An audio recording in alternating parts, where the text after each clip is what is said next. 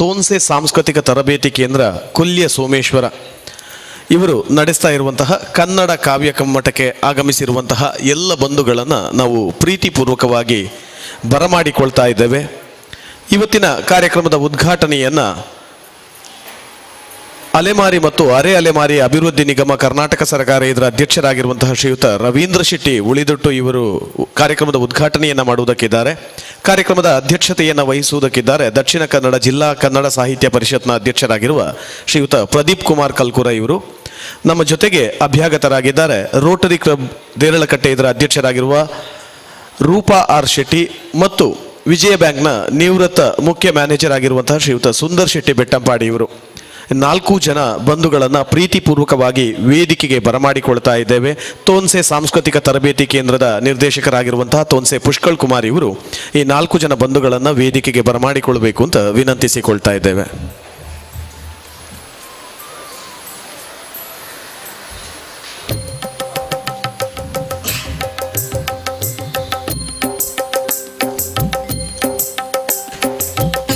ಬಂಧುಗಳೇ, ಕವಿಗಳನ್ನು ಆಶ್ರಯಿಸಿ ರಾಜರು ಖ್ಯಾತಿ ಹೊಂದಿದರು, ರಾಜರನ್ನು ಆಶ್ರಯಿಸಿ ಕವಿಗಳು ಪ್ರಸಿದ್ಧರಾದರು.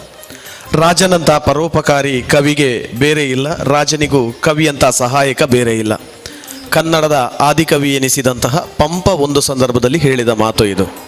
ಅಂದಿನ ಕಾಲಕ್ಕೆ ರಾಜಾಶ್ರಯ ಅನ್ನುವಂಥದ್ದು ಸಾಹಿತ್ಯದ ನಿರ್ಮಾಣಕ್ಕೆ ಅನಿವಾರ್ಯ ಅಗತ್ಯವೂ ಆಗಿತ್ತು. ಅಂದಿನಿಂದ ಕಾಲ ಮುಂದುವರಿದಂತೆ ಮಧ್ಯಕಾಲೀನ ಸಾಹಿತ್ಯ ಸಂದರ್ಭದಲ್ಲಿ ಎಲ್ಲ ಸಾಹಿತ್ಯದ ಪ್ರಕಾರಗಳು ಎದ್ದು ನಿಂತವು. ಒಂದಷ್ಟು ಬದಲಾವಣೆಗಳಾದವು. ಧಾರ್ಮಿಕವಾಗಿ, ಸಾಮಾಜಿಕವಾಗಿ, ಸಾಹಿತ್ಯಿಕವಾಗಿ ಬದಲಾವಣೆಗಳು ಹೊಂದಿದವು. ಬ್ರಿಟಿಷ್ ಸರ್ಕಾರ ನಮ್ಮ ಭಾರತದಲ್ಲಿ ಸ್ಥಾಪನೆಗೊಂಡಿತು. ಪಾಶ್ಚಾತ್ಯ ಸಾಹಿತ್ಯದ ಪ್ರಭಾವ ನಮ್ಮ ಮೇಲಾಯಿತು.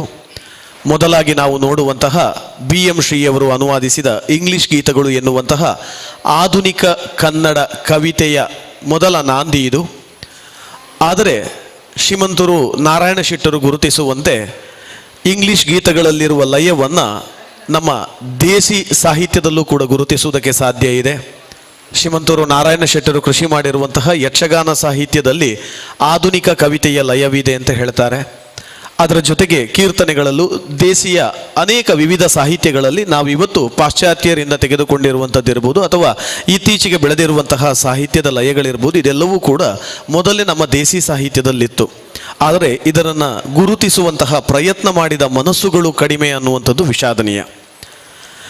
ಇದೆಲ್ಲದರ ಒಂದು ಅವಲೋಕನದ ಜೊತೆಗೆ ಒಂದು ದೀರ್ಘಕಾಲದ ಕಾವ್ಯ ಪರಂಪರೆ ನಮ್ಮ ಜೊತೆಗಿದೆ. ಆದರೆ ಇವತ್ತಿನ ಕಾರ್ಯಕ್ರಮದಲ್ಲಿ ಆಧುನಿಕ ಕವಿತೆಗಳನ್ನು ಕೇಂದ್ರವಾಗಿರಿಸಿಕೊಂಡು ಇವತ್ತಿನ ಕನ್ನಡ ಕಾವ್ಯ ಕಮ್ಮಟವನ್ನು ಆಯೋಜಿಸಲಾಗಿದೆ. ಕಾರ್ಯಕ್ರಮವನ್ನು ಆರಂಭಿಸುವುದಕ್ಕಿಂತ ಮೊದಲು ಪ್ರಾರ್ಥನೆಯೊಂದಿಗೆ ನಮ್ಮ ಜೊತೆಗಿದ್ದಾರೆ ಮಾಸ್ಟರ್ ಧ್ಯಾನ್, ಸುಹಾನ್, ಶಿಂಷಾ, ಪೂರ್ವಿ, ಲಿಖಿತ್ ಮತ್ತು ಪಕ್ಕವಾದ್ಯದಲ್ಲಿ ಕೀರ್ತನ್ ನಾಯ್ಗ ಮಾಡೋರು ಇವರು.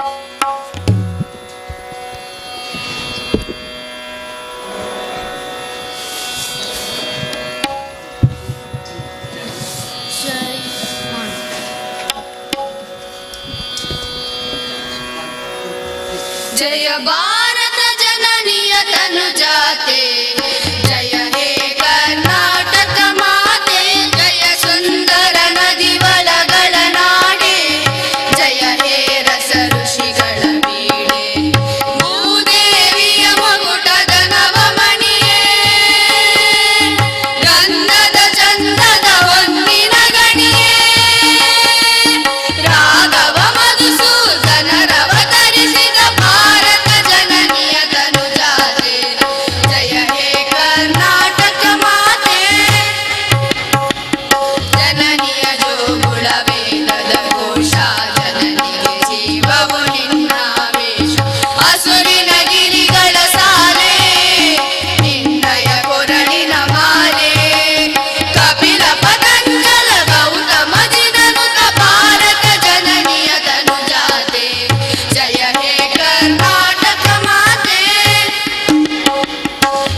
ವರರ ಮನುಜ ವಿದ್ಯಾರಣ್ಯ ಬಸವೇಶ್ವರ ಮಧ್ವರ ದಿವ್ಯಾರಣ್ಯ ರನ್ನ ಷಡಕ್ಷರ ಪುಣ್ಯ ಪಂಪದ ಪುಲಿಮತಿ ಜನ್ನ ಕಪ್ಪಿ ಕರುಗಿಸಿದ ಮಂಗಳಧಾಮ ಕವಿ ಕೋಗಿಲೆಗಳ ಪುಣ್ಯಾರಾಮ ನಾನಕ ರಾಮಾನಂದ ಕಬೀರರ ಭಾರತ ಜನನಿಯ ತನುಜಾತೆ ಜಯ ಹೇ ಕರ್ನಾಟಕ ಮಾತೆ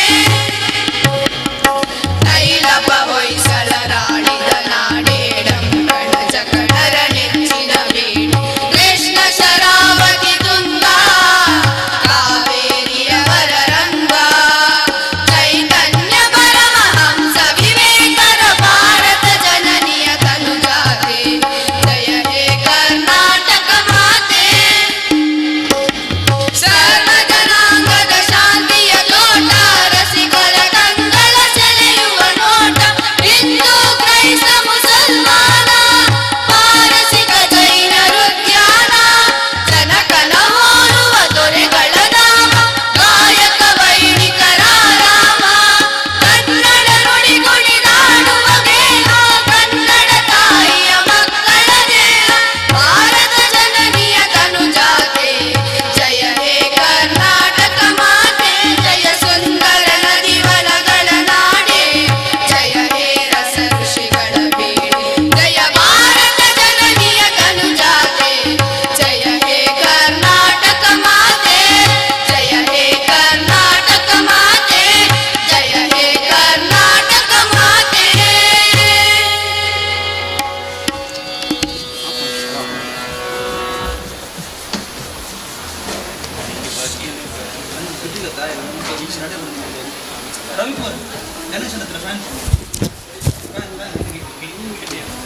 ಅಭಿನಂದನೆಗಳು ತೋನ್ಸೆ ಸಾಂಸ್ಕೃತಿಕ ತರಬೇತಿ ಕೇಂದ್ರದ ವಿದ್ಯಾರ್ಥಿಗಳಿಗೆ.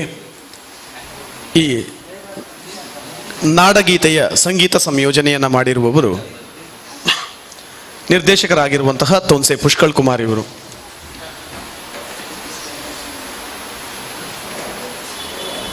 ಈ ಕಾರ್ಯಕ್ರಮದ ಪ್ರಾಸ್ತಾವಿಕ ಮಾತುಗಳ ಜೊತೆಗೆ ಆಗಮಿಸಿರುವ ಎಲ್ಲ ಬಂಧುಗಳನ್ನು ಪ್ರೀತಿಪೂರ್ವಕವಾಗಿ ಸ್ವಾಗತಿಸುವುದಕ್ಕಿದ್ದಾರೆ ತೋನ್ಸೆ ಸಾಂಸ್ಕೃತಿಕ ತರಬೇತಿ ಕೇಂದ್ರದ ನಿರ್ದೇಶಕರಾಗಿರುವಂತಹ ತೋನ್ಸೆ ಪುಷ್ಕಳ್ ಕುಮಾರ್ ಇವರು.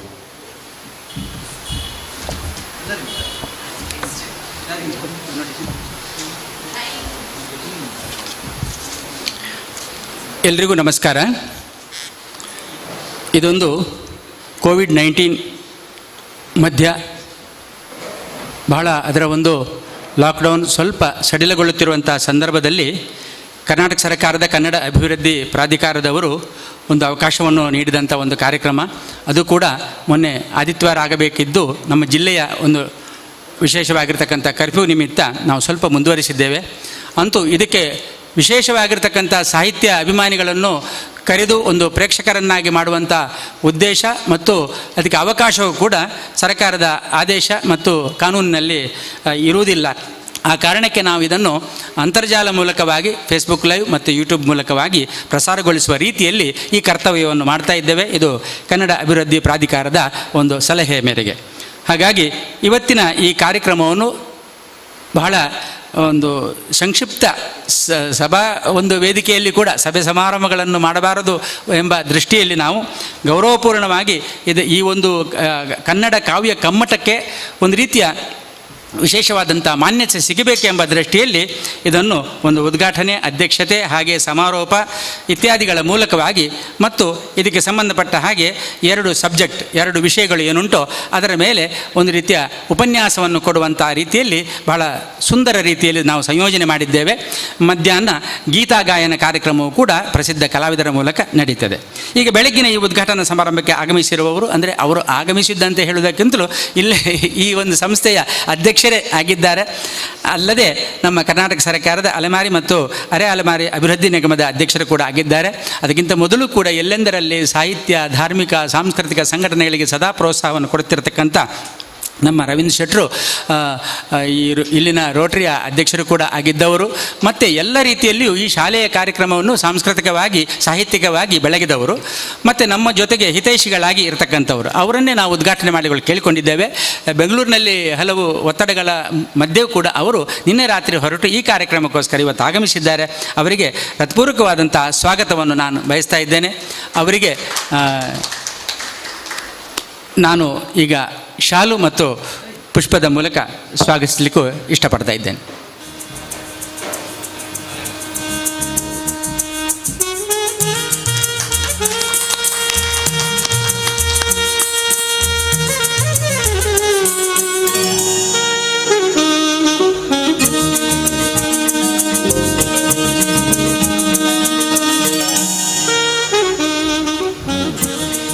ಕನ್ನಡ ಶಾಲು ಹಾಗೆ ಸ್ಮರಣಿಕೆಗೆ ಸಂಬಂಧಪಟ್ಟ ಹಾಗೆ ಪುಸ್ತಕ ಹಾಗೂ ಪುಷ್ಪದೊಂದಿಗೆ ಅವರನ್ನು ಸ್ವಾಗತಿಸ್ತೇವೆ.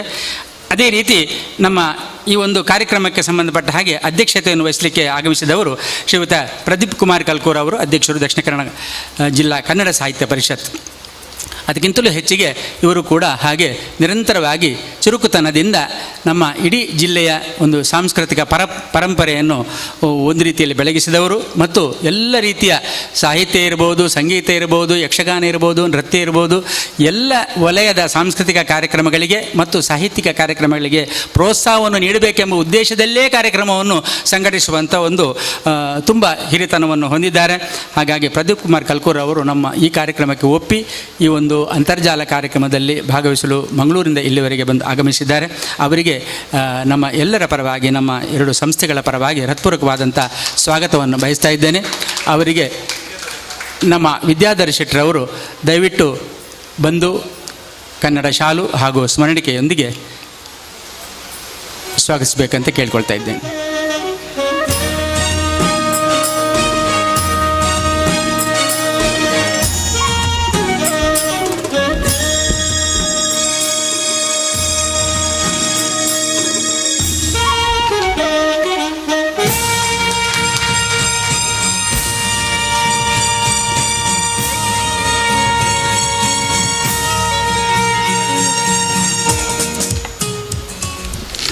ಹಾಗೆ ನಮ್ಮೊಂದಿಗಿದ್ದೆ ಈ ಒಂದು ಕಾರ್ಯಕ್ರಮಕ್ಕೆ ಮುಖ್ಯ ಅತಿಥಿಗಳಾಗಿ, ಮುಖ್ಯ ಅಭ್ಯಾಗತರಾಗಿ ಬರಬೇಕು ಅಂತ ಕೇಳಿಕೊಂಡಿದ್ದೇವೆ ನಾವು. ಮೊನ್ನೆ ತಾನೇ ಇಲ್ಲಿನ ಪದಗ್ರಹಣ ಕಾರ್ಯಕ್ರಮ ಅಂತ ಹೇಳಿದರೆ ರೋಟರಿ ಕ್ಲಬ್ ರಳಕಟ್ಟೆ ಭಾಳ ಸಕ್ರಿಯವಾಗಿರುವಂಥದ್ದು. ಇದರ ಅಧ್ಯಕ್ಷರಾಗಿ, ನೂತನ ಅಧ್ಯಕ್ಷರಾಗಿ ಆಯ್ಕೆಗೊಂಡವರು ರೋಟೇರಿಯನ್ ರೂಪಾ ಆರ್ ಶೆಟ್ಟಿ ಅವರು. ಬಹಳಷ್ಟು ಅವರ ರೋಟರಿ ಕ್ಲಬ್ನಲ್ಲಿ ಒಂದು ಮಹಿಳೆಯಾಗಿ ಒಂದು ಸಂಘಟನೆ ಇರ್ಬೋದು, ಸಾಹಿತ್ಯಿಕ ಕಾರ್ಯಕ್ರಮಗಳಿರ್ಬೋದು, ಸಾಂಸ್ಕೃತಿಕವಾದಂಥ, ಮತ್ತು ಅದೊಂದು ಇಂಟರ್ನ್ಯಾಷನಲ್ ಕ್ಲಬ್, ಅದರ ಚಟುವಟಿಕೆಗಳು ಏನುಂಟೋ ಅದೆಲ್ಲರ ಒಂದು ನಾಲೆಜನ್ನು ಪಡೆದರ ಮೂಲಕವಾಗಿ ಈ ವರ್ಷ ಅಧ್ಯಕ್ಷತೆಯನ್ನು ವಹಿಸಿಕೊಂಡು ಒಂದು ರೀತಿಯಲ್ಲಿ ಚಟುವಟಿಕೆಯನ್ನು ಮಾಡಬೇಕೆಂಬ ಉತ್ಸಾಹವನ್ನು ತೋರಿದ್ದಾರೆ. ಅವರಿಗೆ ಅಭಿನಂದನೆಗಳನ್ನು ಸಲ್ಲಿಸುವುದರ ಮೂಲಕ ಇವತ್ತು ಅಭ್ಯಾಗತರಾಗಿ ಆಗಮಿಸಿದಂಥ ಅವರಿಗೆ ನಮ್ಮ ಎರಡು ಜಂಟಿ ಸಂಸ್ಥೆಗಳ ಪರವಾಗಿ ಹೃತ್ಪೂರ್ವಕವಾದಂಥ ಸ್ವಾಗತವನ್ನು ನಾವು ಬಯಸ್ತಾ ಇದ್ದೇವೆ. ಅವರಿಗೆ ಶ್ರೀಮತಿ ಶಶಿಕಲಾ ಭಗವಾನ್ ಶೆಟ್ಟಿಯವರು ಬಂದು ದಯವಿಟ್ಟು ಶಾಲು ಹಾಗೂ ಪುಷ್ಪ ಸ್ಮರಣಿಕೆಯನ್ನಿತ್ತು ಸ್ವಾಗತಿಸಬೇಕಾಗಿ ವಿನಂತಿ.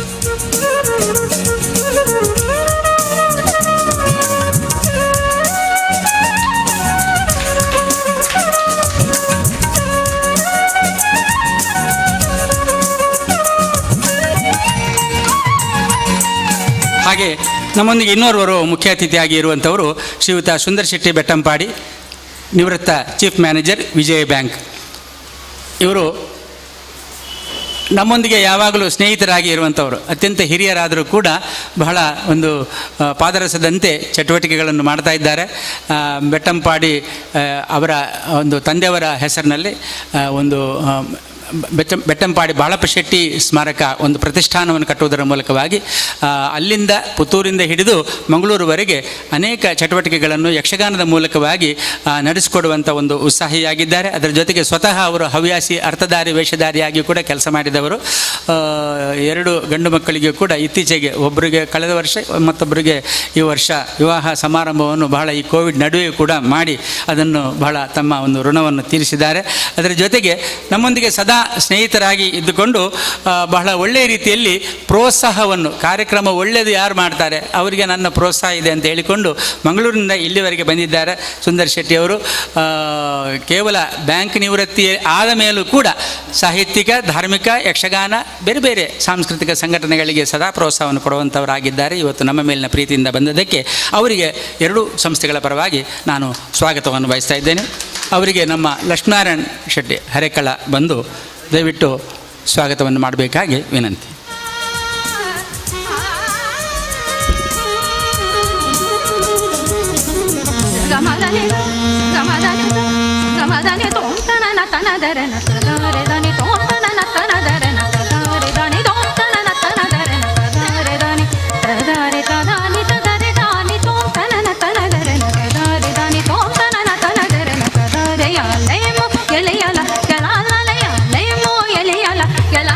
ಹಾಗೆ ಈ ಒಂದು ವಿದ್ಯಾರತ್ನ ಆಂಗ್ಲ ಮಾಧ್ಯಮ ಶಾಲೆಯ ಎಲ್ಲ ಅಧ್ಯಾಪಕ ವೃಂದದವರು ತುಂಬ ಪ್ರೋತ್ಸಾಹವನ್ನು ನಮಗೆ ಸಹಕಾರವನ್ನು ನೀಡಿದ್ದಾರೆ.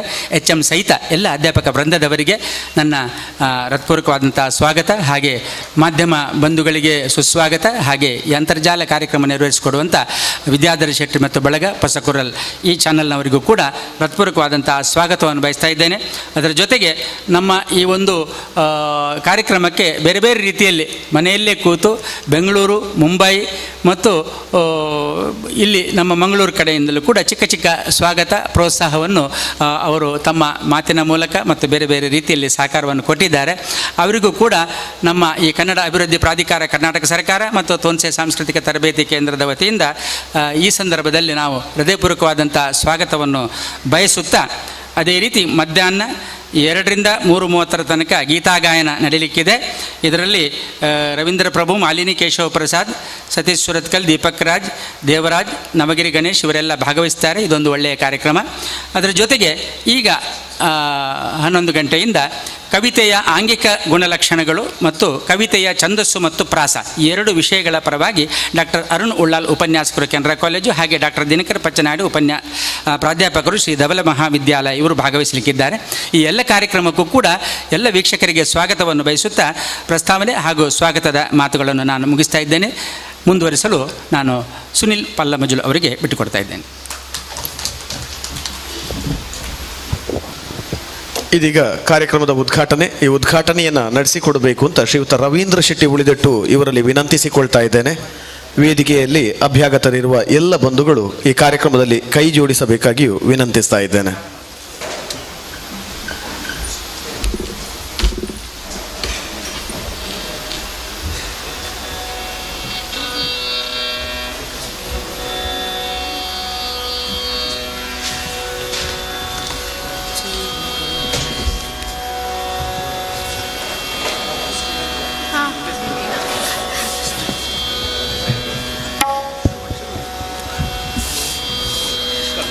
ಹಚ್ಚೇವು ಕನ್ನಡದ ದೀಪ, ಹಚ್ಚೇವು ಕನ್ನಡದ ದೀಪ, ಕರುನಾಡ ದೀಪ, ಸಿರಿನುಡಿಯ ದೀಪ, ಒಲವೆತ್ತಿ ತೋರುವ ದೀಪ.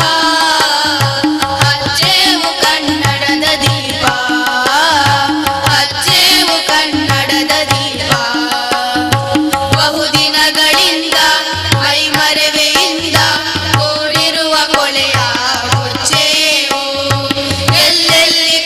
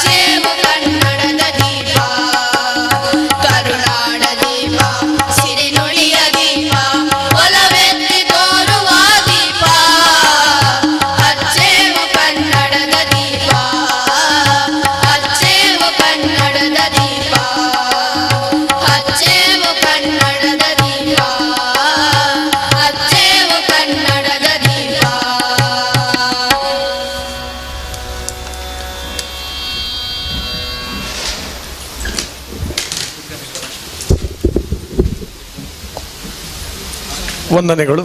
ಮುಂದಕ್ಕೆ ಅಲೆಮಾರಿ ಮತ್ತು ಅರೆ ಅಲೆಮಾರಿ ಅಭಿವೃದ್ಧಿ ನಿಗಮ ಕರ್ನಾಟಕ ಸರ್ಕಾರ ಇದರ ಅಧ್ಯಕ್ಷರು ಮತ್ತು ಇವತ್ತಿನ ಕಾರ್ಯಕ್ರಮದ ಉದ್ಘಾಟಕರು ಆಗಿರುವ ಶ್ರೀಯುತ ರವೀಂದ್ರ ಶೆಟ್ಟಿ ಉಳಿದೊಟ್ಟು ಇವರು ಉದ್ಘಾಟನೆಯ ಮಾತುಗಳನ್ನು ಆಡಬೇಕು ಅಂತ ವಿನಂತಿಸ್ತಾ ಇದ್ದೇನೆ.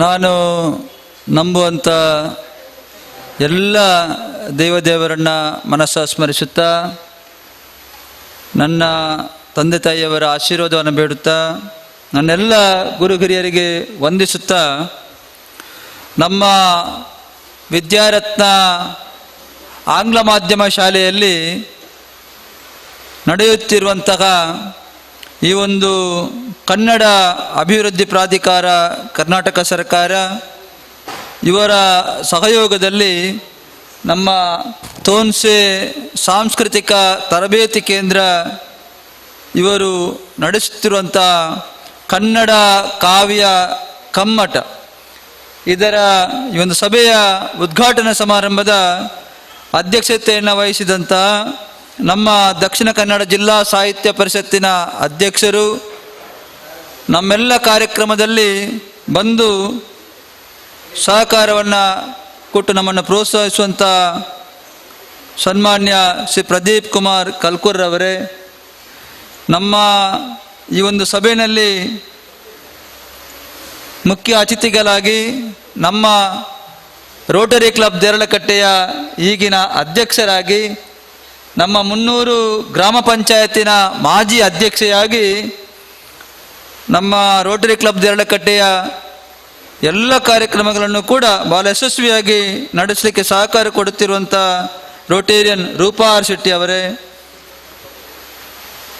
ನನ್ನ ಹಿರಿಯ ಬಂಧು ನಮ್ಮ ವಿಜಯ ಬ್ಯಾಂಕಿನಲ್ಲಿ ಬಹಳಷ್ಟು ವರ್ಷಗಳ ಕಾಲ ಸೇವೆಯನ್ನು ಸಲ್ಲಿಸಿ ಮ್ಯಾನೇಜರ್ ಆಗಿ ನಿವೃತ್ತಿಯನ್ನು ಹೊಂದಿ ಈ ನಿವೃತ್ತಿ ಜೀವನದಲ್ಲೂ ಕೂಡ ಎಲ್ಲ ರೀತಿಯಾದ ಸಾಮಾಜಿಕ ಇನ್ನಿತರ ಎಲ್ಲ ಕ್ಷೇತ್ರಗಳಲ್ಲಿ ತನ್ನನ್ನು ತಾನು ತೊಡಗಿಸಿಕೊಂಡು ಕೆಲಸವನ್ನು ಮಾಡುತ್ತಿರುವಂಥ ಗೌರವಾನ್ವಿತ ಬೆಟ್ಟಂಪಾಡಿಯ ಸನ್ಮಾನ್ಯ ಸುಂದರ್ ಶೆಟ್ಟಿ ಅವರೇ, ಬಹಳ ಮುಖ್ಯವಾಗಿ ಈ ಒಂದು ಕಾರ್ಯಕ್ರಮವನ್ನು ನಮ್ಮ ವಿದ್ಯಾಸಂಸ್ಥೆಯಲ್ಲಿ ಆಯೋಜನೆ ಮಾಡಿ ನಮಗೂ ಕೂಡ ಈ ಒಂದು ಕಾರ್ಯಕ್ರಮದಲ್ಲಿ ಭಾಗವಹಿಸಲಿಕ್ಕೆ ಅವಕಾಶವನ್ನು ಮಾಡಿಕೊಟ್ಟಂತಹ ನನ್ನ ಸಾಹಿತ್ಯಕ್ಕೆ ಸಂಬಂಧಪಟ್ಟಂಥ ಇನ್ನಿತರ ಎಲ್ಲ ಸಾಂಸ್ಕೃತಿಕ ಕಾರ್ಯಕ್ರಮಗಳಿಗೆ ಸಂಬಂಧಪಟ್ಟಂತೆ ಬಹಳಷ್ಟು ನನಗೆ ಮಾರ್ಗದರ್ಶನ ನೀಡುತ್ತಿರುವಂಥ ನನ್ನನ್ನು ಯಾವತ್ತೂ ಕೂಡ ಹೇಳಲಿಕ್ಕಿದೆ ಸಕಲ ಕಲಾ ವಲ್ಲಭ ಅಂತ ನಮ್ಮ ತೋನ್ಸೆ ಪುಷ್ಕಲ್ ಕುಮಾರ್ ಅವರಿಗೂ ಕೂಡ ವಂದನೆಗಳನ್ನು ಸಲ್ಲಿಸುತ್ತಾ ಈ ಮುಂಭಾಗದಲ್ಲಿ ಸೇರಿರತಕ್ಕಂಥ ಎಲ್ಲ ಸಾಹಿತ್ಯ ಅಭಿಮಾನಿಗಳಿಗೂ ಕೂಡ ವಂದನೆಗಳನ್ನು ಸಲ್ಲಿಸುತ್ತಾ ಒಂದು ಬಹಳ ಸುಂದರವಾದ ಒಂದು ಚಿಕ್ಕದಾದ ಚೊಕ್ಕದಾದ ಒಂದು ಒಳ್ಳೆಯ ಕಾರ್ಯಕ್ರಮ ನಮ್ಮ ಈ ಕನ್ನಡ ಕಾವ್ಯ ಕಮ್ಮಟ. ನನಗೆ ಯಾವತ್ತೂ ಕೂಡ ಈ ಒಂದು ಸಾಹಿತ್ಯ ಸಾಂಸ್ಕೃತಿಕ ಕಲಾ ಕ್ಷೇತ್ರದಲ್ಲಿ ಕೆಲಸ ಮಾಡೋದು ಅಂತ ಹೇಳಿದ್ರೆ ಬಹಳ ಇಷ್ಟ. ಯಾಕೆ ಅಂತ ಹೇಳಿದ್ರೆ ನಮ್ಮ ಜೀವ ನಾಡಿಯಲ್ಲಿ ಇರತಕ್ಕಂಥ ಎಲ್ಲ ಕ್ಷೇತ್ರಗಳಲ್ಲೂ ಕೂಡ ಇದೊಂದು ಸಾಹಿತ್ಯ ಕ್ಷೇತ್ರವು ಕೂಡ ಬಹಳ ಒಂದು ನನಗೆ ಖುಷಿಯನ್ನು ಕೊಡುವಂಥ ಕ್ಷೇತ್ರ. ಯಾಕೆ ಅಂತ ಹೇಳಿದ್ರೆ ನಾವು ಜೀವನದಲ್ಲಿ ಬಹಳಷ್ಟು ಕಳೀಲಿಕ್ಕಿದೆ, ಅದು ಯಾವುದೇ ಕ್ಷೇತ್ರ ಹೋಗಲಿ, ಯಾವುದೇ ಕ್ಷೇತ್ರದಲ್ಲೂ ಕೂಡ ನಾವು ಕಲಿತಷ್ಟು ಮತ್ತಷ್ಟು ಕಳೀಲಿಕ್ಕಿದೆ. ಆದ್ದರಿಂದ ಈ ರೀತಿಯಾದ ಒಂದು ಕಮ್ಮಟವನ್ನು ಏರ್ಪಡಿಸುವಂಥದ್ದು ತಮ್ಗೆ ಗೊತ್ತಿದೆ. ನಮ್ಮ ವಿದ್ಯಾರತ್ನ ವಿದ್ಯಾಸಂಸ್ಥೆಯಲ್ಲಿ ಬಹಳಷ್ಟು ಕಾರ್ಯಕ್ರಮಗಳು ನಾನು ಯಾವತ್ತೂ ಹೇಳಲಿಕ್ಕಿದೆ. ನಮ್ಮ ಈ ರವೀಂದ್ರ ಕಲಾವೇದಿಕೆಯನ್ನು ನಾವು ಯಾವುದೇ ಒಂದು ಒಳ್ಳೆಯ ಕೆಲಸಕ್ಕೆ ನಾನು ಉಚಿತವಾಗಿ ಯಾವತ್ತೂ ಕೂಡ ಕೊಡ್ತೀನಿ ಅಂತ ನಾನು ಈ ಹಾಲನ್ನು ನಮ್ಮ ಈ ಒಂದು ಹಾಲನ್ನು ಮಾಡುವಾಗಲೇ ಹೇಳಿದ್ದೆ. ಕನ್ನಡಕ್ಕೆ ಸಂಬಂಧಪಟ್ಟಂಥ ಕಾರ್ಯಕ್ರಮ, ಮಂಗಳೂರು ಸಾಹಿತ್ಯ ಸಮ್ಮೇಳನ ಕೂಡ ಈ ಒಂದು ಹಾಲಲ್ಲಿ ನಡೆದಿದೆ. ನಮ್ಮ ಬ್ಯಾರಿ ಸಾಹಿತ್ಯ ಅಕಾಡೆಮಿಯವರ ಕಾರ್ಯಕ್ರಮವೂ ಕೂಡ ಇಲ್ಲಿದೆ ನಡೆದಿದೆ. ತುಳುಕೂಟದ ಕಾರ್ಯಕ್ರಮವೂ ಕೂಡ ಈ ವೇದಿಕೆಯಲ್ಲಿ ನಡೆದಿದೆ. ನಮ್ಮ ವಿದ್ಯಾರತ್ನ ವಿದ್ಯಾಸಂಸ್ಥೆ ಬಹಳಷ್ಟು ಕಾರ್ಯಕ್ರಮಗಳು ಆವಾಗವಾಗ ಆಗ್ತಾ ಇದೆ. ಈ ಸರಿ ಏನಾಗಿದೆ ಅಂತ ಹೇಳಿದ್ರೆ ನಮ್ಗೆಲ್ರಿಗೂ ಕೂಡ ಗೊತ್ತಿದೆ, ಒಂದು ಕಣ್ಣಿಗೆ ಕಾಣದಂಥ ವೈರಸ್ ಕೊರೋನಾ ಇಡೀ ಲೋಕವನ್ನೇ ಒಂದು ಸಂಕಷ್ಟದ ಸ್ಥಿತಿಯಲ್ಲಿ ನಾವೆಲ್ಲರೂ ಕೂಡ ಇರತಕ್ಕಂಥ ಈ ಸಂದರ್ಭದಲ್ಲಿ ಸರ್ಕಾರದ ನೀತಿ ನಿಯಮಗಳನ್ನು ಕೂಡ ನಾವು ಪಾಲಿಸುವುದು ನಮ್ಮ ಧರ್ಮವೂ ಕೂಡ. ಇವತ್ತು ಸಾಮಾಜಿಕ ಅಂತರವನ್ನು ಕಾಯಬೇಕು, ನಾವು ಮಾಸ್ಕನ್ನು ಧರಿಸಬೇಕು, ಇದು ಬಹಳ ಅಗತ್ಯ. ಈ ಒಂದು 2 ವಿಚಾರಗಳನ್ನು ನಾವು ಮಾಡಲೇಬೇಕು. ಇನ್ನು 1ನೇ ಅಲೆ ಆಯಿತು, 2ನೇ ಅಲೆ ಆಯಿತು, ಇವಾಗ 3ನೇ ಅಲೆ ಅಂತೇಳಿ ಮತ್ತೊಮ್ಮೆ ನಾವು ಹೇಳುವುದನ್ನು ಕೇಳ್ತಾ ಇದ್ದೇವೆ. ಇದೆಲ್ಲವನ್ನು ಕೂಡ ಎದುರಿಸಬೇಕು ಅಂತಾದರೆ ಸ್ವಲ್ಪ ನಾವು ಸರ್ಕಾರದ ನೀತಿ ನಿಯಮಗಳನ್ನು ಖಂಡಿತವಾಗಿ ಪಾಲನೆ ಮಾಡಬೇಕು. ಒಟ್ಟಿನಲ್ಲಿ ನಾನು ಯಾವತ್ತೂ ಹೇಳಲಿಕ್ಕಿದೆ, ಪ್ರತಿ ಸಭೆ ಸಮಾರಂಭಗಳಲ್ಲಿ ನಾವು ದಿನನಿತ್ಯ ನಮ್ಮ ದೇವರನ್ನು ಪ್ರಾರ್ಥನೆ ಮಾಡುವಾಗ 1 ನಿಮಿಷ ದೇವರಲ್ಲಿ ಪ್ರಾರ್ಥನೆ ಕೂಡ ಮಾಡಬೇಕು. ಬರತಕ್ಕಂಥ ದಿನಗಳಲ್ಲಿ ಅದು ಶುಭ ದಿನವಾಗಲಿ, ಇಡೀ ಲೋಕಕ್ಕೆ ಒಳ್ಳೆಯದಾಗಲಿ, ಈ ಒಂದು ಕೊರೋನಾ ಮಹಾಮಾರಿಯಿಂದ ಮುಕ್ತಿಸಿ ದೊರೆಯಲಿ ಎಂಬ ಪ್ರಾರ್ಥನೆಯನ್ನು ಕೂಡ ನಾವು ದೇವರಲ್ಲಿ ಮಾಡಬೇಕಾಗಿದೆ. ಒಟ್ಟಿನಲ್ಲಿ ಇವತ್ತು ಒಂದು ಒಳ್ಳೆಯ ಕಾರ್ಯಕ್ರಮವನ್ನು ಕನ್ನಡ ಅಭಿವೃದ್ಧಿ ಪ್ರಾಧಿಕಾರ ಇದರ ಸಹಯೋಗದಲ್ಲಿ ತೋನ್ಸೆ ಸಾಂಸ್ಕೃತಿಕ ತರಬೇತಿ ಕೇಂದ್ರದವರು ಇವತ್ತು ಪುಷ್ಕಲ್ ಕುಮಾರ್ ಅವರು ಬಹಳಷ್ಟು ಕಲಾ ಕ್ಷೇತ್ರಕ್ಕೆ ಬಹಳಷ್ಟು ತನ್ನದೇ ಆದ ಕೊಡುಗೆಯನ್ನು ಕೊಟ್ಟು ಈ ಜಿಲ್ಲೆಯಲ್ಲಿ ರಾಜ್ಯದಲ್ಲಿ ಬಹಳ ಹೆಸರನ್ನು ಪಡೆದವರು. ಇವತ್ತು ಯಾವುದೇ ಕಾರ್ಯಕ್ರಮ ಅವರು ಕೇವಲ ಒಂದು ಬ್ಯಾಂಕಲ್ಲಿ ಆ ಅಧಿಕಾರಿಯಾಗಿ ಕೆಲಸ ಮಾಡಿಕೊಂಡು ಅದರ ಮುಖೇನ ಸಾಹಿತ್ಯಕ್ಕೆ ಅವರದ್ದೇ ಆದ ಕೊಡುಗೆಯನ್ನು ಬಹಳಷ್ಟು ಕೊಟ್ಟಿದ್ದಾರೆ. ಹರಿಕಥೆಯಿಂದ ಹಿಡಿದು ಹಾಸ್ಯ ಕಲಾವಿದನಾಗಿ ಯಕ್ಷಗಾನದ ಎಲ್ಲವೂ ಕೂಡ ಯಾವುದಕ್ಕೂ ಸೈ ಎನಿಸಿಕೊಂಡವರು. ಕಲಾಕ್ಷೇತ್ರದಲ್ಲಿ ತೋನ್ಸೆ ಪುಷ್ಕಲ್ ಕುಮಾರ್ ಅವರು ಯಾವುದಕ್ಕೂ ಸೈ ಎನಿಸಿಕೊಂಡವರು. ಅಂಥ ಒಬ್ಬ ವ್ಯಕ್ತಿಯ ಸಾರಥ್ಯದಲ್ಲಿ ಈ ಒಂದು ತರಬೇತಿ ಕೇಂದ್ರವನ್ನು ನಡೆಸುವುದರ ಮೂಲಕ ಇವತ್ತು ಕನ್ನಡ ಕಾವ್ಯ ಕಮ್ಮಟವನ್ನು ಇಲ್ಲಿ ಅಳವಡಿಸಿ ನಮಗೆ ಸ್ವಲ್ಪ ಸಾಹಿತ್ಯದ ಕಡೆ ನಮ್ಮನ್ನು ಕೊಂಡೊಯ್ಯುವಂಥ ಕೆಲಸವನ್ನು ಮಾಡಿದ್ದಾರೆ. ಅವರಿಗೆ ನಮ್ಮ ವಿದ್ಯಾಸಂಸ್ಥೆಯ ಪರವಾಗಿ ನನ್ನ ವೈಯಕ್ತಿಕ ನೆಲೆಯಲ್ಲಿ ಅವರಿಗೆ ನಾನು ಅಭಿನಂದನೆಗಳನ್ನು ಸಲ್ಲಿಸ್ತೇನೆ. ಅದೇ ರೀತಿ ಇವತ್ತು ಮಕ್ಕಳಿಗೆ ಕೂಡ ಬಹಳ ಒಳ್ಳೆಯ ಅವಕಾಶ. ಇವತ್ತು ಇಲ್ಲಿ ನೇರವಾಗಿ ಇಲ್ಲಿ ನಾವು ಪ್ರತ್ಯಕ್ಷವಾಗಿ ಇಲ್ಲಿಗೆ ನಾವು ಈ ಕಾರ್ಯಕ್ರಮವನ್ನು ವೀಕ್ಷಿಸಲಾಗದಿದ್ರೂ ಕೂಡ ವಿದ್ಯಾಧರ್ ಶೆಟ್ಟಿಯವರು ಅದನ್ನು ಸಾಮಾಜಿಕ ಜಾಲತಾಣದಲ್ಲಿ ಬಹಳಷ್ಟು ಲಕ್ಷ ಜನಗಳು ಅದನ್ನು ವೀಕ್ಷಿಸುವ ನಿಟ್ಟಿನಲ್ಲಿ ಅವರು ಕೆಲಸವನ್ನು ಮಾಡ್ತಿದ್ದಾರೆ. ನನ್ನ ಬಹಳ ಆತ್ಮೀಯ ಮಾಧ್ಯಮ ಮಿತ್ರರು ಕೂಡ ಅವರಿಗೂ ಕೂಡ ವಂದನೆಗಳನ್ನು ಸಲ್ಲಿಸ್ತೀನಿ. ಬಹಳ ಮುಖ್ಯವಾಗಿ ಇವತ್ತು ಸಾಹಿತ್ಯದಕ್ಕೆ ಸಂಬಂಧಪಟ್ಟಂಥ ಕಾವ್ಯ ರಚನೆ ಆಗಿರ್ಬೋದು, ಕವನ ಆಗ್ಬೋದು, ಯಾವ ರೀತಿ ನಾವು ಅದರಲ್ಲಿ ನಾವು ನಮ್ಮನ್ನು ತೊಡಗಿಸಿಕೊಳ್ಳಬಹುದು ಎಂಬ ನಿಟ್ಟಿನಲ್ಲಿ ತರಬೇತಿಯನ್ನು ಕೊಡಲಿಕ್ಕೆ ಒಂದು ಕಮ್ಮಟವನ್ನು ಇವತ್ತು ಏರ್ಪಾಡು ಮಾಡಿದ್ದಾರೆ. ಎಲ್ಲ ಮಕ್ಕಳು ಇಲ್ಲಿ ಯಾರು ಬಂದಿದ್ದೀರಿ ನೀವು ಅದರ ಸದುಪಯೋಗವನ್ನು ಪಡೆಯಬೇಕು. ನಾವು ವೀಕ್ಷಕರು ಕೇಳುಗರು ನಾವು ಯಾರಿದ್ದೇವೆ ನಾವು ಕೂಡ ಅದರ ಸದುಪಯೋಗವನ್ನು ಪಡೆಯಬೇಕು.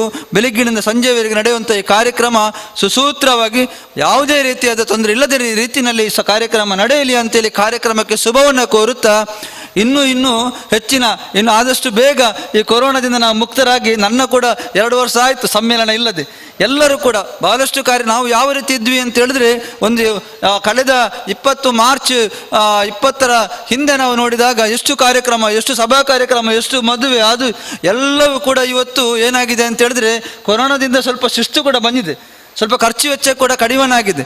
ಇವತ್ತು ಸಾವಿರ ಜನ ಸೇರುವಲ್ಲಿ 100 ಜನ 50 ಜನ ಈ ರೀತಿ ಸೇರಿ ಕಾರ್ಯಕ್ರಮವನ್ನು ಮಾಡುವಲ್ಲಿಗೆ ನಾವು ಬಂದು ಮುಟ್ಟಿದ್ದೇವೆ. ಆದಷ್ಟು ಬೇಗ ನಮ್ಮ ಹಿಂದೆ ನಾವು ಯಾವ ರೀತಿ ನಾವು ಕಾರ್ಯಕ್ರಮಗಳನ್ನ ಮಾಡ್ತಿದ್ವಿ ಆ ದಿನ ಆದಷ್ಟು ಬೇಗ ಬರಲಿ. ಈ ಕೊರೋನಾ ಮುಕ್ತವಾಗಿ ಇಡೀ ಲೋಕಕ್ಕೆ ಒಳ್ಳೆಯದಾಗಲಿ. ನಾವು ನಮ್ಮಂಥ ಎಲ್ಲ ತುಳುನಾಡಿನ ಕಾರಣಿಕದ ದೇವದೇವನ ಮನಸ್ಸು ಸ್ಮರಿಸುತ್ತಾ ನನ್ನೆಲ್ಲ ಗುರಿಯರಿಗೆ ವಂದಿಸುತ್ತಾ ಒಂದು ಕಾರ್ಯಕ್ರಮ ಆಯೋಜನೆ ಮಾಡಿದ ಸಂಘಟಕರಿಗೆ ಮತ್ತೊಮ್ಮೆ ಅಭಿನಂದನೆ ಸಲ್ಲಿಸುತ್ತಾ ಈ ಕಾರ್ಯಕ್ರಮ ಒಳ್ಳೆ ರೀತಿ ನಡೆಯಲಿ ಅಂತೇಳಿ ಕಾರ್ಯಕ್ರಮಕ್ಕೆ ಶುಭ ಕೋರುತ್ತಾ ನಾನು ಒಂದೆರಡು ಮಾತುಗಳನ್ನು ನಿಲ್ಲಿಸ್ತೇನೆ. ದೀರ್ಘಕಾಲದ ಬಳಿಕ ಈ ಸಮ್ಮೇಳನದಂತಹ ಕಮ್ಮಟ ನಮ್ಮೆಲ್ಲರ ಸಮ್ಮಿಲನಕ್ಕೆ ಕಾರಣವಾಗಿದೆ. ಅದರ ಜೊತೆಗೆ ವಿದ್ಯಾರತ್ನ ಸಂಸ್ಥೆಯು ಮಾಡಿರುವಂತಹ ಸಾಹಿತ್ಯಿಕ ಕಾರ್ಯಕ್ರಮಗಳ ಕುರಿತಾದ ಒಂದಷ್ಟು ನೋಟ ಉದ್ಘಾಟನೆಯ ಮಾತುಗಳಲ್ಲಿ ಕೇಳಿದ್ದೇವೆ. ಅಭಿನಂದನೆಗಳು ಶ್ರೀಯುತ ರವೀಂದ್ರ ಶೆಟ್ಟಿ ಉಳಿದೊಟ್ಟು ಇವರಿಗೆ. ಇನ್ನು ಮುಂದಕ್ಕೆ ನಮ್ಮ ಜೊತೆಗೆ ಅಭ್ಯಾಗತರಾಗಿರುವಂತಹ ದೇರಳಕಟ್ಟೆ ರೋಟರಿ ಕ್ಲಬ್ನ ಅಧ್ಯಕ್ಷರಾಗಿರುವ ರೋಟೋರಿಯನ್ ರೂಪಾ ಆರ್ ಶೆಟ್ಟಿ ಇವರು ನಲ್ನುಡಿಯನ್ನು ಆಡಬೇಕು ಅಂತ ವಿನಂತಿಸಿಕೊಳ್ತಾ ಇದ್ದೇವೆ. ಮೌನದಲ್ಲೇ ಸಮ್ಮತಿಯನ್ನು ಸೂಚಿಸ್ತಾ ಇದ್ದಾರೆ. ವಂದನೆಗಳು ಮೇಡಮ್. ನಿವೃತ್ತ ಚೀಫ್ ಮ್ಯಾನೇಜರ್ ವಿಜಯ ಬ್ಯಾಂಕ್ ಇದರ ಶ್ರೀಯುತ ಸುಂದರ್ ಶೆಟ್ಟಿ ಬೆಟ್ಟಂಪಾಡಿ ಇವರು ಅತಿಥಿಗಳ ನೆಲೆಯಲ್ಲಿ 2 ಮಾತುಗಳನ್ನು ಆಡಬೇಕು ಅಂತ ವಿನಂತಿಸ್ತಾ ಇದ್ದೇವೆ.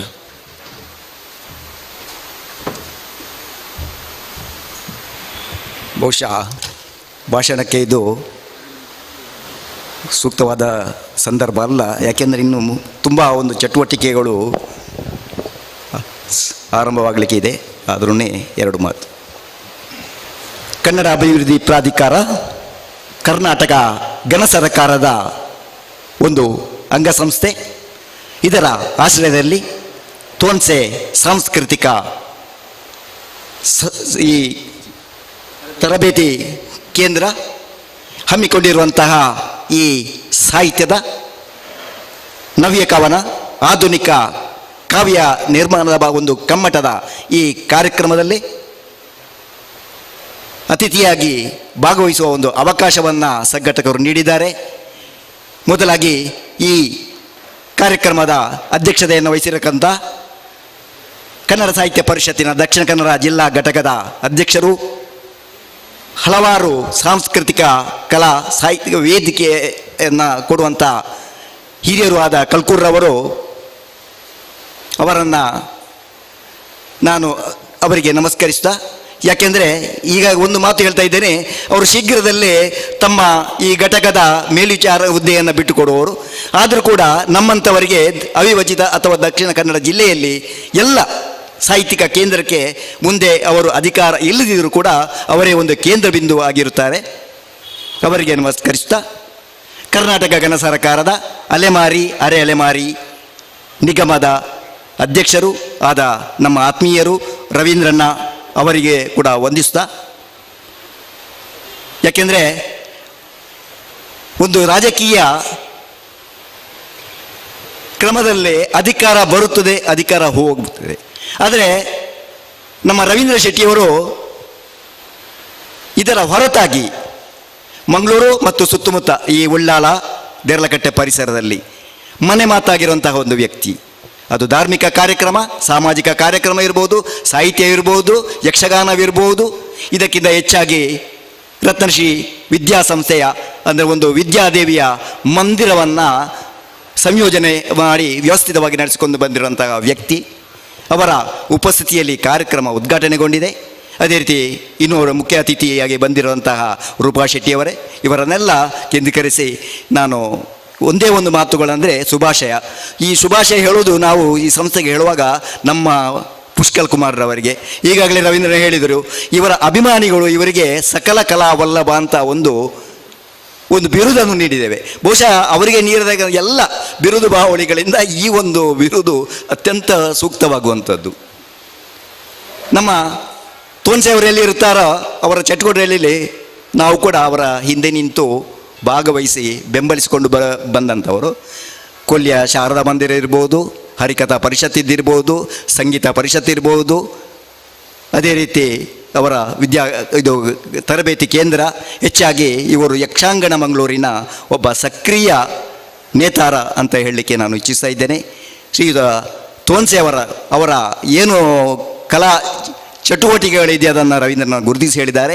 ಮುಂದಿನ ದಿನಗಳಲ್ಲಿ ನಮ್ಮ ತೋನ್ಸೆ ಅವರಿಗೆ ರಾಜ್ಯ ಮಟ್ಟದ ಒಂದು ಗುರುತಿಸುವಿಕೆಯನ್ನು ಮಾಡುವ ಒಂದು ನಿಟ್ಟಿನಲ್ಲಿ ರವೀಂದ್ರನ ಮಾಡಿದರೆ ಬಹುಶಃ ಅದೆಲ್ಲ ಅವರ ಅಭಿಮಾನಿಗಳಿಗೆ ಅವರು ನೀಡುವ ಒಂದು ಉತ್ತಮ ಕೊಡುಗೆ ಆಗ್ಬೋದು ಅನ್ನುವ ಒಂದು ಭರವಸೆಯೊಂದಿಗೆ ಮುಂದೆ ಇಲ್ಲಿ ಜರುಗುವ ಕಾವ್ಯ ತರಬೇತಿ ಶಿಬಿರ, ಇದರಲ್ಲಿ ಭಾಗವಹಿಸುವವರು ಅರುಣ್ ಉಳ್ಳಾಲ್ರವರು ಹೆಸರು ಕೇಳಿದ್ದೇನೆ, ನನ್ನ ಫೇಸ್ಬುಕ್ನಲ್ಲಿದ್ದಾರೆ.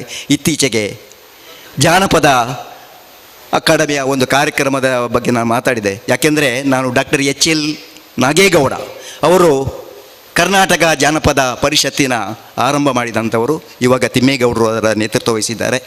ಅಂಥ ನಾಗೇಗೌಡರ ಜೊತೆ ದೀರ್ಘಕಾಲವಾದ ಒಂದು ಸಾಹಿತ್ಯಿಕವಾದ ಸಂಬಂಧವನ್ನು ಇಟ್ಟುಕೊಂಡಂಥವನು. ಈ ನೆಲೆಯಲ್ಲಿ ನಾನು ಅವರ ಹತ್ರ ಮಾತಾಡಿದ್ದೆ, ನಾನು ತುಂಬ ಖುಷಿ ಕೊಡ್ತದೆ ಅವರ ಇರುವಿಕೆ ಇಲ್ಲಿ ಇದೆ.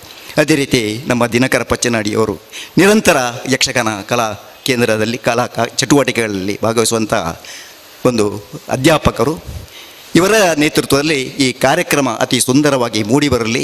ಇಲ್ಲಿ ನೆರೆದಿರುವ ಎಲ್ಲ ವಿದ್ಯಾರ್ಥಿಗಳಿಗೆ, ತರಬೇತಿಯ ಆಸಕ್ತರಿಗೆ ಇದು ಸಹಾಯಕವಾಗಲಿ ಅನ್ನುವ ಒಂದು ಭರವಸೆ ಮತ್ತು ಆಶಯದ ಜೊತೆ ನಾನು ಶುಭವನ್ನು ಕೇಳಿ ಕೋರುತ್ತಾ ಈ ಒಂದು ಅವಕಾಶಕ್ಕೆ ಧನ್ಯವಾದ ಅರ್ಪಿಸ್ತೇನೆ.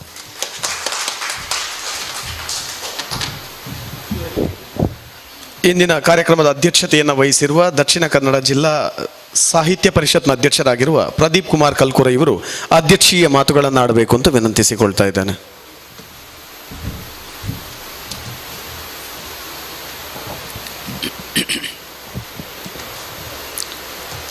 ಓಂ ಶ್ರೀ ಮಂಜುನಾಥಾಯ ನಮಃ.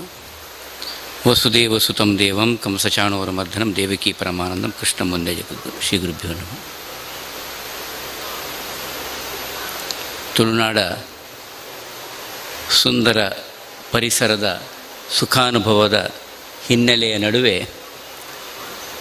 ವಿದ್ಯಾರತ್ನ ವಿದ್ಯಾದೇಗುರದಲ್ಲಿ ಸುಂದರವಾದಂಥ ಒಂದು ಕಾರ್ಯಕ್ರಮದ ಆಯೋಜನೆ ಇಲ್ಲಿ ಸಂಪನ್ನಗೊಂಡಿದೆ.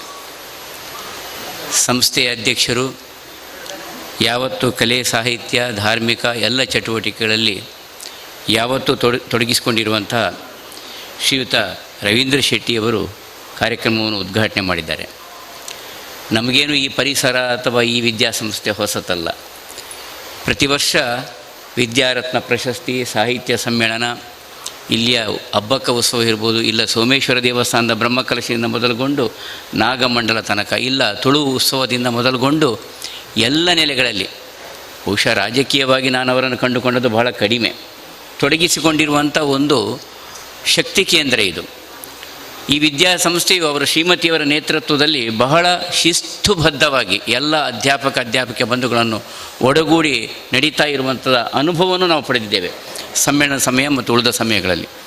ಬಂಧುಗಳೇ, ನಾನು ಬಹಳ ಸಂಭ್ರಮ ಪಡ್ತಾ ಇದ್ದೇನೆ. ಈಗಾಗಲೇ ಆ ಮಾತು ಬಂತು. ಬಹುಶಃ ಮುಂಬೈಯ ಓರ್ವ ಹಿರಿಯರು, ಇಲ್ಲಿ ಮುಂಬೈಯ ವ್ಯಕ್ತಿಗಳೆಲ್ಲ ಇದ್ದಾರೆ, ಇಲ್ಲಿ ನಿರಂತರ ಸಂಪರ್ಕದ ಶೆಟ್ಟರಿದ್ದಾರೆ, ಅಲ್ಲೋ ಎಲ್ಲರೂ ಇದ್ದಾರೆ. ಅವರೊಂದು ಹೇಳಿದಂಥ ಮಾತು, ಒಂದು ಈತಿಯಲ್ಲಿಯ ಕ್ರಿಮಿ ತುಳುವಿನ ಭಾಷೆಯ ಬಹಳ ಚೆಂದ. ಅದು ದೊಡ್ಡ ಉದ್ಯಮಪತಿಗಳವರು, ಮೊಗವೀರ ಬಂಧುಗಳು ಅಲ್ಲಿ ಹೋಗಿ ನೆಲೆ ನಿಂತು ಅವರು ಉದ್ಯೋಗಪತಿಗಳಾಗಿ ದೊಡ್ಡ ವ್ಯವಹಾರ ನಡೆಸ್ತಾ ಇರೋರು. ಒಂದು 700-800 ಜನ ಅವರ ವ್ಯವಸ್ಥೆಯಲ್ಲಿ ಕೆಲಸ ಮಾಡ್ತಾ ಇದ್ದಾರೆ. 70-80 ವರ್ಷ ಪ್ರಾಯ ಆಗಿದೆ ಅವರಿಗೆ. ಬಹಳ ಸಂಭ್ರಮ ಅವರಿಗೆ. ನಮ್ಮನ್ನು ನೋಡುವಾಗಲೇ ಏನೋ ಯುವಕರ ನೋಡುವಾಗ ಆಗ ಸಂತೋಷ ಕಾಣ್ತದೆ. ಈಗ ನಾವೊಂದು ಹಿರಿತನದ ಮಟ್ಟಕ್ಕೆ ಬಂದಿದ್ದೇವೆ. ಆವಾಗ ಅವರು ಹೇಳಿದ್ದು, ಅಣ್ಣರೇ, ಅವರು ನಮ್ಮ ತುಳುನಾಡಿನ ಭಾಷೆ, ಒಂದು ಈತಿಯಲ್ಲಿಯ ಕ್ರಿಮಿ ಇಡೀ ಲೋಕನೇ ಗದ್ದೋ ಒಂದುಂಡು. ಅರ್ಥ ಮಾಡಿಕೊಳ್ಳಿ, ತುಳುವಿನಲ್ಲಿ ಒಂದು ಈತಿಯಲ್ಲಿಯ ಕ್ರಿಮಿ ಇಡೀ ಲೋಕನೇ ಗದ್ದ ಒಂದುಂಡು. ಅವಲ ಕಣ್ಣುಗು ತೋಜಿಜ್ಜಿ, ದೇವೇರ್ಲ ಕಣ್ಣುಗು ತೋಜಿಜ್ಜಿ, ನರಮನಿಕ ನನಲ ಅರ್ಥಭುಜತ ಸರ್ ಅಂತ ಹೇಳಿದರು. ಎಷ್ಟು ಮಾರ್ಮಿಕವಾದ ಮಾತು ನೋಡಿ. ಇಡೀ ವೇದದ ಸಾರ ಇದೆ ಅದರಲ್ಲಿ. ನಾವು ವಾಸ್ತವತೆಯನ್ನು ಅರಿವು ಮಾಡಿಕೊಳ್ಬೇಕು. ಯಾವಾಗಲೂ ಬದುಕಿನ ಹಿನ್ನೆಲೆಯನ್ನು ನಮ್ಮದಾಗಿರಿಸಿಕೊಳ್ಬೇಕು. ಬದುಕಿನ ಜೊತೆಗೆ ಸುಂದರವಾದಂಥ ಬಾಳ್ವೆಯನ್ನು ವ್ಯಸನಮುಕ್ತವಾಗಿ ನಡಿಲಿಕ್ಕೆ ನಾವು ಕಲಿಬೇಕು. ಅದಕ್ಕೋಸ್ಕರವೇ ಬಹಳ ಪುರಾತನದಿಂದ ಈ ದೇಶದ ನಡೆಯಲ್ಲಿ ಕಲೆ, ಸಾಹಿತ್ಯ, ಸಂಸ್ಕೃತಿ ಇದೆಲ್ಲ ಜೋಡಣೆ ಹಾಕ್ಕೊಂಡು ಬಂದಿದೆ. ಸಮಾರಾಧನಾ ಸ್ವರೂಪವಾದಂಥ ಆಚರಣೆಗಳು ನಮ್ಮ ಜೀವನದ ಧರ್ಮದಲ್ಲಿ ಅದು ಇರುವಂಥದ್ದು. ಯಾವುದೇ ರೀತಿಯ ಶೋಕಾಚರಣೆಯ ಸ್ವರೂಪದಲ್ಲಿ ಇಲ್ಲವೇ ಇಲ್ಲ. ಬಹುಶಃ ಇವತ್ತು ಪುಷ್ಕಳ್ ಕುಮಾರ್ ಅವರು ಇಲ್ಲಿ ಒಂದು ಒಳ್ಳೆಯ ಚಿಂತನೆಯನ್ನು ಇಟ್ಟುಕೊಂಡು ಮಾಡ್ತಾ ಇದ್ದಾರೆ. ಕನ್ನಡ ಕಾವ್ಯ ಕಮ್ಮಟ ಅಂತ ಬಹಳ ದೊಡ್ಡದಾದಂಥ ಹಿನ್ನೆಲೆ ಇರುವಂಥ, ನಾವು ರನ್ನ, ಪಂಪ, ಜನ್ನ ಇಲ್ಲ, ಅದರ ಕುಮಾರವ್ಯಾಸ ಅದರ ಮೊದಲಿನಿಂದಲೇ ತೆಗೆದುಕೊಳ್ಳು. ಆರುಂಕ ಅಂಕುಶವಿಟ್ಟಡೆ ನೆನವುದೆನ್ನ ಮನಂ ಬನವಾಸಿ ದೇಶಂ ಅಂತ ಆ ಓರ್ವ ಕವಿ ಕುಮಾರವ್ಯಾಸ ತಾನೇ ಅಲ್ವ ಹೇಳಿದ್ದು ಪುಷ್ಕಳ್ ಕುಮಾರ್. ಅಂದರೆ ಆ ಥರದ ಕವಿ ಚಿಂತನೆಗಳು, ಎಲ್ಲಾದರೂ ಇರು, ಎಂತಾದರೂ ಇರು, ಎಂದೆಂದಿಗೂ ನೀ ಕನ್ನಡವಾಗಿರು.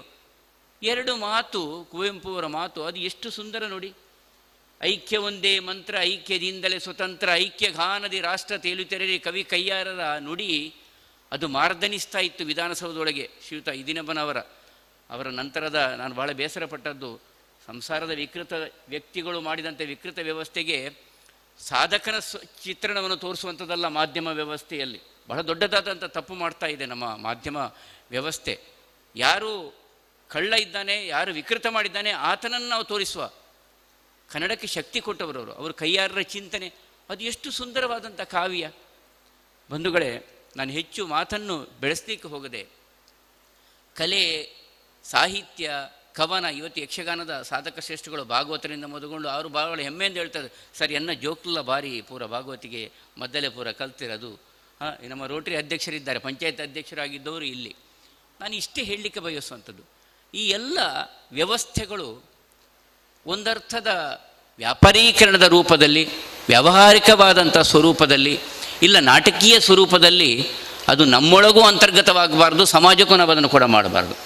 ಅದು ಸಹಜವಾಗಿ ಅನುಭವಿಸಿ ಆ ಚಿಂತನೆ ನಾವು ಶಕ್ತಿಯನ್ನು ಸಮಾಜಕ್ಕೆ ಕೊಡಬೇಕು. ಪುಷ್ಕಳವಾದಂಥ ಊಟವನ್ನು ಮಾಡಿದ ನಂತರ ಊಟದ ಸುಖಾನುಭವವನ್ನು ನಾವು ಜನರಿಗೆ ಹೇಳಬಹುದೇ ವಿನಃ ಯಾವುದೇ ರೀತಿಯ ಭಿತ್ತಿ ಚಿತ್ರದಲ್ಲಿ ಬಂದಂಥ ಚಿತ್ರಣವನ್ನು ನೋಡಿಕೊಂಡು ಅಥವಾ ಪತ್ರಿಕೆಯಲ್ಲಿ ಬಂದ ಫೋಟೋ ನೋಡಿಕೊಂಡು ಉಣಾಸೆ ಎಂಚಾತಂಡ ಅಥವಾ ಅಶನೆ ಎಂಚಾತನ ಅಂತ ಹೇಳುವುದಲ್ಲ, ನಾವು ಅನುಭವಿಸಿ ಅದನ್ನು ಹೇಳಬೇಕು. ಅನಿವಾರ್ಯ.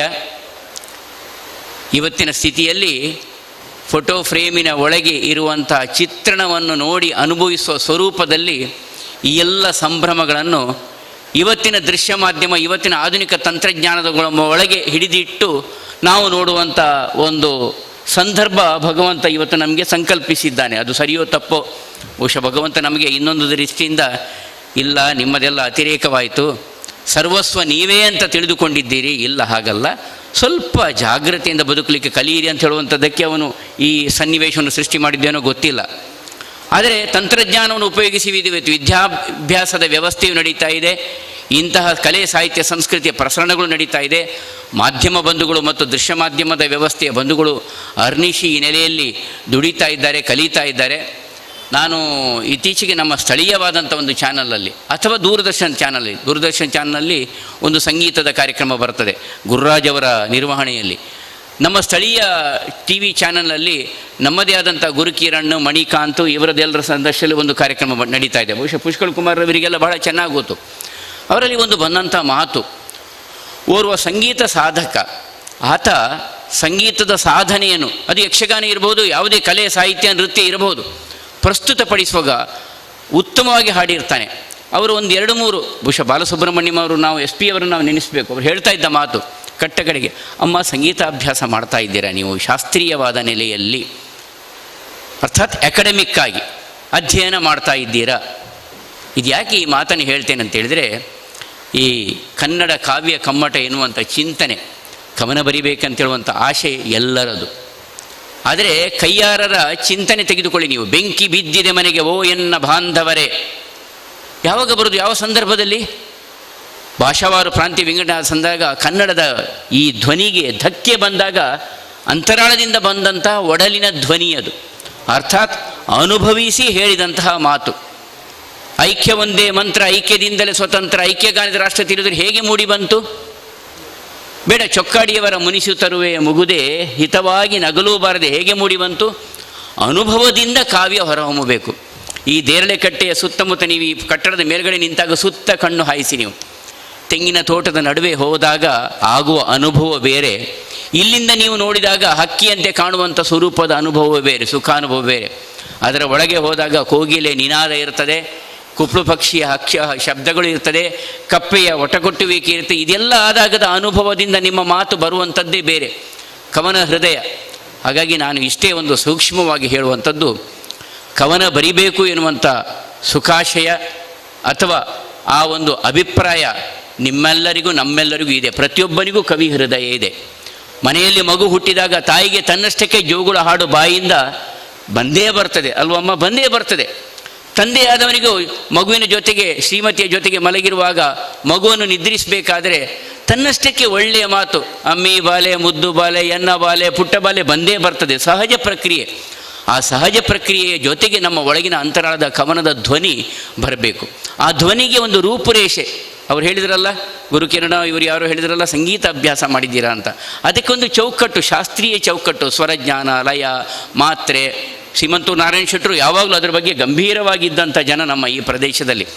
ಅದೆಲ್ಲವದ ಅಧ್ಯಯನಕ್ಕೆ ಒಂದು ಸ್ವರೂಪದ ರೀತಿಯಲ್ಲಿ ಇವತ್ತು 2-3 ಜನ, ಅರುಣ ಉಳ್ಳಾಲ್ ಇರ್ಬೋದು, ದಿನಕರ್ ಪಚ್ಚನಾಡಿ, ಇವರೆಲ್ಲ ಬಹಳ ಇದರಲ್ಲಿ ಅಧ್ಯಯನ ಮಾಡಿದವರು ಅಥವಾ ಇನ್ನಿತರ ಬಂಧುಗಳ ಸ್ವರೂಪವನ್ನು ಸೇರಿಸಿಕೊಂಡು ಅದಕ್ಕೊಂದು ಶಕ್ತಿ ನೀಡುವಂಥ ಪ್ರಯತ್ನ ಮಾಡ್ತಾ ಇದ್ದಾರೆ. ನಾನು ಇಷ್ಟೇ ಹೇಳುವಂಥದ್ದು, ಅನುಭವಿಸಿ ಜೀವನವನ್ನು ಬೇರೆ ಬೇರೆ ಹಂತದಲ್ಲಿ. ಕೊರೋನಾದ ಅನುಭವ ಸುಖಾನುಭವದ ಸ್ವರೂಪದಲ್ಲಿ ಅದನ್ನು ತೆಗೆದುಕೊಳ್ಳಿ ನೀವು. ಆ ಮುಖೇನ ನಿಮ್ಮ ಮನಸ್ಸಿನಲ್ಲಿರುವಂಥ ವಿಕಸಿತ ಮನೋಭೂಮಿಕೆಗೆ ಒಂದು ಸುಂದರ ಚೌಕಟ್ಟನ್ನು ಹಾಕುವ ಪ್ರಯತ್ನ ಕವನ ಸ್ವರೂಪದಲ್ಲಿ ಮಾಡಬೇಕಾದರೆ ಹೇಗೆ ಮಾಡಬಹುದು? ಇಲ್ಲ, ನೀವೇ ಇರುವಂಥ ಮನೆಯ ಸುತ್ತಮುತ್ತಲ ಪರಿಸರವನ್ನು ಅನುಭವಿಸಿ, ನಿಮ್ಮ ಅಮ್ಮ ಮಾಡಿದ ಅಡುಗೆಯನ್ನು ಉಣುವಂಥ ಕೆಲಸವನ್ನು ಮಾಡಿ, ಯಾವುದೇ ರೀತಿ ಇರ್ಬೋದು. ಅಥವಾ ಈ ಕಾರ್ಯಕ್ರಮ ಎಲ್ಲದರ ಸ್ವರೂಪದ ಜೊತೆಗೆ ಅದು ನಿಮ್ಮ ಉದ್ಘೋಷ ಕವನ ಸ್ವರೂಪದಲ್ಲಿ ಬರಬೇಕಾದರೆ ಇವತ್ತಿನ ಕಾರ್ಯಕ್ರಮ ಅತ್ಯಂತ ಪರಿಣಾಮಕಾರಿ ಆದುದು ಮತ್ತು ಅತ್ಯಂತ ಅವಶ್ಯಕವಾದುದು. ಈ ನೆಲೆಯಲ್ಲಿ ನಾನು ಪುಷ್ಕಳ್ ಕುಮಾರ್ ಮತ್ತು ಎಲ್ಲ ಬಂಧುಗಳನ್ನು ಅಭಿನಂದಿಸುತ್ತಾ ಒಂದೇ ಮಾತು, ಕವನದಲ್ಲಿ, ಕವಿ ಕಾವ್ಯದಲ್ಲಿ ಒಂದು ಸಣ್ಣ ಚಿತ್ರಣ ಇದೆ. ಕೆಲವೊಮ್ಮೆ ನಾವು ಏನೇನೋ ಹೇಳುವಾಗ ಅದರಿಂದ ಸಮಾಜಕ್ಕೆ ಎಷ್ಟು ತೊಂದರೆಯಾಗ್ತದೆ, ನಮ್ಮ ಮನಸ್ಸಿನ ಇಚ್ಛೆ ಇರಬಹುದು.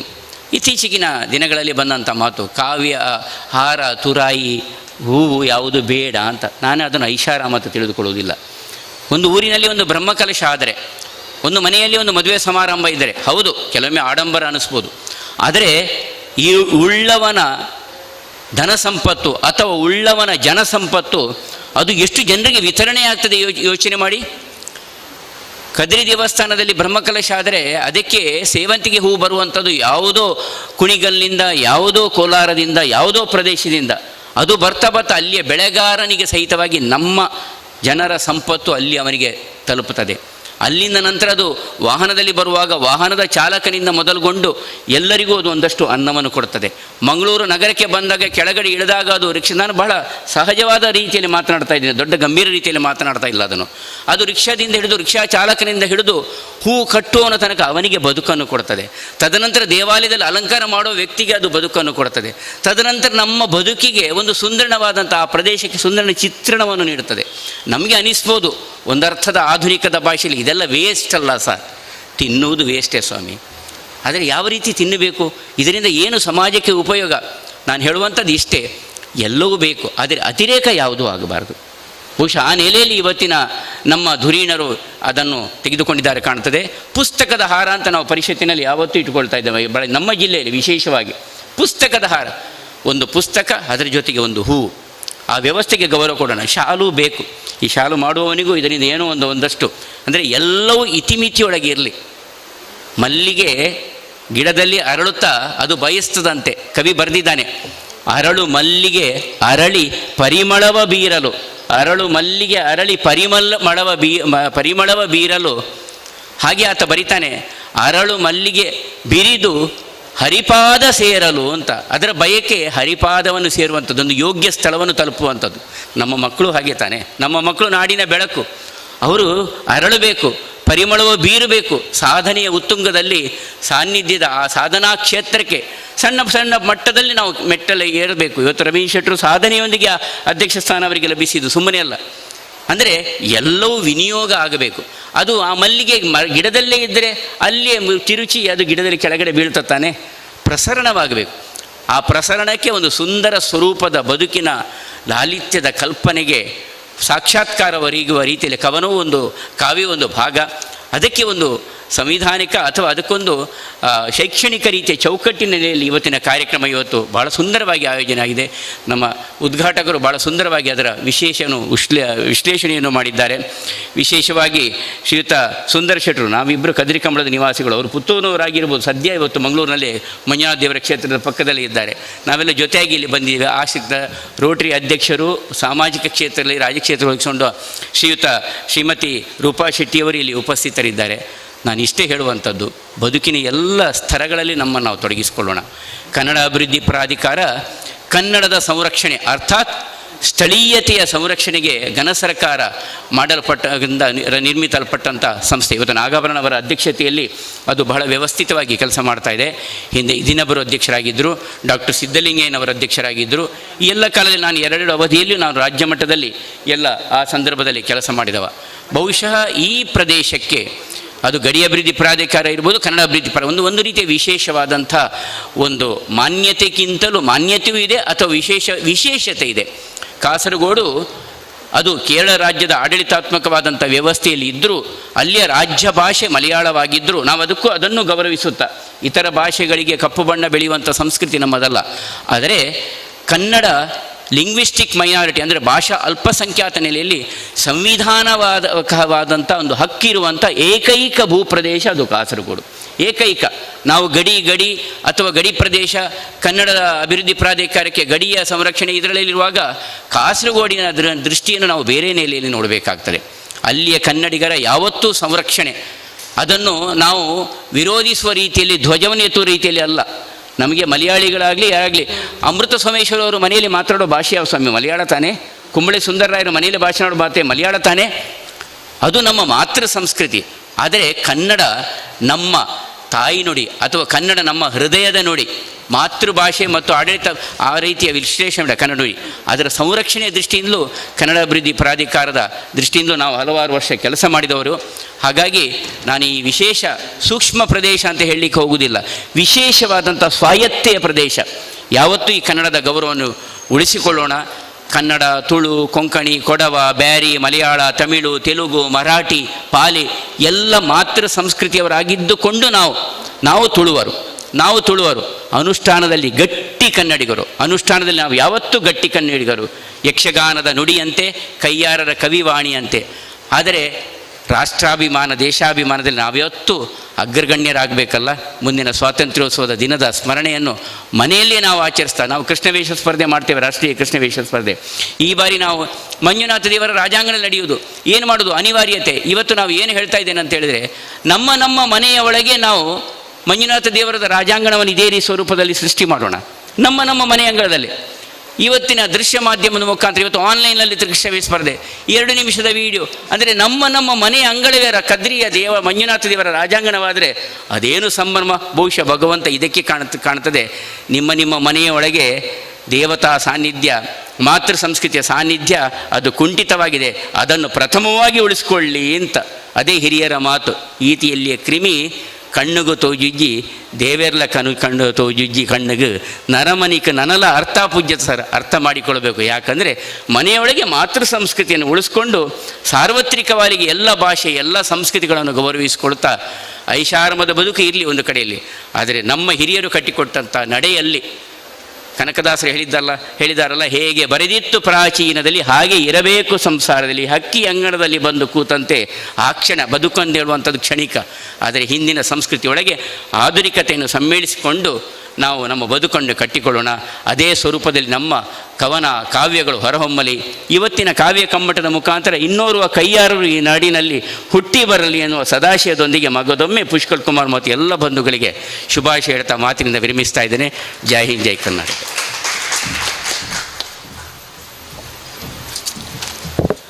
ವಂದನೆಗಳು. ಉದ್ಘಾಟನಾ ಸಮಾರಂಭದ ಕೊನೆಯ ಹಂತಕ್ಕೆ ತಲುಪಿದ್ದೇವೆ. ಕಾರ್ಯಕ್ರಮಕ್ಕೆ ಆಗಮಿಸಿ ಉದ್ಘಾಟನೆಯನ್ನು ಮಾಡಿ ಉದ್ಘಾಟನಾ ನುಡಿಗಳ ಮೂಲಕ ಶುಭ ಹಾರೈಸಿದ ಶ್ರೀಯುತ ರವೀಂದ್ರ ಶೆಟ್ಟಿ ಉಳಿದೊಟ್ಟು ಇವರಿಗೆ, ಕಾರ್ಯಕ್ರಮದ ಅಧ್ಯಕ್ಷತೆಯನ್ನು ವಹಿಸಿದ ಮತ್ತು ಅಧ್ಯಕ್ಷೀಯ ನುಡಿಗಳನ್ನಾಡಿದ ಶ್ರೀಯುತ ಪ್ರದೀಪ್ ಕುಮಾರ ಕಲ್ಕುರೆ ಇವರಿಗೆ, ಅಭ್ಯಾಗತರಾಗಿರುವ ರೊಟೇರಿಯನ್ ರೂಪಾ ಆರ್ ಶೆಟ್ಟಿ ಮತ್ತು ಶ್ರೀಯುತ ಸುಂದರ್ ಶೆಟ್ಟಿ ಬೆಟ್ಟಂಪಾಡಿ ಇವರೆಲ್ಲರಿಗೂ ಕನ್ನಡ ಅಭಿವೃದ್ಧಿ ಪ್ರಾಧಿಕಾರ, ಕರ್ನಾಟಕ ಸರ್ಕಾರ ಮತ್ತು ತೋನ್ಸೆ ಸಾಂಸ್ಕೃತಿಕ ತರಬೇತಿ ಕೇಂದ್ರ ಇದರ ವತಿಯಿಂದ ಹೃತ್ಪೂರ್ವಕ ವಂದನೆಗಳನ್ನು ಅರ್ಪಿಸ್ತಾ ಇಂದಿನ ಈ ಉದ್ಘಾಟನಾ ಸಮಾರಂಭವನ್ನು ಮುಕ್ತಾಯಗೊಳಿಸ್ತಾ ಇದ್ದೇವೆ.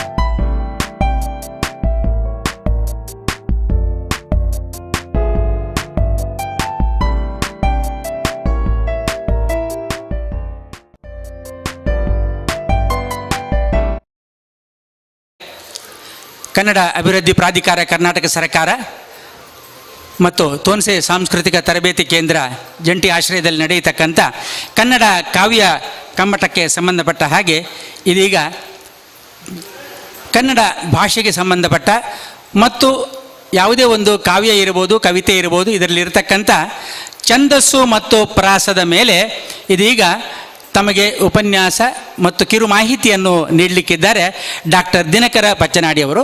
ಇವರು ಹವ್ಯಾಸಿ ಯಕ್ಷಗಾನದ ವಿಶೇಷವಾಗಿರ್ತಕ್ಕಂಥ ಅಧ್ಯಯನದೊಂದಿಗೆ ವೇಷಗಾರಿಕೆ, ಅರ್ಥಗಾರಿಕೆ ಮತ್ತು ಅದರ ಸರ್ವಾಂಗ ಪರಿಣಿತರಾಗಿ ಇರತಕ್ಕಂಥವರು ಈಗ ಆನ್ಲೈನ್ನಲ್ಲಿಯೂ ಕೂಡ ಛಂದಸ್ಸು ಮತ್ತು ಯಕ್ಷಗಾನದ ಬಗ್ಗೆ ಕ್ಲಾಸ್ಗಳನ್ನೆಲ್ಲ ನಡೆಸ್ತಾ ಇದ್ದಾರೆ. ಅದರ ಜೊತೆಗೆ ಸಾಂಸ್ಕೃತಿಕವಾಗಿ, ಸಾಹಿತ್ಯಿಕವಾಗಿ, ಕವಿಯಾಗಿ, ಸಾಹಿತಿಯಾಗಿ, ವಿಮರ್ಶಕರಾಗಿ ಮತ್ತು ಪ್ರಬಂಧಕಾರರಾಗಿ ಅನೇಕ ರೀತಿಯ ಬೆಳವಣಿಗೆಯಲ್ಲಿ ಒಂದು ನಮ್ಮ ಈ ಸಾಹಿತ್ಯ ಲೋಕಕ್ಕೆ ಕೊಡುಗೆಯನ್ನು ನೀಡಿದವರಾಗಿದ್ದಾರೆ. ಇದೀಗ ಮೂಡುಬಿದಿರೆಯ ಧವಳ ಕಾಲೇಜಿನಲ್ಲಿ ಉಪನ್ಯಾಸಕರಾಗಿ ಮತ್ತು ಕೆಲಸ ಮಾಡ್ತಿರ್ತಕ್ಕಂಥ ಇವರು ಇವತ್ತಿನ ಈ ಛಂದಸ್ಸು ಮತ್ತು ಪ್ರಾಸದ ಮೇಲೆ ಒಂದಿಷ್ಟು ಮಾಹಿತಿ ಕಾರ್ಯಾಗಾರವನ್ನು ನಡೆಸಿಕೊಳ್ಳಲಿಕ್ಕಿದ್ದಾರೆ. ಇದಕ್ಕೆ ಸೇರಿದಂತೆ ಎಲ್ಲ ಕವನದ ಮತ್ತು ಈ ಸಾಹಿತ್ಯ ಆಸಕ್ತರಿಗೆ ಸ್ವಾಗತವನ್ನು ಬಯಸಿ ವೇದಿಕೆಗೆ ಈ ಕಾರ್ಯಕ್ರಮ ನಡೆಸಿಕೊಡಬೇಕು, ಈ ಉಪನ್ಯಾಸವನ್ನು ನೀಡಬೇಕು ಅಂಥೇಳಿ ನಾನು ಡಾಕ್ಟರ್ ದಿನಕರ ಪಚ್ಚನಾಡಿಯನ್ನು ಆಹ್ವಾನಿಸ್ತಾ ಇದ್ದೇನೆ. ಬನ್ನಿ. ರವಿಕುಮಾರ್ ಮಾಸ್ಟರ್ ಅವರು ದಯವಿಟ್ಟು ವೇದಿಕೆ ಮೇಲೆ ಬನ್ನಿ. ಅವರನ್ನು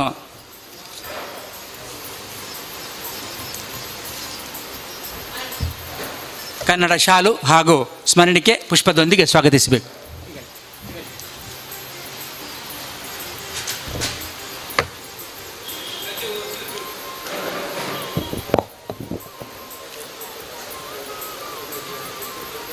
ಈಗ ಡಾಕ್ಟರ್ ದಿನಕರ ಪಚ್ಚನಾಡಿ.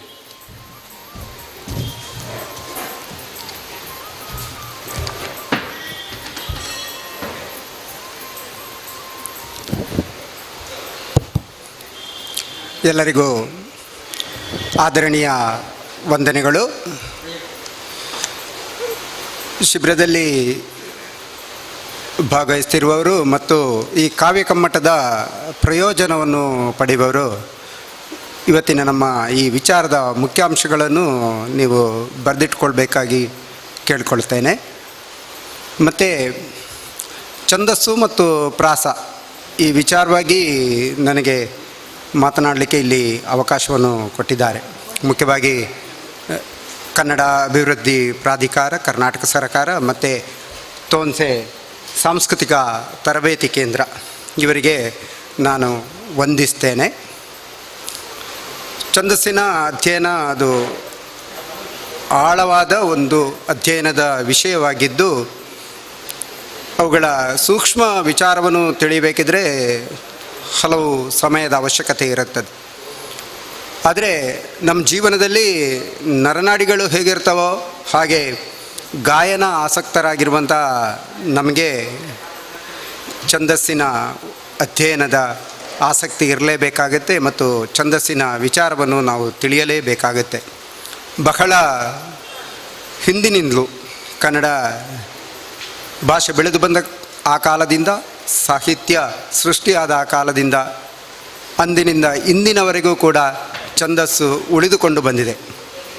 ಈ ಆಧುನಿಕ ಕಾಲಕ್ಕೆ ಛಂದಸ್ಸಿನ ನಿರ್ಲಕ್ಷ್ಯ ಆಗುತ್ತಾ ಇದೆ. ಆಧುನಿಕ ಕವಿತೆಗಳಲ್ಲಿ ಛಂದಸ್ಸಿನ ಲಯವನ್ನು ಹುಡುಕುವುದು ಬಹಳ ಕಷ್ಟದ ಕೆಲಸ.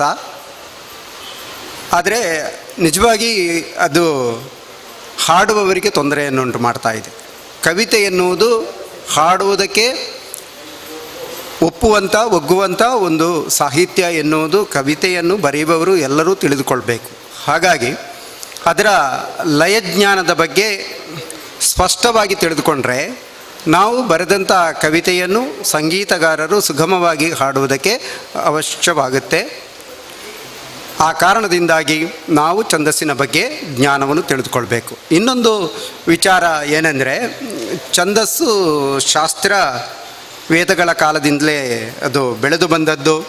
ಶಿಕ್ಷಾ, ಛಂದಸ್ಸು, ವ್ಯಾಕರಣ, ನಿರುಕ್ತ, ಜ್ಯೋತಿಷ್ಯ, ಕಲ್ಪ ಹೀಗೆ 6 ಅಂಗಗಳಲ್ಲಿ ಈ ಛಂದಸ್ಸಿನ ಪ್ರಾಮುಖ್ಯ ಇದೆ ಎಂದಾದರೆ ಅದರ ಮಹತ್ವ ಎಷ್ಟು ಎನ್ನುವುದನ್ನು ನಾವು ತಿಳಿದುಕೊಳ್ಳುವುದಕ್ಕೆ ಆಗತ್ತೆ. ಚಂದೋಮದಿಯಲ್ಲಿ ನಾಗವರ್ಮ ಉಲ್ಲೇಖಿಸಿದ ಒಂದು ವಿಚಾರ, ಚಂದವನರಿಯದೆ ಕವಿತೆಯ ದುಂದುಗದೊಳ್ ತೊಳಲಿ ಸುಳಿವ ಕುಕವಿಯೇ ಕುರುಡಂ ಎಂದು ಹೇಳಿರುವುದರಿಂದ ಕವಿತೆಯನ್ನು ಬರೆಯುವವರು ಛಂದಸ್ಸಿನ ಒಂದು ಜ್ಞಾನ ಇರಬೇಕು ಎನ್ನುವಂಥ ವಿಚಾರವನ್ನು ನಾವು ಅರ್ಥ ಮಾಡಿಕೊಳ್ಳುವುದಕ್ಕಾಗತ್ತೆ. ನಿಜವಾಗಿ ಛಂದಸ್ಸಿನ ಮಹತ್ವವನ್ನು ಇಂದು ಶಿಕ್ಷಣ ಕ್ಷೇತ್ರದಲ್ಲಿ ನಾವು ಇಲ್ಲ ಎಂದು ಹೇಳುವುದಕ್ಕಾಗೋದಿಲ್ಲ. ಅಧ್ಯಯನ ಆಗುತ್ತೆ, ಹೈಸ್ಕೂಲ್ ಮಟ್ಟದಲ್ಲಿ ಛಂದಸ್ಸಿನ ಜ್ಞಾನ ಇರುತ್ತೆ. ಗುರು ಲಘು ಎನ್ನುವುದು ಎಲ್ಲರಿಗೂ ತಿಳಿದಂಥ ವಿಚಾರ. ಇಲ್ಲಿ ಇದ್ದವರಲ್ಲಿ ಗುರು ಲಘುವಿನ ಬಗ್ಗೆ ಮಾಹಿತಿ ಇದ್ದವರು ಎಷ್ಟು ಮಂದಿ ಇದ್ದಾರೆ? ಈಗ ಎಳೆಯವರೆಲ್ಲ ಈ ಕಾವ್ಯ ಕಮ್ಮಟದಲ್ಲಿ ಇದ್ದೀರಾ. ಗುರು ಲಘುವಿನ ಬಗ್ಗೆ ನಿಮಗೆ ಜ್ಞಾನ ಇದೆ. ಆ ಒಂದು ಮೂಲ ಜ್ಞಾನವನ್ನು ಹಿಡ್ಕೊಂಡು ನಾವು ಛಂದಸ್ಸಿನ ಒಂದು ಜ್ಞಾನವನ್ನು ಪಡ್ಕೊಳ್ಳುವುದಕ್ಕಾಗತ್ತೆ. ಲಘು ಅಂದರೆ ಏನು? ಒಂದು ಮಾತ್ರೆ. ಗುರು ಅಂದರೆ 2 ಮಾತ್ರೆ. ಲಘು ಅಂದರೆ ಹ್ರಸ್ವಾಕ್ಷರ, ಗುರು ಅಂದರೆ ದೀರ್ಘಾಕ್ಷರ. ಇದು ಸಾಮಾನ್ಯವಾಗಿ ಎಲ್ಲರಿಗೂ ತಿಳಿದಿರುವಂಥ ವಿಚಾರ. ನಾವು ಮಾತ್ರೆ ಅಂದ ಕೂಡಲೇ ಔಷಧಿಯ ಹಿನ್ನೆಲೆಯಲ್ಲಿ ನೋಡ್ತೇವೆ, ಹೆಚ್ಚಿನವರಿಗೆ ಅದು ಗೊತ್ತಿರೋದಿಲ್ಲ ಮಾತ್ರೆ ಅಂದರೆ ಏನು ಅಂತ. ಛಂದಸ್ಸಿನ ಮಾತ್ರೆ ಅಂದರೆ ಗುರು ಲಘುಗಳ ಮೂಲಕ ನಾವು ಗಣಗಳನ್ನು ತಿಳಿಯುವಂಥದ್ದು.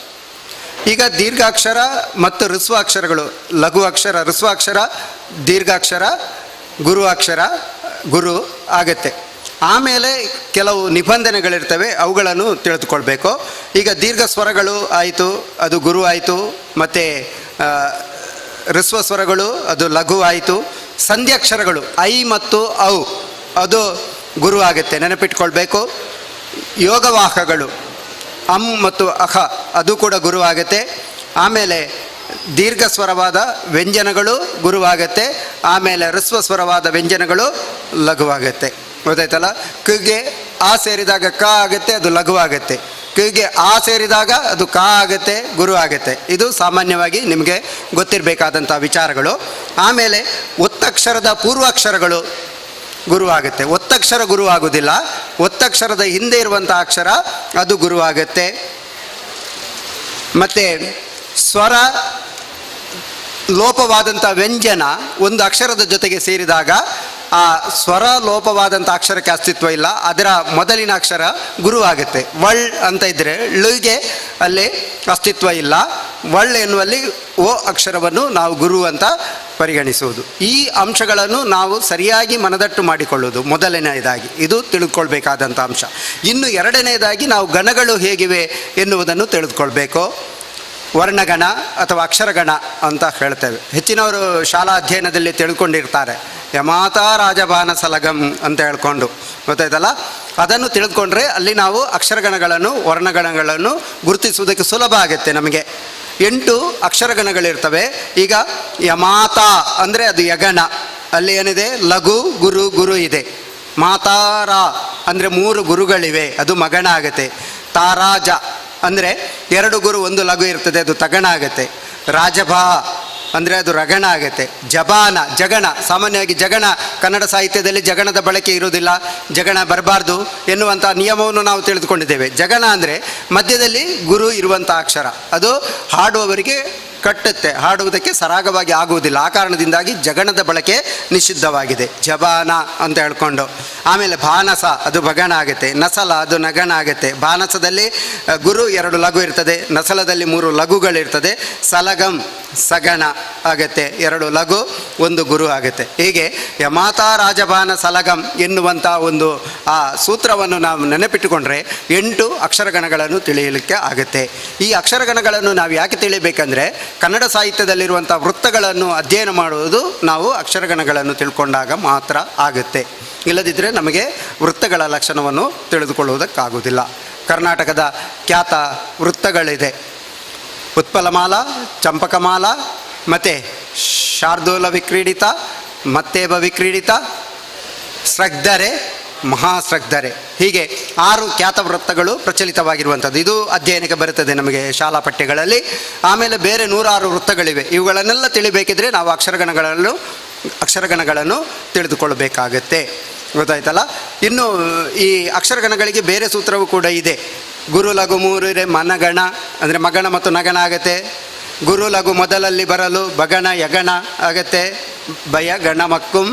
ಗುರು ಲಘು ನಡುವಿರೆ ಜರಗಣ ಜಗಣ ರಗಣ ಆಗತ್ತೆ. ಗುರು ಲಘು ಕಡೆಯಲ್ಲಿ ಬರಲು ಸತಗಣ ಮಕ್ಕುಂ. ಇದರಲ್ಲೂ ಕೂಡ ನಾವು ಗಣಗಳನ್ನು ಹುಡ್ಕೊಳ್ಳುವುದಕ್ಕೆ ಆಗತ್ತೆ. ಅಂದರೆ ಗುರು ಮೂರಿದ್ರೆ ಅದು ಮಗಣ ಆಗುತ್ತೆ, ಲಘು ಮೂರಿದ್ರೆ ಅದು ನಗಣ ಆಗತ್ತೆ. ಗುರು ಮೊದಲಿಗೆ ಬರಲು ಭಗನವಾಗತ್ತೆ, ಲಘು ಮೊದಲಿಗೆ ಬರಲು ಯಗಣ ಆಗತ್ತೆ. ಅಂದರೆ ಉಳಿದ ಅಕ್ಷರಗಳು ಗುರು ಆಗತ್ತೆ. ಹಾಗೆ ಗುರು ನಡುವಿಗೆ ಬಂದಾಗ ಜಗಣ ಆಗುತ್ತೆ, ಲಘು ನಡುವಿಗೆ ಬಂದಾಗ ರಗಣವಾಗುತ್ತೆ. ಗುರು ಕಡೆಗೆ ಬರಲು ಸಗಣವಾಗುತ್ತೆ, ಲಘು ಕಡೆಗೆ ಬರಲು ತಗಣವಾಗುತ್ತೆ. ಇದು ಆ ಸೂತ್ರವನ್ನು ಇಟ್ಕೊಂಡು ಅರ್ಥ ಮಾಡಲಿಕ್ಕಾಗತ್ತೆ. ಯಮಾತ ರಾಜಪಾನ ಸಲಗಂ ಅಥವಾ ಈ ಕಂದ ಪದ್ಯದ ಒಂದು ಪದ್ಯವನ್ನು ನಾವು ನೆನಪಿಟ್ಟುಕೊಂಡು ಕೂಡ ಆ ಗಣಗಳನ್ನು ತಿಳಿಯುವುದಕ್ಕಾಗತ್ತೆ. ಇದು ಅಕ್ಷರಗಣಗಳಾಯಿತು. ಆಮೇಲೆ ನಾವು ಮಾತ್ರಾಗಣಗಳು. ಇಂದಿನ ಆಧುನಿಕ ಕವಿತೆಗಳಿರುವುದೇ ಮಾತ್ರಾಗಣಗಳಲ್ಲಿ. ನಾವು ಮಾತ್ರಾಗಣಗಳ ಲಯವನ್ನು ತಿಳಿದುಕೊಳ್ಬೇಕಾಗತ್ತೆ. ಆ ಲಯವನ್ನು ತಿಳಿದುಕೊಳ್ಬೇಕಿದ್ರೆ ಅದರಲ್ಲಿ 3 ಮಾತ್ರೆಯ ಗಣಗಳಿರ್ತವೆ, 4 ಮಾತ್ರೆಯ ಗಣಗಳಿರ್ತವೆ, 5 ಮಾತ್ರೆಯ ಗಣಗಳಿರ್ತವೆ. 4 ಮಾತ್ರೆಗಳು 3 ಸೇರಿದಾಗ, 4 ಮಾತ್ರೆಗಳ ಕಟ್ಟು 3 ಕಟ್ಟು ಸೇರಿದಾಗ 6 ಮಾತ್ರೆ 2 ಗಣಗಳಾಗುತ್ತೆ. ಹೀಗೆ ಆಮೇಲೆ 3 ಮತ್ತು 4ರ ಕಟ್ಟು ಸೇರಿದಾಗ ಅದು ಮಿಶ್ರಗಣಗಳಾಗುತ್ತೆ. ತಿಶ್ರ, ಚತುರಶ್ರ, ಖಂಡ, ಮಿಶ್ರ, ಸಂಕೀರ್ಣ, ಹೀಗೆ ತಾಳದ ಒಂದು ಹಿನ್ನೆಲೆಯಲ್ಲಿ ನಾವು ಅಧ್ಯಯನ ಮಾಡಿಕೊಳ್ಳುವುದಕ್ಕಾಗತ್ತೆ. ಆಮೇಲೆ ಇರುವಂಥದ್ದು ನಾವು ತಿಳ್ಕೊಳ್ಬೇಕಾದದ್ದು ಅಂಶಗಣಗಳನ್ನು. ಈಗ ಮಾತ್ರಾಗಣಗಳಲ್ಲಿ ಏನು, 3 ಲಘುಗಳಿದ್ದಾಗ ಒಂದು ತಗಣ ಆಗುತ್ತೆ ಅಥವಾ ತ್ರಿಮಾತ್ರ ಗಣ ಆಗುತ್ತೆ. ಈಗ ಸುಗುಣ ಎನ್ನುವಂಥ ಒಂದು ಶಬ್ದ ಉಂಟು ಆದಾಗ ಅದು 3 ಲಘುಗಳುಳ್ಳಂಥ ಒಂದು ತಗಣ ಅಥವಾ ತ್ರಿಮಾತ್ರ ಗಣ ಅಂತ ತಿಳ್ಕೊಳ್ಳುವುದು.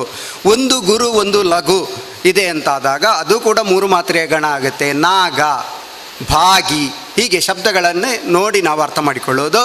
ಮತ್ತು ಆದಿ ಲಘು ಬಂದು ಮತ್ತೆ ಗುರು ಬಂದಾಗ ಅದು ಕೂಡ ತ್ರಿಮಾತ್ರ ಗಣವೇ ಆಗುತ್ತೆ. ಶಿವಂ ಎನ್ನುವಂಥ ಶಬ್ದ ಅಥವಾ ಭವಂ. ಕನ್ನಡ ಸಾಹಿತ್ಯದಲ್ಲಿ ಸಾಮಾನ್ಯವಾಗಿ ಆದಿ ಲಘು ಗಣಗಳು ಬಳಕೆಯಾಗುವುದಿಲ್ಲ. ಅದು ಕೂಡ ಹಾಡುವುದಕ್ಕೆ ತೊಡಕಾಗತ್ತೆ. ಆ ಕಾರಣದಿಂದಾಗಿ ಬಳಕೆ ಆಗಿಲ್ಲ. ಹಾಗಿರುವಾಗ ನಮಗೆ ತ್ರಿಮಾತ್ರ ಗಣಗಳಲ್ಲಿ 3 ಲಘು ಅಕ್ಷರಗಳಿರ್ಬೋದು ಅಥವಾ 1 ಗುರು ಅಥವಾ 1 ಲಘು, ಇವಿಷ್ಟೇ ಇರ್ಬೋದು. 2 ಗಣಗಳು ಸಿಗುತ್ತೆ. ಇನ್ನು ಚಗಣ ಅಥವಾ 4 ಮಾತ್ರೆಯ ಗಣಗಳಾದಾಗ 4 ಲಘುಗಳಿರುವಂಥ ಅಕ್ಷರ ಜನಪತಿ. ಆಮೇಲೆ 2 ಗುರು ಬಂದಾಗ 2 ಗುರುಗಳೇ ಬಂದಾಗ ಆಗ 1 4 ಮಾತ್ರೆಯ ಗಣ ಆಗುತ್ತೆ, ಅದು ಬಂಧಂ. 2 ಲಘು 1 ಗುರು ಬಂದಾಗ ಸುಮಗಳ್, ಅದು ಒಂದು ಗಣ ಆಗುತ್ತೆ. 1 ಗುರು 2 ಲಘುಗಳು ಬಂದಾಗ ಕಾಡಿನ, ನಾಡಿನ, ಇವುಗಳು ಕೂಡ ಒಂದು 4 ಮಾತ್ರೆಯ ಗಣ ಆಗುತ್ತೆ. ಮತ್ತು ಜಗಣ ಇರುವುದು ಮೊದಲಿಗೆ ಲಘು, ಮತ್ತು ಗುರು, ಮತ್ತು ಲಘು ಅಕ್ಷರ ಇರುವುದು. ರಮೇಶ, ದಿನೇಶ, ಈ ಶಬ್ದಗಳೆಲ್ಲ ಜಗಣಕ್ಕೆ ಕಾರಣ ಅಥವಾ ಪೂರಕ ಜಗಣ ಆಗಿರುತ್ತದೆ. ಇನ್ನು ನಾವು ಪಗಣ 5 ಮಾತ್ರೆಯ ಗಣಗಳು ಹೇಗೆ ಬರ್ತವೆ ಅಂತ ತಿಳ್ಕೊಳ್ಳೋದು. 5 ಲಘು ಅಕ್ಷರಗಳು ಬಂದಾಗ ಒಂದು 5 ಮಾತ್ರೆಯ ಗಣ ಆಗುತ್ತೆ. ಅದು ಸುಗುಣವತಿ ಎನ್ನುವಂಥ ಒಂದು ಶಬ್ದ ಇದ್ದರೆ ಅದು 5 ಮಾತ್ರೆಯ ಗಣ ಆಯಿತು. ಅಂದರೆ ಅಲ್ಲಿ ಸು ಗು ನ ವ ತಿ ಈ ಲೆಕ್ಕ ಹಾಕ್ತೇವೆ ನಾವು. 5 ಲಘುಗಳುಂಟು, ಇದೊಂದು 5 ಮಾತ್ರೆಯ ಗಣ ಆಗುತ್ತೆ ಅಂತ. ಬಾಳಿನಲ್ಲಿ ಅದು ಕೂಡ ಒಂದು 5 ಮಾತ್ರೆಯ ಗಣ ಆಗುತ್ತೆ. ಹೇಮಾಂಗಿ ಅದು ಕೂಡ ಒಂದು 5 ಮಾತ್ರೆಯ ಗಣ ಆಗುತ್ತೆ. ಶ್ರೀಕರಂ ಅದು ಕೂಡ ಒಂದು 5 ಮಾತ್ರೆಯ ಗಣ ಆಗುತ್ತೆ. ಗುಣವಂತ ಅದು ಕೂಡ ಒಂದು 5 ಮಾತ್ರೆಯ ಗಣ ಆಗುತ್ತೆ. ಬಲು ವಿಧಂ ಅದು ಕೂಡ ಒಂದು 5 ಮಾತ್ರೆಯ ಗಣ ಆಗುತ್ತೆ. ಹೀಗೆ ಇಂಥ ಗಣಗಳು ನಮಗೆ ಪ್ರತಿ ಪದ್ಯದಲ್ಲಿ ಸಿಗಬೇಕು. ಈಗ ಇನ್ನೊಂದು 6 ಮಾತ್ರೆಯ ಗಣಗಳಾದಾಗ ಜನ, ನುತ, ಪದ, ಅಲ್ಲಿ 2 ಮಾತ್ರೆಗಳು ಸೇರಿ 4 ಮಾತ್ರೆಯೂ ಸೇರಿ ಮತ್ತೆ 2 ಮಾತ್ರೆಯೂ ಸೇರಿ 6 ಮಾತ್ರೆಯ ಗಣಗಳು ಸಿಗುತ್ತೆ. ಹಾಗೆ ಎಷ್ಟು ಗಣಗಳಾಗುತ್ತೆ ಅಂತ ನಾವು ಲೆಕ್ಕ ಹಾಕೋದಕ್ಕೆ ಬರುತ್ತೆ. ಧರಣಿಪತಿ, ಕುಸುಮಾಕರ, ಯುದ್ಧದ ಭಯ, ಮಹಾತ್ಮ್ಯಂ, ಸಂಗ್ರಾಮದಿ, ಕಾಮಹರಂ, ರಮಣೀಯಂ, ಕೀರವಾಣಿ, ಕುಸುಮನೇತ್ರೆ, ಉಮಾಪತಿಯೇ, ಉಮಾ, ರಮಾ, ಮಹಾಯುದ್ಧ, ಇವೆಲ್ಲ ಆ ಗಣಗಳಿಗೆ ಸೇರ್ತವೆ. 6 ಮಾತ್ರೆಯ ಗಣಗಳು. ಅದಕ್ಕಿಂತ ಹೆಚ್ಚು ನಾವು ಗಣ ಮಾಡಲಿಕ್ಕೊಳ್ಳೋದಕ್ಕೆ ಆಗುವುದಿಲ್ಲ. ಇನ್ನು 7 ಮಾತ್ರೆಯ ಗಣಗಳು ಬೇಕಾದಾಗ 3 ಮಾತ್ರೆಯ ಗಣಗಳು ಮತ್ತು 4 ಮಾತ್ರೆಯ ಗಣಗಳು. ನೆನಪಿಟ್ಟುಕೊಳ್ಳಿ, ಲಘು ಆದಿ ಇರುವಂಥ ಗಣವನ್ನು ಎಲ್ಲೂ ಬಳಸುವುದಕ್ಕೆ ಹೋಗಬೇಡಿ. ಇದು ಕವಿತೆ ಬರೆಯುವವರು ತಿಳಿದುಕೊಳ್ಬೇಕಾದಂಥ ಮುಖ್ಯ ಅಂಶ. ಇನ್ನೊಂದು, ಜಗಣವನ್ನು ಬಳಸಬೇಡಿ.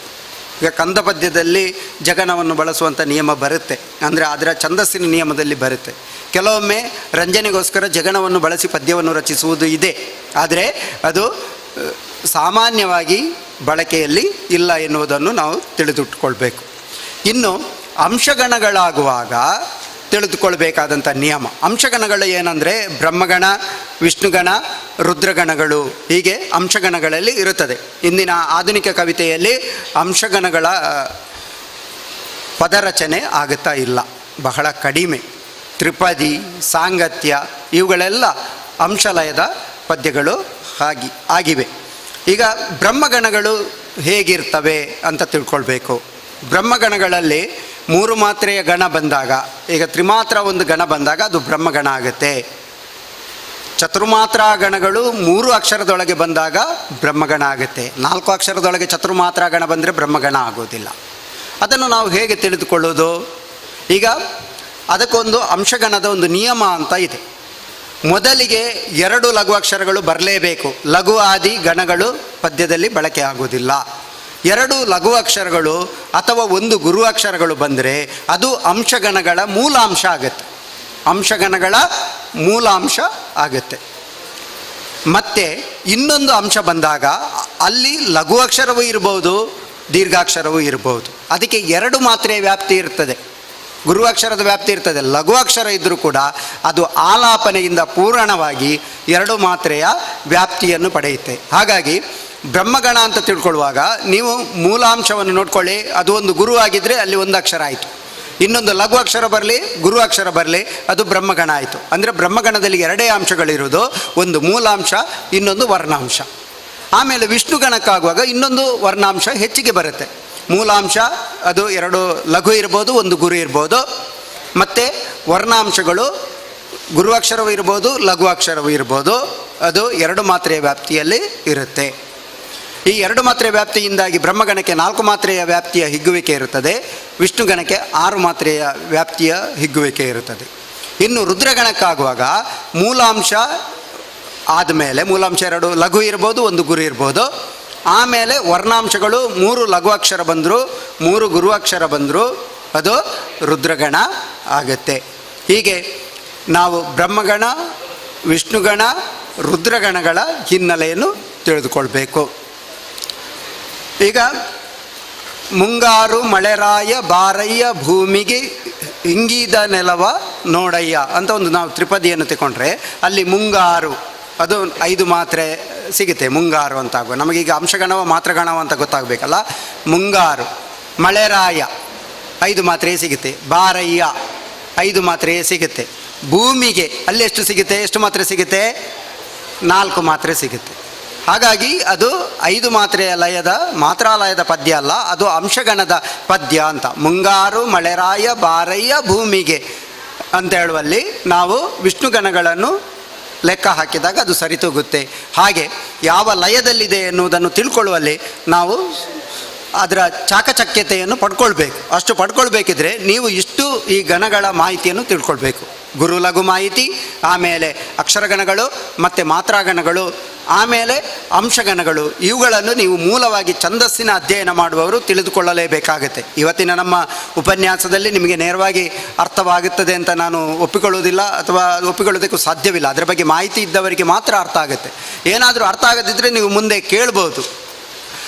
ಕೇಳಿದರೆ ನಿಮಗೆ ಅದರ ವಿಚಾರ ಏನು ಅರ್ಥ ಆಗಿಲ್ಲ ಎನ್ನುವುದನ್ನು ತಿಳಿದು ಅದರ ಬಗ್ಗೆ ನಾನು ಮಾಹಿತಿಯನ್ನು ಕೊಡಬಹುದು. ಆಮೇಲೆ ಇನ್ನು ನಾವು ತಿಳ್ಕೊಳ್ಬೇಕಾದದ್ದು ಪ್ರಾಸದ ವಿಚಾರ. ಇಲ್ಲಿ ಪ್ರಾಸದ ವಿಚಾರದಲ್ಲಿ ಹಳೆಯ ಕಾವ್ಯಗಳನ್ನು ಅಧ್ಯಯನ ಮಾಡುವಾಗ ನಮಗೆ ಭಿನ್ನ ಭಿನ್ನ ಪ್ರಾಸದ ವಿಚಾರಗಳು ಸಿಗುತ್ತವೆ. ಇವತ್ತು ನಾವು ಆಧುನಿಕ ಕವಿತೆಯಲ್ಲಿ ಅಂತ್ಯಪ್ರಾಸ ಅಥವಾ ಕೆಲವು ಪದ್ಯಗಳಲ್ಲಿ ಮಧ್ಯ ಮಧ್ಯ ಪ್ರಾಸಗಳನ್ನು ಗುರುತಿಸುವುದಕ್ಕೆ ಬರುತ್ತೆ. ಆದಿಪ್ರಾಸವನ್ನು ಈಗಾಗಲೇ ಆಧುನಿಕ ಕನ್ನಡ ಕವಿತೆಗಳಲ್ಲಿ ಕೈ ಬಿಡಲಾಗಿದೆ. 100 ವರ್ಷಗಳ ಹಿಂದೆ ಮಂಜೇಶ್ವರ ಗೋವಿಂದ ಪೈಯವರು ಪ್ರಾಸತ್ಯಾಗ ಮಾಡಿದರು. ಆವತ್ತಿನಿಂದ ಆಧುನಿಕ ಕವಿತೆ ಪ್ರಾಸತ್ಯಾಗವಾಗಿ ರಚನೆಯಾಗುತ್ತಾ ಇದೆ. ಆದರೆ ಕುವೆಂಪುರವರ ಪದ್ಯ ನೋಡಿ, ಅಥವಾ ಬೇಂದ್ರೆಯವರ ಪದ್ಯ ನೋಡಿ, ಅಥವಾ ನಮ್ಮ ಹತ್ತಿರದ ಸಾಹಿತಿ ಸಾಧಕರು ಆಗಿರುವಂಥ ಪ್ರೊಫೆಸರ್ ಅಮೃತ ಸೋಮೇಶ್ವರ ಅವರ ಪದ್ಯವನ್ನು ನೋಡಿ, ಕೈಯಾರ ಕಿಞ್ಞಣ್ಣರಯ್ಯವರ ಪದ್ಯವನ್ನು ನೋಡಿ, ಆವಾಗ ಅದರಲ್ಲಿ ಒಂದು ನಿರ್ದಿಷ್ಟವಾದಂಥ ಲಯವನ್ನು ಗುರುತಿಸುವುದಕ್ಕಾಗತ್ತೆ. ಅಂದರೆ ಅವರು ಆ ಲಯವನ್ನು ಇಟ್ಟುಕೊಂಡೇ ಪದ್ಯವನ್ನು ರಚನೆ ಮಾಡಿರುವುದರಿಂದ ಮತ್ತು ಛಂದಸ್ಸಿನ ಜ್ಞಾನವು ಇರುವುದರಿಂದ ಅದು ಪದ್ಯ ಸುಲಲಿತವಾದ ಛಂದೋಬದ್ಧವಾದ ರಚನೆಯೇ ಆಗಿದೆ. ಇನ್ನೊಂದು ವಿಚಾರ ನೀವು ಗಮನಿಸಬೇಕಾದುದು ಏನಂದರೆ, ಈಗ ಛಂದಸ್ಸಿನ ಜ್ಞಾನ ಇಲ್ಲದಿದ್ದರೂ ನೀವು ಲಯಬದ್ಧವಾದಂತಹ ಒಂದು ಪದ್ಯವನ್ನು ರಚಿಸಿದಾಗ ಅದರೊಳಗೆ ಛಂದಸ್ಸು ತನ್ನಿಂದ ತಾನಾಗಿ ರೂಪಿತವಾಗುತ್ತೆ. ಇದು ತಿಳಿದುಕೊಳ್ಬೇಕು. ಎಲ್ಲಿ ಪದ್ಯವು ಹಾಡುವುದಕ್ಕೆ ಕಟ್ಟುವುದಿಲ್ವೋ, ಅದೊಂದು ನಿರ್ದಿಷ್ಟವಾದಂಥ ಲಯದಲ್ಲಿ ರಚನೆ ಆಗುತ್ತದೋ ಆವಾಗ ಅದರೊಳಗೆ ಛಂದಸ್ಸು ಇದ್ದೇ ಇರುತ್ತೆ. ಆದರೆ ಏನಾಗುತ್ತೆ ಅಂದರೆ, ಕೆಲವೊಮ್ಮೆ ಛಂದಸ್ಸಿನ ಜ್ಞಾನವನ್ನು ತಿಳಿದವರಿಗೂ ತಿಳಿಯದವರಿಗೂ ಕೆಲವೊಮ್ಮೆ ಗಮನಕ್ಕೆ ಬಾರದೆ ಎಡವಟ್ಟಾಗುವುದು, ಮುಗ್ಗಟ್ಟಾಗುವುದು ಕೂಡ ಇರುತ್ತದೆ. ಹಾಗಾಗಿ ಆದಷ್ಟು ನಾವು ಛಂದಸ್ಸಿನ ಜ್ಞಾನವನ್ನು ತಿಳ್ಕೊಂಡೇ ಪದ್ಯ ರಚನೆ ಮಾಡಿದರೆ ಒಳ್ಳೆಯದು. ಇನ್ನು ಪ್ರಾಸದ ಬಗ್ಗೆ ಮುಖ್ಯಾಂಶಗಳನ್ನು ಹೇಳ್ತಾ ಹೋಗ್ತೇನೆ. ಈಗ ಕವಿರಾಜ ಮಾರ್ಗದಲ್ಲಿ ಒಂದು 6 ಪ್ರಾಸದ ಉದಾಹರಣೆ ಸಹಿತ ಉಲ್ಲೇಖಗಳಿವೆ. ವಿನುತ, ಶಾಂತ, ವರ್ಗ, ಸಮೀಪ, ಅನುಪ್ರಾಸ ಇತ್ಯಾದಿಗಳು. ಈಗ ವಿನುತ ಪ್ರಾಸ ಅಂದರೆ ಅದ್ವಿತ್ವವಾದ ಪ್ರಾಸಾಕ್ಷರವು, ಅಂದರೆ ಅಲ್ಲೇ ಒತ್ತಕ್ಷರ ಇಲ್ಲದಂಥ ಪ್ರಾಸಾಕ್ಷರ ಇದ್ದಾಗ ಯಾವುದಾದ್ರೂ ಒಂದು ನಿರ್ದಿಷ್ಟ ಸ್ವರದಿಂದ ಬರಬೇಕು. ಅಂದರೆ ನಾವು ಪ್ರತಿ ಪಾದಗಳ ಆದಿಯ 2ನೇ ಅಕ್ಷರವನ್ನು ನಾವು ನೋಡಿದಾಗ ಅದು ಒಂದೇ ಆಗಿರುತ್ತದೆ. ಅದನ್ನು ಪ್ರಾಸಾಕ್ಷರ ಅಂತ ಹೇಳೋದು, ಆದಿಪ್ರಾಸ ಅಂತ ಹೇಳ್ತೇವೆ ನಾವು. ಇಲ್ಲಿ ಈಗ ಇದು ಅಂದರೆ ಬಂದರೆ ಮತ್ತಿನ ಪಾದದಲ್ಲಿ ಅದು ಅಂತ ಇರಬೇಕು. ದಾಕ್ಕೆ ದಾ ಅಥವಾ ಅದೋ ಇದೋ ಹೀಗೆ ಇರಬೇಕು. ಇದು ನಾವು ಆದಿಪ್ರಾಸವನ್ನು ಕಟ್ಟಿಕೊಳ್ಳುವುದು ಪ್ರತಿ ಪಾದದಲ್ಲಿ. ಅಂಥ ಸಂದರ್ಭದಲ್ಲಿ ಒತ್ತಕ್ಷರ ಇಲ್ಲದಂಥ ಅಕ್ಷರಗಳೇ ಇದ್ದಾಗ ಅದರ ಹಿಂದಿನ ಅಕ್ಷರವು ಕೂಡ ಒತ್ತಕ್ಷರ ಆಗಬಾರ್ದು. ಅಂಥ ಸಂದರ್ಭದಲ್ಲಿ ಅದು ವಿನುತ ಪ್ರಾಸ ಅಂತ ಆಗುತ್ತೆ. ಶಾಂತ ಪ್ರಾಸದಲ್ಲಿ ಏನಾಗುತ್ತದೆ, ಎನ್ನ, ನನ್ನ ಇತ್ಯಾದಿ ಶಬ್ದಗಳು ಬಳಕೆ ಆಗುತ್ತೆ. ಅದು ಶಾಂತ ಪ್ರಾಸ ಆಗುತ್ತೆ ಒತ್ತಕ್ಷರಗಳಿದ್ದಾಗ. ಮುಂದೆ ವರ್ಗ ಪ್ರಾಸ ಅಂದರೆ ಏನು? ವರ್ಗಾಕ್ಷರಗಳಿರ್ತವೆ, ವ್ಯಂಜನಗಳಲ್ಲಿ ವರ್ಗಾಕ್ಷರಗಳಿರ್ತವೆ, ಅವುಗಳಿರಬೇಕು. ಈಗ ಕಾಕೆ ಖ ಬರ್ಬೋದು, ಗಾಕೆ ಘ ಬರ್ಬೋದು. ನಿಜವಾಗಿ ನಾವು ಸಾಮಾನ್ಯವಾಗಿ ಪದ್ಯ ರಚನೆ ಮಾಡುವಾಗ ಕಾ ಅಕ್ಷರವನ್ನು ಬಳಸಿ ಇನ್ನೊಂದು ಪಾದದಲ್ಲಿ ಗಾ ಅಕ್ಷರವನ್ನು ಆದಿಪ್ರಾಸದಲ್ಲಿ ಬಳಸುವುದಿಲ್ಲ. ಸಾಂಗತ್ಯ, ಕಂದ ಪದ್ಯ, ತ್ರಿಪದಿ ಇತ್ಯಾದಿಗಳನ್ನು ರಚನೆ ಮಾಡುವುದಿದ್ರೆ ಆದಿಪ್ರಾಸವನ್ನು ಇಟ್ಟುಕೊಂಡೇ ರಚನೆ ಮಾಡಬೇಕಾಗತ್ತೆ. ಇದು ನಿಯಮ. ಅಂದರೆ ಹಳೆಯ ಛಂದಸ್ಸುಗಳನ್ನು ನಾವು ಬಳಸುವುದಿದ್ರೆ ಆದಿಪ್ರಾಸವನ್ನು ಬಳಸಿಕೊಳ್ಬೇಕು. ಆಧುನಿಕ ಕವಿತೆಯಲ್ಲಾದರೆ ಆದಿಪ್ರಾಸ ಬೇಕಾಗಿಲ್ಲ. ಹೀಗೆ ವರ್ಗಾಕ್ಷರಗಳು ಬಂದಾಗ ಅದು ವರ್ಗಪ್ರಾಸ ಆಗುತ್ತೆ. ಸಮೀಪ ಪ್ರಾಸ ಆದರೆ ಹೇಗಾಗುತ್ತೆ? ಸಮೀಪಾಕ್ಷರಗಳಿರಬೇಕು. ಶ, ಶ, ಸ ಇತ್ಯಾದಿ ಅಕ್ಷರಗಳಿರಬೇಕು. ಅಥವಾ ನ, ಣ, ಲ, ಳ ಈ ಅಕ್ಷರಗಳು ಕೂಡ ಸಮೀಪ ಪ್ರಾಸ ಆಗುತ್ತೆ. ಇನ್ನು ಅನುಪ್ರಾಸ, ಈಗ ಉರ್ದುಂ, ಮರ್ದುಂ ಇತ್ಯಾದಿ ಶಬ್ದಗಳೆಲ್ಲ ಇದ್ದರೆ ಅನುಪ್ರಾಸ ಆಗುತ್ತೆ. ಅಲ್ಲಿ ಮುಂದೆ ಅಂತ್ಯಪ್ರಾಸ ಅಂತ ಬರುತ್ತೆ. ಅಂತ್ಯಪ್ರಾಸದಲ್ಲಿ ಕೊನೆಯ ಅಕ್ಷರಗಳು ಒಂದೇ ಲೆಕ್ಕ ಇರಬೇಕು. ಯಶೋ ವೃತ್ತಂ, ತಾನಂ, ಮತ್ತಂ, ಅಲ್ಲಿ ವೃತ್ತಂ ಮತ್ತಂ ಬಂದಾಗ ನಮ್ಮ ಆಧುನಿಕ ಕವಿತೆಗಳೆಲ್ಲ ಹೆಚ್ಚಿನವುಗಳು ಅಂತ್ಯಪ್ರಾಸದಿಂದಲೇ ಮುಕ್ತಾಯಗೊಳ್ಳುತ್ತೆ. 2 ಪಾದಗಳಾದರೂ ಅಂತ್ಯಪ್ರಾಸಕ್ಕೆ ಇರುತ್ತವೆ, ಇಲ್ಲದಿದ್ದರೆ 4 ಪಾದಗಳಾದರೂ ಅಂತ್ಯಪ್ರಾಸಕ್ಕೆ ಇರುತ್ತವೆ. ಇವಾಗ ನೀವು ಆಧುನಿಕವಾದಂತಹ ಕವಿತೆಯನ್ನು ರಚಿಸುವಂಥ ಉದ್ದೇಶವುಳ್ಳವರಾದ ಕಾರಣದಿಂದಾಗಿ ನಿಮಗೆ ಮುಖ್ಯವಾಗಿ ಬೇಕಾಗಿರುವುದು ಅಂತ್ಯಪ್ರಾಸದ ವಿಚಾರಗಳು. ಹಾಗಾಗಿ ಅಂತ್ಯಪ್ರಾಸವನ್ನು ನೀವು ಆದಷ್ಟು ಹೊಂದಿಸಿಕೊಳ್ಳುವಲ್ಲಿ ಗಮನವನ್ನು ಇರಿಸಬೇಕಾಗತ್ತೆ. ಸರ್ವ ಪಾದಾಂತ್ಯ ಪ್ರಾಸ ಬಂದಾಗ 4 ಪಾದಗಳ ಕೊನೆಯ ಶಬ್ದಗಳು ಅದು ಒಂದೇ ರೀತಿಯ ಪ್ರಾಸದಿಂದ ಕೂಡಿರ್ತದೆ. ಈಗ ನಡೆದ ಪೆಂ, ನುಡಿದ ಪೆಂ, ಪಿಡಿದ ಪೆಂ, ಕೇಳ್ದ ಪೆಂ ಹೀಗೆ. ಇಲ್ಲಿ ಬಸವರಾಜ ದೇವರ ರಗಳೆಯಲ್ಲಿ ಒಂದು ಬರುತ್ತೆ, ಹರಿಹರನ ರಗಳೆ ಅಲ್ಲ ಅದು. ನಿಂದಲ್ಲಿ ನಿಂದ ಪೆಂ, ನಡೆದಲ್ಲಿ ನಡೆದ ಪೆಂ, ಬಂದಲ್ಲಿ ಬಂದ ಪೆಂ, ನುಡಿದಲ್ಲಿ ನುಡಿದ ಪೆಂ, ಬಿಟ್ಟುದಂ ಬಿಟ್ಟ ಪೆಂ, ಪಿಡಿದುದಂ ಪಿಡಿದ ಪೆಂ, ನಟ್ಟುದಂ ನಟ್ಟ ಪೆಂ, ಕೇಳ್ದುದಂ ಕೇಳ್ದ ಪೆಂ. ಎಲ್ಲ ಆ ಅಂತ್ಯಪ್ರಾಸಗಳ ಸೊಗಸಿನಲ್ಲೇ ಇರುತ್ತದೆ ಆ ಶಬ್ದಗಳೆಲ್ಲ. ನಿಂದಲ್ಲಿ ಬಂದಲ್ಲಿ, ನಿಂದ ಪೆಂ ಬಂದ ಪೆಂ, ನಡೆದಲ್ಲಿ ನುಡಿದಲ್ಲಿ ನಡೆದ ಪೆಂ, ನುಡಿದ ಪೆಂ ಹೀಗೆ. ಇದೊಂದು ಸೊಗಸಾದಂಥ ಪದ್ಯ ಅಂತೇಳಿ ನಮಗೆ ಕೂಡಲೇ ಗೊತ್ತಾಗುತ್ತೆ. ಅದು ಅಂತ್ಯಪ್ರಾಸದ ಸೊಗಸಿನಿಂದ ಇರುವಂಥದ್ದು. ಇನ್ನು ಉಭಯ ಪಾದಾಂತ್ಯಪ್ರಾಸ ಅಂತ ಬರುತ್ತೆ. ಮೊದಲ ಪಾದ ಮತ್ತು 2ನೇ ಪಾದ ಪ್ರಾಸ ಅಂತ್ಯಪ್ರಾಸದಿಂದ ಕೂಡಿರಬೇಕು. ಕಾರಣದಿಂದ ಬಂದಾಗ ಅಲ್ಲಿ ದಾಕ್ಷರದಿಂದ ಮುಕ್ತಾಯ ಆಗುತ್ತದಲ್ಲ. ಇನ್ನೊಂದು ಪಾದದಲ್ಲಿ ತಾಪದಿ, ನೊಂದ ಹೀಗೆ ಶಬ್ದಗಳನ್ನು ಬಳಸುವುದಕ್ಕೆ ಆಗುತ್ತೆ. ಇನ್ನು ಸಮಪಾದಾಂತ್ಯ ಪ್ರಾಸಗಳು. ಸಮಪಾದ ಅಂದರೆ, ವಿಷಮಪಾದ ಅಂದರೆ 1ನೇ ಪಾದ, ಸಮಪಾದ ಅಂದರೆ 2ನೇ ಪಾದ. 1ನೇ ಪಾದ 3ನೇ ಪಾದ ಎಲ್ಲ ವಿಷಮ ಪಾದಗಳಾಗುತ್ತೆ.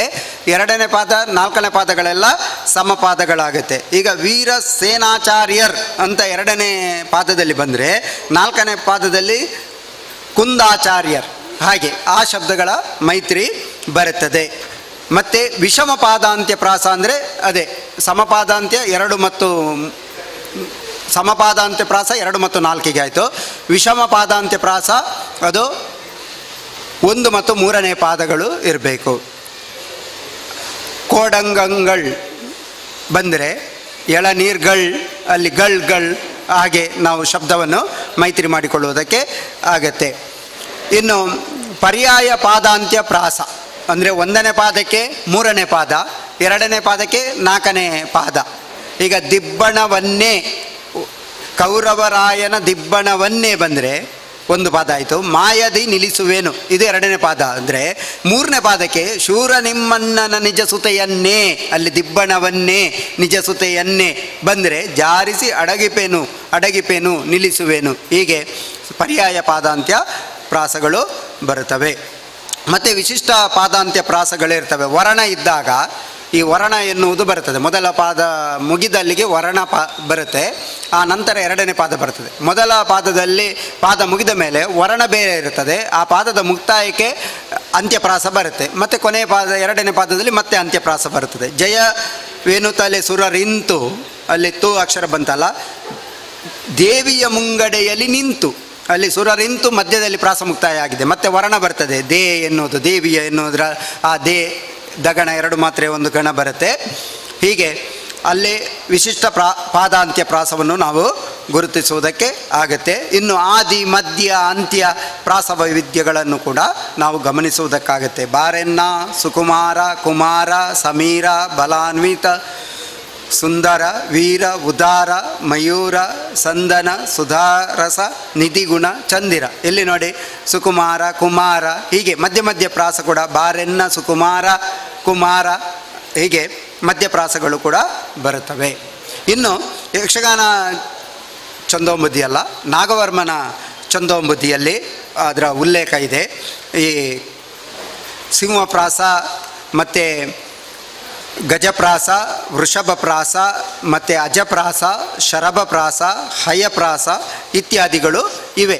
ಇಲ್ಲಿ ಏನಂದರೆ ಸಿಂಹಪ್ರಾಸ ಹೇಗಿರಬೇಕಂದ್ರೆ, ಈಗ ಕಳವಳಿಸಿ ಕೊಳದೊಳು ಈ ಶಬ್ದಗಳು ಬಂದರೆ ಅಲ್ಲಿ ಅಕ್ಷರಗಳು ಹೇಗಿರ್ತದೆ ಅಂದರೆ, ಪ್ರತಿಪಾದದಲ್ಲಿರುವ ಆದಿಪ್ರಾಸಾಕ್ಷರವಾದ 2ನೇ ಅಕ್ಷರದ ಮೊದಲಿಗೆ ಇರುವ ಪಾದಾರಂಭದ ಅಕ್ಷರವು ಅಥವಾ ಅಕ್ಷರಕ್ಕೆ ಸೇರಿರುವ ಸ್ವರವು ಹೃಸ್ವವಾಗಿದ್ದರೆ ಸಿಂಹಪ್ರಾಸವಾಗುತ್ತೆ. ನಾವು ಮೊದಲಿಗೆ ನೋಡಿದ ಹಾಗೆ ಅಂದರೆ ಒತ್ತಕ್ಷರಗಳು ದೀರ್ಘಾಕ್ಷರಗಳು ಯಾವುದು ಇಲ್ಲದಾಗ ಸಿಂಹಪ್ರಾಸವನ್ನು ನಾವು ಗುರುತಿಸುವುದಕ್ಕೆ ಬರುತ್ತೆ. ಅದಕ್ಕೆ ವಿರುದ್ಧವಾಗಿರುವಂಥದ್ದು ಗಜಪ್ರಾಸ, ಪಾಪ ರೂಪ ಇತ್ಯಾದಿ. ಅಲ್ಲಿ ಪಾ ಅಕ್ಷರ ದೀರ್ಘ ಆಗುತ್ತೆ, ರು ಅಕ್ಷರ ದೀರ್ಘ ಆಗುತ್ತೆ.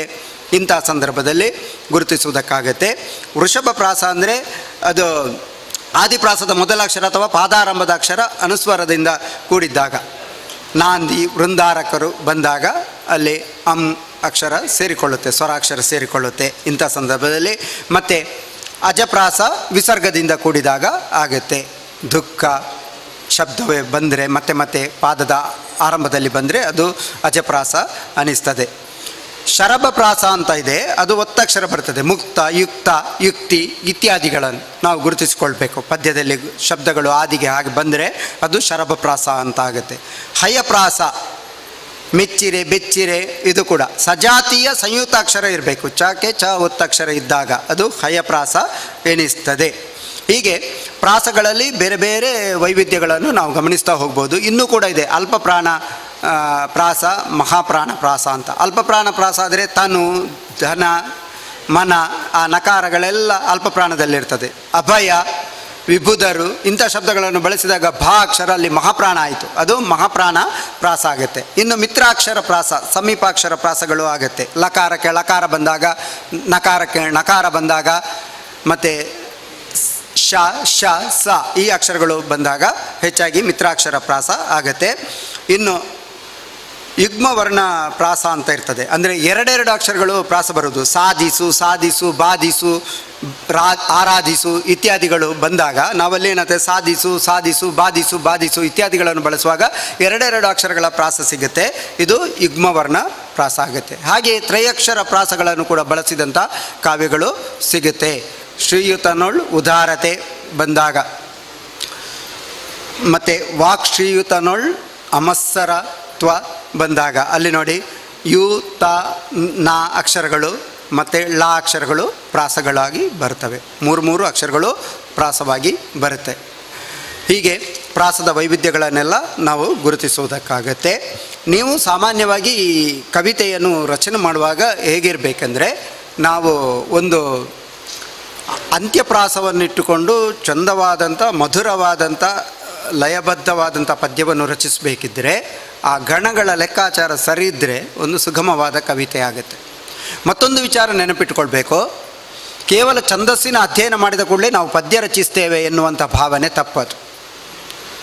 ನೀವು ಪದ್ಯವನ್ನು ರಚಿಸಬೇಕಿದ್ರೆ, ಶಕ್ತಿಯುತವಾದಂಥ ಪದ್ಯವನ್ನು ರಚಿಸಬೇಕಿದ್ರೆ ನೀವು ಕನ್ನಡ ಸಾಹಿತ್ಯವನ್ನು ಅಷ್ಟೇ ಅಧ್ಯಯನ ಮಾಡಿರಬೇಕಾಗತ್ತೆ. ಗದ್ಯ ಪದ್ಯ, ಆಮೇಲೆ ನಮ್ಮ ಲೌಕಿಕ ಅನುಭವಗಳು, ಆಮೇಲೆ ನಾವು ಕಂಡುಕೊಂಡಿರುವಂಥ ನೋವ ಸುಖವ, ಇವುಗಳು ರಸಭರಿತವಾದ ನವರಸಭರಿತ ಶೃಂಗಾರ, ಹಾಸ್ಯ, ಕರುಣ ಇತ್ಯಾದಿ ಎಲ್ಲ ಒಂದು ಚಿಂತನೆಗಳ ಪರಿಪಕ್ವವಾಗಿ ಅದು ಛಂದಸ್ಸಿನ ಜೊತೆಗೆ ಮಿಳಿತವಾಗಿ ಸಾಹಿತ್ಯ ಸೃಷ್ಟಿಯಾಗಿ ಪದರಚನೆ ಆದರೆ ಅದು ಒಂದು ಉತ್ತಮವಾದಂಥ ಪದ್ಯ ಎನಿಸುತ್ತದೆ. ಈಗ ಎಲ್ಲ ಕವಿಗಳು ಕವನ ಸಂಕಲನಗಳನ್ನು ರಚಿಸ್ತಾರೆ, ಆದರೆ ಎಲ್ಲ ಪದ್ಯಗಳು ಜನಪ್ರಿಯವಾಗುವುದಿಲ್ಲ.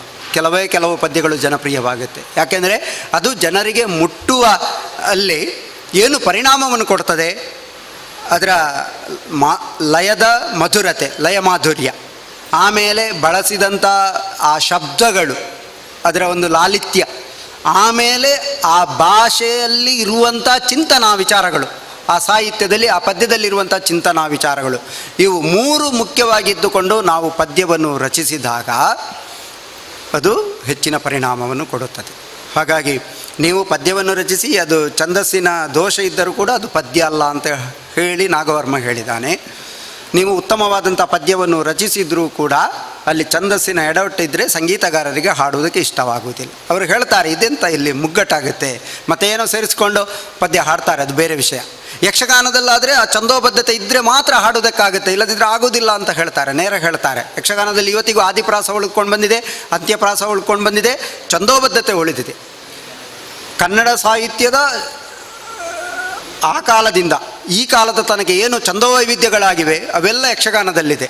ಕೀರ್ತನಾ ಸಾಹಿತ್ಯದಲ್ಲೂ ಕೂಡ ಇದೆ ಛಂದೋವೈವಿಧ್ಯಗಳು, ತಾಳದ ಮಟ್ಟುಗಳು ಎಲ್ಲ ಸಿಗುತ್ತೆ ನಮಗೆ ಅಧ್ಯಯನಕ್ಕೆ. ಹಾಗಾಗಿ ಛಂದಸ್ಸು ಎನ್ನುವುದು ಇವತ್ತಿಗೂ ಕೂಡ ಬಿಟ್ಟು ಹೋಗಿಲ್ಲ, ಅದು ಬದ್ಧವಾಗಿ ಇದ್ದುಕೊಂಡೇ ಅದು ಸಾಹಿತ್ಯದ ಪದ್ಯ ರಚನೆಯ ಗರ್ಭದೊಳಗೆ ಅಡಕವಾಗಿ ಇರ್ತದೆ. ಇನ್ನು ನಮಗೆ ಇವತ್ತಿನ ನಮ್ಮ ಕನ್ನಡ ಕಾವ್ಯ ಕಮ್ಮಟಕ್ಕೆ ಪೂರಕವಾಗಿ ಕವಿತೆಗಳ ಒಂದು ಲಯ ವಿನ್ಯಾಸವನ್ನು ಗಮನಿಸುವ, ಇದು ನಿಮಗೆ ಹೆಚ್ಚು ಪ್ರಯೋಜನವಾಗುತ್ತದೆ ಅಂತ ನಾನು ಭಾವಿಸ್ತೇನೆ. 3 ಮಾತ್ರೆಯ ಲಯದ ಪದ್ಯವನ್ನು ನಾವೊಂದು ಗಮನಿಸಿಕೊಳ್ಳುವುದು. 3 ಮಾತ್ರೆಯ ಗಣಗಳು ಇರಬೇಕು, ಸರಾಗವಾಗಿ ನಮಗೆ ಆ ಗಣಗಳು ಸಿಗಬೇಕು.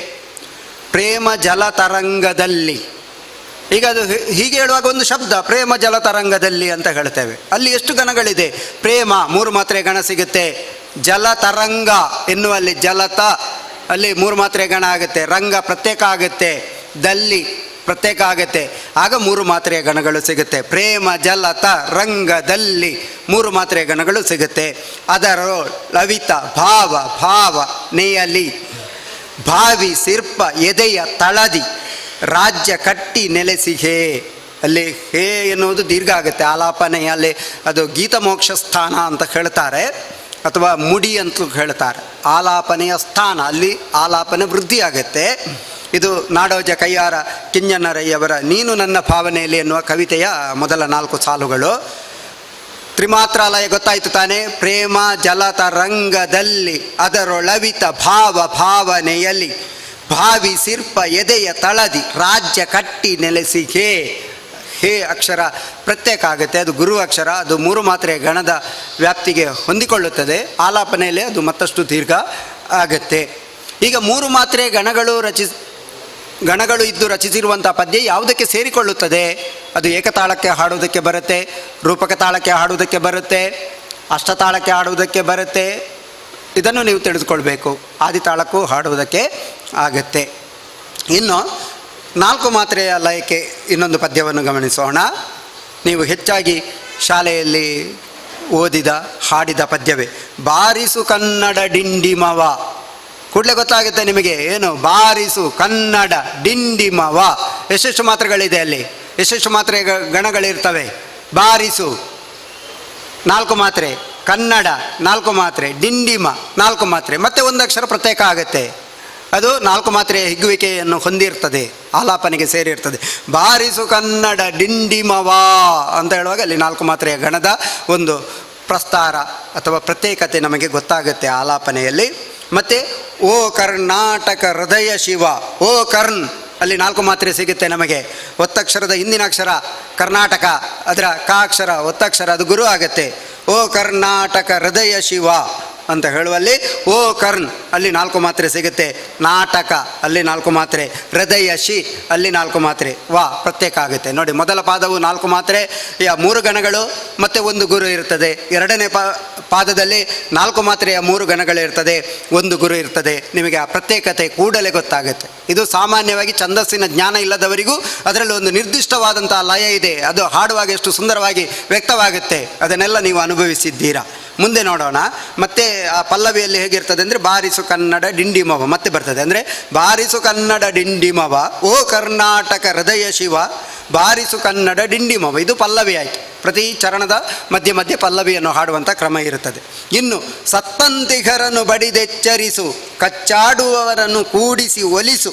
ಸತ್ತಂತಿಗರನ್ನು ಬಡಿದೆಚ್ಚರಿಸು ಎನ್ನುವಲ್ಲಿ 4 ಮಾತ್ರೆ ಗಣಗಳು ಸಿಗುತ್ತವೆ. ಸತ್ತಂತಿಗರನ್ನು ಬಡಿದೆಚ್ಚರಿಸು, ಆ 3 ಮಾತ್ರೆಯ ಗಣ ಬಂದರೂ ಕೂಡ ಅದು ಪದ್ಯದ ಒಂದು ಆಲಾಪನೆಯ ಸೌಂದರ್ಯಕ್ಕಾಗಿ ಕೊನೆಗೆ 3 ಮಾತ್ರೆಯ ಗಣವನ್ನು ಇಟ್ಟುಕೊಳ್ಳುವುದು. ನಿಜವಾಗಿ ಅದು ಎಚ್ಚರಿಸು ಆಲಾಪನೆ ಆಗುವಾಗ ಅದು 4 ಮಾತ್ರೆಯ ಗಣವೇ ಆಗುತ್ತೆ. ಇನ್ನು ಕಚ್ಚಾಡುವರನ್ನು ಕೂಡಿಸಿ ಒಲಿಸು, ಗೊತ್ತಾಯ್ತಲ್ಲ, ಇಲ್ಲಿಯೂ ಕೂಡ 4 ಮಾತ್ರೆಯ ಗಣಗಳೇ ಸಿಗುತ್ತೆ. ಆಮೇಲೆ ಹೊಟ್ಟೆಯ ಕಿಚ್ಚಿಗೆ ಕಣ್ಣೀರ್ ಸುರಿಸು, ಒಟ್ಟಿಗೆ ಬಾಳುವ ತೆರದಲ್ಲಿ ಹರಸು. ಕೂಡಲೇ ನಿಮಗೆ ಆ ಲಯ ಗೊತ್ತಾಗುತ್ತೆ. ಈ ಲಯವನ್ನು ಇಟ್ಟುಕೊಂಡು ನೀವೊಂದು ಕವಿತೆಯನ್ನು ರಚಿಸುವುದಕ್ಕೆ ಆಗತ್ತೆ. ಬೇರೆ ಬೇರೆಯವರು ಇಂತಹ ಲಯದಲ್ಲಿ ಕವಿತೆ ರಚಿಸಿದ್ದನ್ನು ನಾವು ಗಮನಿಸುವುದಕ್ಕೆ ಬರುತ್ತದೆ. ಇದು ಕುವೆಂಪುರವರ ಪ್ರಸಿದ್ಧ ಪದ್ಯ, ನಿಮ್ಗೆ ಗೊತ್ತೋ. ಇನ್ನೊಂದು ನೋಡೋಣ. ಬರಲಿದೆ ಆಹಾ ದೂರದಿ ಬರಲಿದೆ. ನೋಡಿ, 4 ಮಾತ್ರೆಯ ಗಣಗಳೇ. ಬುಸುಗುಟ್ಟುವ ಪಾತಾಳದ ಹಾವೋ, ಹಸಿವಿನ ಭೂತದ ಕೂಯುವ ಕೂಗೋ, ಹೊಸತಿದು ಕಾಲದ ಕೋಣನ. ಓಹೋ, ಯಾರ ಪದ್ಯ ಇದು? ಯಾರಿಗಾದ್ರೂ ಮಕ್ಕಳು ಅಧ್ಯಯನ ಮಾಡಿಲ್ವಾ? ಪಂಜೆ ಮಂಗೇಶರಾಯರದು ಪದ್ಯ, ಗೊತ್ತಾಯ್ತಲ್ಲ. ತೆಂಕನ ಗಾಳಿ ಆಟ ಅನ್ನೋದು ಅದು ಹೆಚ್ಚು ಜನಪ್ರಿಯವಾದಂಥ ಪದ್ಯ. 4 ಮಾತ್ರೆಗಳೇ ಸಿಗುತ್ತೆ ಅಲ್ಲ. ಬರಲಿದೆ ಆಹಾ ದೂರದಿ ಬರಲಿದೆ, ಬುಸುಗುಟ್ಟುವ ಪಾ ತಾಳದ ಹಾವೋ, ಹಸಿವಿನ ಭೂತದ ಕೂಯುವ ಕೂವೋ, ಹೊಸತಿದು ಕಾಲದ ಕೋಣನ ಓಹೋ, ಗೊತ್ತಾಯ್ತಲ್ಲ. ಮುಂದೆ ಇನ್ನೊಂದು ಗಮನಿಸಿಕೊಳ್ಳೋಣ. 4 ಮಾತ್ರೆಯ ಗಣಗಳು.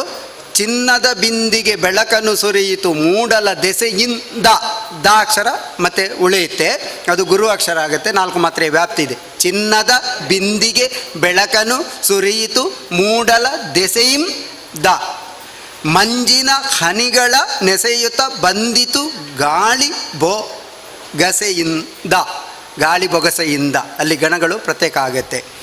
ಮೊಗ್ಗೆಯ ಬಾಯನ್ನು ಬಿಡಿಸುತ್ತ ಬಂದವು ದುಂಬಿಯ ಪರಿವಾರ, ಸೇರಲು ಮೋಡವು ತೊಡಿಸುತ್ತ ಇಳಿದವು ಕಣಿವೆಗೆ ಕುಹಾರ. ನೋಡಿ, ಎಷ್ಟು ಸುಲಭವಾಗಿದೆ ಆ ಗಣಗಳು. ಅವುಗಳನ್ನು ಹೊಂದಿಸಿಕೊಂಡಾಗ ನೀವು ಕೂಡ ಹಾಗೆ ಒಂದು ರಚನೆ ಮಾಡಿ ನೋಡಿಕೊಳ್ಳಿ, ನಿಮ್ಮ ಶಬ್ದಗಳು ಕೂಡ ಅಷ್ಟು ಮಧುರವಾಗಿ ಸೇರಿಕೊಳ್ಳುತ್ತವೆ. ಅದೇ ರೀತಿಯಲ್ಲಿ ಗಣಗಳು ಸರಿ ಇರಬೇಕು.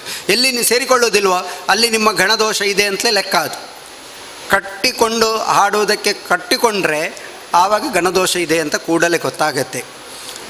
ಇನ್ನು 5 ಮಾತ್ರೆಯ ಲಯ. 5 ಮಾತ್ರೆಯ ಲಯದಲ್ಲಿ ನಮಗೆ ತುಂಬ ಪದ್ಯಗಳು ಸಿಗುತ್ತವೆ. 4 ಮಾತ್ರೆಯ ಲಯದಲ್ಲೂ ತುಂಬ ಪದ್ಯಗಳು ಸಿಗುತ್ತವೆ. ರಾಯರು ಬಂದರು ಮಾವನ ಮನೆಗೆ, ಅಲ್ಲಿ ನೋಡಿ 4 ಮಾತ್ರೆಯ ಲಯವೇ ಇದೆ. 5 ಮಾತ್ರೆಯ ಲಯದಲ್ಲಿ ನಾನು ಈಗ ಚಿನ್ನದ ಬಿಂದಿಗೆ ಹಾಡು ಹೇಳಿದೆ ಅಲ್ಲ, ಅದು ಸುರಂ ಎಕ್ಕುಂಡಿಯವರ ಶಬರಿ ಕವಿತೆಯಿಂದ ಆಯ್ದ ಪದ್ಯ. ಈಗ ನೋಡಿ, KS ನರಸಿಂಹಸ್ವಾಮಿ ಅವರ ಪದ್ಯವನ್ನೊಂದು ಗಮನಿಸಿಕೊಳ್ಳೋಣ. ಬಳೆಗಾರ ಹಾಡು. ಬಳೆಗಾರ ಚೆನ್ನಯ್ಯ ಬಾಗಿಲಿಗೆ ಬಂದಿಗೆನು, ಒಳಗೆ ಬರಲಪ್ಪಣೆಯೇ ದೊರೆ. ಕೇಳಿದ್ದೀರಲ್ಲ, ಅಲ್ಲಿ 5 ಮಾತ್ರೆಯ ಗಣಗಳು ಸಿಗುತ್ತವೆ. ಬಳೆಗಾರ ಚೆನ್ನಯ್ಯ ಬಾಗಿಲಿಗೆ ಬಂದಿಗೆನು, ಒಳಗೆ ಬರ ಲಪ್ಪಣೆಯೇ ದೊರೆಯೇ ಎನ್ನು. ನವಿಲೂರ ಮನೆಯಿಂದ ನುಡಿಯೊಂದ ತಂದಿಗೇನು, 5 ಮಾತ್ರೆ ಗಣಗಳು. ನವಿಲೂರ ಮನೆಯಿಂದ ನುಡಿಯೊಂದ ತಂದಿಗೇನು, ಬಳೆಯ ತೊಡಿಸುವುದಿಲ್ಲ ನಿಮಗೆ. ಇಲ್ಲಿ ಏನಂದರೆ, ಪಾಪ ಮಾವನ ಕೋಪದಿಂದ ಹೆಂಡತಿಯನ್ನು ತಾಯಿ ಮನೆಯಲ್ಲಿ ಬಿಟ್ಟಿದ್ದಾನೆ ಗಂಡ. ಪಾಪ ಅವಳು ಗಂಡನಿಗೋಸ್ಕರ ಕಣ್ಣೀರು ಸುರಿಸ್ತಾ ಇದ್ದಾಳೆ. ಈ ಬಳೆಗಾರ ಅಲ್ಲಿ ಹೋದಾಗ ವಿಚಾರ ಗೊತ್ತಾಯಿತು. ಹಾಗಾಗಿ ಅವಳ ನೋವನ್ನು ಗಂಡನಿಗೆ ಹೇಳುವುದಕ್ಕಾಗಿ ಬಂದಂಥ ಸಂದರ್ಭದ ಹಾಡಿದು ಮೈಸೂರು ಮಲ್ಲಿಗೆಯ ಹಾಡು, ಜನಪ್ರಿಯ ಹಾಡು. ಅದನ್ನು ಅವರು ಪ್ರಣಯ ಕವಿತೆ ಅಂತ ಹೇಳಿಲ್ಲ, ದಾಂಪತ್ಯ ಕವಿತೆ ಅಂತ ಹೇಳಿದರು. ಯಾಕೆಂದರೆ ಅದು ಜನರಿಗೆ ಅಷ್ಟು ಆಕರ್ಷಣೆ ಆಯಿತು. ಮೈಸೂರು ಮಲ್ಲಿಗೆ ಗೊತ್ತಲ್ಲ, ಅದು ಅಷ್ಟು ಆಕರ್ಷಣೆ ಆದ ಕಾರಣದಿಂದಾಗಿ ಅದು ದಾಂಪತ್ಯ ಗೀತೆಯಾಗಿ, ಮತ್ತು ಅದರ ಕಥನವೂ ಕೂಡ ದಾಂಪತ್ಯ ಕಥನವೇ ಆಗಿದೆ. ಇನ್ನು ಡಾಕ್ಟರ್ GS ಶಿವರುದ್ರಪ್ಪ ಅವರ ಮಬ್ಬಿನಿಂದ ಮಬ್ಬಿಗೆ ಒಂದು ಕವಿತೆಯನ್ನು ನೋಡೋಣ. ಇದು ಕೂಡ ಪಗಣಲಯವೇ. 6 ಗಂಟೆಯ ಮೊಳಗು, 6 ಗಂಟೆಯ ಮೊಳಗು, 5 ಮಾತ್ರೆ ಗಣಗಳು. ಮೂಡನದ ಹೆರಿಗೆ ಮನೆ, ಮೂಡನದ ಹೆರಿಗೆ ಮನೆಯಲ್ಲಿ ಸಡಗರವೋ ಸಡಗರ ಎನ್ನುವುದು. ಮೂಡನದ ಹೆರಿಗೆ ಮನೆಯಲ್ಲಿ ಸಡಗರವೋ ಸಡಗರ ಎನ್ನುವುದು ನೇರವಾಗಿ ಓದುವಾಗ ನಮ್ಗೆ ಗೊತ್ತಾಗುತ್ತೆ. ಕತ್ತಲಿನ ಬಸಿರು ಬೆಸಲಾದ ಬಂಗಾರ ಮೋರೆಯ ಕುವರ ಬಂದ ಉಲ್ಲಾಸ ತಂದ. ನೋಡಿ ಅಲ್ಲಿ ಬಂದ ಉಲ್ಲಾಸ ತಂದ, ಪ್ರಾಸ ನೋಡಿ. ಇಲ್ಲಿ ನಿಮಗೆ ಪ್ರಾಸಗಳ ಚಿನ್ನದ ಬಿಂದಿಗೆ ಬೆಳಕನ್ನು ಸುರಿಯಿತು ಮೂಡಲ ದೆಸೆಯಿಂದ, ಮಂಜಿನ ಹನಿಗಳ ನೆಸೆಯುತ್ತ ಬಂದಿತು ಗಾಳಿ ಬೊಗಸೆಯಿಂದ. ಆದಿ ಪ್ರಾಸ ಅಲ್ಲ, ಅಂತ್ಯಪ್ರಾಸಗಳು ಸಿಗುತ್ತವೆ, ಗೊತ್ತಾಯ್ತಲ್ಲ. ಹಾವೋ ಕೂಹೋ ಎನ್ನುವಲ್ಲಿ ಕೂಡ, ಮತ್ತು ಡಿಂಡಿಮವ ಹೃದಯ ಶಿವ ಅಲ್ಲಿ ನೋಡಿ ಅಂತ್ಯಪ್ರಾಸ. ಬಡಿದೆಚ್ಚರಿಸು ಕೂಡಿಸು ಒಲಿಸು ಅಂತ್ಯಪ್ರಾಸ ಇದೆ. ಹೀಗೆ ಅಂತ್ಯಪ್ರಾಸವನ್ನು ಇಟ್ಟುಕೊಂಡಾಗ ಪದ್ಯ ಸೊಗಸಾಗುತ್ತೆ. ಮುಂದೆ ಹಸಿದಿಹುದು ಹೊಟ್ಟೆ ಕೊಡು ಅನ್ನವನು ನನ್ನ ತನು. ಇದು ಗೋಪಾಲಕೃಷ್ಣ ಗೋಪಾಲಕೃಷ್ಣ ಅಡಿಗ ಅವರ ಕವಿತೆದು. ಹಸಿದಿವುದು ಒಂದು ಗಣ ಸಿಗುತ್ತೆ, 5 ಮಾತ್ರೆದು. ಹೊಟ್ಟೆ ಉದರ, ಕೊಡು 5 ಮಾತ್ರೆ ಒಂದು ಗಣ ಆಗುತ್ತೆ. ಹೊಟ್ಟೆ ಕೊಡು, ಅನ್ನವನು 5 ಮಾತ್ರೆ ಗಣ, ನನ್ನ ತನು ತನು ದೇಹ ಅದು 5 ಮಾತ್ರೆ ಗಣ ಆಗುತ್ತೆ. ಕೋಡುತ್ತಿದೆ ಚಳಿಗೆ ಏನು ಚಳಿ ಹಿಡ್ತಿದೆ ಅಂತ, ಕೋಡುತ್ತಿದೆ ಚಳಿಗೆ ಕೊಡು ಬಟ್ಟೆಗಳನ್ನು. ಪಾಪ ಬಡವರ ಒಂದು ಪರಿಸ್ಥಿತಿ ಈ ಕವಿತೆಯಲ್ಲಿ ವ್ಯಕ್ತವಾಗುತ್ತೆ. ಮುಂದೆ ಅಲ್ಲೇ ಕೋಡುತ್ತಿದೆ ಚಳಿಗೆ ಕೊಡು ಬಟ್ಟೆಗಳನ್ನು ಮತ್ತೊಂದು ಗಣದ ವ್ಯಾಪ್ತಿಯನ್ನು ಪಡೆಯುತ್ತದೆ, ಇದು ಪ್ರತ್ಯೇಕವಾಗುತ್ತೆ. ಗಾಳಿ ಬೆಳಕಿನ ಗೋರಿ, ಗಾಳಿ ಬೆಳಕಿನ ಗೋರಿ ಎಲ್ಲಿ ಹೂ ತಿರುವೆನಿದೋ, ಎಲ್ಲಿ ಹೂ ತಿರುವೆನಿದೋ ಎನ್ನುವಲ್ಲಿ ಕೂಡ 5 ಮಾತ್ರೆಯ ಗಣಗಳು ಸಿಗುತ್ತವೆ. ಕೊಡು ನನಗೆ ಸುವಿಶಾಲ ವಸತಿಗಳನ್ನು, 5 ಮಾತ್ರೆಯ 3 ಗಣಗಳು, ಮತ್ತು 1 ಗುರು ಅಕ್ಷರ ಸಿಗುತ್ತೆ. ಇದು ಮೊದಲು ಆಮೇಲೆ ಉಳಿದುದೆಲ್ಲ ಅಂತ ಹೇಳ್ತಾರೆ. ಇದು ಮೊದಲು ಆಮೇಲೆ ಉಳಿದುದೆಲ್ಲ, ಅಲ್ಲಿ 5 ಮಾತ್ರೆಯ ಗಣಗಳು, 1 ಗುರು ಅಕ್ಷರ ಸಿಗುತ್ತೆ.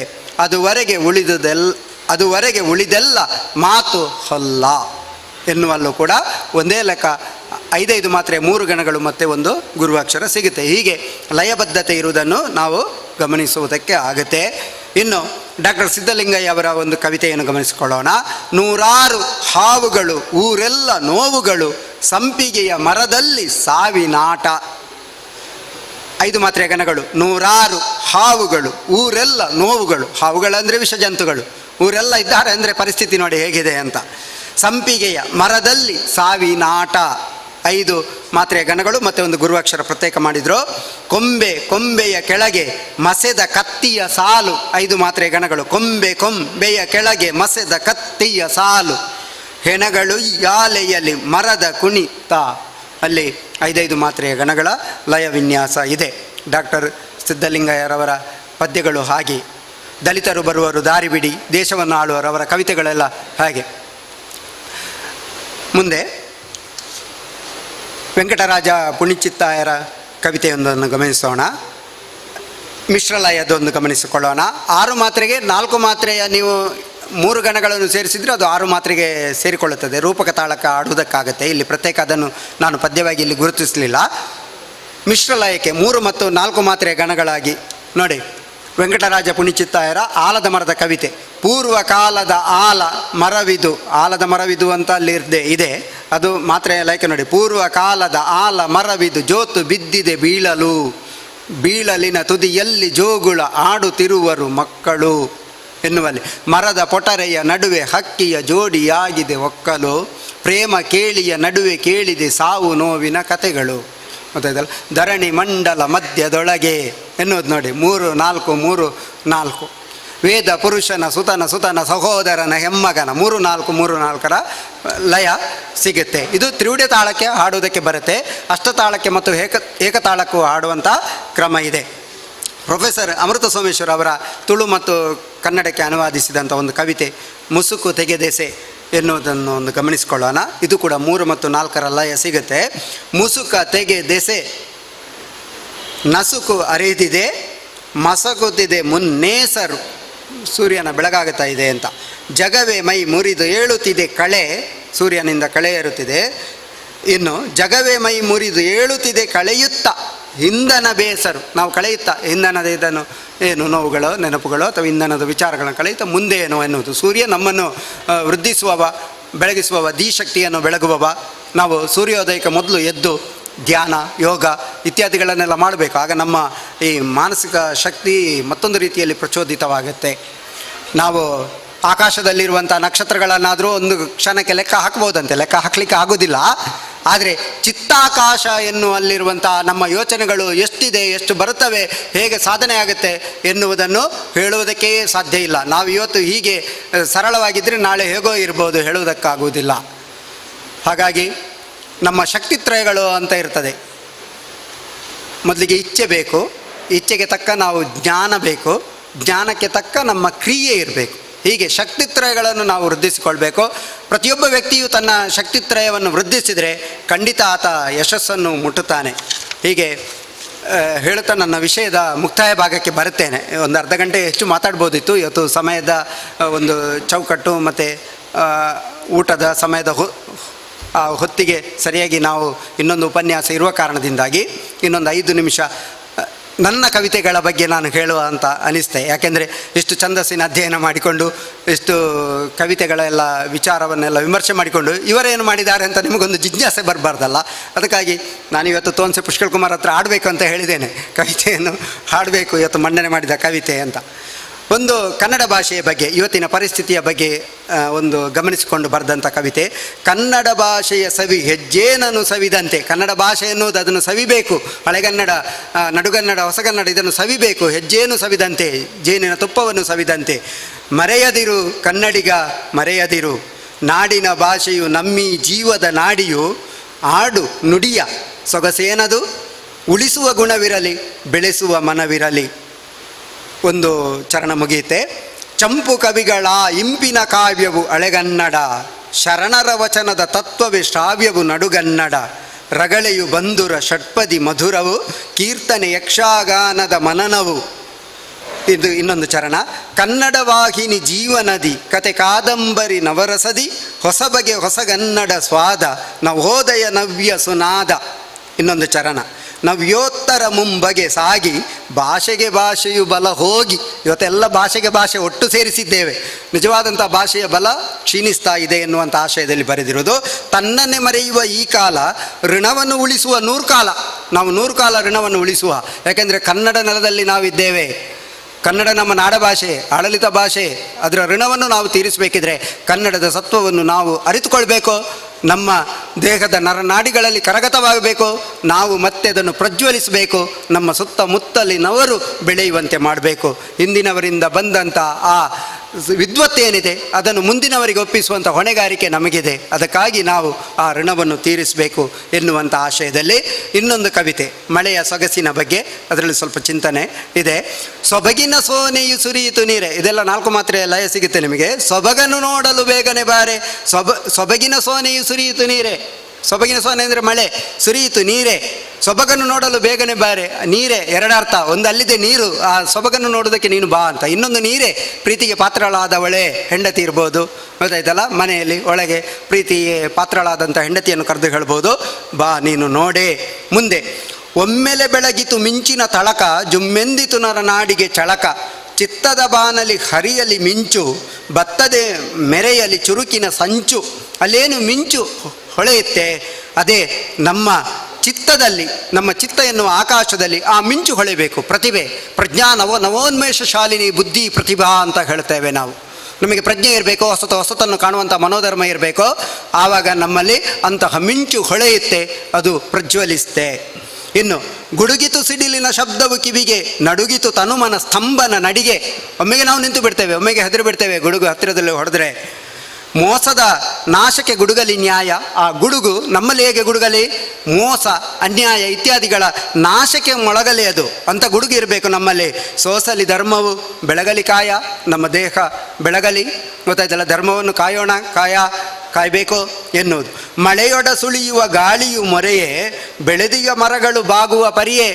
ಗಾಳಿ ಮರವನ್ನು ಬಾಗಿಸುತ್ತೆ, ಕಂಗು ಅಡಕೆ ಇತ್ಯಾದಿಗಳು. ಸತ್ಯಕ್ಕೆ ಬಾಗುವ ಪಾಠವು ಜನಕ್ಕೆ. ನಮಗೆಲ್ಲ ಆ ಕಂಗು ಹೇಗೆ ಬಾಗುತ್ತೆ, ವೃಕ್ಷ ಹೇಗೆ ಬಾಗುತ್ತೆ, ಅಥವಾ ತೆಂಗಿನ ಮರ ಹೇಗೆ ಬಾಗುತ್ತೆ, ಹಾಗೆಯೇ ನಾವು ಬಾಗಬೇಕು. ಯಾವುದಕ್ಕೆ? ಸತ್ಯಕ್ಕೆ ಬಾಗಬೇಕು. ಮಿಥ್ಯದ ನುಡಿಗಳು ಸೋಂಕದು ಗುಣಕ್ಕೆ, ಮಿಥ್ಯದ ನುಡಿಗಳು ಸೋಂಕದು ಗುಣಕ್ಕೆ. ಇನ್ನೊಂದು ಭಾವೈಕ್ಯ. ಈ ಕಾಲಕ್ಕೆ ನಾವು ತುಂಬ ಚಿಂತನೆ ಮಾಡಬೇಕಾದಂಥ ವಿಚಾರಗಳಿದೆಯೋ. ಕಲೆತು ಭಾವೈಕ್ಯರಾಗೋಣ, ಶಾಂತಿಯಲ್ಲಿ ನಾವೆಲ್ಲ ಒಂದಾಗಿ ಕೂಡೋಣ. ಗುಡಿಯೊಳಗೆ ಕೊಳೆ ಹೊರಗೆ ಸಾರಿದರೆ ಫಲವಿಲ್ಲ. ಗುಡಿಯೊಳಗೆ ಪೂಜಾರಿ ಗುಡಿಯೊಳಗೆ ಎಲ್ಲ ಕೊಳೆ ಇಟ್ಕೊಂಡು ಹೊರಗೆ ಚಂದ ಮಾಡಿ ನೋಡುವವರೆಲ್ಲ ಗುಡಿಯೊಳಗೆ ಯಾರು ಬರುವುದಿಲ್ಲ ಅಂತ ಹೇಳಿ ಮಾಡಿದರೆ ಸರಿಯಾಗತ್ತಾ? ಗುಡಿಯೊಳಗೆ ಮೊದಲು ಶುದ್ಧ ಮಾಡಬೇಕು, ಮತ್ತು ಹೊರಗೆ ಶುದ್ಧ ಮಾಡಬೇಕು. ನಮ್ಮ ಹೃದಯ ಗುಡಿಯೊಳಗೆ ಶುದ್ಧ ಇರಬೇಕು. ನಾವು ಹೊರಗೆ ತೋರಿಕೆಗೆ ಒಳ್ಳೆಯ ಗುಣವಂತರಂತ ಎನಿಸಿದರೆ ಪ್ರಯೋಜನ ಇಲ್ಲ. ಹೃದಯಪೂರ್ವಕವಾಗಿ ನಾವು ಒಳ್ಳೆಯವರಾಗಿರಬೇಕು. ಕಲೆಯೊಳಗೆ ಕಲೆ ಹುಟ್ಟಿ ಕಳೆ ಜಾರಿ ಕಳೆ ಆಯಿತು, ಹೊಟ್ಟು ಮಿಂಚಿದರೇನು ಫಲ. 5 ಮಾತ್ರೆ ಗಣಗಳು. ಕಲೆಯೊಳಗೆ ಕಲೆ ಹುಟ್ಟಿ, ನಮ್ಮ ಕಲೆ, ನಮ್ಮ ವ್ಯಕ್ತಿತ್ವದ ಕಲೆ ಎನ್ನುವುದಿದೆ, ಅದರಲ್ಲಿ ಕಲೆ ಗುರುತುಗಳು ಗೊತ್ತಾಯ್ತಲ್ಲ ಹುಟ್ಟಿದೆ. ನಮ್ಮ ನಿಜವಾದಂಥ ಕಳೆ ಜಾರಿದೆ, ಕಳೆ ಆಯಿತು. ಭತ್ತದ ಮಧ್ಯೆ ಕಳೆಗಿಡಗಳು ಹುಟ್ಟಿದಾಗೆ ನಮ್ಮ ಬದುಕಿನಲ್ಲಿ ಕಳೆ ಆಯಿತು ಎನ್ನುವುದು. ಹೊಟ್ಟು ಮಿಂಚಿದರೇನು ಫಲವಿಲ್ಲ. ಭತ್ತದ ಹೊಟ್ಟು ಮಿಂಚಿದ್ರೆ ಏನು ಪ್ರಯೋಜನ? ನಮಗೆ ಬೇಕಾಗಿರುವುದು ಅಕ್ಕಿ ತಾನೆ. ಮುಖದಿ ನಗೆಯೊಳಗೊಳಗೆ ದಗೆ ಉರಿದು ಫಲವಿಲ್ಲ. ದ್ವೇಷ ರೋಷದ ಕ್ಲೇಶ ದೀಂಗಿನದ ಕಣವಾಯಿತು. ದುಡ್ಡು ದರ್ಪದ ಕೊಂಕು ಬಿಂಕದಲ್ಲಿ ಫಲವಿಲ್ಲ. ಎಲ್ಲಕ್ಕೂ ಉತ್ತರ ದುಡ್ಡಲ್ಲ. ಇವತ್ತಿನ ನಮ್ಮ ಆಧುನಿಕ ಜೀವನ ಒತ್ತಡ ದುಡ್ಡು ಅಂತ ಹೇಳ್ಕೊಂಡು ನಮ್ಮ ಸಂಸ್ಕಾರ ಎಲ್ಲ ಕ್ಷೀಣಿಸ್ತಾ ಇದೆ. ಇದರ ಬಗ್ಗೆ ಯೋಚನೆ ಮಾಡಬೇಕಾಗುತ್ತೆ. ಹುಲಿಯಂತೆ ಮನುಕುಲವೇ, ಹುಲಿ ಗುಣದ ಅಲ್ಲ ಮನುಷ್ಯರದ್ದು. ಕಿತ್ತಾಡಿ ಫಲವಿಲ್ಲ. ಶಾಂತಿ ಪ್ರೀತಿಯ ನೀತಿ ಕುರಿಗಾತೆಯೊಳಗಾಯಿತು. ಭಾವಸ್ಪಂದನವಿಲ್ಲದೀ ಬದುಕು ಫಲವಿಲ್ಲ. ಕೊಡುವವಗೆ ಕುಂದಿಲ್ಲ ಬಚ್ಚಿಟ್ಟು ಫಲವಿಲ್ಲ. ಹಣವೇ ಹೆಣವಾದ ಮೇಲೆ ಸಿಗಲೇನಿಲ್ಲ. ಹಣ ಮಾಡಿಕೊಂಡು ಸತ್ ಮೇಲೆ ಏನಿದೆ? ಸಂಸ್ಕಾರ ಸಚ್ಚರಿತೆ ಬರಡಾಗಿ ಫಲವಿಲ್ಲ. ಮುಂದೆ ಕೊಲೆ ಸುಲಿಗೆ ಕಳ್ಳತನ ಮೋಹದಲ್ಲಿ ಫಲವಿಲ್ಲ. ದುಡಿವ ಗುಣ ಲೇಸೆಮೆಗೆ ಕಷ್ಟವದೆ ಇಷ್ಟವದೆ. ಶಕ್ತಿಗಳು ಮೂರಹುದು ಬೆಳೆಯದಿರೆ ಫಲವಿಲ್ಲ. ಕಲೆತು ಭಾವೈಕ್ಯರಾಗೋಣ, ಶಾಂತಿಯಲ್ಲಿ ನಾವೆಲ್ಲ ಒಂದಾಗಿ ಕೂಡೋಣ. ನಮ್ಮ ಕನ್ನಡ ಸಾಹಿತ್ಯ ಏನಿದೆ, ಕನ್ನಡ ಕವಿತೆ ಏನಿದೆ, ಅದು ನಮ್ಮ ಸಮಾಜದ ಒಗ್ಗಟ್ಟಿಗಾಗಿ ಬೆಳೆಯಲಿ, ಹುಟ್ಟಲಿ. ಮತ್ತಷ್ಟು ನಮ್ಮ ಕನ್ನಡ ಭಾಷೆ ಪ್ರಜ್ವಲಿಸ್ತಾ ಅದು ಬೆಳಗಲಿ ಅಂತ ಹೇಳುತ್ತಾ ನನ್ನ ಈ ಉಪನ್ಯಾಸವನ್ನು ಕೊನೆಗೊಳಿಸ್ತೇನೆ. ಎಲ್ಲರಿಗೂ ವಂದನೆಗಳು.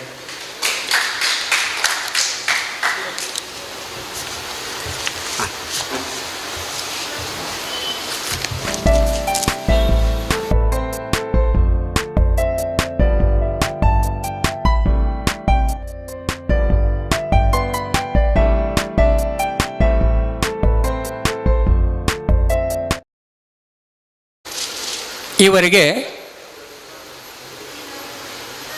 ಛಂದಸ್ಸು ಮತ್ತು ಪ್ರಾಸ ಈ ವಿಷಯದ ಮೇಲೆ ಕನ್ನಡ ಕಾವ್ಯ ಕಮ್ಮಟಕ್ಕೆ ಸಂಬಂಧಪಟ್ಟ ಹಾಗೆ ಭಾಳ ವಿಶೇಷವಾಗಿರತಕ್ಕಂಥ ಮಾಹಿತಿಯನ್ನು ನೀಡಿದವರು ಡಾಕ್ಟರ್ ದಿನಕರ ಪಚ್ಚನಾಡಿ ಅವರು.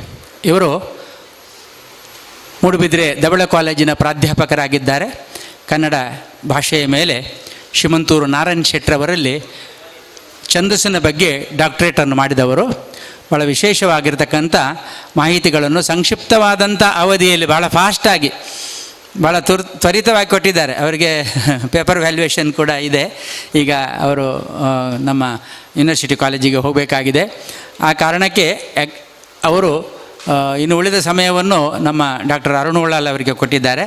ಹಾಗೆ ನಮ್ಮ ಇವತ್ತು ಚಲನಚಿತ್ರ ಇರ್ಬೋದು, ಕನ್ನಡ ಸಾಹಿತ್ಯ ವಿಭಾಗದವರು ಇರಬಹುದು. ಇದರಲ್ಲಿ ಶ್ರೀಯುತ ನಾಗಾಭರಣ ಅವರು ಇದರ ಅಧ್ಯಕ್ಷರಾಗಿದ್ದಾರೆ, ಕನ್ನಡ ಅಭಿವೃದ್ಧಿ ಪ್ರಾಧಿಕಾರದ್ದು.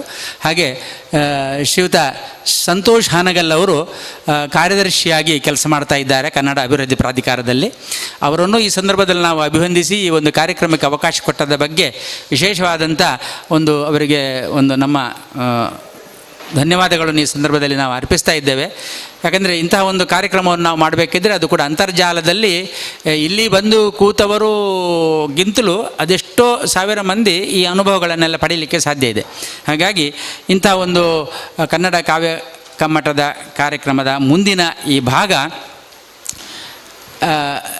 ಕನ್ನಡ ಕಾವ್ಯದ ಅಥವಾ ಕವಿತೆಯ ಒಂದು ಗುಣಲಕ್ಷಣಗಳ ಬಗ್ಗೆ ನಿಮಗೆ ಮಾಹಿತಿಯನ್ನು 1.25 ಗಂಟೆಯೋ ಅಥವಾ 1 ಗಂಟೆ ಅವಧಿಯೋ ನೀಡ್ತಾ ಇದ್ದಾರೆ.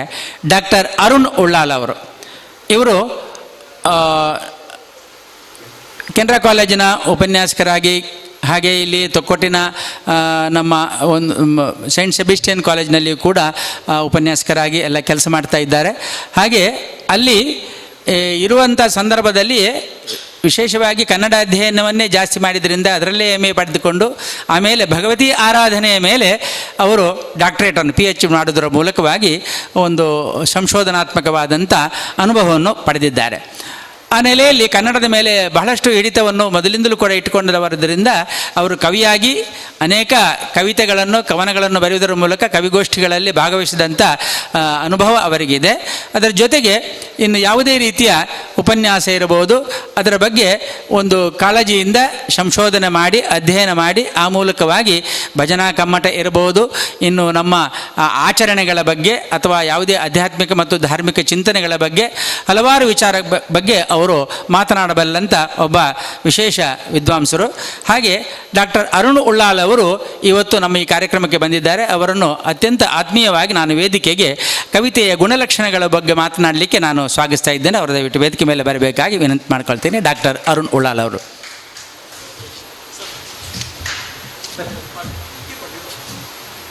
ಅವರಿಗೆ ನಮ್ಮ ಉಪನ್ಯಾಸಕರಾಗಿರ್ತಕ್ಕಂಥ ಸುನಿಲ್ ಪಲ್ಲಮಜ ಅವರು ಬಂದು ಸ್ವಾಗತಿಸಬೇಕಾಗಿ ವಿನಂತಿ ಮಾಡಿಕೊಳ್ತಾ ಇದ್ದೇನೆ.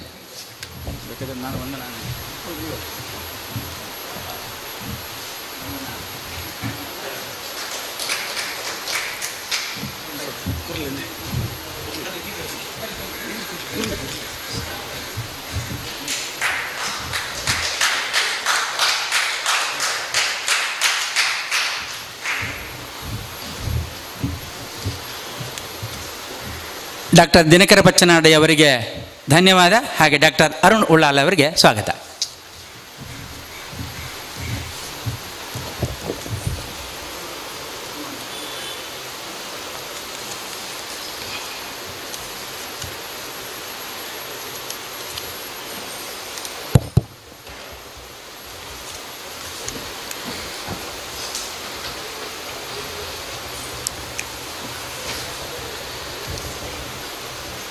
ವರ್ಷಾಕಾಲದ ಶೀತಲ ಸುಸಂದರ್ಭದಲ್ಲಿ ಸನ್ನಿಹಿತವಾದ ಈ ಶುಭಾವಸರದಲ್ಲಿ ಕನ್ನಡ ಕಾವ್ಯಲೋಕದ ಒಂದು ವಿಹಾರ ನಿಮಿತ್ತ ಇಲ್ಲಿ ಸೇರಿಕೊಂಡಿರುವಂತಹ ಎಲ್ಲ ಸುಮನಸ್ಸುಗಳಿಗೆ ಕೂಡ ವಿನೀತ ಭಾವದ ವಂದನೆಗಳನ್ನು ಸಲ್ಲಿಸಿ, ಅಂತರ್ಜಾಲ ಮುಖೇನ ಈ ನೇರ ಪ್ರಸಾರವನ್ನು ಬಹಳ ಆಸ್ಥೆಯಿಂದ ಗಮನಿಸಿ ತಮ್ಮ ಕಾವ್ಯ ಕೃಷಿಯಲ್ಲಿ ಆಗಬಹುದಾದಂತಹ ಬೇರೆ ಬೇರೆ ಬಗೆಯ ಪ್ರಯೋಗಗಳ ಬಗ್ಗೆ ಹೊಸ ಸಾಧ್ಯತೆಗಳನ್ನು ಹುಡುಕಾಡುವಂತಹ ಚಿಂತನಶೀಲ ಮನಸ್ಸುಗಳಿಗೂ ಅಭಿವಂದನೆಗಳನ್ನು ಸಲ್ಲಿಸಿ,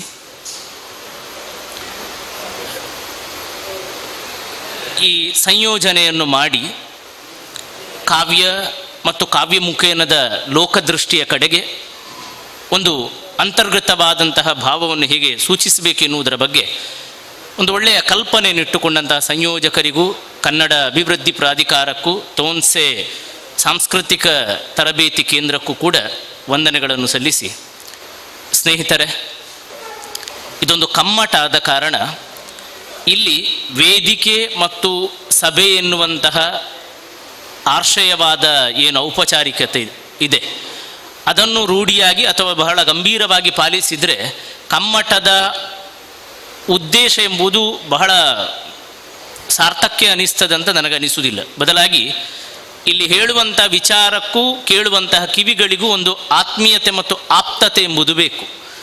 ಹಾಗಿದ್ದಾಗ ಮಾತ್ರ ಹೇಳಿದ ವಿಚಾರಗಳು ನಿಮಗೆ ಸಂವಹನಗೊಳ್ತದೆ ಮತ್ತು ಅದನ್ನು ಪ್ರಯೋಗಿಸುವಂತಹ ಒಂದು ಧೈರ್ಯ ಕೂಡ ನಿಮ್ಮೊಳಗೆ ಬರ್ತದೆ. ಮಾರ್ಗದರ್ಶಕರು ಗುರು ಸದೃಶರಾಗಿರುವಂತಹ ಡಾಕ್ಟರ್ ದಿನಕರ ಪಚ್ಚನಾಡಿಯವರು ಪ್ರಾಸ ಮತ್ತು ಛಂದಸ್ಸಿಗೆ ಸಂಬಂಧಪಟ್ಟ ಹಾಗೆ ಅವರ ಒಳನೋಟಗಳನ್ನು, ಅವರ ವಿಸ್ತಾರವಾಗಿರುವಂತಹ ಜ್ಞಾನದ ಮೇಲ್ದರೆಗಳನ್ನು ಮಾತ್ರ ನಿಮ್ಮ ಮುಂದೆ ಅವರು ಇಟ್ಟಿದ್ದಾರೆ. ಅದೆಷ್ಟು ವಿಶೇಷ ಅಂತ ಹೇಳಿದರೆ, ಅವರು ಅದರಲ್ಲೇ PhD ಅಧ್ಯಯನ ಮಾಡಿರುವವರು ಮತ್ತು ಇವತ್ತಿಗೂ ಬಹಳ ಪ್ರಯೋಗಶೀಲರಾಗಿ ಕೆಲಸ ಮಾಡ್ತಿರುವವರು, ಅದರ ಸಾಧ್ಯತೆಗಳನ್ನು ರಂಗಭೂಮಿಯಲ್ಲಿ ಕಂಡುಕೊಂಡವರು. ಅದರ ಜೊತೆ ಈಗ ಕೂಡ ಸಾಮಾಜಿಕ ಜಾಲತಾಣವನ್ನು ಬಳಸಿಕೊಂಡು ಛಂದಸ್ಸಿನ ಬಗ್ಗೆ ಅಧಿಕೃತವಾಗಿರುವಂಥ ತರಗತಿಗಳನ್ನು ಕಳೆದ ಅಕ್ಟೋಬರ್ ತಿಂಗಳಿಂದ, ಅಂದರೆ 1 ವರ್ಷ ಆಯಿತು ಅವರು ಮಾಡ್ತಾ ಬಂದವರು. ಅನೇಕ ದೇಶ ವಿದೇಶದವರು ಕೂಡ ಈ ಛಂದಸ್ಸಿನ ಬಗ್ಗೆ ಸತ್ಪ್ರಯೋಜನವನ್ನು ಅವರಿಂದ ಪಡೆಯುತ್ತಾ ಇದ್ದಾರೆ. ಹಾಗಾಗಿ ಅದರ ಬಗ್ಗೆ ಮಾತನಾಡುವುದಕ್ಕೆ ಅವರು ಬಹಳ ಪರಿಪೂರ್ಣರು ಎಂಬುದು ನನ್ನ ಅಂಬೋಣ. ಆದರೆ ಕಾರ್ಯಕ್ರಮದ ಯೋಜನೆ ಹೇಗೆ ಆಗಿತ್ತು ಅಂತ ಹೇಳಿದರೆ, ನನ್ನ ಭಾಗ ಮೊದಲಿತ್ತು, ಆನಂತರ ದಿನಕರ ಸರ್ ಇತ್ತು. ಬಹುಶಃ ಪದ್ಯದ ಆಂಗಿಕ ರಚನೆಗಳ ಪರಿಚಯ ಆದವನಿಗೆ ಮಾತ್ರ ಪ್ರಾಸ ಎನ್ನುವ ಸೌಂದರ್ಯದ ಕಲ್ಪನೆ ಬರಲಿಕ್ಕೆ ಸಾಧ್ಯ, ಛಂದಸ್ಸು ಎನ್ನುವುದರ ನಿಯಮಕ ಶಕ್ತಿಯ ಬಗ್ಗೆ ಒಂದು ಕಲ್ಪನೆ ಬರುವುದಕ್ಕೆ ಸಾಧ್ಯ. ಆದ ಕಾರಣ ಈಗಲಾದರೂ ಅದು ಸತ್ಯವಷ್ಟೇ, ನನ್ನ ಭಾಗವನ್ನು ಕೇಳಿ ಬಹುಶಃ ದಿನಕರ ಪಚ್ಚನಾಡಿಯವರ ಆ ಉಪನ್ಯಾಸವನ್ನು, ಆ ಪ್ರಯೋಗಶೀಲವಾಗಿರುವ ಕೆಲವು ಚಿಂತನೆಗಳನ್ನು ಕೇಳಿದರೆ ಹೆಚ್ಚು ಸೂಕ್ತ ಆಗಿತ್ತು ಎಂಬುದು ನನ್ನ ಸ್ಪಷ್ಟ ಅಭಿಪ್ರಾಯ. ಏಕೆಂದರೆ ಅವರು ಕೊಟ್ಟಿರುವಂಥ ವಿಚಾರಗಳೆಲ್ಲ ನಾನು ಕೊಡುವ ವಿಚಾರಗಳ ಸೌಂದರ್ಯ ಅಷ್ಟೇ. ನಾನು ಏನು ಕಟ್ಟಿಕೊಡ್ತೇನೆ ಒಂದು ಸೌಧ, ಅದಕ್ಕೆ ಪೇಂಟಿಂಗ್ ಮಾಡಿದಾಗೆ ಅಥವಾ ಅದಕ್ಕೆ ಅಲಂಕಾರ ಮಾಡಿದಾಗೆ. ಹಾಗಾಗಿ ಅದು ಅನಂತರದ ಭಾಗ. ಆದರೆ ತಕ್ಷಣಕ್ಕೆ ಮತ್ತು ಅವರಿಗೆ ತುರ್ತಿರುವ ಕಾರಣ ಆಗಿರುವಂತಹ ಬದಲಾವಣೆಯಿಂದಾಗಿ ಆ ಕಲ್ಪನೆಯನ್ನು ಇಟ್ಟುಕೊಂಡು ನಾನು ಹೇಳುವಂಥ ವಿಚಾರವನ್ನು ಕೇಳಿ. ಸ್ನೇಹಿತರೆ, ಹೆಚ್ಚಿನ ಸಂಖ್ಯೆಯಲ್ಲಿ ವಿದ್ಯಾರ್ಥಿಗಳು ಇರುವ ಕಾರಣ ನಾನು ಬಹಳ ಗಂಭೀರವಾದ ವಿಚಾರಗಳ ಕಡೆಗೆ ಹೋಗದೆ ಕವನ ಎನ್ನುವುದರ ಬಹಳ ಮೇಲ್ಸ್ತರವನ್ನು ಕೂಡ ಒಂದು ಸ್ಪರ್ಶ ಮಾಡಿ ನೋಡುವಂತಹ ಒಂದು ಪುಳಕವನ್ನು ಅನುಭವಿಸ್ತೇನೆ. ದಿನಕರ ಸರ್ ಹೇಳಿದರು, ಕಾವ್ಯ ಎಂಬುದು ಹಾಡುಗಾರನಿಗೆ ಕಟ್ಟಬಾರದು ಅಂತ. ಅದು ಲಯಬದ್ಧವಾಗಿ, ಗೇಯಬದ್ಧವಾಗಿ, ಶ್ರುತಿಬದ್ಧವಾಗಿ ಇರಬೇಕು. ಹೀಗೆ ಇರಬೇಕಿದ್ರೆ ಅದರ ಒಳಗೆ ಒಂದಷ್ಟು ಆಲಂಕಾರಿಕವಾಗಿರುವಂಥ ವಿಚಾರಗಳೆಲ್ಲ ಸೇರಬೇಕು. ಅವರು ಹೇಳಿದಂತಹ, ಈಗಾಗಲೇ ಹೇಳಿ ಮುಗಿಸಿರುವಂತಹ ಪ್ರಾಸ ಛಂದಸ್ಸಲ್ಲದೆ ಬೇರೆ ಬೇರೆ ಅದಕ್ಕೊಂದು ಗೇಯತೆ ಎನ್ನುವುದು ಬೇಕು, ಅದಕ್ಕೊಂದು ಲಯ ಎನ್ನುವುದು ಬೇಕು, ಅದರಲ್ಲಿ ಕೆಲವು ಅಲಂಕಾರಗಳು, ಉಪಮೆ ರೂಪಕಾದಿ ಅಲಂಕಾರಗಳು ಬೇಕು. ಹೀಗೆ ಒಂದಷ್ಟು ವಿಚಾರಗಳನ್ನೆಲ್ಲ ಸೇರಿಸಿಕೊಂಡಾಗ ಮಾತ್ರ ಅದು ಸೌಂದರ್ಯಪೂರ್ಣ ಆಗ್ತದೆ. ಇಲ್ಲದಿದ್ದರೆ ನಾವು ಬಹಳ ಸುಲಭದಲ್ಲಿ ಹೇಳುವಂತಹ ಶುಷ್ಕ, ತೀರ ಡ್ರೈ ಆಗಿರುವಂತಹ, ರಸಹೀನವಾಗಿರುವಂತಹ ಕವನಗಳಾಗ್ತದೆ. ಒಂದು ಮಾತು ಬಹಳ ಸ್ಪಷ್ಟವಾಗಿ ತಿಳ್ಕೊಳ್ಬೇಕು, ಕವಿತೆಯನ್ನು ರಚಿಸುವುದು ನಾನು ನನ್ನ ಮನೆಯ ಟ್ಯಾರಿಸಿನ ಮೇಲೆ ಕೂತು, ನನ್ನ ಬೆಡ್ರೂಮಿನಲ್ಲಿ ಕೂತು, ನಮ್ಮ ಚಾವಡಿಯಲ್ಲಿ ಕೂತು, ನಾನು ಎಲ್ಲೆಲ್ಲೋ ಕೂತು ಕವನ ಬರೆಯುತ್ತೇನೆ ಸರ್, ನನಗೆ ದಿನಕ್ಕೆ 10 ಕವನ ಬರೀಲಿಕ್ಕೂ ಸಾಧ್ಯ ಅಂತ ಅನೇಕರು ಹೇಳುವುದನ್ನು ನಾನು ಕೇಳಿದ್ದೇನೆ. ಆದರೆ ಗಂಭೀರವಾದ ಮತ್ತು ಆಗ ಹೇಳಿದಂತಹ ಒಂದು ಸೈದ್ಧಾಂತಿಕವಾಗಿರುವ ಕವನ ರಚನೆ ಅಷ್ಟು ಸರಳ ಅಲ್ಲ, ಅಷ್ಟು ಸುಲಭ ಅಲ್ಲ ಮತ್ತು ಅಷ್ಟು ಶೀಘ್ರಪ್ರದವೂ ಅಲ್ಲ ಸರ್, ಅಷ್ಟು ಶೀಘ್ರಪ್ರದವಲ್ಲ. ಅದು ಒಂದು ಸಿದ್ಧಿ.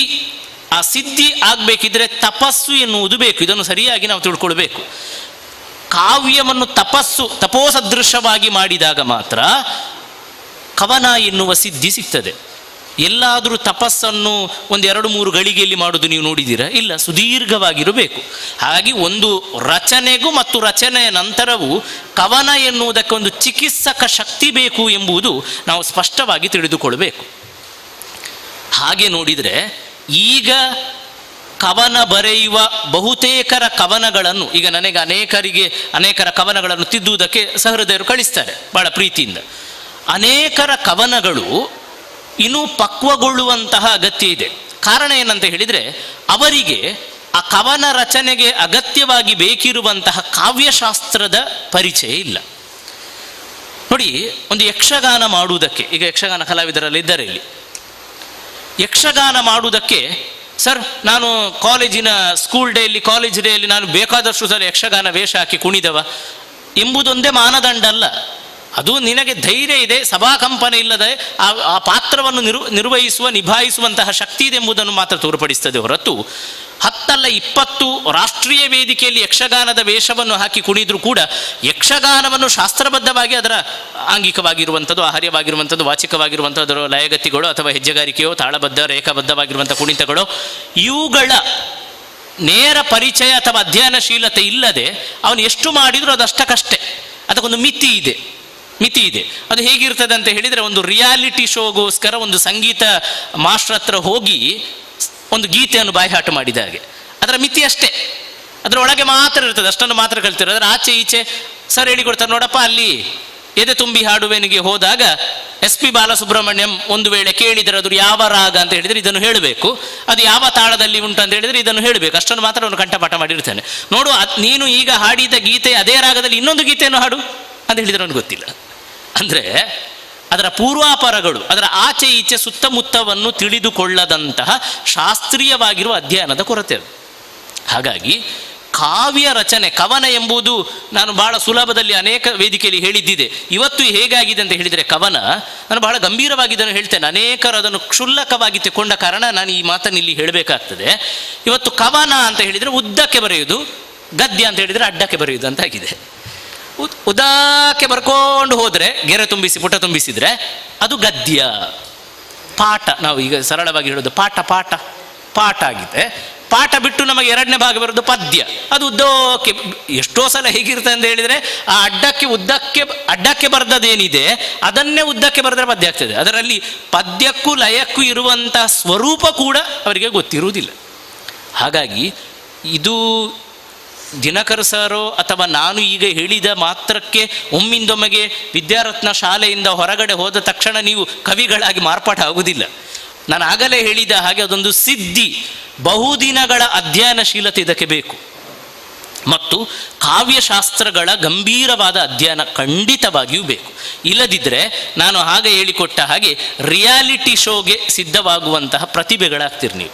ಬದಲಾಗಿ ಬಾಳಿಕೆ ಬೆಳವಣಿಗೆ ಇರಬೇಕಿದ್ರೆ ನಿಮಗೆ ಶಾಸ್ತ್ರಬದ್ಧವಾಗಿರುವಂಥ ಪರಿಚಯ ತೀರಾ ಅವಶ್ಯ ಮತ್ತು ಅನಿವಾರ್ಯ.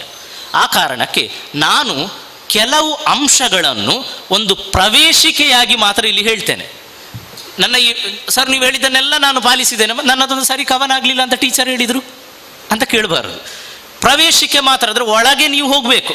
ಬಾಗಿಲು ಮಾತ್ರ ನಾನು ತೆರೀತೇನೆ, ಹೋಗಿಯಪ್ಪ ಒಳಗೆ ಕಾವ್ಯಲೋಕದ ಪ್ರವೇಶ ಪಡೆಯಿರಿ ಅಂತ. ಅದರಲ್ಲಿ ನಡೆದು ಪ್ರಯಾಣ ವಿಹಾರ ಮಾಡಬೇಕಾಗಿರೋ ನೀವು, ಅದು ನಿಮ್ಮ ಸಾಮರ್ಥ್ಯ ಪ್ರತಿಭೆಗೆ ಬಿಟ್ಟದ್ದು. ಸ್ಪಷ್ಟವಾಗಿ ತಿಳ್ಕೊಳ್ಬೇಕಾಗ್ತದೆ, ಇವತ್ತು ನಾವು ಬರೆಯುವ ಕವನ ಇಂದು ನಿನ್ನೆಯ ಸೃಷ್ಟಿಯಲ್ಲ, ನನ್ನ ಮೂಲಕ ಜಗತ್ತಿಗೆ ತೆರೆದುಕೊಂಡ ಹೊಸ ಸಾಧ್ಯತೆಯೂ ಅಲ್ಲ. ಅದರ ಹಿಂದೆ ಶತಶತಮಾನಗಳ ಕೃಷಿ ನಡೆದಿದೆ. ಸಂಸ್ಕೃತದಲ್ಲಿ ಕಾಳಿದಾಸ ಭಾಸಾದಿಗಳಿಂದ ತೊಡಗಿ ಕನ್ನಡದ ಅನೇಕ ಕಾವ್ಯ ಮೀಮಾಂಸಕರು, ಛಾಂದಸರು ಅದರಲ್ಲಿ ಕೆಲಸ ಮಾಡಿದ್ದಾರೆ. ಆ ಕಾಲದಲ್ಲಿ ಹೇಳಿಕೊಂಡಂತಹ ಕಾವ್ಯದ ಬಗ್ಗೆ ಅಥವಾ ಕಥೆಗಳ ಬಗ್ಗೆ ಇರುವಂತಹ ಸ್ವರೂಪಗಳೆಲ್ಲ ಇವತ್ತು ಮಾನದಂಡಗಳೇ. ಅದಕ್ಕೊಂದು ಸೂತ್ರ ಇದೆ, ಅದಕ್ಕೊಂದು ನಿಯಮಗಳಿವೆ. ಅವುಗಳ ಒಳಗೆ ಬರೆದಾಗ ಮಾತ್ರ ಅದು ಪರಿಗಣನೆಗೆ ಒಳಗಾಗ್ತದೆ. ಹಾಗಾಗಿ ನಾನು ಹೇಳುವ ಕೆಲವು ಅಂಶಗಳನ್ನು ದಯವಿಟ್ಟು, ಆಗ ಸರ್ ಕೂಡ ವಿನಂತಿಸಿಕೊಂಡಿದ್ದರು, ನಾನಾದರೂ ಅಗತ್ಯವಾಗಿ ವಿನಂತಿಸಿಕೊಳ್ತೇನೆ. ನಿಮ್ಮ ಕೈಯಲ್ಲಿ ಹೇಗೂ ಒಂದು ಪೆನ್ನು ಮತ್ತು ಒಂದು ಪುಸ್ತಕದ ವ್ಯವಸ್ಥೆಯನ್ನು ಮಾಡಿದ್ದಾರೆ ಸಂಘಟಕರು.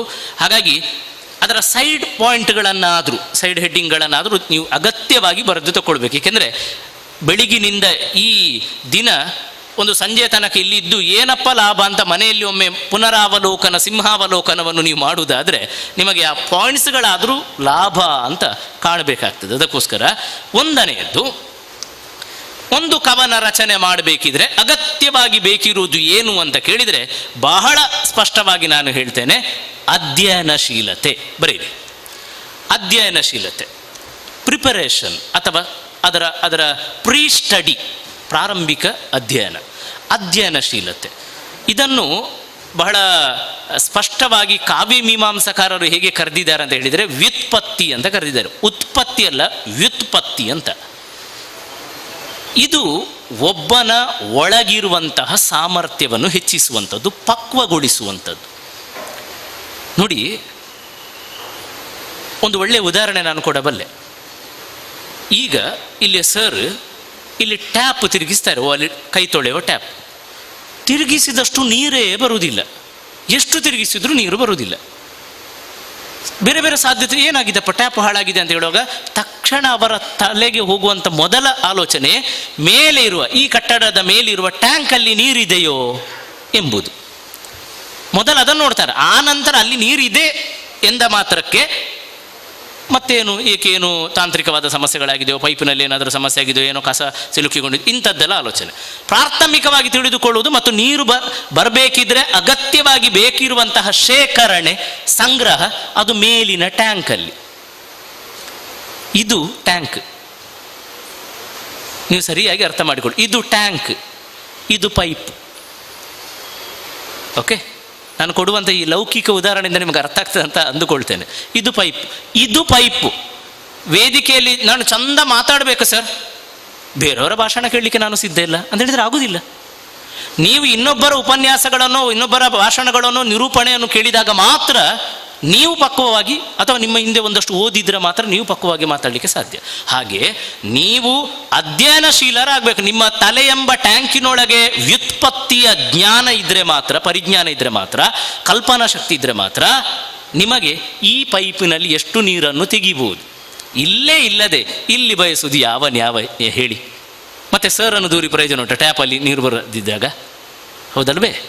ಒಪ್ಪಿಕೊಳ್ತೀರಲ್ಲ? ಹಾಗಾಗಿ ನಿಮಗೆ ಸರ್ ಹೇಳಿದಂತಹ ಛಂದಸ್ಸು, ಪ್ರಾಸ, ನಿಮಗೆ ಕಲ್ಪನೆಗಳು, ಅದನ್ನು ಮರವನ್ನು ಕಂಬಗಳಿಗೆ ಹೋಲಿಸುವುದು, ಮರವನ್ನು ಕಾಲಿಗೆ ಹೋಲಿಸುವುದು, ಇಂತಹ ಕಲ್ಪನಾ ಶಕ್ತಿ ಇದೆಲ್ಲ ಪಕ್ವಗೊಳ್ಳುವುದು ಸೇರುವುದು ಎಲ್ಲಿಂದ ಅಂತ ಕೇಳಿದರೆ ನಿಮ್ಮ ತಲೆಯಲ್ಲಿ ಸಂಗ್ರಹಿಸಿಟ್ಟಂತಹ ಪೂರ್ವಜ್ಞಾನದಿಂದ.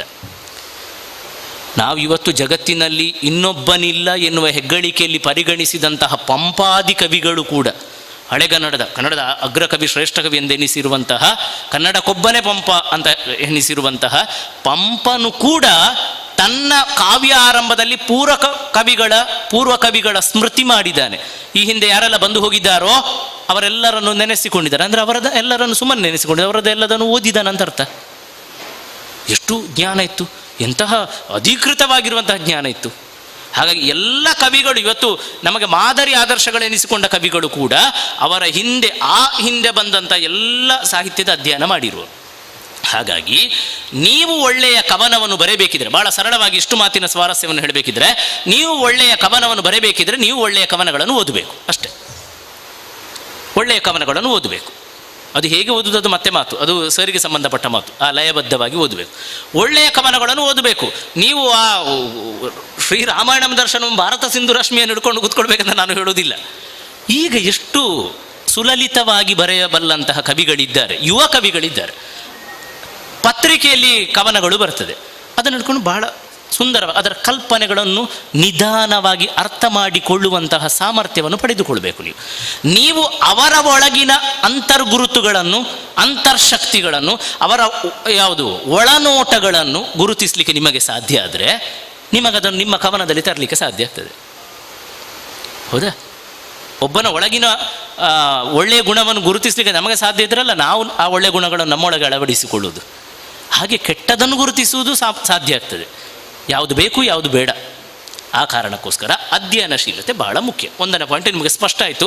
ಇಷ್ಟೆಲ್ಲ ಇದು ಬಹಳ 1 ಗಂಟೆ ಮಾತನಾಡಬಲ್ಲಂತಹ ಅಧ್ಯಯನಶೀಲತೆ ವಿಚಾರ ಇಷ್ಟು ಸಾಕು ಈಗ ಸದ್ಯಕ್ಕೆ. ಎರಡನೆಯದ್ದು ಕಾವ್ಯಶಾಸ್ತ್ರದ ಪರಿಚಯ. ಅಂದರೆ ಸರ್ ನೀವು ಕನ್ನಡ MA ಮಾಡಿದವರಿಗೆ ಮಾತ್ರ ಕವನ ಬರೆಯಬಹುದು ಅಂತ ಹೇಳೋದೆ ಸರ್ ಅಂತ ಕೇಳಬೇಡಿ. ಕಾವ್ಯಶಾಸ್ತ್ರದ ಪರಿಚಯ ಅಂತ ಹೇಳಿದರೆ ನೀವು ಕಾವ್ಯ ಮೀಮಾಂಸೆ, ಪಾಶ್ಚಾತ್ಯ ಕಾವ್ಯ ಮೀಮಾಂಸೆ, ಛಂದಸ್ಸು ಇವುಗಳನ್ನೆಲ್ಲ ಕನ್ನಡ MA ಮಾಡಬೇಕು, ಕನ್ನಡ MA ಇದ್ದರೆ ಮಾತ್ರ ಕವನ ಬರೆಯುವ ಅರ್ಹತೆಯನ್ನು ಪಡೆಯುತ್ತಾರೆ ಎಂಬ ಮಾತಿನ ಅರ್ಥ ಅಲ್ಲ. ಅವರು ಸ್ವಲ್ಪ ಅಧಿಕೃತವಾಗಿ ಮಾಡ್ತಾರೆ ಅಷ್ಟೇ, ಅವರಿಗೆ ಅದರ ಶಾಸ್ತ್ರಬದ್ಧವಾದ ಅಧ್ಯಯನ ಇರುವ ಕಾರಣ. ಆದರೆ ಅವರಿಗೂ ಮತ್ತು ಕವನ ಬರೆಯುವ ಎಲ್ಲರಿಗೂ ಇರಬೇಕಾಗಿರುವ ಕೆಲವು ಅಗತ್ಯವಾದ ಪರಿಚಯಾತ್ಮಕವಾಗಿರುವಂಥ ಜ್ಞಾನ ಬೇಕು. ಅದು ಪರಿಚಯ ಸಾಕು. ಅದು ನಾನು ಅಧ್ಯಯನ ಅಂತ ಅಲ್ಲಿ ಹೇಳೋದಿಲ್ಲ, ಪರಿಚಯ. ಕಾವ್ಯಶಾಸ್ತ್ರದ ಅಲ್ಲಿ 2 ರೀತಿಯ ಪರಿಚಯ ಬೇಕು. ಒಂದು ಸ್ವರೂಪದ್ದು, ಮತ್ತೊಂದು ಕಾವ್ಯಾಲಂಕಾರದ್ದು. ತಲೆಗಡಿಸ್ಕೊಳ್ಬೇಡಿ ಶಬ್ದಗಳನ್ನೆಲ್ಲ ಕೇಳಿದಾಗ, ಬಹಳ ಸರಳವಾಗಿ ತಿಳ್ಕೊಳ್ಳೋಣ. ಸ್ವರೂಪ ಒಂದು ಕವನ ಅಂದರೆ ಹೇಗಿರಬೇಕು ಸರ್? ನಾನಿಲ್ಲಿ ಛಂದೋಬದ್ಧವಾದ ಕವನಗಳ ಬಗ್ಗೆ ಮಾತಾಡ್ತಾ ಇದ್ದೇನೆ. ಛಂದಸ್ಸನ್ನು ಮೀರಿದ ಕವನವನ್ನು ನಾನು ಮತ್ತೆ ಒಂದು ಸಾಧ್ಯತೆಯಾಗಿ ಹೇಳ್ತೇನೆ. ಅದು ನನಗಾಗಲಿ ದಿನಕರ ಸರಿಗಾಗಲಿ ಮತ್ತು ಇಲ್ಲಿರೋ ಬಹುತೇಕರಿಗಾಗಲಿ ಹಾಡುಗಾರರಾಗಿರುವಂತಹ ಪುಷ್ಕಲ್ ಕುಮಾರಿಗಾಗಲಿ, ಇದರ ಬೇಡ ಅಲ್ಲಿ ನೃತ್ಯಗಾರರಾಗಿರುವಂತಹ ಅಕ್ಕ ಇದ್ದಾರೆ ರೇಷ್ಮಕ್ಕ, ಅವರಿಗಾಗಲಿ ಛಂದಸ್ಸನ್ನು ಮೀರಿದ ಮುಕ್ತ ಛಂದಸ್ಸಿನ ಕವನದ ಬಗ್ಗೆ ಒಲವಿಲ್ಲ. ಏಕೆಂದರೆ ಅವುಗಳನ್ನು ವೇದಿಕೆಗೋ ಸಂಗೀತಕ್ಕೋ ನಾಟ್ಯಕ್ಕೋ ತರಲಿಕ್ಕೆ ಆಗುವುದಿಲ್ಲ. ಓದಿಕೊಳ್ಬೋದು ಅಷ್ಟೇ, ಓದುಗಬ್ಬ ಆಗಿ ಟೆಕ್ಸ್ಟ್ ಬುಕ್ಕಲ್ಲಿ. ಆದರೆ ಅದನ್ನು ಅನುಭವಿಸಬೇಕು.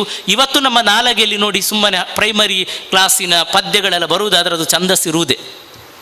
ಬಣ್ಣದ ತಗಡಿನ ತುತ್ತೂರಿ ಬರ್ತದೆ, ತಿಳಿ ಮುಗಿಲ ತೊಟ್ಟಿಲ ಮಲಗಿದ್ದ ಚಂದಿ, ಎಂಥ ಬಳುಕು ನೋಡಿ ಅದು ಬರ್ತದೆ. ಆದ ಕಾರಣ ಬಾಳಿಕೆ ಮತ್ತು ಬೆಳವಣಿಗೆ ಪ್ರಯೋಗಶೀಲತೆ ಇರುವುದು ಅದು ಛಂದಸ್ಸಿರುವುದಕ್ಕೆ. ನಾನು ಅದರ ಬಗ್ಗೆ ಟೀಕೆ ಮಾಡುವುದಿಲ್ಲ ಛಂದೋಮುಕ್ತವಾದದ್ದನ್ನು, ಆದರೆ ಛಂದಸ್ಸಿರುವುದಕ್ಕೆ ನೀವು ಹೆಚ್ಚು ತೆರೆದುಕೊಳ್ಬೇಕು ಎಂಬುದು ನನ್ನ ಕೋರಿಕೆ. ಹಾಗಾಗಿ ಒಂದು ಛಂದಸ್ಸಿರುವಂಥ ಕವನ ಬರೆಯಬೇಕಿದ್ರೆ ಪುಷ್ಕಲ್ ಕುಮಾರ್ ಅವರ ತಂಡದವರು ನನ್ನ ಪದ್ಯವನ್ನು ಹಾಡಬೇಕು ಅಂತ ಅನೇಕರು ಕೊಡ್ತಾರೆ. ಬರೆದವರಿಗಿಂತಲೂ ಹೆಚ್ಚು ಅದನ್ನು ರಿಪೇರಿ ಮಾಡುವುದು ಹಾಡುವವರು, ಅವರಿಗೆ ಆಗುವ ಅನುಭವ ಅದು ಎಷ್ಟೋ ಸಲ. ಏಕೆಂದರೆ ಅದಕ್ಕೊಂದು ಸ್ಟಾರ್ಟಿಂಗ್ ಒಂದು ಹಾಡಲಿಕ್ಕೆ 2 ಲೈನು ಬೇಕಪ್ಪ, ಆನಂತರ ಒಂದು ಹಾಡಲಿಕ್ಕೆ 2 ಲೈನ್ ಬೇಕಪ್ಪ, ಕೊನೆಗೆ ಅದಕ್ಕೊಂದು ತುಂಡು ಮಾಡಿ ಒಂದು 3 ಚರಣ ಮಾಡಬೇಕಪ್ಪ ಅಂತ ಹೇಳಿದರೆ ಅದಕ್ಕೆ 3 ಭಾಗಗಳು ಬೇಕು. ನನ್ನ ಗೀತೆಯನ್ನು ಆಕಾಶವಾಣಿಯಲ್ಲಿ ಹಾಡಬೇಕು, ನನ್ನ ಗೀತೆಯನ್ನು ದೂರದರ್ಶನದಲ್ಲಿ ಪ್ರಸಾರ ಮಾಡಬೇಕು ಅಂತ ಯಾರಾದರೂ ಬಯಸುವುದಾದರೆ 3 ಭಾಗಗಳು ಅಗತ್ಯವಾಗಿ ಬೇಕು. ಒಂದು ಪಲ್ಲವಿ ಅಂತ, ಪಲ್ಲವಿ ಪ್ರಾರಂಭದ ಭಾಗ. ಆಗ ಸರ್ ಕೂಡ ಅದನ್ನು ಮೆನ್ಷನ್ ಮಾಡಿದರು. ಇದು ಹೆಚ್ಚಂದರೆ 2 ಸಾಲು ಪಲ್ಲವಿ. ಇದನ್ನು ದಯವಿಟ್ಟು ಬರತೆ ಕೊಡಿ.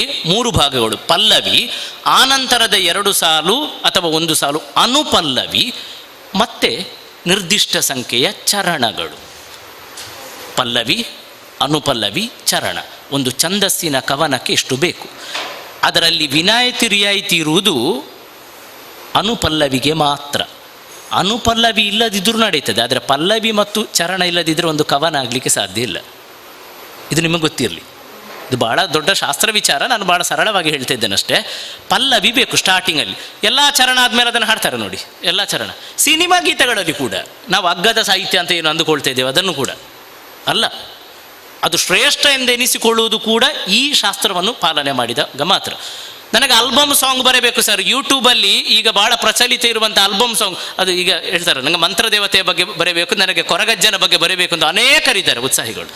ಅವರಿಗೆ ತಕ್ಕ ಮಟ್ಟಿಗೆ ಈ ಪರಿಚಯ ಬೇಕು ನೋಡಿ. ಅಲ್ಲಿ ಈಗ ದೈವಗಳ ಬಗ್ಗೆ ಪದ್ಯ ಬರೆಯುವವರಿಗೂ ಪ್ರಾರಂಭದಲ್ಲಿ 2 ಸಾಲು ಹೇಳಲೇಬೇಕು. ದೈವ ಕೊರಗಜ್ಜ ಅದು ಪಲ್ಲವಿ, ಅದು ಆನಂತರ 2-3 ಚರಣದಲ್ಲಿ ಹೇಳ್ತಾರೆ, ಅದು ಚರಣ. ಹಾಗಾಗಿ ಈ ಕನಿಷ್ಠ ಪರಿಚಯ ಬೇಕೇ ಬೇಕು. ಹಾಗಾಗಿ ಸ್ವರೂಪದಲ್ಲಿ ಪಲ್ಲವಿ, ಅನುಪಲ್ಲವಿ, ಚರಣ 3 ಭಾಗಗಳು. ಚರಣಗಳು ಎಷ್ಟು ಇರ್ತದೆ? 10 ಮೀರಿದ ಪದ್ಯಗಳು ಇವೆ, 10 ಮೀರಿದ. ಆದರೆ ನಿಮಗೊಂದು ಗೊತ್ತಿರಲಿ, ತಕ್ಷಣಕ್ಕೆ ಒಂದು ವೇದಿಕೆಯಲ್ಲಿ ಹಾಡುಗಾರಿಕೆಗೆ ಒಂದು ಹಾಡಿಗೆ ಬೇಕಿರುವುದು ಹೆಚ್ಚಂದರೆ 3 ಅಥವಾ 4, ತಪ್ಪಿದರೆ ಅದಕ್ಕಿಂತ ಹೆಚ್ಚು ಚರಣದ ಕವನವನ್ನು ನೀವು ಬರೆದ್ರೆ ಅದನ್ನೊಂದು ಭಜನೆಗೋ ಅಥವಾ ಅದನ್ನು ಒಂದು ವೇದಿಕೆಯಲ್ಲೋ ಅಥವಾ ಒಂದು ನಾಟ್ಯಕ್ಕೋ ಅಳವಡಿಸುವುದಕ್ಕೆ ಸ್ವಲ್ಪ ಕಷ್ಟ. ಏಕೆಂದರೆ ತುಂಬ ದೀರ್ಘ ಆಗ್ತದೆ, ಅದರ ರಸ ಎಂಬುದು ಭಂಗ ಆಗ್ತದೆ. ಒಬ್ಬ ನೋಡುಗನಿಗೆ, ಒಬ್ಬ ಕೇಳುಗನಿಗೆ ಅವನ ತಾಳ್ಮೆ ಎಂಬುದು ಇರ್ತದೆ, ಅದು ಮೀರ್ತದೆ. ಒಂದೇ ಲಯ ಮತ್ತೆ ಕೇಳ್ತದೆ. ಓಕೆ, ಹಾಗಾಗಿ 3 ಹೆಚ್ಚು, 4 ಬೇಡ, 3. 1, 2, 2ರದ್ದು ಬಹಳ ಒಳ್ಳೆಯ ಗೀತೆಗಳಿವೆ. 3 ತಿರುಪತಿ ವೆಂಕಟರಮಣ, ಆ ಕೀರ್ತನೆಯನ್ನು ನಾವಿವತ್ತು 4 ಚರಣ ಅಂತ ಅಂದುಕೊಂಡಿದೆ ಅಲ್ಲ. ನೀವು ಮೂಲ ಸಾಹಿತ್ಯ ನೋಡಿ ಎಷ್ಟು ದೀರ್ಘ ಉಂಟದು.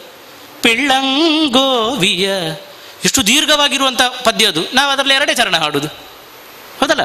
ಭಜನೆ ಹಾಡೋರು ಗೊತ್ತಿ 2 ಚರಣ ಎಷ್ಟು ದೀರ್ಘವಾದ ಅಂದರೆ, ಅಲ್ಲಿಯೂ ನೋಡಿ ಎಷ್ಟು ದೀರ್ಘ ಬರೆದ್ರೂ ಒಂದು ಭಜನೆಗೋ ಒಂದು ವೇದಿಕೆಗೋ ಒಂದು ನಾಟ್ಯಕ್ಕೆ ಬೇಕಿರೋದು 2.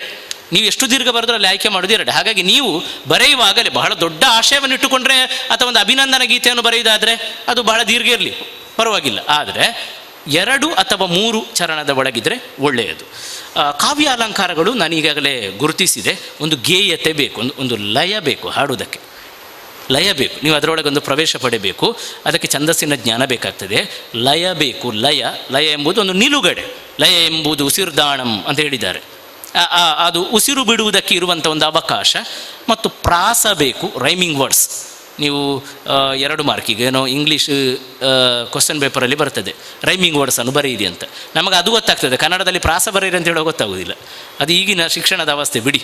ಆದರೆ ಉಪಮೆ ಹೆಚ್ಚು ಬಳಕೆ ಆಗುವುದು ಉಪಮಾಲಂಕಾರವೇ, ತಪ್ಪಿದರೆ ರೂಪಕ.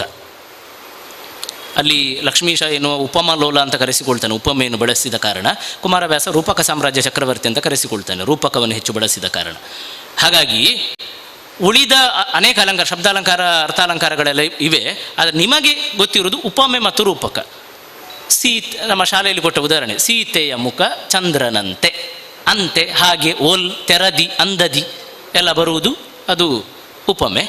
ನೇರವಾಗಿ ಕಮಲ ಮುಗ ಅಂತ ಹೇಳೋದು, ಮುಖವೇ ಕಮಲ, ಕಮಲವೇ ಮುಖ, ಅಭೇದ್ಯವಾಗಿರೋ ವರ್ಣನೆ ಇರೋದು ರೂಪಕ. ನೀವು ಶಾಲೆಯಲ್ಲಿ ಕಲಿಯುವಂಥದ್ದು ಇದು 2 ಹೆಚ್ಚು ಬಳಕೆಗೆ ಈಗ ಪ್ರಸ್ತುತ ಇರುವಂಥದ್ದು, ಮತ್ತು ಸುಲಭ ಕೂಡ. ಮತ್ತೊಂದು ಛಂದಸ್ಸು. ಛಂದಸ್ಸು ಅವರು ಹೇಳಿದ್ರಲ್ಲ, ಛಂದಸ್ಸು ಅಂತೂ ತೀರಾ ಮುಖ್ಯವಾಗಿ ಮೂಲಭೂತವಾಗಿ ಬೇಕಿರುವಂಥದ್ದು. ಇನ್ನು 3ನೇ ಪಾಯಿಂಟಿಗೆ ಬರುವ. ಕಾವ್ಯದ ಪರಿಚಯ, ಕಾವ್ಯಶಾಸ್ತ್ರದ ಪರಿಚಯದಲ್ಲಿ 2 ಪಾಯಿಂಟನ್ನು ಹೇಳಿದ್ದೆ, ಸ್ವರೂಪ ಮತ್ತು ಕಾವ್ಯಾಲಂಕಾರ. 3ನೇ ಪಾಯಿಂಟಿಗೆ ಬರುವ. ಇದು ಕವನವನ್ನು ಬರೆಯುವವರಿಗೆ ಗೊತ್ತಿರಲೇಬೇಕಾಗಿರುವ ಅತ್ಯಂತ ಬೇಸಿಕ್ ಆಗಿರೋ ಕೆಲವು ಪಾಯಿಂಟ್ಸ್. ಭಾಷಾ ನೈಪುಣ್ಯತೆ. ಭಾಷೆಯ ಮೇಲೆ ಒಂದು ಒಳ್ಳೆ ಹಿಡಿತ ಬೇಕು. ಎಂಥ ವಿಚಿತ್ರ ನೋಡಿ, ಇಡೀ ಕವನ ಬರೆದು ಅನೇಕರು ಕೇಳ್ತಾರೆ, ಸರ್ ಅಡೆಗೊಂಜಿ ವರ್ಡ್ ಬೋರ್ಡು, ಅಲ್ಲಿಗೊಂದು ಶಬ್ದ ಬೇಕು ಅಂತ, ಅದು ಸಿಗುವುದೇ ಇಲ್ಲ ಅಂತ. ಇದು ಯಾರ ಕೊರತೆ? ಪದ್ಯ ಬರೆಯುವವನ ಕೊರತೆ. ಇನ್ನೊಬ್ಬರಿಂದ ಒಂದೊಂದು ಶಬ್ದಲ್ಲಿ ಹಾಕ್ಲಿಕ್ಕೆ ಆಗುವುದಿಲ್ಲ. ಕವನ ಎಂಬುದು ಯಾರಿಗೂ ಋಣಿ ಆಗಬಾರ್ದು, ಒಂದು ಶಬ್ದ ಕಾರಣಕ್ಕೂ. ಅಲ್ಲಿಗೊಂದು ವರ್ಡ್ ಬೇಕು ಅಂತ ಹೇಳಿದರೆ ಅದು ನೀವೇ ತಡಕಾಡಬೇಕು, ನೀವೇ ಹುಡುಕಾಡಬೇಕು. ಹಾಗೆ ಇರಬೇಕಿದ್ರೆ ನಿಮ್ಮ ತಲೆಯೊಳಗಿನ ಶಬ್ದಕೋಶ, ಡಿಕ್ಷನರಿಯಲ್ಲಿ ಬೇಕಿದ್ದಷ್ಟು ಶಬ್ದಗಳು ಬೇಕು. ಹೇಗೆ ಸರ್ ಅಷ್ಟು ಶಬ್ದಗಳನ್ನು?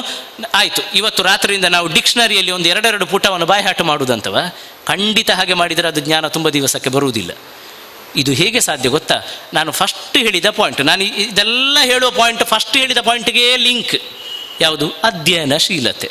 ಓದಬೇಕು ಇನ್ನೊಬ್ಬರ ಕವನವನ್ನು, ಆಗ ನಿಮಗೆ ಹೊಸ ಶಬ್ದ ಸಿಗ್ತದೆ.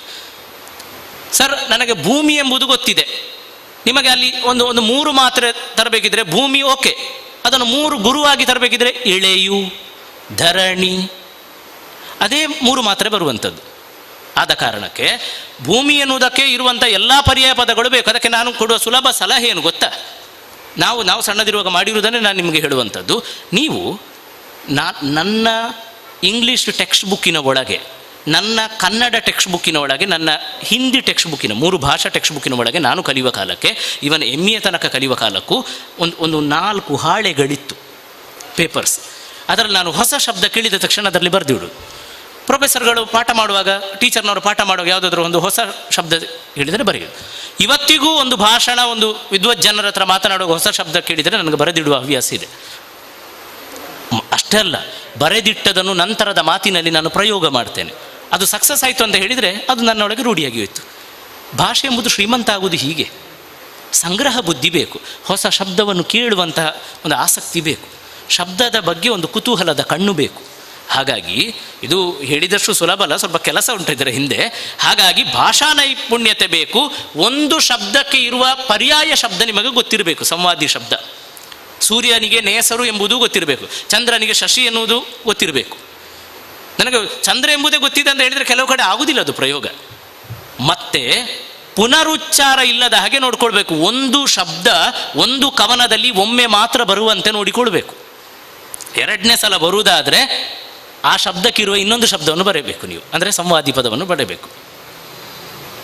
ನೀವು ಪ್ರತಿ ಸಲ ಚಂದ್ರ ಬಂದ, ಚಂದ್ರ ಹೋದ, ಚಂದ್ರ ಬಂದ, ಚಂದ್ರ ಬಂದ, ಚಂದ್ರನ ಬಗ್ಗೆ ಸರ್ ಕವನ ನೀವು ಚಂದ್ರ ಬರಬಾರದಂತ ಹೇಳಿದರೆ ಹೇಗೆ ಅಂತ ಕೇಳಲಿಕ್ಕಿಲ್ಲ.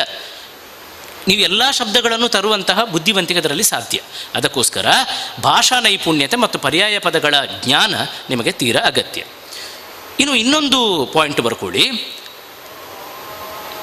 ಕಲ್ಪನಾ ವಿಲಾಸ.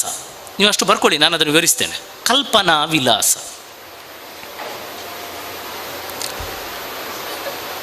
ನನ್ನ ಮಾತೋ ದಿನಕರ ಪಚ್ಚನಾಡಿಯವರ ಮಾತೋ ನಿಮಗೆ ಕವನದ ಒಂದು ಪರಿಚಯ ಮಾಡಿಕೊಡ್ಬೋದು. ಕಲ್ಪನೆಯನ್ನು ಹುಟ್ಟಿಸಿಕೊಳ್ಳಲಿಕ್ಕೆ ಸಾಧ್ಯ ಇಲ್ಲ. ಕವನ ಎಂಬುದು ಸ್ವಯಂಭೂ, ನಿಮ್ಮೊಳಗೆ ತನ್ನಿಂತಾನೇ ಹುಟ್ಟಿಕೊಳ್ಬೇಕಾಗಿರುವಂತಹ ಭಾವ. ಅದು ಅದನ್ನು ಯಾವ ತರಬೇತಿ ತರಗತಿಗಳು ಕಲಿಸಿಕೊಡ್ಲಿಕ್ಕೆ ಸಾಧ್ಯ ಇಲ್ಲ ಎಂಬುದನ್ನು ನೀವು ಸ್ಪಷ್ಟವಾಗಿ ತಿಳ್ಕೊಳ್ಬೇಕು. ಅದು ಒಳಗಿಂದ ಹುಟ್ಟಿಕೊಳ್ಳಬೇಕಾಗಿದ್ದು. ಕವಿತೆ ಹುಟ್ಟಿಕೊಳ್ಳುವುದೇ ಅನೇಕರ ಕವನಗಳಿಗೆ ವಸ್ತುವಾಗಿದೆ. ಬಾ ಕವಿತಾ ಬಾ ಅಂತ ಕರೆದಿರುವ ಒಂದು ಕವಿತೆ ಹುಟ್ಟು ಹೆಣ್ಣಾಗಿ ಒಂದು ಅದು ಕವಿಗಳೇ ಹೇಳುವ ಪ್ರಕಾರ ಒಂದು ತಾಯಿ ಶಿಶುವಿಗೆ ಜನ್ಮ ಕೊಟ್ಟಂತೆ ಅಂತೆ ಒಂದು ಕವನ ಹುಟ್ಟಿಕೊಳ್ಳುವುದು. ಅಲ್ಲಿ ನೋವಿದೆ, ಅಲ್ಲಿ ಸಮಯ ಇದೆ, ಅಲ್ಲಿ ಸಹಿಸಿಕೊಳ್ಳುವಿಕೆ ಇದೆ, ಸಹನಶೀಲತೆ ಇದೆ, ಸಂಭ್ರಮ ಇದೆ.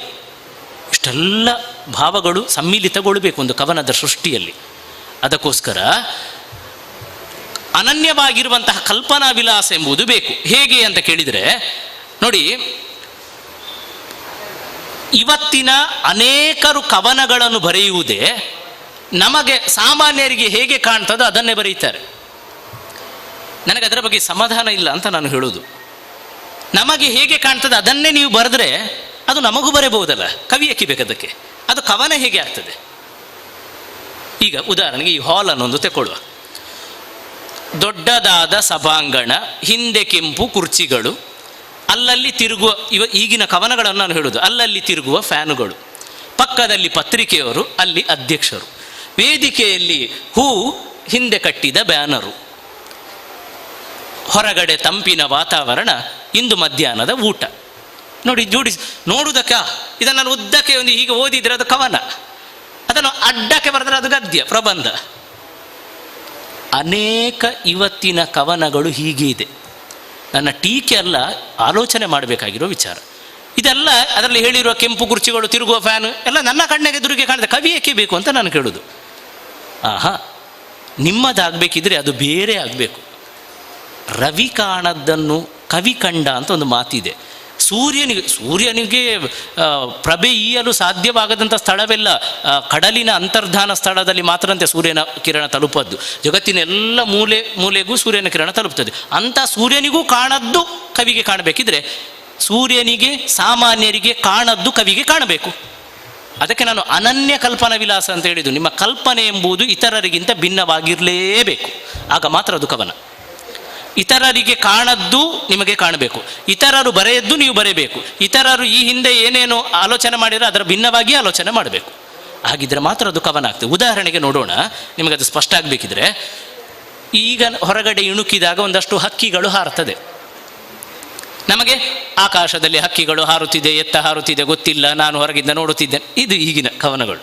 ಆದರೆ ದೇವರು ರುಜು ಮಾಡಿದನು, ಪರವಶವಾಗುತ್ತ ಕವಿಯದ ನೋಡಿದನು. ಗಾಡ್ಸ್ ಸಿಗ್ನೇಚರ್, ದೇವರ ಸಿಗ್ನೇಚರ್. ಎಂಥ ಕಲ್ಪನೆ ನೋಡಿ. ಒಂದು ಹಕ್ಕಿ ನೀವು ನೋಡಿ, ಹಕ್ಕಿ ಎಲ್ಲೂ ಸ್ಟ್ರೇಟ್ ಕ್ಯೂಯಲ್ಲಿ ಹೋಗುವುದಿಲ್ಲ. ಅದೊಂದು ಹಾರುವಾಗ ಒಂದು ಹೀಗಿರ್ತದೆ, ಒಂದು SZ ಬರೆದಾಗೆ. ಸಿಗ್ನೇಚರ್ ಹಾಗೆ ಅಲ್ಲ ನೋಡಿ. ಒಂದೇ ಈ ಸಿಗ್ನೇಚರನ್ನು ನಿಧಾನ ಹಾಕಬಾರ್ದಂತೆ, ಒಂದೇ ದಮ್ಮಿಗೆ ಹಾಕಿ ಬಿಡಬೇಕು. ಹಾಗೆ ಅದು ಒಟ್ಟಾರೆ ಎಳೆದ ಓರೆಕೋರೆ ಗೆರೆಗಳಂತೆ ದೇವರ ಸಿಗ್ನೇಚರ್ ಅದು. ದೇವರು ರುಜು ಮಾಡಿದನು, ಸಿಗ್ನೇಚರ್ ಅದು. ಆ ರೀತಿ ಕಲ್ಪನೆ ನೋಡಿ. ಆಕಾಶದಲ್ಲಿ ರುಜು ಮಾಡಲಿಕ್ಕೆ ಯಾರಿಗೆ ಸಾಧ್ಯ? ದೇವರಿಗೆ ಮಾತ್ರ. ಆ ಕಲ್ಪನೆಯನ್ನು ಮಾಡಲಿಕ್ಕೆ ಸಾಧ್ಯ ಆಗಬೇಕಿದ್ರೆ ಅದು ಕವಿಶಕ್ತಿ. ಇಂಥದ್ದು ನೋಡಿ. ಅದೇ ರೀತಿ ಅದು ಕುವೆಂಪು ಹೇಳಿದಂಥ ಮಾತು. GSS ಕನಸಿನಿಂದ ನನಸಿಗೆ ಅಂತ ಒಂದು ಕವನದಲ್ಲಿ GS ಶಿವರುದ್ರಪ್ಪ ಒಂದು ಕಡೆ ಹೇಳ್ತಾರೆ, ಚಂದ್ರ ಜೇಡ ಬಲೆಯ ನೇಯುತ್ತಿತ್ತು ಬೆಳದಿಂಗಳ ನೂಲಿನಲ್ಲಿ. ಬೆಳದಿಂಗಳು ಬೀಳ್ತದೆ, ನಾವು ಅದನ್ನು ವರ್ಣಿಸುವುದು ಸಾಮಾನ್ಯ. ಚಂದ್ರ ಎಂಬ ಜೇಡ ನೇಯುತ್ತಿತ್ತು ಬೆಳದಿಂಗಳ ನೂಲಿನಲ್ಲಿ.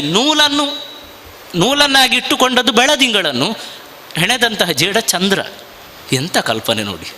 ಇದು ಅದ್ಭುತ. ನನ್ನಂಥವನಿಗೆ ಈ ಕವನದ ಬಗ್ಗೆ ತೀರಾ ಆಸಕ್ತಿ ಇರುವಂಥ, ಒಂದು ಹುಚ್ಚೆ ಇರುವಂಥವನಿಗೆ ಇಲ್ಲಿ ಪುಳಕಾಗ್ತದೆ. ಇದನ್ನು ಕೇಳಿದಾಗ ಒಂದು ರೋಮಾಂಚನ ಆಗ್ತದೆ. ಇದು ಇತರರು ಬರೆಯದ್ದನ್ನು ನೀವು ಬರೆಯಬೇಕು, ಇದು ಮುಖ್ಯ. ಇನ್ನೊಂದು ನೋಡಿ, ಮನೆ ಕಿಟಕಿ ಎನ್ನುವ ಕವನದಲ್ಲಿ ಚನ್ನವೀರ ಕಣವಿ, ಈಗ ಬಹಳ ಜನಪ್ರಿಯ ಆಗಿರುವಂತಹ ಕವಿ ಹೇಳ್ತಾರೆ ನೋಡಿ, ಇದರಲ್ಲಿರುವ ಭಾವವನ್ನು ನೀವು ಆಲೋಚನೆ ಮಾಡಬೇಕು. ನೀರು ತುಂಬಿದ ಕೆರೆಯ ಹೃದಯಾಂತರಾಳದಲ್ಲಿ ಆ ನೀಲಿ ಆ ಮೋಡವೆಲ್ಲ ಮೂಡಿ, ಹೇಳಬಾರದ ಹಿಗ್ಗು ಬಾಯಿ ಬಿಟ್ಟಿತು ಮೊಗ್ಗು, ಯಾವುದೋ ಮಾಯೆಯಲ್ಲಿ ಗಾಳಿ ತೀಡಿ. ನೀರು ತುಂಬಿದ ಕೆರೆಯ ಹೃದಯಾಂತರ, ಕೆರೆಗೊಂದು ಹೃದಯ ಉಂಟಂತ ನಾವು ಯಾವತ್ತಾದರೂ ಕಲ್ಪನೆ ಮಾಡಿದ್ದೇವೆ ನೋಡಿ? ಅದು ಕಲ್ಪನೆ. ಹೃದಯಾಂತರಾಳ, ಹೃದಯ ಮಾತ್ರ ಅಲ್ಲ, ಅದರ ಅಂತರಾಳ, ಅದರ ಒಳಗೆ ಆ ನೀಲಿ ಆ ಮೋಡವೆಲ್ಲ ಮೂಡಿ, ಆ ಕೆರೆಯ ಒಳಗೆ ನೀಲಿ ಮೋಡಗಳೆಲ್ಲ ಮೂಡಿ ಪ್ರಾಸ ಗಮನಿಸಿ, ಹೇಳಬಾರದ ಹಿಗ್ಗು ಬಾಯಿ ಬಿಟ್ಟಿತು ಮೊಗ್ಗು, ಮಧ್ಯಪ್ರಾಸ ನೋಡಿ. ಹೇಳಬಾರದ ಹಿಗ್ಗು ಬಾಯಿ ಬಿಟ್ಟಿತು ಮೊಗ್ಗು. ಹೂ ಅರಳುವುದು ಓಕೆ, ಹೂ ಅರಳುವುದು ಓಕೆ, ಹೂ ಬಾಯಿ ಬಿಡುವುದು ನೋಡಿದ್ದೀರಿ, ಇದು ಕಲ್ಪನೆ.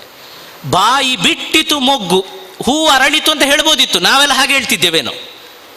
ಕವಿಯ ಪ್ರತಿಭೆ ಏನಂತ ಹೇಳಿದರೆ ಹೂ ಬಾಯಿ ಬಿಡುವುದು ಅಂತ. ಒಂದು ಅರ್ಥದಲ್ಲಿ ಹಾಗೆ ಅಲ್ಲ, ಹೂ ಅರಳುವುದು ಬಾಯಿ ಬಿಡುವ ಹಾಗೆ ಅಲ್ಲ ನೋಡಿ, ಅದು ಕಲ್ಪನೆ. ಬಾಯಿ ಬಿಟ್ಟಿತು ಮೊಗ್ಗು ಯಾವುದೋ ಮಾಯೆಯಲ್ಲಿ ಗಾಳಿ ತೀಡಿ, ಅಲ್ಲಿ ನೋಡಿ ಮೋಡವೆಲ್ಲ ಮೂಡಿ ಗಾಳಿ ತೀಡಿ ಪ್ರಾಸ. ಗಾಳಿ ತೀಡಿ ನೋಡಿ, ಈ ಬಾಯಿ ಬಿಡಬೇಕಿದ್ರೆ, ಹೂ ಅರಳಬೇಕಿದ್ರೆ ಗಾಳಿ ಎಂಬುದು ತೀಡಿತಂತೆ, ಅದಕ್ಕೆ ಸೋಕಿ ಹೋಯಿತು, ಆಗ ಅದು ಅರಳಿತು.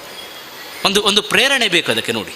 ಹಾಗಾಗಿ ಇಂತಹ ಕಲ್ಪನೆಗಳು ಬೇಕು. ನಾಗಿ ಎನ್ನುವ ಕವನದಲ್ಲಿ ಕುವೆಂಪು ಹೇಳ್ತಾರೆ, ನಿಮಗೆ ಕವನ ಹೇಳಿದಾಗ ಮಾತ್ರ ಅರ್ಥ ಆಗುವಂಥದ್ದು. ಹಸುರು ಬೆಟ್ಟದ ಓರೆಯಲ್ಲಿ ಬೈಗುಗೆಂಪು ಆಡುತ್ತಿತ್ತು. ಈ ಸಂಜೆ, ಬೈಗು ಅಂದರೆ ಸಂಜೆ, ಸಂಜೆ ಹೊತ್ತಿನ ಕೆಂಪು ಹೇಗಿತ್ತು ಅಂತ ಹೇಳಿದರೆ, ಹಸಿರು ಬೆಟ್ಟದ ಓರೆಯಲ್ಲಿ ಅದರ ಸೈಡಲ್ಲಿ ಬೈಗು ಕೆಂಪು ಆಡುದು, ಕೆಂಪು ಆಡುತ್ತದಂತೆ ಆ ಬಣ್ಣ. ನಾವಾದರೆ ಮೂಡುತ್ತಿತ್ತು ಅಂತ ಬರೆಯುತ್ತಿದ್ದೆವು, ಕವಿ ಅದನ್ನು ಆಡುತ್ತಿತ್ತು ಅಂತ ಬರೆದಿದ್ದಾರೆ. ಆ ಬಣ್ಣವೇ ಆಡ್ತದೆ. ಗರಿಯ ತೆರದಿ ಬೈಗು ಗಪ್ಪು ಮೆಲ್ಲ ನಿಳಿಯುತ್ತಿತ್ತು. ಗರಿಯ ತೆರದಿ, ಒಂದು ಹಕ್ಕಿಯ ಗರಿ ಇದ್ದ ಅಷ್ಟು ಹಗುರವಾಗಿ ಬೈಗಿನ ಕಪ್ಪು, ಆ ಸಂಜೆಯ ಕಪ್ಪು ಅದು ಮೆಲ್ಲನೆ ಇಳಿದು ಬರ್ತಾ ಇತ್ತಂತೆ. ಕಪ್ಪು ಇಳಿಯುವುದು ನೋಡಿ, ಇದು ಕಲ್ಪನೆ. ಇಂತಹ ಅನನ್ಯವಾಗಿರುವಂತಹ ಕಲ್ಪನೆಯ ಶಕ್ತಿ ನಮಗೆ ಬರಲೇಬೇಕು, ಇತರರಿಗೆ ಕಾಣದ ಹಾಗೆ ನಮಗೆ ಕಾಣಬೇಕು, ಆಗ ಮಾತ್ರ ಕವನ ಬರೀಲಿಕ್ಕೆ ಸಾಧ್ಯ. ಇನ್ನೊಂದು 5ನೇ ಅಂಶ ಬರೀರಿ, ಧ್ವನಿಪೂರ್ಣತೆ. ಧ್ವನಿಪೂರ್ಣತೆ ಈ ಓದುವುದಕ್ಕೂ ಅದರ ಧ್ವನಿಯನ್ನು ಅರ್ಥ ಮಾಡಿಕೊಳ್ಳುವುದಕ್ಕೂ ವ್ಯತ್ಯಾಸ ಇದೆ. ಈ ಕಾವ್ಯ ಮೀಮಾಂಸಕಾರರಲ್ಲಿ ಧ್ವನ್ಯಾಲೋಕ ಎನ್ನುವಂತಹ ಮೀಮಾಂಸೆಯನ್ನು ಬರೆದಂಥ ಆನಂದವರ್ಧನ ಅಂತ ಇದ್ದಾನೆ. ಅವನು ಧ್ವನಿ ಶಾಸ್ತ್ರದ ಬಗ್ಗೆ ಅಧ್ಯಯನ ಮಾಡಿರುವವ. ಆತ ಹೇಳುವ ಪ್ರಕಾರ ಧ್ವನಿ ಇದ್ದದ್ದು ಮಾತ್ರ ಕಾವ್ಯ ಆಗ್ತದೆ. ಹೇಗಿದೆ ಅಂತ ಹೇಳಿದರೆ ನೋಡಿ, ಧ್ವನಿಪೂರ್ಣತೆ ಎಂಬುದು ನಾವು ಹೇಳ್ತೇವೆ ಆಯ್ತು, ಉಲೈಡೊಂಜಿ ಉಂಡು ಅಂತ ಹೇಳ್ತೇವಲ್ಲ, ಅದು ಸತ್ಯ ಅಲ್ಲ, ಅದರೊಳಗೊಂದು ಸತ್ಯ. ವ್ಯಾಸ ಹೇಳಿದ ಮಾತಿದು. ದೇವರು ಹಾಗೆ, ದೇವರ ವಿಗ್ರಹ ಅಲ್ಲ ಸತ್ಯ, ಅದರ ಒಳಗೇನಿದೆ ಅದು ಸತ್ಯ. ಹಾಗೆ ಈ ಧ್ವನಿಪೂರ್ಣತೆ ಕೂಡ ಕವನದ ಮೇಲಿನ ಅರ್ಥ ಅಲ್ಲ, ಅದು ಒಳನೋಟ. ಒಳಗೆ ಏನೋ ಒಂದು ಹೇಳ್ತದಲ್ಲ, ಅದು ದಾಟಿಸ್ತದಲ್ಲ, ಅದನ್ನು ಅರ್ಥ ಮಾಡಿಕೊಳ್ಳುವುದು ಕವಿಯ ಕೆಲಸ ಅಲ್ಲ, ಓದುಗರ ಕೆಲಸ. ಒಂದು ಕವನವನ್ನು ಓದುವುದು ದೊಡ್ಡ ಸಿದ್ಧಿ, ಅಷ್ಟು ಸುಲಭ ಅಲ್ಲ. ಕೆಲವು ಕವನಗಳನ್ನು ಓದಿದರೆ ನಿಮಗೆ ಅರ್ಥವೇ ಆಗುವುದಿಲ್ಲ ನೋಡಿ, ಗದ್ಯದ ಹಾಗೆ ಅಲ್ಲ ಅದು. ಕಾರಣ, ಓದಬೇಕಿದ್ರೆ ನಮಗಂತಹ ಸಾಮರ್ಥ್ಯ ಬರಬೇಕು. ಓದುವುದಕ್ಕೆ ಕಾವ್ಯಾರ್ಹತೆಗಳಿವೆ, ಅದು ಬರಬೇಕು. ಬರೆಯುವುದಕ್ಕೆ ಮಾತ್ರ ಅಲ್ಲ, ನಿಮಗೆ ಅಂಥ ಸಾಮರ್ಥ್ಯ ಇದ್ದರೆ ಆ ಕವನದ ಒಳಗಿನ ಧ್ವನಿಯನ್ನು ಅರ್ಥ ಮಾಡಿಕೊಳ್ಳಿಕ್ಕೆ ಸಾಧ್ಯ. ಧ್ವನಿ ಎಂಬುದು ಬೇಕು. ಇವತ್ತಿನ ಅನೇಕ ಕವನಗಳಲ್ಲಿ ಧ್ವನಿಯ ಅಂಶ ಬಹಳ ಕಡಿಮೆ. ನೇರ ಅರ್ಥ, ವಾಚ್ಯ ಅಂತ ಹೇಳ್ತೇವೆ ನಾವು, ಅದಕ್ಕೆ ವಾಚಿಕವಾದದ್ದು. ನೇರ ಅರ್ಥಗಳಿವೆ ಹೊರತು ಅಂತರಾರ್ಥ, ಒಳಗಿನ ಇನ್ನರ್ ಮೀನಿಂಗ್ ಎಂಬುದು ಇಲ್ಲ, ಅದು ಬೇಕು. ಅದಿದ್ದರೆ ಮಾತ್ರ ಕವನ ಎಂಬುದು ಪರಿಪೂರ್ಣ ಆಗ್ತದೆ. ಉದಾಹರಣೆಗೆ ನೋಡಿ, ಇದು ಛಂದೋಮುಕ್ತವಾದ ಛಂದಸ್ಸಿನಲ್ಲಿ ಇಲ್ಲ, ಉದ್ದಕ್ಕೆ ಬರೆದ ಕವನ ಮಾಸ್ತಿ ವೆಂಕಟೇಶ ಅಯ್ಯಂಗಾರ್ರವರದು. ಅದರ ಒಳಗೆ ನಿಮಗೆ ಒಂದು ಧ್ವನಿ ಉಂಟು. ಇದನ್ನು ಕವಿ ನೇರ ಹೇಳುವುದಿಲ್ಲ, ಓದುಗರ ಅರ್ಥ ಮಾಡಿಕೊಳ್ಬೇಕು. ಗುಂಡು ಸೂಜಿ ಎಂಬುದು ಕವನದ ಹೆಸರು. ನೋಡಿ, ಒಬ್ಬ ಆಂಗ್ಲ ಗಾಂಧೀಜಿಯವರಿಗೊಂದು ಲೆಟರ್ ಕೊಡ್ತಾನೆ, ಬೆದರಿಕೆ ಪತ್ರ. ಗಾಂಧೀಜಿಯವರು ಅದನ್ನು ಒಂದು ಕ್ಯಾರೆ ಅನ್ನಲಿಲ್ಲ ಎನ್ನುವ ಅರ್ಥದಲ್ಲಿ ನಿರ್ಲಕ್ಷ್ಯ ಮಾಡ್ತಾರೆ ಎಂಬ ಭಾವವನ್ನು ಅದು ಹೇಳ್ತದೆ. ನೋಡಿ, ಆಂಗ್ಲ ಕೊಟ್ಟಂತಹ ಒಂದು ದೇಶದ ಒಡಂಬಡಿಕೆ ಪತ್ರ.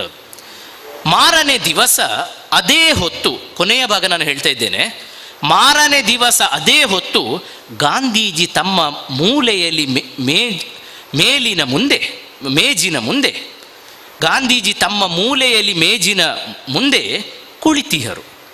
ಆಂಗ್ಲ ಬಂದನು, ಕುಶಲವನ್ನು ಬಯಸಿ, ನನ್ನ ನೋಟ್ ಓದಿದ್ದೀರಾ ಗಾಂಧೀಜಿ ಎಂದನು. ಇದೊಂದು ಕಥೆಯಾಗಿ ಹೇಳ್ತದೆ, ಆದರೆ ಕವನ ಇದು. ನನ್ನ ನೋಟು ಓದಿದ್ದೀರಾ ಗಾಂಧೀಜಿ ಎಂದನು. ಗಾಂಧೀಜಿ, ಓದಿದೆನು. ಏನು ಅದರಲ್ಲಿ ನಿಮಗೆ?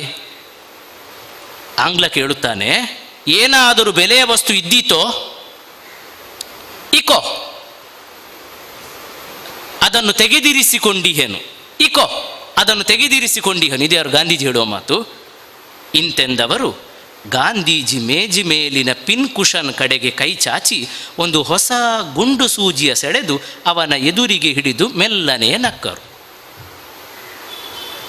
ನೋಡಿ, ಅದು ಅದು ಎಲ್ಲಿ ತನಕ ಅಂದರೆ ಅದನ್ನು ಕೇಳುವಾಗ ಅಂತ ಅನಿಸುವುದಿಲ್ಲ ಅಂತ ಹೇಳಿದರೆ ಅದರ ಒಳಗಿನ ಧ್ವನಿಯನ್ನು ಅರ್ಥ ಮಾಡಿಕೊಳ್ಳಿಕ್ಕೆ ನಿಮಗೆ ಸಾಮರ್ಥ್ಯ ಇಲ್ಲ ಅಂತ ಅರ್ಥ. ನಿಮ್ಗೆ ಗೊತ್ತಾಯಿತು? ಎಂತ ಸರ್, ಒಬ್ಬ ಲೆಟರ್ ಕೊಟ್ಟಂತೆ, ನಾವು ಮಾತನಾಡಿಕೊಳ್ಳೋದು, ಎಂಥ ಕವನ ಬರೀತಾರೆ ಅವ್ರಿಗೆ, ಯಾಕೆ ಜ್ಞಾನಪೀಠ ಪ್ರಶಸ್ತಿ ಕೊಟ್ಟಿದ್ದಾರಪ್ಪ ಮಾಸ್ತಿ ವೆಂಕಟೇಶ ಅಯ್ಯಂಗಾರ್ ಅವರಿಗೆ. ಒಬ್ಬ ಬಂದಂತೆ, ಲೆಟರ್ ಕೊಟ್ಟಂತೆ, ಇವರ ಹತ್ರ ನಿಮಗೆ ಮರು ದಿವಸ ಬಂದು ಏನಾದರೂ ಅದರಲ್ಲಿ ಬೆಲೆ ಬಾಳೋದು ಸಿಕ್ಕಿತಂತ ಕೇಳಿದಂತೆ, ಅವರೊಂದು ಗುಂಡು ಸೂಜಿ ತೆಗೆದು ಕೊಟ್ರಂತೆ. ಎಂಥ ಕವನ ಸರ್ ಅದು? ನಿಮಗೆ ಬೆಲೆ ಬಾಳುವುದು ಅದರಲ್ಲಿ ಏನಾದರೂ ಸಿಕ್ಕೀತೋ ಅಂತ ಆಂಗ್ಲ ಕೇಳಿದಾಗ ಅದಕ್ಕೆ ಚುಚ್ಚಿದಂಥ ಒಂದು ಗುಂಡು ಸೂಜಿಯನ್ನು ಕೊಟ್ಟ. ಅಂದರೆ ನಿನ್ನ ಪತ್ರ ನನಗೆ ಮತ್ತು ನನ್ನ ದೇಶದವರಿಗೆ ಅದು ಬೆಲೆ ಇಲ್ಲದ್ದು, ಬೆಲೆ ಇರುವುದು ಅದಕ್ಕೆ ಚುಚ್ಚಿದ ಗುಂಡು ಸೂಜಿ ಮಾತ್ರ ಅಂತ. ಬೆಲೆ ಬಾಳುವುದು ಅದೊಂದೇ ಆ ಲೆಟರಲ್ಲಿ ಇದ್ದದ್ದು, ಗುಂಡು ಸೂಜಿ ಮಾತ್ರ. ನೀ ಬರೆದ ಒಕ್ಕಣಿಗೆಯ ಪತ್ರವೂ ಅಲ್ಲ, ಆ ಬೆದರಿಕೆಯೂ ಅಲ್ಲ, ಯಾವುದು ನಿರ್ಲಕ್ಷ್ಯ, ನಗಣ್ಯ, ಅದು ಬೆಲೆ ಇಲ್ಲದ್ದು ಅಂತ ಅರ್ಥ. ಅದನ್ನು ನಾವು ಅರ್ಥ ಮಾಡಿಕೊಳ್ಬೇಕು, ಕವಿ ನೇರ ಹೇಳುವುದಿಲ್ಲ. ಹಾಗಾಗಿ ಅಂತಹ ಅಂತರ್ನೋಟವನ್ನು ಗುರುತಿಸಿಕೊಳ್ಳುವಂತಹ ಶಕ್ತಿ ನಮಗೆ ಬರಬೇಕು. ಇನ್ನು 6ನೆಯ ಪಾಯಿಂಟ್, ನಾವಿನ್ಯತೆ ಅಂದರೆ ಹೊಸತನ. ಹೊಸತನ ಅಂತ ಬರ್ಕೊಡಿ. ಇದು ಬಹಳ ಬಹಳ ಮುಖ್ಯ. ಇವತ್ತೇನು ಮಾಡ್ತಾರೆ ಗೊತ್ತಾ, ಅನೇಕರು ಕವನ ಬರೆಯುವಾಗ ಸರ್ ಪಂತೇರು ಒಂದು ಪುಣ್ಯಮೆದ ಬಗ್ಗೆ ಕವನ ಬರೆಯೋಡಿಗೆ, ಒಂದು ಹುಣ್ಣಿಮೆಯ ಬಗ್ಗೆ ಕವನ ಬರೆಯಬೇಕಂತೆ ಅಂತ ಹೇಳಿದಾಗ ನಾವು ಏನು ಮಾಡೋದು ಗೊತ್ತಾ, ನಾವು ಹುಣ್ಣಿಮೆಯ ಬಗ್ಗೆ ಬೇರೆ ಯಾರೆಲ್ಲ ಬರೆದಿದ್ದಾರೆ ಅದನ್ನೆಲ್ಲ ಓದ್ತೇವೆ. ಅದು ಬೇಕು, ಅದು ವ್ಯುತ್ಪತ್ತಿ. ಹುಣ್ಣಿಮೆಯ ಬಗ್ಗೆ ಈ ಹಿಂದಿನ ಕವಿಗಳು ಏನೇನು ಹೇಳಿದ್ದಾರೆ ಅದನ್ನೆಲ್ಲ ಓದಬೇಕು. ಅದು ನಿನ್ನ ಆಸಕ್ತಿಯನ್ನು ತೋರಿಸ್ತದೆ. ಓದಬೇಕು ಸರಿ, ಆದರೆ ಅದರ ಸಾಲನ್ನು ನಾವು ಬಳಸಿಕೊಳ್ಬಾರದು, ಅದು ಕೃತಿಚೌರ್ಯ ಆಗ್ತದೆ, ಅಪರಾಧ. ನಾವು ಅದನ್ನು ಓದಿದ ಭರಕ್ಕೆ, ರಭಸಕ್ಕೆ, ಆವೇಶಕ್ಕೆ ಅದರ ಶಬ್ದಗಳು, ಅದರ ಸಾಲುಗಳು ನಮ್ಮೊಳಗೆ ಬಂದು ಹೋಗ್ತದೆ, ಅದು ಬಾರದು. ಅದಕ್ಕೆ ನಾನು ಹೇಳಿದ್ದು ಹೊಸತನ ಎಂಬುದು ಬೇಕು. ವಸ್ತು ವಿಷಯ ಹಳೆಯದಾದರೂ ಸೃಷ್ಟಿ ಎಂಬುದು ಹೊಸತಾಗಿರಬೇಕು, ಭಿನ್ನವಾಗಿರಬೇಕು. ನನ್ನ ಪ್ರಕಾರ ಇವತ್ತು ಮಕ್ಕಳಿಂದ ತೊಡಗಿ ಹಿರಿಯರ ತನಕ ಅತೀ ಹೆಚ್ಚು ಬಳಕೆಯಾದ ಕೆಲವು ಕವನಗಳ ಶೀರ್ಷಿಕೆ ನೋಡಿ. ತಾಯಿ, ಶಾಲೆಯ ಮಕ್ಕಳು ಇದರ ಬಗ್ಗೆ ಎಲ್ಲ ಬರೀತಾರೆ, ನಿಮ್ಮ ಮ್ಯಾಗಝೀನ್ಗಳಲ್ಲಿ ಕೂಡ, ಶಾಲೆಯ ಸ್ಮರಣ ಸಂಚಿಕೆಗಳಲ್ಲಿ. ತಾಯಿ, ಚಂದ್ರ, ಬೆಳದಿಂಗಳು, ಸೂರ್ಯೋದಯ. ಅಯ್ಯೋ, ಸೂರ್ಯೋದಯದ ಬಗ್ಗೆ ಒಂದು ಕನ್ನಡದಲ್ಲಿ ಎಷ್ಟು ಕವನಗಳಿವೆ ಅಂತ ಹೇಳಿದರೆ ಈಗಲೂ ಬರೀತಾ ಇದ್ದಾರೆ, ಅಷ್ಟು ಅದ್ಭುತ. ಸೂರ್ಯಾಸ್ತ, ದೀಪಾವಳಿ, ಮಳೆ, ಬಿಸಿಲು, ದೇವತೆಗಳು, ಭಕ್ತಿಗೀತೆಗಳೆಲ್ಲ ಸಾಲಿಗೆ ಸೇರ್ತದೆ, ಹುಣ್ಣಿಮೆ, ಇವೆಲ್ಲವೂ ಬೇಕಾದಷ್ಟು ಸಲ ಬರೆದಾಗಿದೆ, ಇನ್ನೇನು ಉಳಿದಿಲ್ಲ ಎನ್ನುವಷ್ಟು ಬರೆದಾಗಿದೆ. ಆದರೂ ಒಬ್ಬ ಸೃಜನಶೀಲ ಕವಿ ಇದೇ ನಾನು ಹೇಳಿದ ಶೀರ್ಷಿಕೆಯಲ್ಲಿ ಹೊಸತಾಗಿರೋ ಒಂದು ಸೃಷ್ಟಿಯನ್ನು ಮಾಡಲಿಕ್ಕೆ ಸಾಧ್ಯ. ಅವರಲ್ಲಿ ಅಂಥ ಸಾಮರ್ಥ್ಯ ಬೇಕು. ಉದಾಹರಣೆಗೆ ನೋಡಿ, ಒಂದೇ ವಸ್ತು ಇಟ್ಟುಕೊಂಡು ಬೇರೆ ಬೇರೆ ಕಲ್ಪನೆಗಳು ಹೇಗೆ ಆಗ್ತದೆ ನೋಡಿ. ಹುಣ್ಣಿಮೆಯನ್ನು ತೆಕ್ಕೊಳ್ಳುವ. ಹುಣ್ಣಿಮೆಯನ್ನು ಕುವೆಂಪು ಹೇಗೆ ಹೇಳ್ತಾರೆ ನೋಡಿ. ಓ ನೋಡದು ರಂಜಿಸುತ್ತಿದೆ ರಂಜನೀಯ ಕೈದೀಪ, ನೀಲದಿಯಲಿ ತೇಲುತಿಹ ಜ್ಯೋತಿಯ ಸ್ವರ್ದೀಪ, ತೆಳುತೆಳ್ಳನೆ ಬೆಳು ಬೆಳ್ಳನೆ ಮುಗಿಲುಣ್ಣೆಯ ರಾಶಿ, ಹೊಂಜೊನ್ನದಿ ಮಿಂದಂತಿದೆ ಜೇನ್ಮಳೆಯನ್ನು ಸೂಸಿ. ಪ್ರಾಸ ಲಯ ಎಷ್ಟು ಚಂದ ನೋಡಿ. ರಜನಿಯ ಕೈದೀಪ ಅಂತೆ. ರಜನಿ ಅಂದರೆ ರಾತ್ರಿ ದೇವತೆಗೆ ರಜನಿ ಅಂತ ಹೆಸರು. ಅವಳು ಕೈಯಲ್ಲಿ ಹಿಡಿದಿರುವಂಥ ದೀಪ, ಕೈದೀಪ, ಕೈಸಾನಾದಿಗೆ. ಈ ಕೈಯಲ್ಲಿ ಇಡುವಂಥ ತೂಗು ದೀಪ ಅಂತ ಯಾವುದು? ಚಂದ್ರ. ಎಂಥ ಕಲ್ಪನೆ ನೋಡಿ. ಅದು ರಜನಿಯ ಕೈದೀಪ, ಮುಗಿಲಿನ ಉಣ್ಣೆಯ ರಾಶಿ, ಉಣ್ಣೆ, ಅಷ್ಟು ಉಣ್ಣೆಗಳ ರಾಶಿ, ಮುಗಿಲೆಂಬುದು ಉಣ್ಣೆಯಾಗಿ ಕವಿಗೆ ಕಾಣ್ತದೆ. ಇದು ನೋಡಿ, ಅದೇ ಕಾಲದಲ್ಲಿರುವಂತಹ ಕುವೆಂಪು ಹೇಳ್ತಾರೆ, ಅದನ್ನೇ ಬೇಂದ್ರವರು ಬೇರೆ ಹೇಳ್ತಾರೆ ನೋಡಿ. SP ಪರಮೇಶ್ವರ ಭಟ್ರು ಒಂದು ಕಡೆ ಹೇಳ್ತಾರೆ, ನೋಡು ಹುಣ್ಣಿಮೆ ಚಂದಿರಂ ಪರಮ ಸುಂದರಂ, ಮೂಡಿ ಮೇಲೆ ಬಂದಿಹಂ ಚಂದದಿಂದಿಹಂ. ಅದೇ ಹುಣ್ಣಿಮೆನು ಯಾವುದಾದ್ರೂ ಶಬ್ದ ಭಾವನೆ ಕಾಪಿ ಆಯ್ತು, ಇದರಲ್ಲಿ ನಕಲಾಗಲಿಲ್ಲ. ಅವರಿಗೆ ಕುವೆಂಪುನ ಕವನ ಗೊತ್ತೇ ಇರಲಿಲ್ಲವೇನ ಸರ್, ಮತ್ತೆ ಹೇಗೆ ಕಾಪಿ ಮಾಡ್ತಾರೆ ಅಂತ ನಾವು ಹೇಳುವಾಗಿಲ್ಲ. ಅವರು ಬಹಳ ಅಧ್ಯಯನಶೀಲವಾಗಿರುವಂಥ ವಿದ್ವತ್ ಕವಿ SP ಪರಮೇಶ್ವರ ಭಟ್ರು. ಓದಿದ್ದಾರೆ, ಆದರೂ ನೋಡಿ ಭಾವವನ್ನು ಅರ್ಥ ಮಾಡಿಕೊಂಡಿದ್ದಾರೆ. ಆದರೆ ಅದರ ಯಥಾವತ್ತು ನಕಲಲ್ಲ, ಮಕ್ಕಿ ಅಲ್ಲ ಅದು. ಅಮೃತ ಸೋಮೇಶ್ವರ ನೋಡಿ, ನಮ್ಮ ಪಕ್ಕದ ಕವಿ, ಅವರು ಅದೇ ಹುಣ್ಣಿಮೆಯನ್ನು ಸೋಮೇಶ್ವರದ ರುದ್ರಪಾದೆಯ ಮೇಲೆ ಕೂತು ನೋಡಿದರೆ ಹೇಗಿರ್ತದೆ ಅಂತ ತುಳುವಿನಲ್ಲಿ ಬರೀತಾರೆ. ಮೂಡಾಯಿ ಗಾಳಿ ಬೀಜುಂಡು, ಅದನ್ನು ಕನ್ನಡದಲ್ಲಿ ಮೂಡಾಯಿ ಗಾಳಿ ಬೀಸುತ್ತಿದೆ, ಅಗೋ ಪಡುವಣಗಡಲಲ್ಲಿ ಹೊತ್ತುಗಳೆಯುತ್ತಿದೆ, ಹುಣ್ಣಿಮೆ ಚಂದ್ರನ ಚೆಲುವು ನೋಡು ನೋಡು ಗಣ್ಣಿಗೆ ಬೀಸಿದೆ ಮಾಯದ ಉರುಳು. ಯಾವುದಾದ್ರೂ ಕಾಪಿ ಆಯ್ತಾ? ವಸ್ತು ವಿಷಯ ಹಳೆಯದಾದರೂ ಬಳಕೆ ಆದರೂ ಕೂಡ ಸೃಷ್ಟಿ ಎಂಬುದು ಹೊಸತಾಗಿರಬೇಕು ಎಂಬುದಕ್ಕೆ ಇದನ್ನು ನಾನು ಹೇಳಿದೆ. 7ನೇ ಪಾಯಿಂಟ್ ಅನನ್ಯತೆ. ಬರೀರಿ, ಅನನ್ಯತೆ. ಅನನ್ಯತೆ ಅಂತ ಹೇಳಿದರೆ ಇತರರಿಗಿಂತ ಭಿನ್ನ, ಇತರರಿಗಿಂತ ಭಿನ್ನ. ನಾನು ಈಗಾಗಲೇ ಇದನ್ನು ಹೇಳಿದ್ದೇನೆ. ಯಾರು ಹೇಳದ್ದನ್ನು, ಯಾರು ಕಲ್ಪಿಸದ್ದನ್ನು, ಯಾರು ಬರೆಯದ್ದನ್ನು ನಿಮ್ಮ ಕವನ ಹೇಳಬೇಕು, ನಿಮ್ಮ ಕವನ ಹೇಳಬೇಕು. ಅಂದರೆ ಕವಿ ದೃಷ್ಟಿಗೆ ಎಲ್ಲವೂ ಹೊಸತು ಕಾಣಬೇಕು, ಎಲ್ಲವೂ ವಿಶೇಷ ಕಾಣಬೇಕು. ವಿಶೇಷ ಮಾತ್ರ, ಕೆಲವೊಮ್ಮೆ ವಿಚಿತ್ರವೂ ಕಾಣ್ಬೋದು, ಯಾರಿಗೆ ಕಾಣೋದಕ್ಕಿಂತ ವಿಚಿತ್ರವಾಗಿಯೂ ಕಾಣ್ಬೋದು. ಅದು ಕವಿಯ ಕಲ್ಪನೆ. ಈ ಕಾವ್ಯ ರಚನೆ ಎನ್ನುವುದು ಸಿದ್ಧಿ ಎನ್ನುವುದನ್ನು ನಾನು ಹೇಳಿದೆ. ಇನ್ನೊಂದು ಪಾಯಿಂಟ್ ನೆಕ್ಸ್ಟ್ ಬರ್ಕೊಡಿ. ಕವಿತೆ ಎಂಬುದು ಒಂದು ಹೊಸ ಜನ್ಮ. ಇದೆಲ್ಲ ಪಾಯಿಂಟ್ ನಿಮಗೆ ಒಂದು ನೆನಪಿಗೋಸ್ಕರ. ಕವಿತೆ ಎಂಬುದು ಒಂದು ಹೊಸ ಜನ್ಮ. ಈಗಾಗಲೇ ಹೇಳಿದ ಹಾಗೆ ಒಂದು ತಾಯಿ ಶಿಶುವಿಗೆ ಜನ್ಮ ಕೊಟ್ಟಾಗ ಅದನ್ನು ಪ್ರಸವ ವೇದನೆಗೆ ಅನೇಕ ಕವಿಗಳು ಹೋಲಿಸಿದ್ದಾರೆ ಕವನದ ಸೃಷ್ಟಿಯನ್ನು. ಕವಿತಾ ಕೌಶಲ್ಯ ಅಥವಾ ಕಲ್ಪನಾ ಜ್ಞಾನ ಎಂಬುದು ಅದು ನಿಮ್ಮೊಳಗೆ ಬರಬೇಕಾಗಿರುವಂತಹ ಭಾವ. ಇನ್ನೊಂದು ಪಾಯಿಂಟ್ 9ನೇದು ಸಾರ್ವಕಾಲಿಕತೆ. ಸಾರ್ವಕಾಲಿಕತೆ ಅಂದರೆ ನಿಮ್ಮ ಕವನ ನಿನ್ನೆಗೂ ಸತ್ಯ ಆಗಿರಬೇಕು, ಇವತ್ತಿಗೂ ಸತ್ಯ ಆಗಿರಬೇಕು, ನಾಳೆಗೂ ಸತ್ಯ ಆಗಿರಬೇಕು. ಭೂತ ವರ್ತಮಾನ ಭವಿಷ್ಯತ್ತಿಗೆ ಸಾರ್ವಕಾಲಿಕವಾಗಿ ಸತ್ಯವಾಗಿರುವಂಥ ಕವನವನ್ನು ಬರೀಬೇಕು. ಅಲ್ಲ ಸರ್, ನಾನೀಗ ಕೊರೋನಾದ ಬಗ್ಗೆ ಕವನ ಬರೀತೇನೆ ಸರ್, ಅಕಸ್ಮಾತಾಗಿ ಇನ್ನೊಂದು 10 ವರ್ಷದ ನಂತರ ಕೊರೋನಾ ಹೋದರೆ ಅದು ಸುಳ್ಳಾಗುವುದಿಲ್ವಾ? ಮತ್ತು ನಿಮ್ಮ ಸಾರ್ವಕಾಲಿಕತೆಯನ್ನು ನಾವು ಪಾಲಿಸುವುದು ಹೇಗೆ ಅಂತ ನೀವು ಕೇಳಿದರೆ, ನಿಮ್ಮ ಕವನ ಈ ಕಾಲದ ಒಂದು ವಿಷಯ ವಸ್ತುವನ್ನು, ಒಂದು ಸಮಸ್ಯೆಯನ್ನು ಹೇಳುವುದಾದರೂ ಕೂಡ ಅದು ಆ ಕಾಲಕ್ಕೂ ಸತ್ಯವಾಗಬಲ್ಲಂತಹ ಭಾವದಲ್ಲಿ ಇರಬೇಕು. ನೋಡಿ, ಜೀವಂತವಾಗಿರುವ ವ್ಯಕ್ತಿಗಳನ್ನು ನೋಡಿ ಬರೆದ ಅನೇಕ ಕವನಗಳು ಉಂಟು, ಅಭಿನಂದನಾ ಕೃತಿಗಳು, ಅವರನ್ನು ಮೆಚ್ಚಿ ಬರೆದ ಕವನಗಳು. ಇವತ್ತಿಗೂ ಅದನ್ನು ನಾವು ಅಧ್ಯಯನ ಮಾಡಿದೆ. ಗಾಂಧಿಯ ಬಗ್ಗೆ ಎಷ್ಟು ಕವನಗಳುಂಟು, ನಾವೀಗ ಒಂದು ನೋಡಿದ್ದೇವೆ. ನೋಡಿ, ಗಾಂಧಿ ಆ ಕಾಲದಲ್ಲಿದ್ದರು, ಈ ಕಾಲದಲ್ಲಿ ಇಲ್ಲ. ಆದರೂ ಆ ಕವನದ ಭಾವ ನೋಡಿ, ಚಿರನೂತನ, ನಿತ್ಯ ನೂತನ, ಹೌದಲ್ಲ? ಅಂತಹ ಯಾವತ್ತಿಗೂ ನೂತನವಾಗಿರುವಂತಹ ಭಾವನೆಗಳನ್ನು ಇಟ್ಟುಕೊಳ್ಬೇಕು. ಇದರ ಬಗ್ಗೆ ಸಾಕಷ್ಟು ಮಾತಾಡಿಕೊಳ್ಬೋದು, ಈಗ ಎಷ್ಟು ಸಾಕು.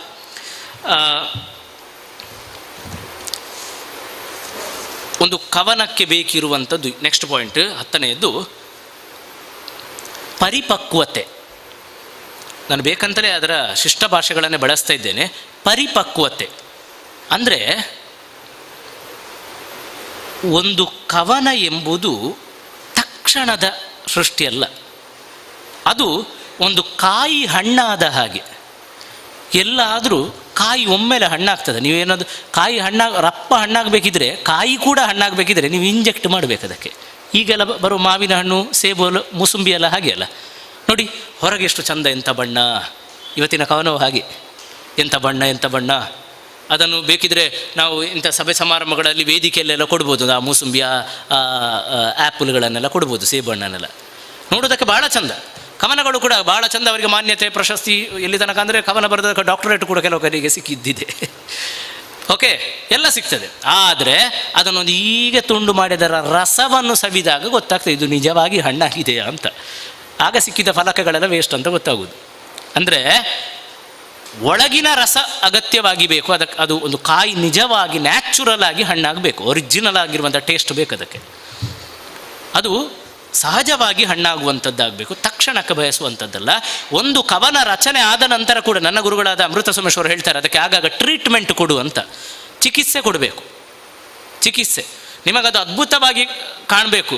ನೋಡಿ, ನಾನು PUC ಕಲಿಯುವಾಗ ನನ್ನದೊಂದು ಕವನ ಸಂಕಲನ ಬಿಡುಗಡೆ ಆಗಿತ್ತು, ನನ್ನ ಪ್ರಥಮ ಕವನ ಸಂಕಲನ ಅರುಣೋದಯ ಅಂತ. ಇವತ್ತು ನಾನು ಆ ಕವನ ಸಂಕಲನ ಎಲ್ಲಿಗೂ ಯಾರೆದುರು ಅದನ್ನು ತರುವುದೇ ಇಲ್ಲ. ಏಕೆ ಗೊತ್ತಾ? ಆ ನಮೂನೆ ಬರೆತಾರ ಸರಿ ಅಂತ ನೀವು ಕೇಳಬೇಡಿ.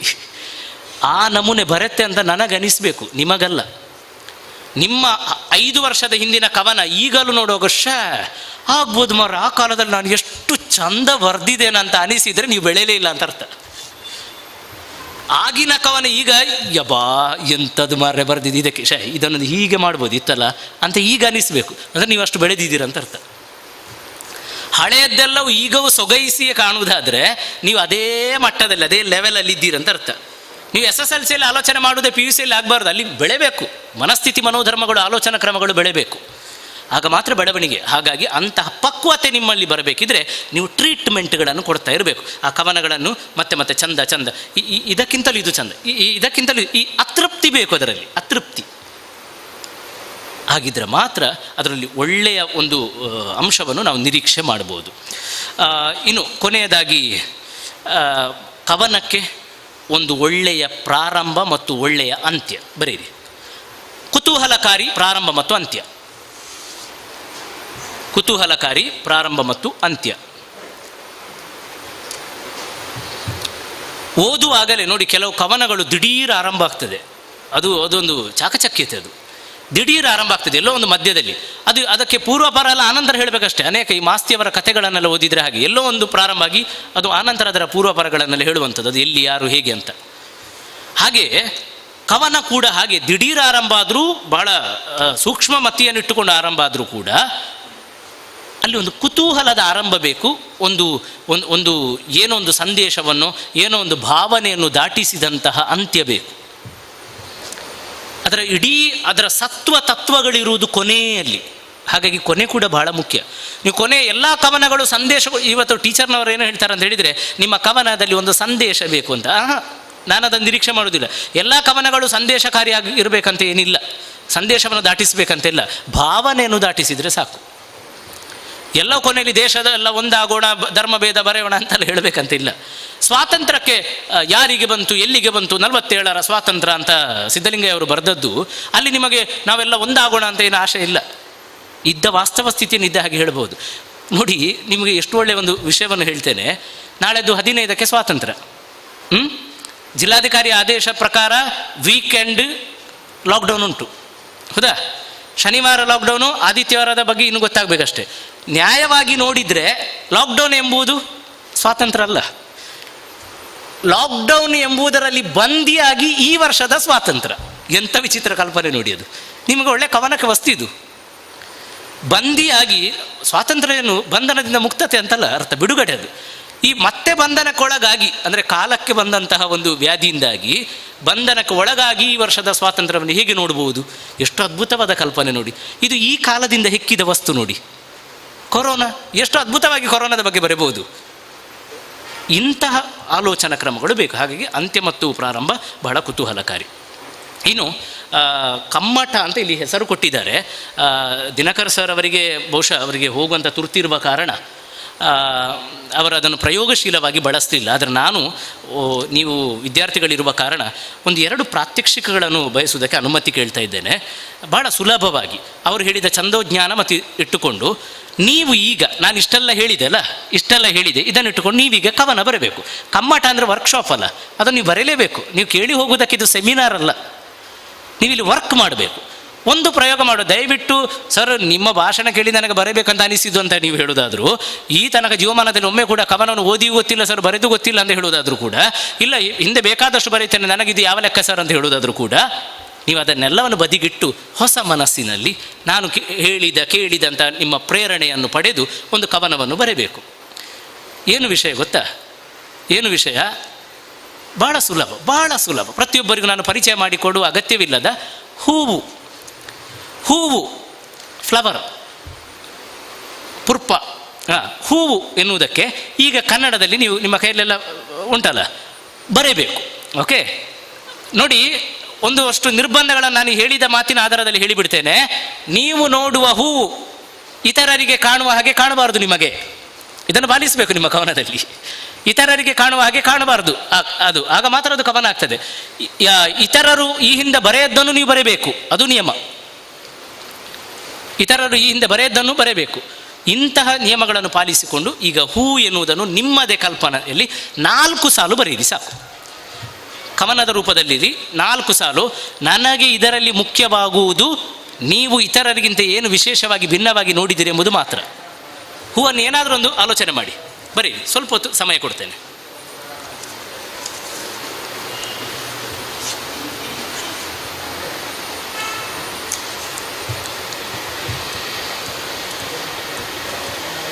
ದಯವಿಟ್ಟು ಬರೆಯಿರಿ. ಹೂವಿನ ಬಗ್ಗೆ ಮಕ್ಕಳು ಪ್ರಯತ್ನಿಸಿ. ತುಂಬ ನಿಮ್ಮ ನಿಮ್ಮ ಎಳವೆಗೆ ಸಂಬಂಧಪಟ್ಟು ಆಗಿರ್ಬೋದು. ಅಂದರೆ ನಾವು ಅದನ್ನು ಬಾಲಿಶ ಅಂತ ಅಂದುಕೊಳ್ಳೋದಿಲ್ಲ, ವಯಸ್ಸಹಜವಾದದ್ದು.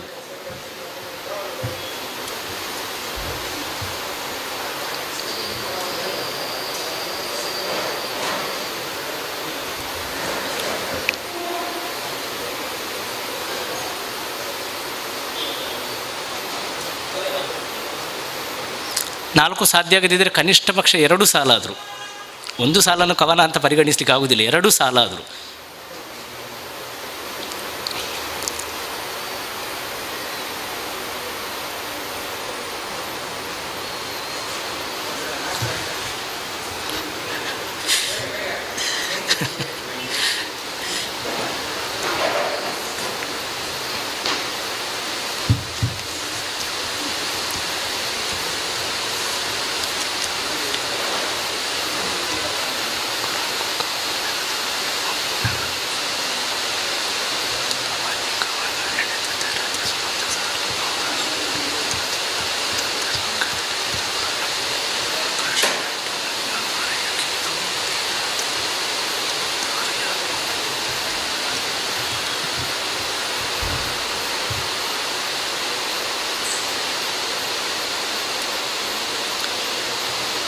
ಕೆಲವರು ಅಂದುಕೊಳ್ತಾ ಇದ್ದಾರೆ, ಈ ಹಾಲಿನೊಳಗೆ ಫ್ಯಾನಿನ ಅಡಿಯಲ್ಲಿ ಕುಳಿತುಕೊಂಡು ಕಣ್ಣಿಗೆ ಕಾಣದ ಹೂವನ್ನು ಬರೀಲಿಕ್ಕೆ ಹೇಳ್ತಾರೆ, ಹೂವನ್ನು ಎದುರಿಡಿ ಸರ್ ಅಂತ ಹೇಳ್ತಾ ಇದ್ದಾರೆ. ಆಹಾ, ಎದುರು ಇದ್ದದ್ದನ್ನೇ ಹಾಗೆ ಬರೆಯುವುದಾದರೆ ಅದು ಸಾಮಾನ್ಯರು ಬರೀತಾರೆ, ಅದು ಪತ್ರಿಕೆಯವರು ಕೂಡ ವರದಿ ಮಾಡೋದು ಎದುರು ಇದ್ದದನ್ನು ಯಥಾವತ್ತಾಗಿ, ಅದು ವರದಿಗಳಾಗ್ತದೆ. ಕವನಗಳಾಗಬೇಕಿದ್ರೆ ಇಲ್ಲದ್ದನ್ನು ಕಲ್ಪಿಸಬೇಕು, ಅದರಲ್ಲಿ ಯಶಸ್ಸಿರುವುದು.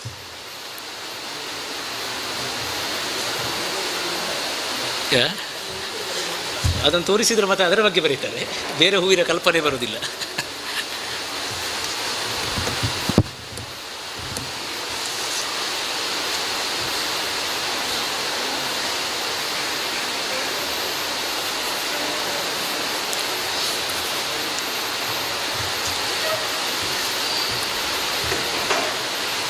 ಆಯಿತು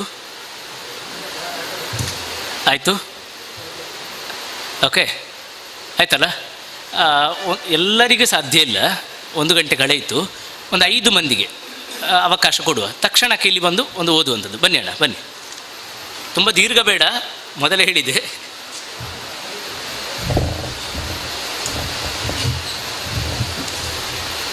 ನಾನು ಎಸ್ ಕೆ ಗುಂಪಲ ಅಂತ, ಸತೀಶ್ ಕುಮಾರ್ ಅಂತ ನನ್ನ ಹೆಸರು. ನಾನು ಸಾಹಿತ್ಯ ವೇದಿಕೆಯಲ್ಲೆಲ್ಲ ಭಾಗವಹಿಸ್ತಾ ಇದ್ದೇನೆ. ಹೂವು ಶೀರ್ಷಿಕೆ ಹೂವು. ಹೂವಿಗೂ ಒಂದು ಸುಂದರವಾದ ಬದುಕು ಇದೆ ಒಂದು ದಿನ. ಹೂವಿಗೂ ಒಂದು ಸುಂದರವಾದ ಬದುಕು ಇದೆ ಒಂದು ದಿನ. ತನ್ನನ್ನು ನೋಡಿದವರನ್ನು, ಮುಡಿಗೇರಿಸಿದವರನ್ನು, ದೇವರ ಪಾದಕ್ಕರ್ಪಿಸಿದವರನ್ನು ಖುಷಿಪಡಿಸುವುದು ತಾನು ಬಾಡುವ ಮುನ್ನ. ವಂದನೆಗಳು. ಕಮ್ಮಟ, ಹಾಗಾಗಿ ನೇರ ಪ್ರತಿಕ್ರಿಯೆಗೆ ಅವಕಾಶ ಇದೆ ಅಂತ ಅಂದುಕೊಳ್ತೇನೆ. ಕವನ ಹೌದು, ಅದಕ್ಕೊಂದು ಆಶಯ ಇದೆ, ಅದಕ್ಕೊಂದು ಪ್ರಾಸ ಇದೆ, ಒಂದು ಲಯ ಇದೆ, ನಾನು ಒಪ್ಪಿಕೊಳ್ತೇನೆ. ಬಹುಶಃ ಅವರು ಫುಲ್ ಸ್ಟಾಪ್ ಹಾಕಿ ಫಸ್ಟ್ ಲೈನ್ನ ನಂತರ ಅದನ್ನು ಕಂಟಿನ್ಯೂ ಬರೆದಿದ್ರು ಅದೊಂದು ಪ್ರಬಂಧ ಆಗ್ತಿತ್ತು. ಅಂದರೆ ಇದಕ್ಕಿಂತಲೂ ಅಣ್ಣನಿಗೆ ಅವರಿಗೆ ಸಾಮರ್ಥ್ಯ ಇದೆ, ಇದಕ್ಕಿಂತಲೂ ಇನ್ನೂ ಅಷ್ಟು ಭಿನ್ನವಾಗಿ ಆಲೋಚನೆ ಮಾಡಲಿಕ್ಕೆ ಸಾಧ್ಯ. ಒಳ್ಳೆಯ ಕವನ, ಮೆಚ್ಚಿಕೊಂಡೆ ನಾನು. ಬನ್ನಿ ಅಣ್ಣ.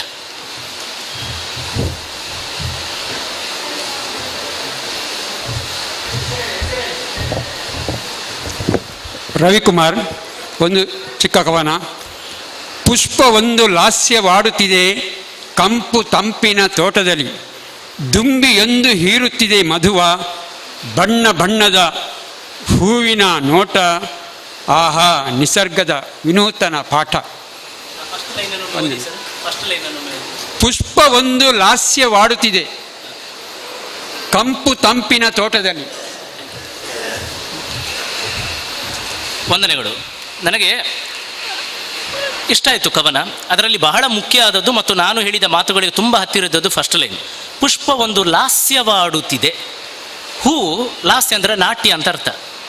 ಓಕೆ, ಲಾಸ್ಯ ಅಂದರೆ ಬರಿಯ ನಾಟ್ಯ ಅಲ್ಲ, ಶ್ರುತಿಬದ್ಧವಾದ ತಾಳಬದ್ಧವಾದ ಅಧ್ಯಯನಶೀಲತೆಯಿಂದ ಒದಗಿ ಬಂದ ನಾಟ್ಯಕ್ಕೆ ಮಾತ್ರ ಲಾಸ್ಯ ಅಂತ ಹೆಸರು. ನೋಡಿ ಅದರಿಂದ ಎಷ್ಟು ದೊಡ್ಡ ಅರ್ಥ ಆಯಿತು ಲಾಸ್ಯ ಎಂಬ ಶಬ್ದದ ಹಿಂದೆ. ಹಾಗಾಗಿ ಹೂ ಒಂದು ನರ್ತನವಾಡುವುದಿದೆಯಲ್ಲ, ಇದು ಕವಿ ಕಲ್ಪನೆ. ನಾನು ಬಯಸುವಂಥದ್ದು ಇದು ಕವನದಲ್ಲಿ. ನಾನು ಬರೆಯುವಾಗಲೂ, ನಾನು ಓದುವ ಕವನದಲ್ಲೂ ನಾನು ಬಯಸುವ ಅಂಶ ಇದು. ಬಹುತೇಕರು ಕನ್ನಡದ ಬಗ್ಗೆ ಮತ್ತು ಕಾವ್ಯದ ಬಗ್ಗೆ ಒಂದು ಸಣ್ಣ ಪರಿಚಯ ಮತ್ತು ಆಸಕ್ತಿ ಕುತೂಹಲ ಇರುವವರಿಗೆ ಇದೇ ನಿರೀಕ್ಷೆ ಅಪೇಕ್ಷೆಗಳಿರ್ತದೆ ಒಂದು ಕವನದಿಂದ. ಅಂತಹ ಲಾಸ್ಯವಾಡುತ್ತಿದೆ ಎನ್ನುವ ಹೊಸ ಕಲ್ಪನೆ ಇದೆಯಲ್ಲ, ಅದನ್ನು ನೀವು ಆದಷ್ಟು ಇನ್ನಷ್ಟು ತರುವುದನ್ನು ಪ್ರಯತ್ನ ಮಾಡಿ ಸರ್. ಒಳ್ಳೆಯ ಸಂತೋಷ. ಬನ್ನಿ ಬಾ ಸುಹಾಸ್, ಬಾ ಬರ್ದಿದ್ದನ್ನು ಓದಪ್ಪ, ಬಾ. ಬೇರೆ ಯಾರಾದರೂ ಬನ್ನಿ, ಬೇಗ ಬನ್ನಿ, ಬೇಗ. ಯಾರಾದರೂ ಅಕ್ಕಂದಿರು, ವಿದ್ಯಾರ್ಥಿನಿಯರು. ಟೀಕೆ ಮಾಡುವುದಿಲ್ಲ ನಾನು, ಬನ್ನಿ.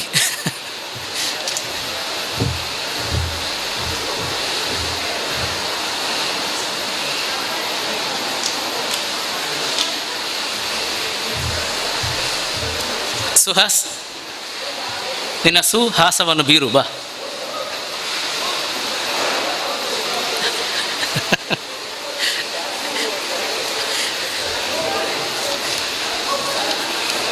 ಬಾ ಬರ್ದಿದ್ದಾನಲ್ಲ, ಬರ್ದಿದ್ರೆ ಬಾ, ಏನಾಗುದಿಲ್ಲ. ಹೈಸ್ಕೂಲ್ ಲೆವೆಲೇ, ನಿನ್ನ ಹೈಸ್ಕೂಲ್ ಲೆವೆಲಲ್ಲೇ ಇರಲಿ, ಬಾ, ಏನಾಗುದಿಲ್ಲ.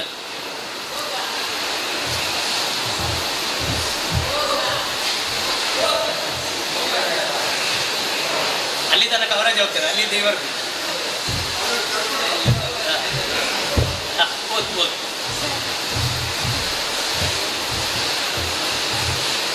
ಓದು, ಪರವಾಗಿಲ್ಲ, ಓದು, ಏನಾಗುದಿಲ್ಲ, ಓದಪ್ಪ. ಎದುರು ಹೂವೇ ಹೂವೇ ಸುಂದರ ಹೂವೇ, ಹೂವೇ ಹೂವೇ ಮುಳ್ಳಿನ ಹೂವೇ, ಹೂವೇ ಹೂವೇ ಚುಚ್ಚಿದ ಹೂವೇ, ಹೂವೇ ಹೂವೇ ಅರಳಿದ ಹೂವೇ. ಧನ್ಯರು ನಾವೇ. ಇದೊಂದು ಪ್ರವೇಶ ಅಷ್ಟೇ. ಇದನ್ನು ಅಧಿಕೃತವಾಗಿ ಈಗ ಸುಹಾಸ್ ಇಲ್ಲಿ ಬಂದು ಇದು ನನ್ನ ಕವನ ಅಂತ ಘೋಷಣೆ ಮಾಡಿದರೆ ನಾನು ಒಪ್ಪಲಿಕ್ಕಿಲ್ಲ, ಬಿಡಿ. ಆದರೆ ಇದೊಂದು ಪ್ರವೇಶ. ಹೇಳಿದ್ದು ನಿಜಕ್ಕೂ ಮೆಚ್ಚುವಂಥದ್ದು. ಪಾಪ ಅಲ್ಲಿಂದ ಒಬ್ಬರಿಗೆ ಜವಾಬ್ದಾರಿ ಆಯಿತು, ಅಲ್ಲಿ ತನಕ ತಲುಪಿಸುವುದು, ಅಲ್ಲಿಂದ ಇನ್ನೊಬ್ಬರಿಗೆ ಜವಾಬ್ದಾರಿ ಆಯಿತು. ಆದರೆ ಈ ಪ್ರವೇಶವನ್ನೇ ಸ್ವಲ್ಪ ಗಂಭೀರವಾಗಿ ತಗೊಂಡ್ರೆ, ಅದರ ಹಿಂದೆ ಸ್ವಲ್ಪ ಕೆಲಸ ಎಲ್ಲ ಮಾಡಿದರೆ ಒಳ್ಳೆಯ ಕವನಕ್ಕೆ ಸಾಧ್ಯ. ಅಲ್ಲಿ ಚುಚ್ಚಿದ, ಸುಂದರ ಎನ್ನುವ ಆ ಹೂವೆ ಎಂಬ ಶಬ್ದವನ್ನೇ ಕಡಿಮೆ ಮಾಡಿ ಬೇರೆ ಶಬ್ದಗಳನ್ನು ಹಾಕಿಬಿಟ್ರೆ ಒಳ್ಳೆಯ ಕವನ ಆಯಿತು. ಹಾಗಾಗಿ ಇದು ಒಳ್ಳೆಯ ಪ್ರವೇಶ. ಒಂದು ಆರಂಭಿಕ ಲಕ್ಷಣಗಳೆಲ್ಲವೂ ಅದರಲ್ಲಿ ಕಾಣ್ತದೆ.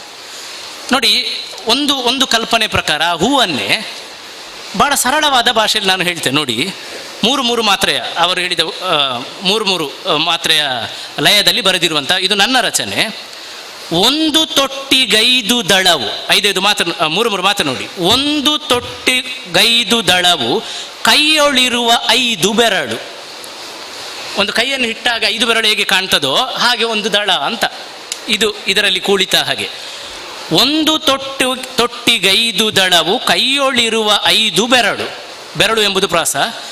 ರಂಗು ರಂಗು ಕಂಪ ನೆರೆದು ನೋಡು ಹೂವಿನರಳು. ರಂಗು ಬಣ್ಣ ಉಂಟಂತಾಯಿತು, ಕಂಪು ಅಂದರೆ ಪರಿಮಳ ಉಂಟಂತಾಯಿತು. ರಂಗು ಕಂಪ ನೆರೆದು ನೋಡು ಹೂವಿನರಳು, 5 ಬೆರಳು ಹೂವಿನರಳು. ನೋಡಿ, ಅದರ ಚರಣ ಬರೆಯುವುದಾದರೆ, ಅವನಿ ಕವನ ಹೆಣೆದ ತೆರದಿ. ಅವನಿ ಅಂತ ಹೇಳಿದರೆ ಭೂಮಿ. ನೋಡಿ, ನನಗೆ ಭೂಮಿ ಕವನ ಹೆಣೆದ ತೆರದಿ ಅಂತ ಬರೆಯಬಹುದಿತ್ತು. ಅದೇ ನಾ ಹೇಳಿದ್ದು, ಕವಿ ಸ್ವಲ್ಪ ವಿಶೇಷವಾಗಿ ಪ್ರಯೋಗ ಮಾಡಬೇಕು. ಅವನಿ ಎಂಬುದನ್ನು ಬರೆದೆ ನಾನು, ಅವನಿ ಎಂಬುದನ್ನು, ಅದು ಒಳ್ಳೆಯ ಶಬ್ದ. ಅವನಿ ಕವನ ಹೆಣೆದ ತೆರದಿ, ಭೂಮಿಯೇ ಕವನವನ್ನು ಬರೆದ ಹಾಗೆ ಕಾಣ್ತದೆ ಹೂ ಅರಳುವುದು. ನೋಡಿ, ಇದೊಂದು ಕಲ್ಪನೆ. ಸುಮದ ಸಾಲಿನೋರಣ. ಸುಮ ಅಂದರೆ ಹೂವು. ನೋಡಿ, ಹೂವನ್ನು ಇನ್ನೊಂದು ಶಬ್ದದಲ್ಲಿ ನಾನು ಬಳಸಿದಲ್ಲಿ, ಸುಮದ ಸಾಲಿನೋರಣ. ಸಾಲು ಓರಣ, ಓರಣ ಅಂದರೆ ವ್ಯವಸ್ಥಿತವಾಗಿಟ್ಟ ಹಾಗೆ ಹೂಗಳ ಅರಳಿದೆ. ನೋಡಲದುವೆ ಹಬ್ಬದಂತೆ. ಒಂದು ಹೂವನ್ನು ನೋಡುವುದು ಕಣ್ಣಿಗೆ ಹಬ್ಬ ಇದ್ದ ಹಾಗೆ. ನೋಡಲದುವೆ ಹಬ್ಬದಂತೆ ಸ್ವರ್ಗದೆಡೆಗೆ ತೋರಣ. ಸ್ವರ್ಗಕ್ಕೆ ಹೋಗುವುದಕ್ಕೆ ಅದು ತೋರಣ ಕಟ್ಟಿದ ಹಾಗೆ, ಸ್ವರ್ಗ ಸುಖವನ್ನು ಅನುಭವಿಸುವುದಕ್ಕೆ ಹೂ ಎಂಬುದು ಅಂತಹ ಕಲ್ಪನೆ. ಅವನಿ ಕವನ ಹೆಣೆದ ತೆರದಿ ಸುಮದ ಸಾಲಿ ನೋರಣ, ನೋಡಲದುವೆ ಹಬ್ಬದಂತೆ ಸ್ವರ್ಗದೆಡೆಗೆ ತೋರಣ. ಲಯ ಅರ್ಥ ಆಯ್ತಲ್ಲ ನಿಮಗೆ? ಪ್ರಾಸ ಹೇಗೆ ಬರ್ತದೆ ಎಂಬುದು ಗೊತ್ತಾಯ್ತಲ್ಲ? ಹಾಗಾಗಿ ಇಂತಹ ಕಲ್ಪನೆಗಳು ಸಾಧ್ಯ. ನೋಡಿ, 2 ಸಾಲಲ್ಲಿ ಚಂದ್ರನನ್ನು ನಾನು ಬರೀತೇನೆ. ಇದು ಇದಕ್ಕೋಸ್ಕರ ಬರೆದ ತಕ್ಷಣದ ರಚನೆ ಅಲ್ಲಿ ಕೂತು. ಆಕಾಶ ಬಟ್ಟಲಲ್ಲಿ ಹಾಲ್ನೊರೆಯ ಕೀರು. ಓಕೆ, ಅರ್ಥ ಮಾಡಿಕೊಳ್ಳಿ. ಕೀರು ಅಂದರೆ ಗೊತ್ತಿದೆಯಲ್ಲ, ಹಾಲಿನಿಂದ ಮಾಡುವಂಥದ್ದು. ಆಕಾಶ ಬಟ್ಟಲಲ್ಲಿ ಹಾಲ್ನೊರೆಯ ಕೀರು, ಈ ರಾತ್ರಿ ಸುರಿದಿಂತು ಹೋದವರು ಯಾರು. 5 ಮಾತ್ರೆ ಗಣ ಇದು. ಓಕೆ, ಆಕಾಶ ಬಟ್ಟಲಲ್ಲಿ ಹಾಲ್ನೊರೆಯ ಕೀರು, ಈ ರಾತ್ರಿ ಸುರಿದಿಂತು ಹೋದವರು ಯಾರು, ಈ ರಾತ್ರಿ ಸುರಿದಿಂತು ಹೋದವರು ಯಾರು. ನೋಡಿ ಜಂಪೆ ತಾಳಕ್ಕೆ ಹೇಗೆ ಬರ್ತದೆ, ಡನ್ ಡನ್ ಡನ್, ಹೌದಲ್ಲ? ಹಾಗೆ ನೋಡಿ, ಅವನಿ ಕವನ ಹೆಣೆದ ತರದಿ ಸುಮದ ಸಾಲಿ ತೋರಣ, ನೋಡಲದುವೆ ಹಬ್ಬದಂತೆ ಸ್ವರ್ಗದಡೆಗೆ ತೋರಣ. ಹೇಗೆ ಲಯ ಬರ್ತದೆ. ಈ ರೀತಿ ಬರೆದಾಗ ತನ್ನಿಂತಾನೆ ಹಾಡುಗಾರರಿಗೂ ರಾಗ ಹಾಕುವುದಕ್ಕೆ ಸುಲಭ ಆಗ್ತದೆ, ಓದುವುದಕ್ಕೂ ಒಂದು ಲಯ ಬರ್ತದೆ. ಹಾಗಾಗಿ ಬಹಳ ಸರಳವಾಗಿ ಬರೆದಿರುವಂಥದ್ದು. ಇದರಿಂದ ಸ್ವಲ್ಪ ಕೆಲಸ ಮಾಡಿದರೆ ಹೂವನ್ನು ಇನ್ನೂ ಅದ್ಭುತವಾಗಿ ಕಲ್ಪನೆ ಮಾಡಲಿಕ್ಕೆ ಆಗ್ತದೆ. ಸ್ವಲ್ಪ ಕೆಲಸ ಮಾಡಿದರೆ ತಕ್ಷಣಕ್ಕೆ ಹೀಗೆಲ್ಲ ಬರೆಯಬಹುದು. ಅಂದರೆ ನನ್ನ ಒಟ್ಟು ಮಾತಿನ ಸ್ವಾರಸ್ಯ ಇಷ್ಟು ಸಾಕು. ಬಹುಶಃ ನಿಮಗೆ ಕಮ್ಮಟ ಸ್ವರೂಪದಲ್ಲಿ ಬಹಳ ಗಂಭೀರವಾಗಿ ಅಧ್ಯಯನ ಮಾಡುವುದಕ್ಕೆ ಇದಿಷ್ಟು ಇಲ್ಲೀಗ ಅದಕ್ಕೆ ಪೂರಕವಾಗಿರುವಂಥ ವಾತಾವರಣವೂ ಇಲ್ಲ. ಹಾಗಾಗಿ ಇಷ್ಟು ವಿಷಯಗಳನ್ನು ನೀವು ಗಮನದಲ್ಲಿಟ್ಟುಕೊಳ್ಳಿ. ಇವತ್ತೇ ಮನೆಗೆ ಹೋಗಿ ಸಾಧ್ಯ ಆದರೆ ಯಾವುದಾದರೆ ನಿಮ್ಮ ಇಚ್ಛಿತ ವಿಷಯವನ್ನು ಇಟ್ಟುಕೊಂಡು ಒಂದು ಕವನವನ್ನು ಬರೆಯಿರಿ. ನಾನು ಹೇಳಿದ ಅಂಶ ಬಹಳ ಅಗತ್ಯವಾಗಿ ತಿಳಿದುಕೊಳ್ಬೇಕು. ಕವನದಲ್ಲಿ ಇತರರಿಗಿಂತ ಭಿನ್ನವಾದ ಆಲೋಚನೆಗಳು ಬೇಕು, ಇತರರು ಹೇಳದ್ದನ್ನು ಹೇಳಿರಬೇಕು, ಇತರರಿಗೆ ಕಂಡ ಹಾಗೆ ನಿಮಗೆ ಕಾಣಬಾರದು. ಇಂತಹ ಅನನ್ಯತೆಯನ್ನು ಇಟ್ಟುಕೊಳ್ಳಿ, ಆಗ ಕವನ ಎಂಬುದು ಇಷ್ಟ ಆಗ್ತದೆ. ಇವತ್ತಿಗೂ ಅನೇಕ ಯುವ ಕವಿ ಕವಯತ್ರಿಯರು ಬೇಕಾದಷ್ಟು ಒಳ್ಳೆಯ ಕವನದ ರಚನೆಯಲ್ಲಿ ತೊಡಗಿಕೊಂಡಿದ್ದಾರೆ. ಅವರಿಗೆ ಅದೊಂದು ಒಳ್ಳೆಯ ಲಕ್ಷಣ ಕೂಡ. ಹಾಗಾಗಿ ನೀವು ಪಕ್ವಗೊಳ್ಳಬೇಕು ಎನ್ನುವಂಥ ಉದ್ದೇಶವನ್ನು ಇಟ್ಟುಕೊಂಡಿದ್ದರೆ ಅದರ ಹಿಂದೆ ಒಳ್ಳೆಯ ಅಧ್ಯಯನಶೀಲತೆ, ಇತರರ ಕಾವ್ಯವನ್ನು ಓದುವಂತಹ ಆಸಕ್ತಿ ಎಲ್ಲವೂ ಅಗತ್ಯವಾಗಿ ಬೇಕು. ತನ್ನಿಂತಾನೆ ನಾನು ಆಗ ಹೇಳಿದ ಹಾಗೆ ಟ್ಯಾಂಕಲ್ಲಿ ನೀರಿಲ್ಲದೆ ಕೈಯಿಂದ ಬಯಸುವುದು ಅದು ಖಂಡಿತ ಅಸಾಧ್ಯವಾಗಿರುವಂಥ ವಿಷಯ. ಅದು ಸಾಧ್ಯವೇ ಇಲ್ಲ. ನಿಮ್ಮ ತಲೆಯನ್ನು ತುಂಬಿಸಿಕೊಳ್ಳುವ ಕೆಲಸವನ್ನು ಮಾಡಿ, ಆಗ ಕೈ ತುಂಬಿಕೊಳ್ತದೆ.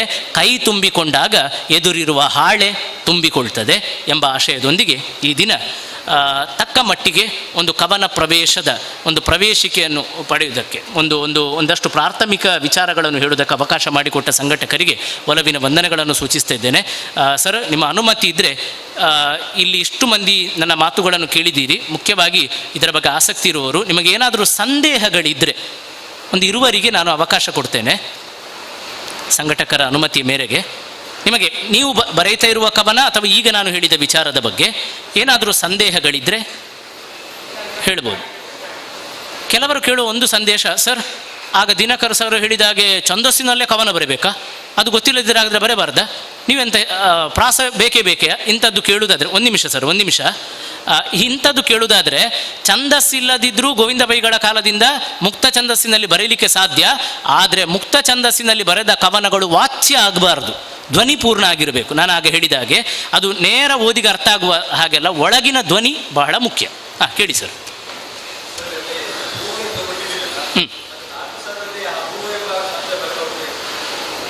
ಅಗತ್ಯ ಇಲ್ಲ ಅಂತ ನಾನು ಹೇಳೋದು. ಅದು ಈಗ ಸುಹಾಸಿನಂಥ ಪ್ರಾಯದ ಮಕ್ಕಳು ಅದನ್ನು ಬಳಸ್ಬೋದು.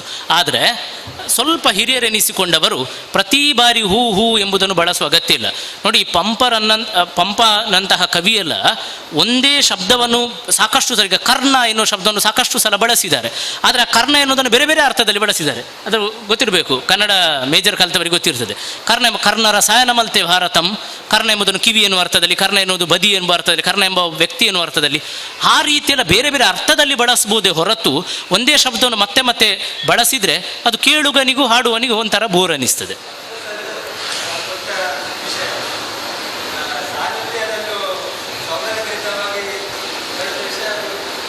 ಹೌದು, ಆ ಸೌಂದರ್ಯ ಪ್ರಜ್ಞೆ ಬೇಕು. ಸೌಂದರ್ಯ ಪ್ರಜ್ಞೆ ಎಂಬುದು ಬಹಳ ಮುಖ್ಯ. ಕವಿಗೆ ಸೌಂದರ್ಯೋಪಾಸನೆಯೇ ಕಾವ್ಯ. ಅದಕ್ಕೆ ಒಪ್ಪುವ ಹಾಗೆ ತರಬಹುದು. ಆದರೆ ಅಗತ್ಯ ಇಲ್ಲ. ಅದಕ್ಕೆ ಪರ್ಯಾಯವಾಗಿ ಇನ್ನೊಂದು ಶಬ್ದವನ್ನು ಬಳಸುವುದು ಒಳ್ಳೆಯದು. ಬೇರೆ ಏನಾದರೂ ಇದ್ರೆ ಕೇಳಿಬಿಡಿ. ಏಕೆಂದರೆ ಕಮ್ಮಟದ ಮುಖ್ಯ ಭಾಗ ಇಲ್ಲಿಗೆ ಮುಗೀತದೆ. ಇನ್ನು ಏನಿದ್ರೂ ಸಾಂಸ್ಕೃತಿಕ ಕಾರ್ಯಕ್ರಮಗಳು ಆಯ್ತಲ್ಲ, ಮುಗಿಸ್ಬೋದಲ್ಲ. ಮತ್ತೊಮ್ಮೆ ಮಾರ್ಗದರ್ಶಕರಾಗಿರುವಂತಹ ಪ್ರೀತಿಯ ಪುಷ್ಕಲ್ ಕುಮಾರ್ ಮತ್ತು ಒಟ್ಟು ಸ್ನೇಹಿತ ಬಂಧುಗಳಿಗೆ ಈ ತನಕ ಅಂತರ್ಜಾಲ ಮತ್ತು ಈ ನೇರವಾಗಿ ಕೇಳಿದಂಥ ಎಲ್ಲ ಸಹೃದಯರಿಗೆ ಕೂಡ ಒಲವಿನ ನಮಸ್ಕಾರಗಳನ್ನು ಸಲ್ಲಿಸುತ್ತಾ ಪ್ರೀತಿ ಇರಲಿ, ವಂದನೆಗಳು.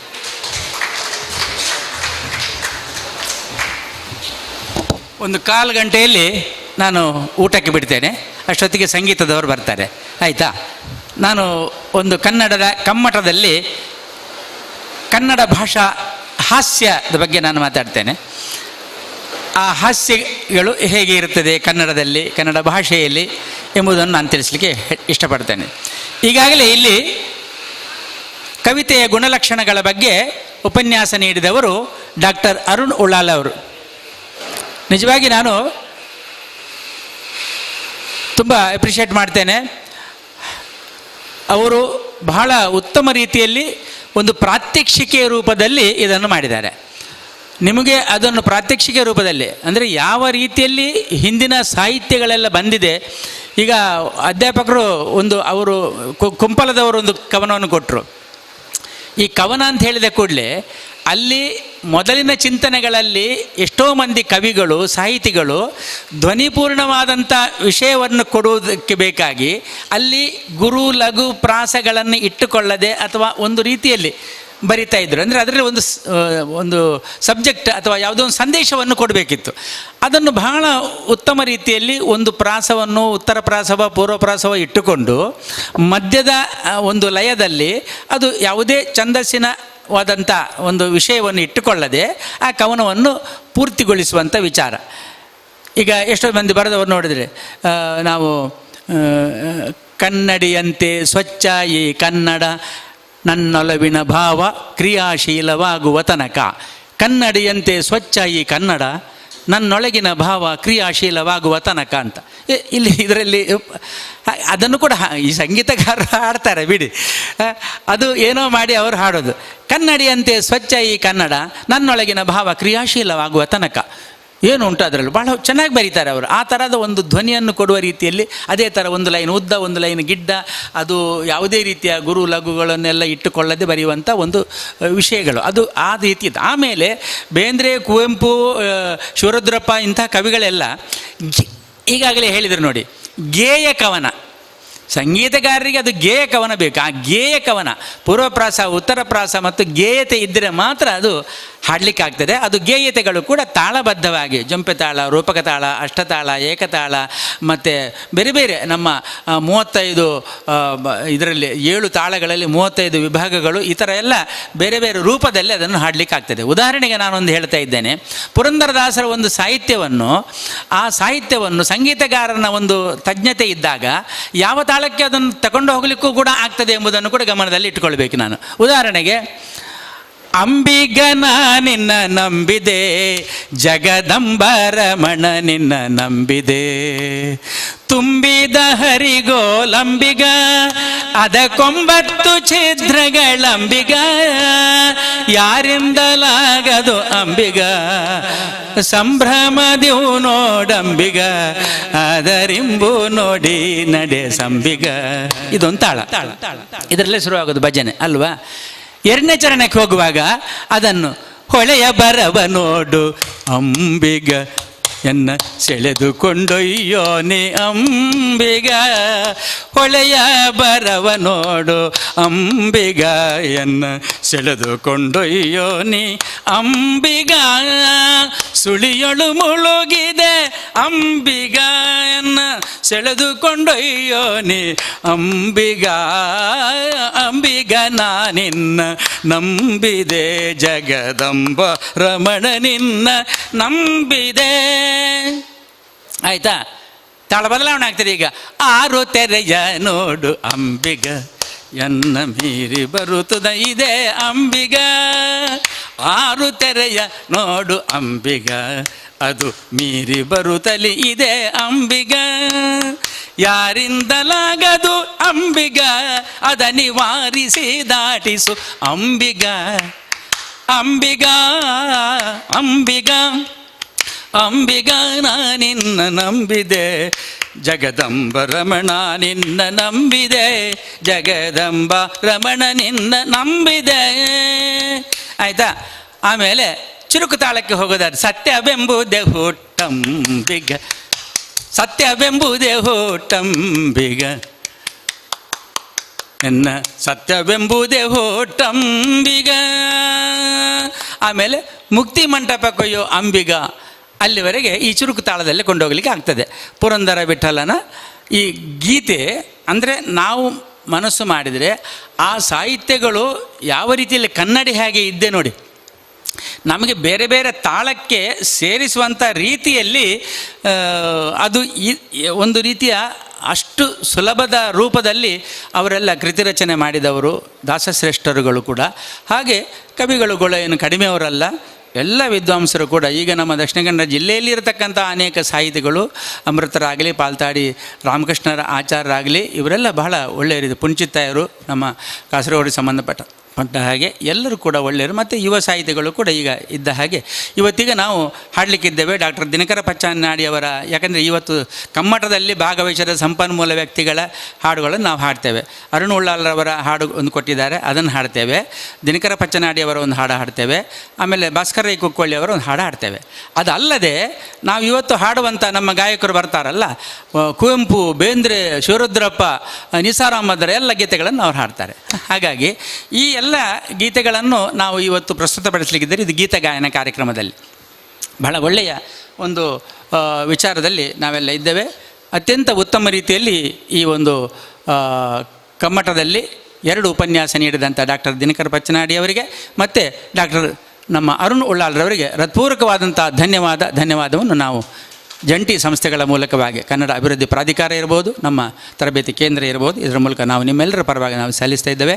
ಹಾಗೆ ಕನ್ನಡ ಭಾಷೆಯ ಬಗ್ಗೆ ನಾನು ಸ್ವಲ್ಪ ಹೊತ್ತು ಮಾತನಾಡೋದು, ಯಾಕಂದರೆ ಇಲ್ಲಿ ಊಟ ಸಂಗೀತಕ್ಕೆಲ್ಲ ಬ್ರೇಕ್ ಆದಾಗ ಫೇಸ್ಬುಕ್ನಲ್ಲಿ ಅದು ಕೂಡ ಸಮಸ್ಯೆ ಬರ್ತದೆ ಅಂತೇಳಿ. ಏನು ಸಮಸ್ಯೆ ಇಲ್ಲ, ಯೂಟ್ಯೂಬ್ ಇದೆ, ಆಮೇಲೆ ಕೂಡ ನೋಡ್ಬೋದು. ಅವರು ಕೂಡ ಊಟ ಮಾಡಲಿ, ನೋಡುವವರು ಕೂಡ ಹೋಗಿ ಮನೆಗೆ ಅಲ್ವಾ, ಅಥವಾ ಅವರು ಕೂಡ ಎಲ್ಲಿಯಾದರೂ ಬಾತ್ರೂಮಿಗೆ ಹೋಗಿ ಬರಲಿ, ಅದಕ್ಕೇನು ಸಮಸ್ಯೆ ಇಲ್ಲ. ಈಗ ಕನ್ನಡ ಭಾಷೆಯ ಅಂತ ಹೇಳಿದ ಕೂಡಲೇ ಕನ್ನಡ ಕನ್ನಡ ಕನ್ನಡ ಅಂಥೇಳಿ ನಾವು ಭಾಷಣ ಮಾಡ್ತೇವೆ ಇವತ್ತು. ಆದರೆ ಸಾಮಾನ್ಯವಾಗಿ ಬಂದೇ ಬರ್ತದೆ ಇಂಗ್ಲೀಷೆಲ್ಲ. ಬೆಳಿಗ್ಗೆ ಎದ್ದ ಕೂಡಲೇ ಟಿ ವಿ ನೋಡುವಾಗ ಅಥವಾ ನಮ್ಮ ಯಾವುದೇ ದೂರದರ್ಶನವನ್ನು ನೋಡುವಾಗ ಬೇರೆ ಬೆಳಿಗ್ಗೆ ಎದ್ದ ಕೂಡಲೇ ನೀವು ನೋಡಿ ಅದನ್ನು ಓಪನ್ ಮಾಡಿ ಬೇಕು, ಇದು ಕನ್ನಡ ವಾಹಿನಿ ಅಂತ ಹೇಳ್ತದೆ. ಇದು ಕನ್ನಡ ವಾಹಿನಿ ಅಂತ ಹೇಳಿ ಆಮೇಲೆ ಅದರಲ್ಲಿ ಬರುವುದೆಂಥದ್ದು ಬಿಗ್ ಬಾಸ್, ಆಮೇಲೆ ಮಜಾ ಟಾಕೀಸ್, ಒಂದು ಕೂಡ ಕನ್ನಡದ ಹೆಡ್ಡಿಂಗ್ ಇದು ಯಾವುದಿಲ್ಲ.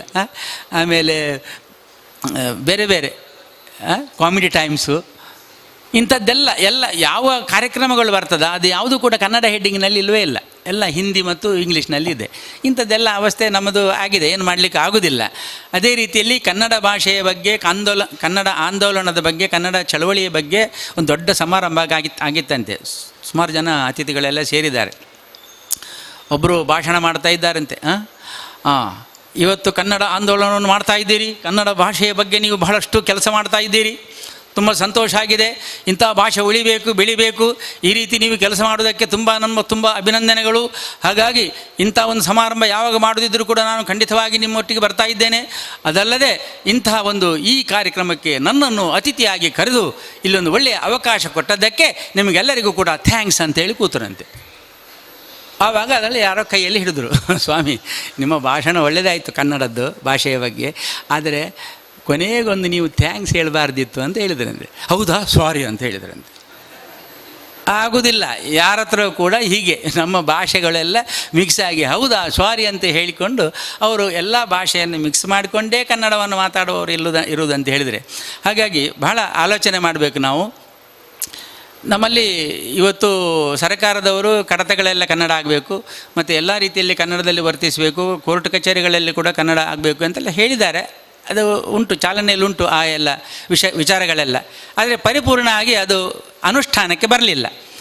ಹಾಗಾಗಿ ಒಂದು ವಿಷಯ ಅದರಲ್ಲಿ ಏನಂತ ಹೇಳಿದರೆ, ಎಲ್ಲ ವ್ಯಾಪಾರಸ್ಥರು ಕೂಡ ಕನ್ನಡದಲ್ಲಿ ನಾಮಫಲಕ ಮಾಡಬೇಕು ಅಂತ, ಕನ್ನಡದಲ್ಲಿ ನಾಮಫಲಕಗಳನ್ನು ಮಾಡಬೇಕು ಅಂತ ಒಂದು ಆಜ್ಞೆ ಬಂತು. ಅದು ಬಂದದ್ದು ಸುಳ್ಳಲ್ಲ.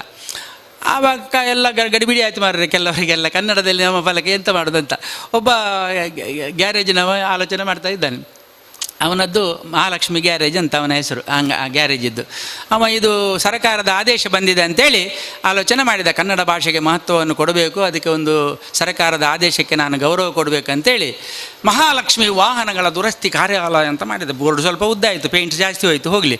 ಅಂತೂ ಇಂತೂ ಮಹಾಲಕ್ಷ್ಮಿ ವೆಹಿಕಲ್ ಗ್ಯಾರೇಜ್ ಅಂತ ಇದ್ದದ್ದನ್ನು ಕನ್ನಡದಲ್ಲಿ ಬರೆಯುವಾಗ ಮಹಾಲಕ್ಷ್ಮಿ ವಾಹನಗಳ ದುರಸ್ತಿ ಕಾರ್ಯಾಲಯ ಅಂತ ಬರೆದಾದ ಮೇಲೆ ಭಾರಿ ಖುಷಿ ಆಯಿತು ಅವನಿಗೆ. ನಾನು ಆಜ್ಞೆ ಪಾಲಿಸಿದ್ದೇನೆ ಸರ್ಕಾರದಂತೇಳಿ. ಒಂದು ದಿವಸ ಯಾರೋ ಪ್ರಾಧಿಕಾರದ ಅಧ್ಯಕ್ಷರು ಅಥವಾ ಇನ್ನು ಕನ್ನಡ ಸಂಸ್ಕೃತಿ ಮಂತ್ರಿಗಳು ಆಚೆಂದು ಬರುವಾಗ ಖುಷಿ ಆಯಿತು ಅವರಿಗೆ ನೋಡಿ, ಸರ್ಕಾರದ ಆದೇಶವನ್ನು ಭಾಳ ಒಳ್ಳೆಯ ರೀತಿಯಲ್ಲಿ ಪಾಲನೆ ಮಾಡಿದ್ದಾನೆ.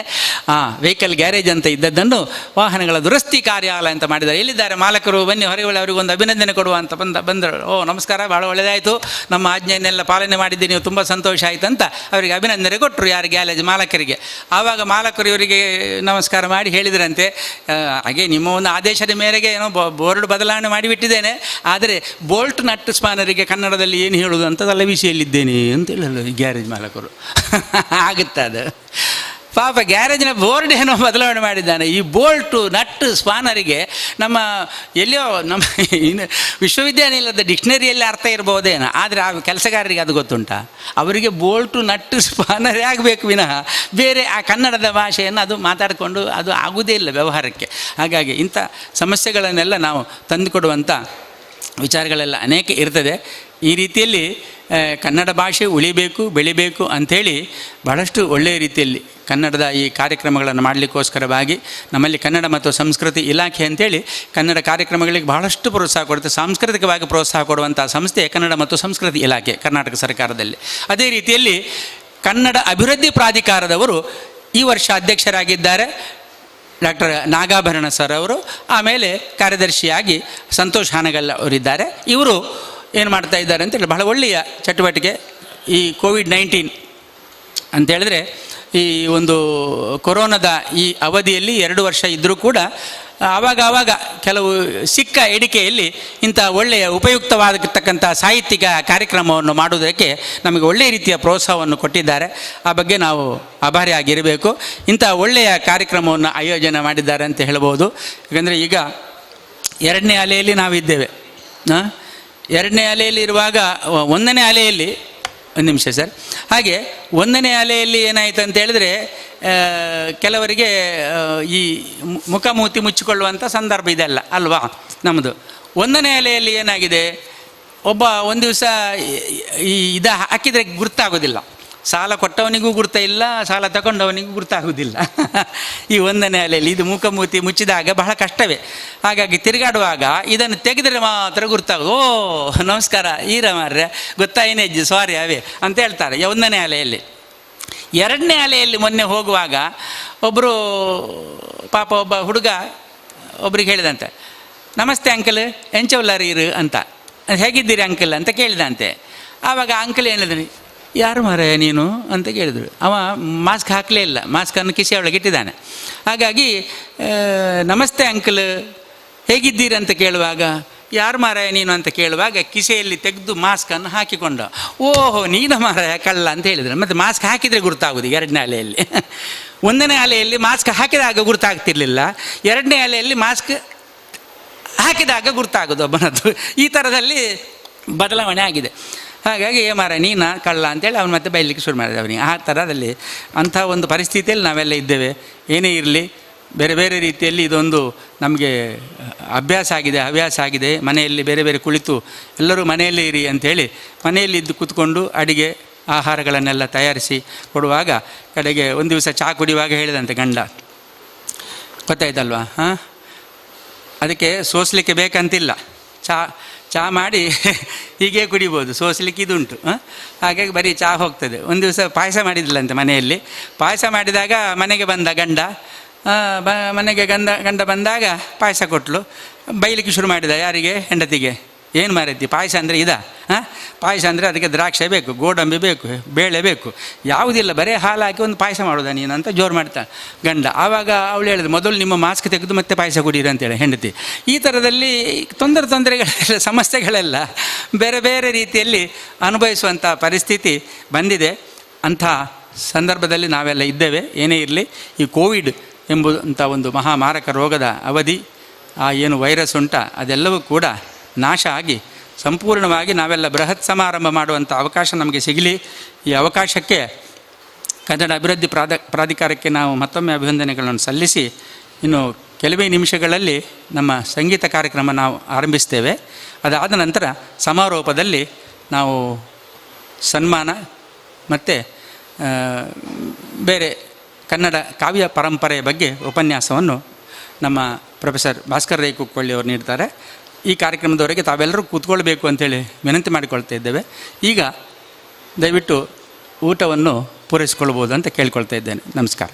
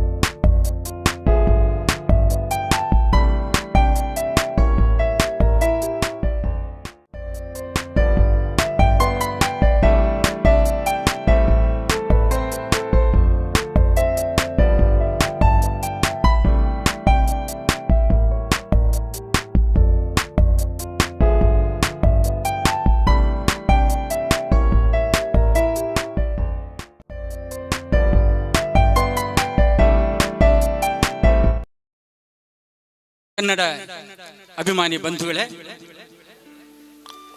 ಕರ್ನಾಟಕ ಸರ್ಕಾರ ಕನ್ನಡ ಅಭಿವೃದ್ಧಿ ಪ್ರಾಧಿಕಾರ ಹಾಗೂ ತೋನ್ಸೆ ಸಾಂಸ್ಕೃತಿಕ ತರಬೇತಿ ಕೇಂದ್ರ ಜಂಟಿ ಆಶ್ರಯದಲ್ಲಿ ನಡೆಯತಕ್ಕಂಥ ಒಂದು ವಿಶೇಷ ಕಾರ್ಯಕ್ರಮ ಇವತ್ತು ಅಂತರ್ಜಾಲ ಮೂಲಕವಾಗಿ ಕನ್ನಡ ಕಾವ್ಯ ಕಮ್ಮಟ ಬೆಳಿಗ್ಗೆ ಶ್ರೀ ರವೀಂದ್ರ ಶೆಟ್ಟಿ ಉಳಿದೊಟ್ಟು ಅವರು ಉದ್ಘಾಟನೆ ಮಾಡಿ ಪ್ರದೀಪ್ ಕುಮಾರ್ ಕಲ್ಕೂರ್ ಅವರ ಅಧ್ಯಕ್ಷತೆಯಲ್ಲಿ ಜರುಗಿದಂಥ ಈ ಸಮಾರಂಭದಲ್ಲಿ ವಿಶೇಷವಾಗಿ ರೋಟೇರಿಯನ್ ರೂಪಾ ಶೆಟ್ಟಿ ಹಾಗೆ ವಿಜಯ ಬ್ಯಾಂಕ್ ಸೀನಿಯರ್ ಮ್ಯಾನೇಜರ್ ಶ್ರೀಯುತ ಸುಂದರ್ ಶೆಟ್ಟಿ ಅವರು ಅತಿಥಿಗಳಾಗಿ ಭಾಗವಹಿಸಿ ಕಾರ್ಯಕ್ರಮವನ್ನು ಚಂದಗಾಣಿಸಿಕೊಟ್ಟಿದ್ದಾರೆ. ಅದೇ ರೀತಿ ತದನಂತರದಲ್ಲಿ ನಡೆದಂತ ಈ ಒಂದು ಕಾವ್ಯ ಕಮ್ಮಟಕ್ಕೆ ಸಂಬಂಧಪಟ್ಟ ಹಾಗೆ ಅತಿ ಉಪಯುಕ್ತವಾಗಿರತಕ್ಕಂಥ ಉಪನ್ಯಾಸ ಕನ್ನಡ ಕಾವ್ಯ ಕವಿತೆಯಲ್ಲಿ ಛಂದಸ್ಸು ಮತ್ತು ಪ್ರಾಸಗಳ ಬಗ್ಗೆ ಡಾಕ್ಟರ್ ದಿನಕರ ಪಚ್ಚನಾಡಿ ಅವರು ಉಪನ್ಯಾಸ ಮಾಹಿತಿಯನ್ನು ನೀಡಿದ್ದಾರೆ. ತದನಂತರದಲ್ಲಿ ಡಾಕ್ಟರ್ ಅರುಣ್ ಉಳ್ಳಾಲ್ ರವರು ಕಾವ್ಯ ಕವಿತೆಗಳ ಗುಣಲಕ್ಷಣಗಳು ಎಂಬ ಬಗ್ಗೆ ಪ್ರಾತ್ಯಕ್ಷಿಕೆ ರೂಪದಲ್ಲಿ ಅದನ್ನು ಇಲ್ಲಿ ಮಂಡಿಸಿದ್ದಾರೆ ಮತ್ತು ಮಾಹಿತಿಯನ್ನು ನೀಡಿದ್ದಾರೆ. ಅವರಿಗೆಲ್ಲರಿಗೂ ಕೂಡ ಅಭಿವಂದನೆಗಳನ್ನು ಸಲ್ಲಿಸಿ ಇದೀಗ ಮಧ್ಯಾಹ್ನದ ಸಮಾರೋಪಕ್ಕಿಂತ ಮೊದಲು ಗೀತ ಗಾಯನ ಕಾರ್ಯಕ್ರಮಕ್ಕೆ ನಾವು ಬಂದಿದ್ದೇವೆ. ಇದರಲ್ಲಿ ಇವತ್ತಿನ ಸಂಪನ್ಮೂಲ ವ್ಯಕ್ತಿಗಳ ಸಾಹಿತ್ಯ ಗೀತೆಗಳು ಜೊತೆಗೆ ಕನ್ನಡದ ಸುಪ್ರಸಿದ್ಧ ಕವಿಗಳ ರಾಷ್ಟ್ರ ಕವಿಗಳ ಈ ನಾಡಗೀತೆಯನ್ನು ಹಾಡುವಂತ ಈ ಕಾರ್ಯಕ್ರಮದಲ್ಲಿ ಪ್ರಧಾನ ಗಾಯಕರಾಗಿ ಇವತ್ತು ಭಾಗವಹಿಸಲಿಕ್ಕಿದ್ದಾರೆ ನಮ್ಮೊಂದಿಗೆ ಶ್ರೀಯುತ ರವೀಂದ್ರ ಪ್ರಭು ಮಂಗಳೂರು, ಅದೇ ರೀತಿ ಶ್ರೀಮತಿ ಮಾಲಿನಿ ಕೇಶವ ಪ್ರಸಾದ್ ಇವರು ಗಾಯಕರಾಗಿ ಭಾಗವಹಿಸ್ತಾ ಇದ್ದಾರೆ. ಅಷ್ಟೇ ಸುಮಧುರ ಹಿನ್ನೆಲೆ ವಾದನದಲ್ಲಿ ನಮ್ಮೊಂದಿಗೆ ಇರುವವರು ಇವತ್ತು ಕೀಬೋರ್ಡ್ನಲ್ಲಿ ಶ್ರೀಯುತ ಸತೀಶ್ ಸುರತ್ಕಲ್, ಹಾಗೆ ಮ್ಯಾಂಡಿಲ್ ವಾದನದಲ್ಲಿ ದೇವರಾಜ ಆಚಾರ್, ರಿದಮ್ ಪ್ಯಾಡ್ನಲ್ಲಿ ನವಗಿರಿ ಗಣೇಶ್ ಅವರು, ಹಾಗೆ ತಬಲಾ ವಾದನದಲ್ಲಿ ದೀಪಕ್ ರಾಜ್ ಉಳ್ಳಾಲ. ಈ ರೀತಿಯ ಒಂದು ಸಂಯೋಜನೆಯೊಂದಿಗೆ ಈಗ ಕಾರ್ಯಕ್ರಮವನ್ನು ಆರಂಭಿಸ್ತಾ ಇದ್ದೇವೆ. ತಮ್ಮೆಲ್ಲರನ್ನೂ ಕೂಡ ವೀಕ್ಷಕ ಬಂಧುಗಳನ್ನು ಈ ಒಂದು ಕಾರ್ಯಕ್ರಮಕ್ಕೆ ತೋನ್ಸೆ ಪುಷ್ಕಳ ಕುಮಾರ್ ಸ್ವಾಗತಿಸ್ತಾ ರಾಷ್ಟ್ರಕವಿ ಕುವೆಂಪು ಅವರ ನಾಡಗೀತೆಯೊಂದಿಗೆ ಕಾರ್ಯಕ್ರಮ ಆರಂಭ ಆಗ್ತಾ ಇದೆ.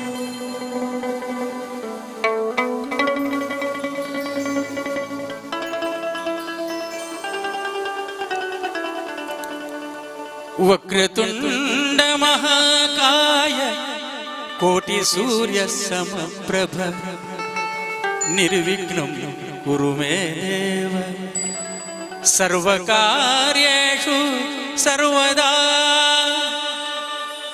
ಸರ್ವಕಾರ್ಯೇಷು ಸರ್ವದಾ ಸರ್ವಕಾರ್ಯೇಷು ಸರ್ವದಾ ಸರ್ವದಾ ಸರಸ್ವತಿ ನಮಸ್ತುಭ್ಯಂ ವರದೆ ಕಾಮರೂಪಿಣಿ ವಿದ್ಯಾರಂಭಂ ಕರಿಷ್ಯಾಮಿ ಸಿದ್ಧಿರ್ಭವತು ಮೇ ಸದಾ ವಿದ್ಯಾರಂಭಂ ಕರಿಷ್ಯಾಮಿ ಸಿದ್ಧಿರ್ಭವತು ಮೇ ಸದಾ ಸದಾ ಸದಾ ಸದಾ ಸದಾ. ಗುರುರ್ಬ್ರಹ್ಮ ಗುರುರ್ವಿಷ್ಣು ಗುರುರ್ದೇವೋ ಮಹೇಶ್ವರ ಗುರುರ್ ಸಾಕ್ಷಾತ್ ಪರಬ್ರಹ್ಮ ತಸ್ಮೈ ಶ್ರೀ ಗುರವೇ ನಮಃ ತಸ್ಮೈ ಶ್ರೀ ಗುರವೇ ನಮಃ.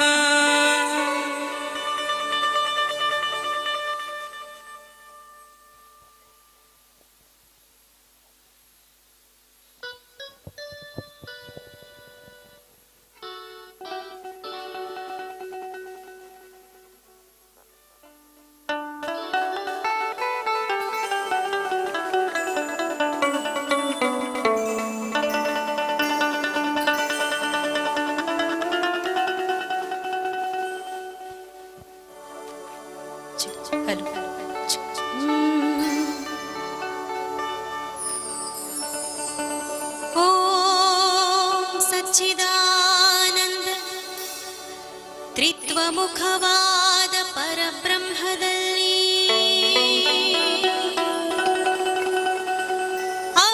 ಅಭವದುತ್ತಾದಿ ಭವದ ಬಿತ್ತಾದಿ ಋತದ ಚಿತ್ತಾದಿನಿ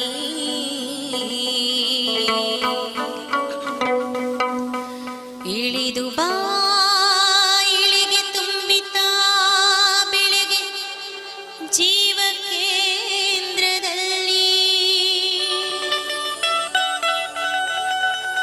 ಮತ್ತೆ ಮೂಡಿ ಬಾ ಒತ್ತೆ ನೀನೆನ್ನ ಚಿತ್ತ ಪೃಥ್ವಿಯಲ್ಲಿ ಮತ್ತೆ ಮೂಡಿ ಬಾ ಒತ್ತೆ ನೀನೆನ್ನ ಚಿತ್ತ ಪೃಥ್ವಿಯಲ್ಲಿ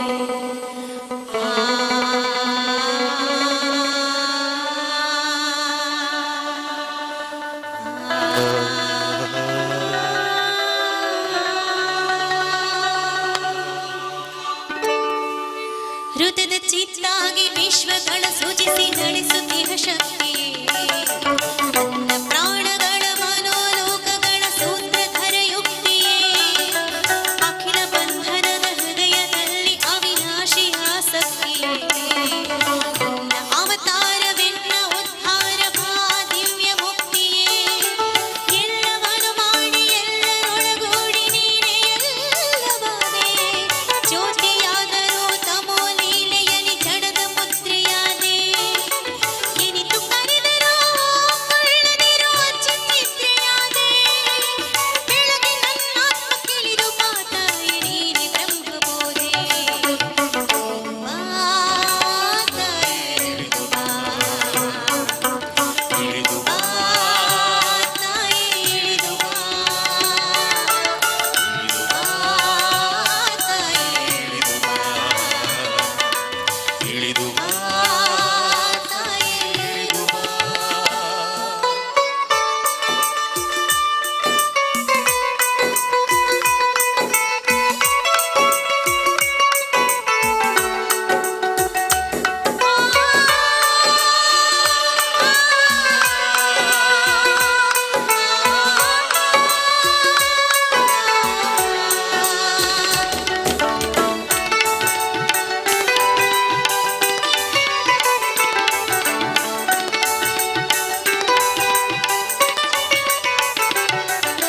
ಗಾಳಿ ಕುಸಿರು ನೀ ಬೆಂಕಿ ಗುರಿಯು ನೀ ಉದಾರದ ಜೀವ ಅಗ್ನಿ ಇಂದ್ರ ವರುಣಾಂತ ದೇವರನ್ನು ಮಾಡಿ ನೋಡಿ ಕಾವ ಶಿವನ ಶಕ್ತಿ ನೀ ವಿಷ್ಣು ಲಕ್ಷ್ಮಿ ನೀ ಚತುರ್ಮುಖ ನರಾಣಿ ದಿವ್ಯ ವಿಜ್ಞಾನ ನನ್ನೊಳುದ್ಭವಿಸಿ ಬಳಿಗಾಗಮಿಸುವಾಣಿ ಹೃದಯ ಪದ್ಮಕ ನರಳಿ ಕರೆವೆ ಬಾರಮ್ಮ ಬಾ ಇಳಿದು ಬಾ ಮನೋದ್ವಾರಕ ಬಿರಿಯ ಕರಿವೆ ಜಗದಂಬೆ ಬಾ ಇಳಿದು ಬಾ ಅಗ್ನಿ ಹಂಸ ಕರಿಗೆದುರೆ ಕರಿವೆ ಬಾ ತಾಯಿ ಬಾ ಇಳಿದು ಬಾ ಚೈತ್ಯ ಪುರುಷ ಯಜ್ಞಕ್ಕೆ ನೀನೆ ಅಧ್ವರಿ ಬಾ ಇಳಿದು ಬಾ ಬಾ ತಾಯಿ ಇಳಿದು ಬಾ ಇಳಿದು ಬಾ ತಾಯಿ ಇಳಿದು ಬಾ ತಾಯಿ ಇಳಿದು ಬಾ ಇಳಿದು ಬಾ ತಾಯಿ ಇಳಿದು ಬಾ. Thank you.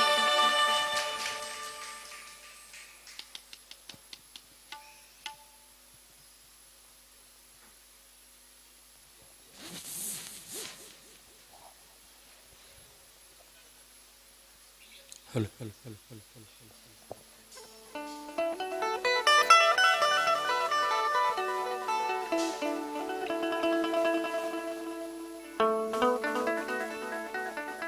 ಹಲೋ ಕುವೆಂಪು ಅವರ ಗೀತೆಯನ್ನು ಹಾಡಿದಂಥ ಗಾಯಕಿ ಮಾಲಿನಿ ಕೇಶವ ಪ್ರಸಾದ್ ಅವರಿಗೆ ಅಭಿವಂದನೆಗಳು. ಕೇಳಿದಂಥ ಇಲ್ಲಿನ ಪ್ರೇಕ್ಷಕರಲ್ಲದೆ ಸಹಸ್ರ ಸಹಸ್ರ ಮಂದಿ ವೀಕ್ಷಕರಿಗೂ ಕೂಡ ನಮ್ಮ ನಮನಗಳನ್ನು ಸಲ್ಲಿಸ್ತಾ ಇದ್ದೇವೆ. ಇದೀಗ ಸಿದ್ದಯ್ಯ ಪುರಾಣಿಕ್ ಅವರ ಒಂದು ಸಾಹಿತ್ಯವನ್ನು ನಿಮ್ಮ ಮುಂದೆ ಇಡ್ತಾ ಇದ್ದಾರೆ.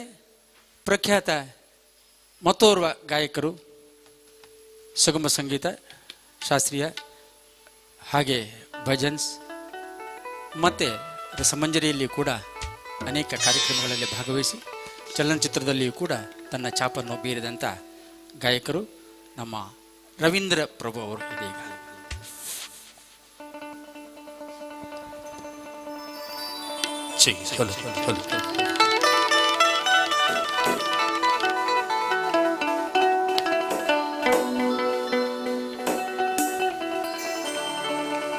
ಚಿರಕಾಲ ಬೆಳಗಲಿ ಕನ್ನಡದ ದೀಪ, ಜಗಕ್ಕೆಲ್ಲ ಬೆಳಕಾಗಿ ಪುಣ್ಯ ಪ್ರದೀಪ,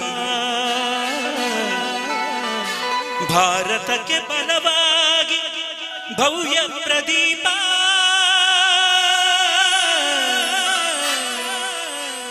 ಮೊಳಗಲಿ ಬೆಳಗಲಿ ಕನ್ನಡ ಕನ್ನಡದ ದೀಪ.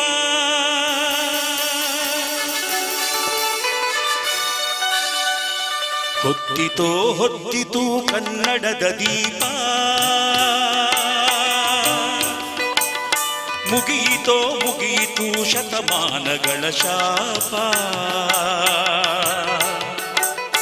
ಹೊತ್ತಿತೋ ಹೊತ್ತಿತು ಕನ್ನಡದ ದೀಪ, ಮುಗಿಯಿತೋ ಮುಗಿಯಿತು ಶತಮಾನಗಳ ಶಾಪ.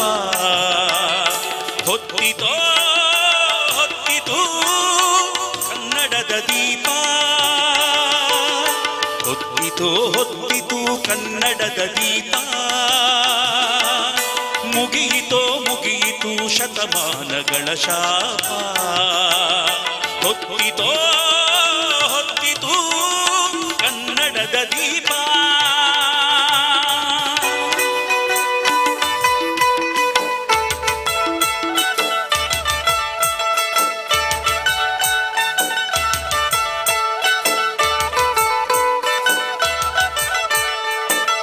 ಸಾನಿದಗ ಸಾನಿ ಪದ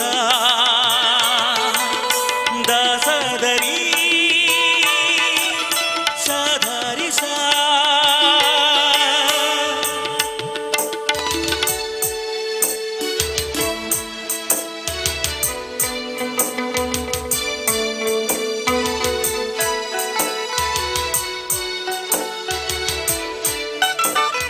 ಕಣ್ಣು ಕುಕ್ಕಿಸುವಂತೆ ಶೋಭಾಯಮಾನ,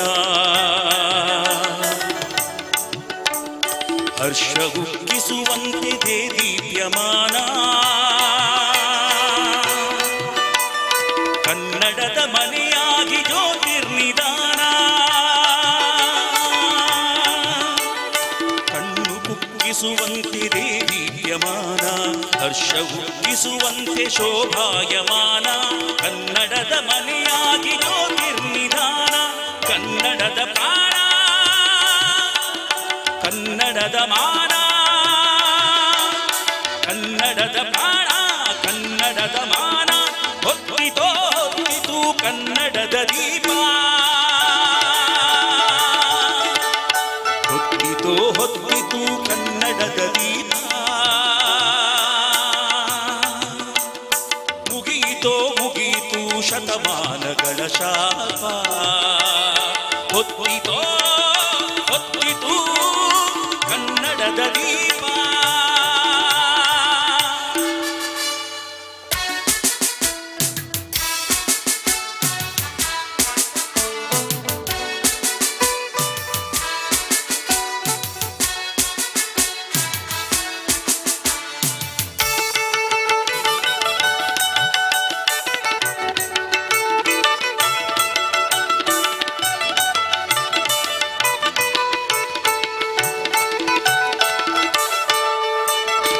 ಉರಿವವರು ಬೇಕಿನ್ನು ಇದರೆಣ್ಣೆಯಾಗಿ, ಸುಡುವವರು ಬೇಕಿದನು ನಿಡುಬತ್ತಿಯಾಗಿ, ಧರಿಸುವರು ಬೇಕಿದನು ಸಿರಿಹಣತೆಯಾಗಿ. ಉರಿವವರು ಬೇಕಿನ್ನು ಇದರೆಣ್ಣೆಯಾಗಿ, ಸುಡುವವರು ಬೇಕಿದನು ನಿಡುಬತ್ತಿಯಾಗಿ, ಧರಿಸುವರು ಬೇಕಿದನು ಸಿರಿಹಣತೆಯಾಗಿ. ನನ್ನಿಯುಸಿರಾಗಿ ಧರ್ಮಕ್ಕೆ ಬಾಗಿ, ನನ್ನಿಯುಸಿರಾಗಿ ಧರ್ಮಕ್ಕೆ ಬಾಗಿ, ಹೊತ್ತಿತೋ ಹೊತ್ತಿತು ಕನ್ನಡದ ದೀಪ ಹೊತ್ತಿತೋ ಹೊತ್ತಿತು ಕನ್ನಡದ ದೀಪ ಮುಗೀತೋ ಮುಗೀತು ಶತಮಾನಗಳ ಶಾಪ ಹೊತ್ತಿತೋ ಹೊತ್ತಿತು ಕನ್ನಡದ ದೀಪ ಸಾನಿದಗ ಸಾನಿಪದ ದಾಸದರಿ ಸದಾರಿಸ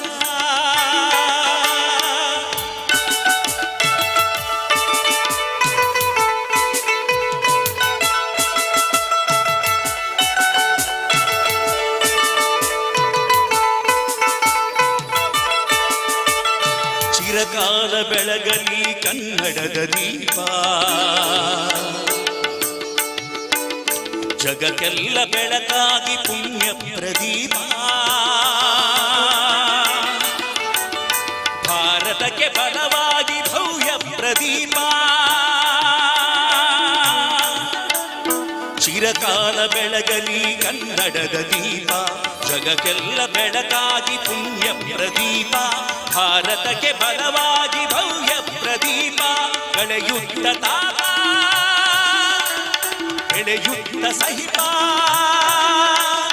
ಕಳೆಯುತ್ತ ತಾಪ ಬೆಳೆಯುತ್ತ ಸಹಿತ ಹೊತ್ತಿತೋ ಹೊತ್ತಿತು ಕನ್ನಡದ ದೀಪ ಹೊತ್ತಿತೋ ಹೊತ್ತಿತು ಕನ್ನಡದ ದೀಪ ಮುಗೀತೋ ಮುಗೀತು ಶತಮಾನಗಳ ಶಾಪ ಹೊತ್ತಿತೋ ಹೊತ್ತಿತು ಕನ್ನಡದ ದೀಪ ಕನ್ನಡದ ದೀಪ ಕನ್ನಡದ ದೀಪ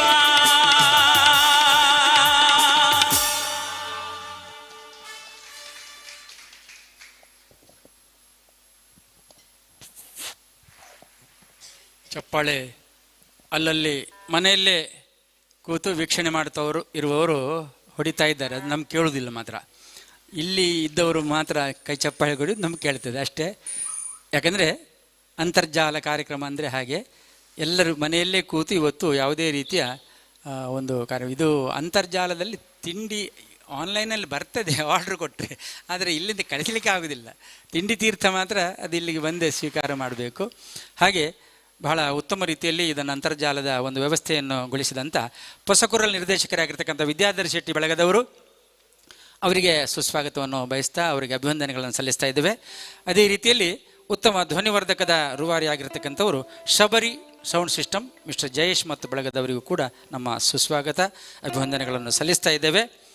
ಇದೀಗ ನಿಮ್ಮ ಮುಂದೆ ಮುಂದಿನ ಗೀತೆಗೆ ಶ್ರೀಮತಿ ಮಾಲಿನಿ ಕೇಶವ್ ಪ್ರಸಾದ್, ನಿಮಗೆಲ್ಲ ಗೊತ್ತಿರುವ ಹಾಗೆ ಜಿ ಕನ್ನಡದಲ್ಲಿ ಸಾರೆಗಮಪದಲ್ಲಿ ಜೂರಿ ಜಡ್ಜ್ ಆಗಿ ಆಮೇಲೆ 11 ಜನ ಕೂತ್ಕೊಳ್ತಾರಲ್ಲ, ಅದರಲ್ಲಿ ಜಡ್ಜ್ ಆಗಿ ಭಾಗವಹಿಸಿದವರು.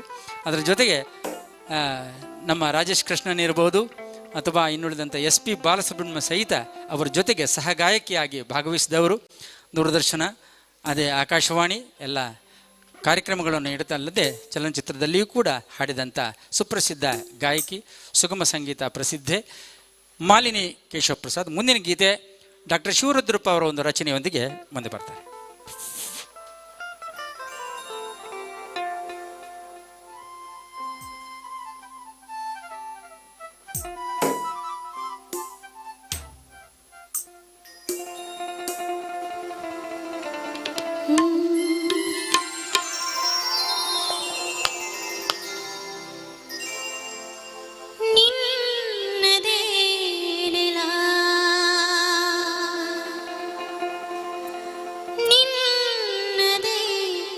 ಜಲ ನಿನ್ನದೇ ಆಕಾಶ ಕಿಂಚಿತ್ತು ಅನುಮಾನಕ್ಕೆ ಇಲ್ಲವೋ ಅವಕಾಶ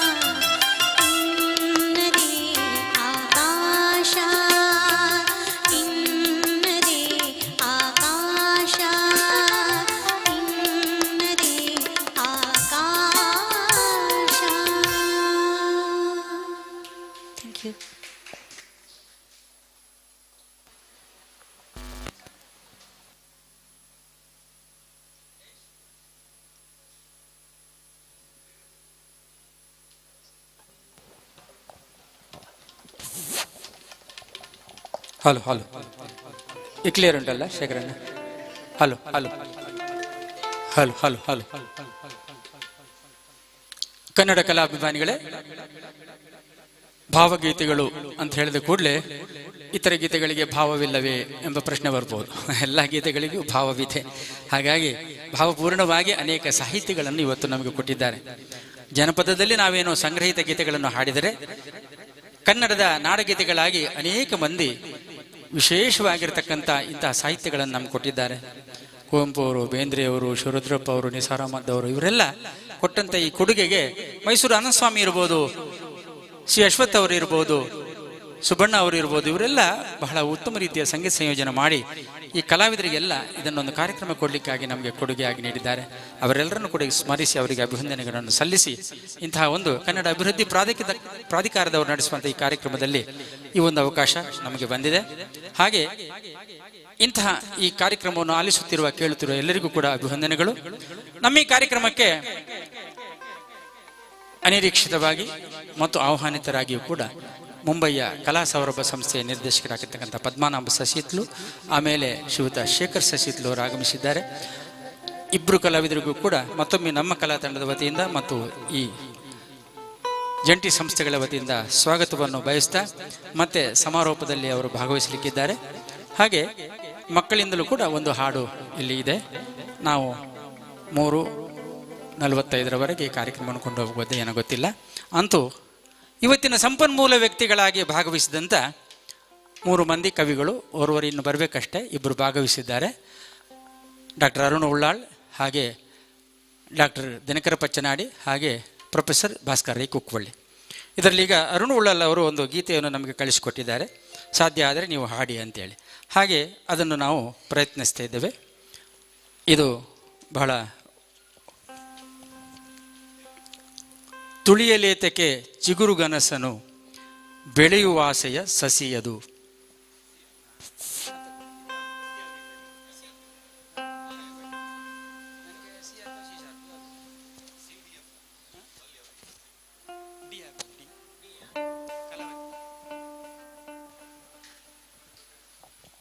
ಹಲೋ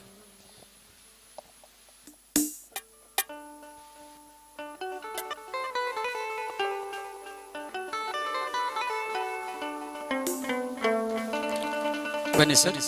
ಸಂಜೆಯ ಸಮಾರೋಪದ ಅತಿಥಿಯಾಗಿರ್ತಕ್ಕಂಥ ಶ್ರೀಯುತ ರವೀಂದ್ರ ರೈ ಹರೇಕಳ, ನಿವೃತ್ತ ಮುಖ್ಯೋಪಾಧ್ಯಾಯರು, ಹರೇಕಳ ಹೈಸ್ಕೂಲ್ ಇವರು ಆಗಮಿಸಿದ್ದಾರೆ. ಅವರಿಗೆ ಸ್ವಾಗತವನ್ನು ಬಯಸ್ತಾ ಇದ್ದಾರೆ.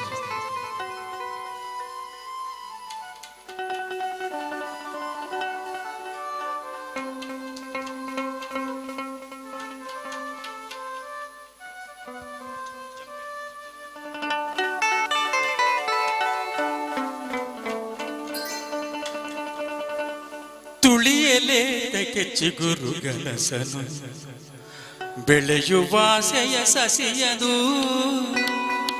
ತುಳಿಯಲೇತಕ್ಕೆ ಚಿಗುರುಗನಸನು ಬೆಳೆಯುವಾಸೆಯ ಸಸಿಯದು. ಬಳಿಯಲಿರಲದು ಅದರ ಪಾಡಿಗೆ, ಬಳಿಯಲಿರಲದು ಅದರ ಪಾಡಿಗೆ, ಕಾಲ ನಿಡದಿರಿ ಹಸಿಯದು, ಕಾಲ ನಿಡದಿರಿ ಅದು ಹಸಿಯದು ಹಸಿಯದು. ತುಳಿಯಲೇತಕ್ಕೆ ಚಿಗುರುಗನಸನು ಬೆಳೆಯುವಾಸೆಯ ಸಸಿಯದು. ತುಳಿಯಲೇತಕ್ಕೆ ಚಿಗುರುಗನಸನು ಬೆಳೆಯುವಾಸೆಯ ಸಸಿಯದು.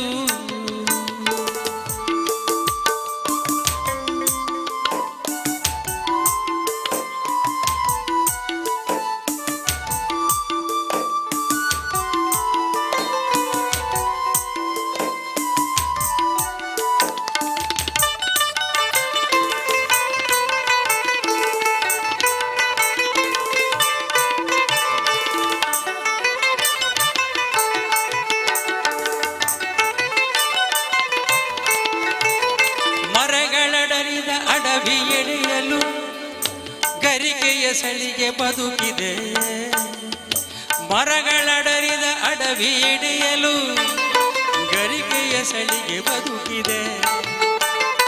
ಬಹುಸುಮದ ಘಮದರಳು ತೋಟದಿ, ಬಹುಸುಮದ ಘಮದರಳು ತೋಟದಿ, ತುಂಬೆಯೊಂದಿರಬಾರದೆ ತುಂಬೆಯೊಂದಿರಬಾರದೆ ತುಳಿಯಲೇತಕ್ಕೆ ಚಿಗುರು ಕನಸನು ಬೆಳೆಯುವಾಸೆಯ ಸಸಿಯದು ಬಳಿಯಲಿರಲದು ಅದರ ಪಾಡಿಗೆ ಬಳಿಯಲಿರಲದು ಅದರ ಪಾಡಿಗೆ ಕಾಲ ನೀಡದಿರಿ ಹಸಿಯದು ಹಸಿಯದು ತುಳಿಯಲೇತಕ್ಕೆ ಚಿಗುರು ಕನಸನು ಬೆಳೆಯುವಾಸೆಯ ಸಸಿಯದು.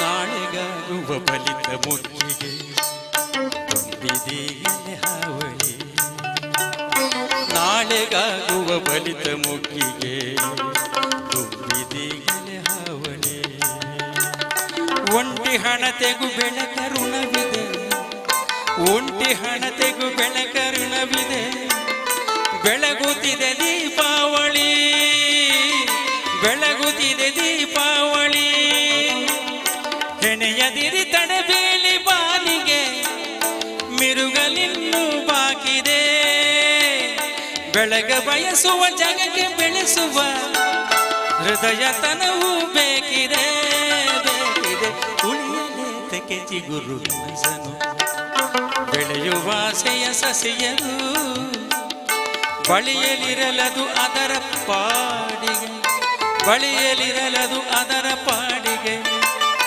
ಕಾಲ ನೀಡದಿರಿ ಹಸಿಯದು ಹಸಿಯದು ಕಾಲ ನೀಡದಿರಿ ಹಸಿಯದು ಹಸಿಯದು ತುಳಿಯಲೇತಕ್ಕೆ ಚಿಗುರು ಕನಸನು ಬೆಳೆಯುವಾಸೆಯ ಸಸಿಯದು ಬೆಳೆಯುವಾಸೆಯ ಸಸಿಯದು ಬೆಳೆಯುವಾಸೆಯ ಸಸಿಯದು.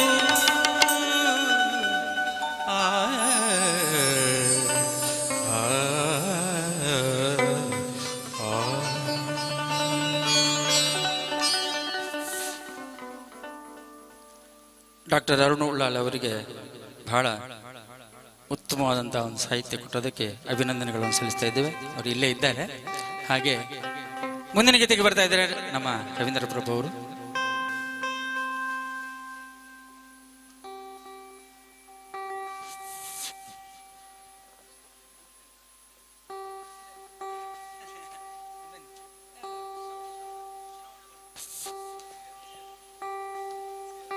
ಶ್ರಾವಣ ಬರ್ತಾ ಇದೆ.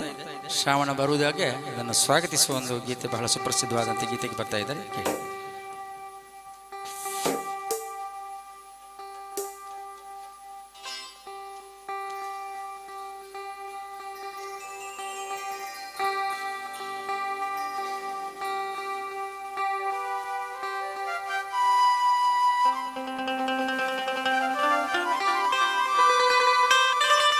ದತ್ತಾತ್ರೇಯ ರಾಮಚಂದ್ರ ಬೇಂದ್ರೆ ಅವರ ಈ ರಚನೆ ಬಹಳ ಸುಪ್ರಸಿದ್ಧವಾಗಿ ಸಿ ಅಶ್ವಥ್ ಅವರ ಸಂಯೋಜನೆ. ಇದೀಗ ನಿಮ್ಮ ಮುಂದೆ ರವೀಂದ್ರ ಪ್ರಭು.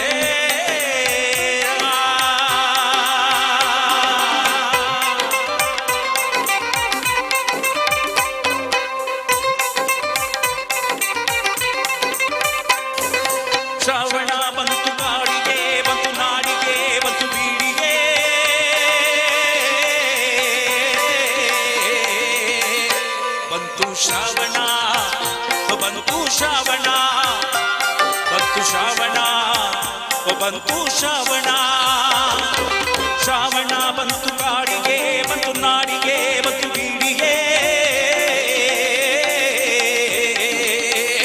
ಬಂತು ಶ್ರಾವಣ ಬಂತು ಶ್ರಾವಣ ಬಂತು ಶ್ರಾವಣ ಬಂತು ಶ್ರಾವಣ ಕಡಲಿಗೆ ಬಂತು ಶ್ರಾವಣ ಕುಣಿದಾಂಗ ರಾವಣ ಕಡಲಿಗೆ ಬಂತು ಶ್ರಾವಣ ಕುಣಿದಾಂಗ ರಾವಣ ಕುಣಿದಾವ ಗಾಡಿ ಭೈರವನ ರೂಪ ತಾಳಿ ಶ್ರಾವಣ ಬಂತು ಕಾಡಿಗೆ ಬಂತು ನಾಡಿಗೆ ಬಂತು ಬೀಡಿಗೆ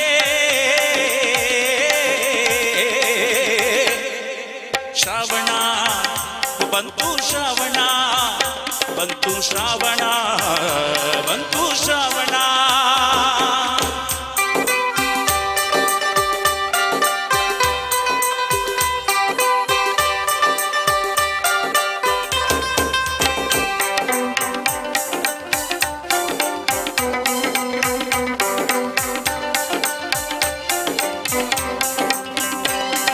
ಶ್ರಾವಣ ಬಂತು ಘಟ್ಟಕ ರಾಜ್ಯ ಪಟ್ಟಕ ಭಾರ ಬಟ್ಟಕ ಶ್ರಾವಣ ಬಂತು ಘಟ್ಟಕ ರಾಜ್ಯ ಪಟ್ಟಕ ಭಾರ ಬಟ್ಟಕ ಏರ್ಯಾವ ಮುಗಿಲು ರವಿ ಕಾಣೆ ಕಾಡೆ ಹಗಲು ಏರ್ಯಾವ ಮುಗಿಲು ರವಿ ಕಾಣೆ ಕಾಡೆ ಹಗಲು ಶ್ರಾವಣ ಬಂತು ಘಟ್ಟಕ ರಾಜ್ಯ ಪಟ್ಟಕ ಭಾರ ಬಟ್ಟಕ ಶ್ರಾವಣ ಬಂತು ಘಟ್ಟಕ ರಾಜ್ಯ ಪಟ್ಟಕ ಭಾರ ಬಟ್ಟಕ ಏರ್ಯಾವ ಮುಗಿಲು ರವಿ ಕಾಣೆ ಹಾಡೆ ಹಗಲು ಏರ್ಯಾವ ಮುಗಿಲು ರವಿ ಕಾಣೆ ಕಾಡೆ ಹಗಲು ಶ್ರಾವಣ ಬಂತು ಕಾಡಿಗೆ ಬಂತು ನಾಡಿಗೆ ಬಂತು ಬೀಡಿಗೆ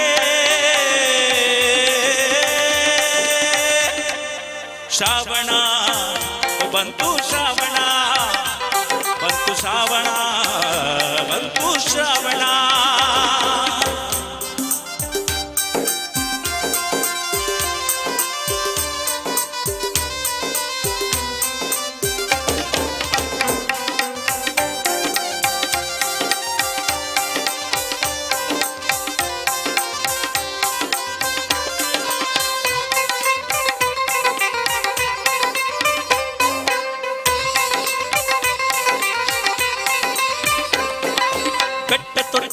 ಕಿಸುರಿನ ಅಂಗಿ ಹಸಿರು ನೋಡ ತಂಗಿ ಕೊಳೆದಾವಲ್ಲೋ ಜಂಗಿ ಬೆಟ್ಟ ತೊಟ್ಟಾವ ಕಿಸುರಿನ ಅಂಗಿ ಹಸಿರು ನೋಡ ತಂಗಿ ಹೊರಟಾವಲ್ಲೋ ಜಂಗಿ ಜಾತ್ರೆಗೀನೋ ನಿರಿತದ ಅಲ್ಲೆ ತಾನೋ ಜಾತ್ರೆಗೀನೋ ನಿರಿತದ ಅಲ್ಲೆ ತಾನೋ ಶ್ರಾವಣ ಬಂತು ಕಾಡಿಗೆ ಬಂತು ನಾಡಿಗೆ ಬಂತು ಬೀಡಿಗೆ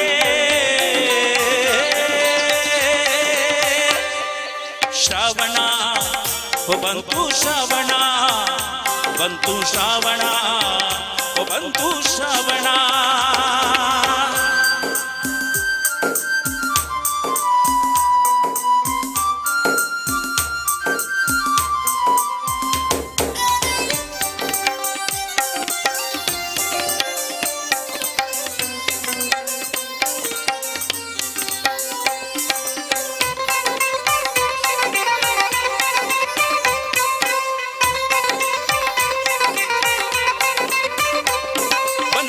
ನೋಡು ಇದ ಹ್ಯಾಂಗ ಮದುವಿ ಮಗನಾಂಗ ತಲೆಗೆ ಬಾಸಿಂಗ ಬನ ಬನ ನೋಡು ಇದ ಹ್ಯಾಂಗ ಮದುವಿ ಮಗನಾಂಗ ತಲೆಗೆ ಬಾಸಿಂಗ ಕಟ್ಟಿಕೊಂಡು ನಿಂತಾವ ಹರ್ಷಗೊಂಡು ಕಟ್ಟಿಕೊಂಡು ನಿಂತಾವ ಹರ್ಷಗೊಂಡು ಬನ ಬನ ನೋಡು ಇದ ಹ್ಯಾಂಗ ಮದುವಿ ಮಗನಾಂಗ ತಲೆಗೆ ಬಾಸಿಂಗ ಕಟ್ಟಿಕೊಂಡು ನಿಂತಾವ ಹರ್ಷಗೊಂಡು ಕಟ್ಟಿಕೊಂಡು ಹರ್ಷಗೊಂಡು ಶ್ರಾವಣ ಬಂತು ಕಾಡಿಗೆ ಬಂತು ನಾಡಿಗೆ ಬಂತು ಬೀಡಿಗೆ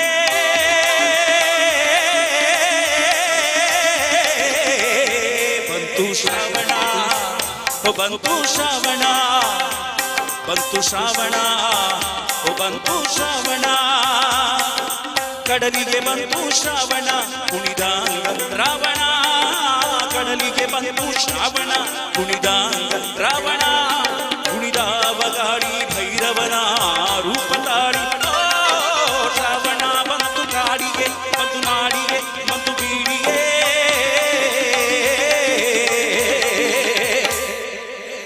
ಶ್ರಾವಣ ಬಂತು ಶ್ರಾವಣ ಬಂತು ಶ್ರಾವಣ ಬಂತು ಶ್ರಾವಣ ಬಂತು ಶ್ರಾವಣ ಬಂತು ಶ್ರಾವಣ ಬಂತು ಶ್ರಾವಣ ಬಂತು ಶ್ರಾವಣ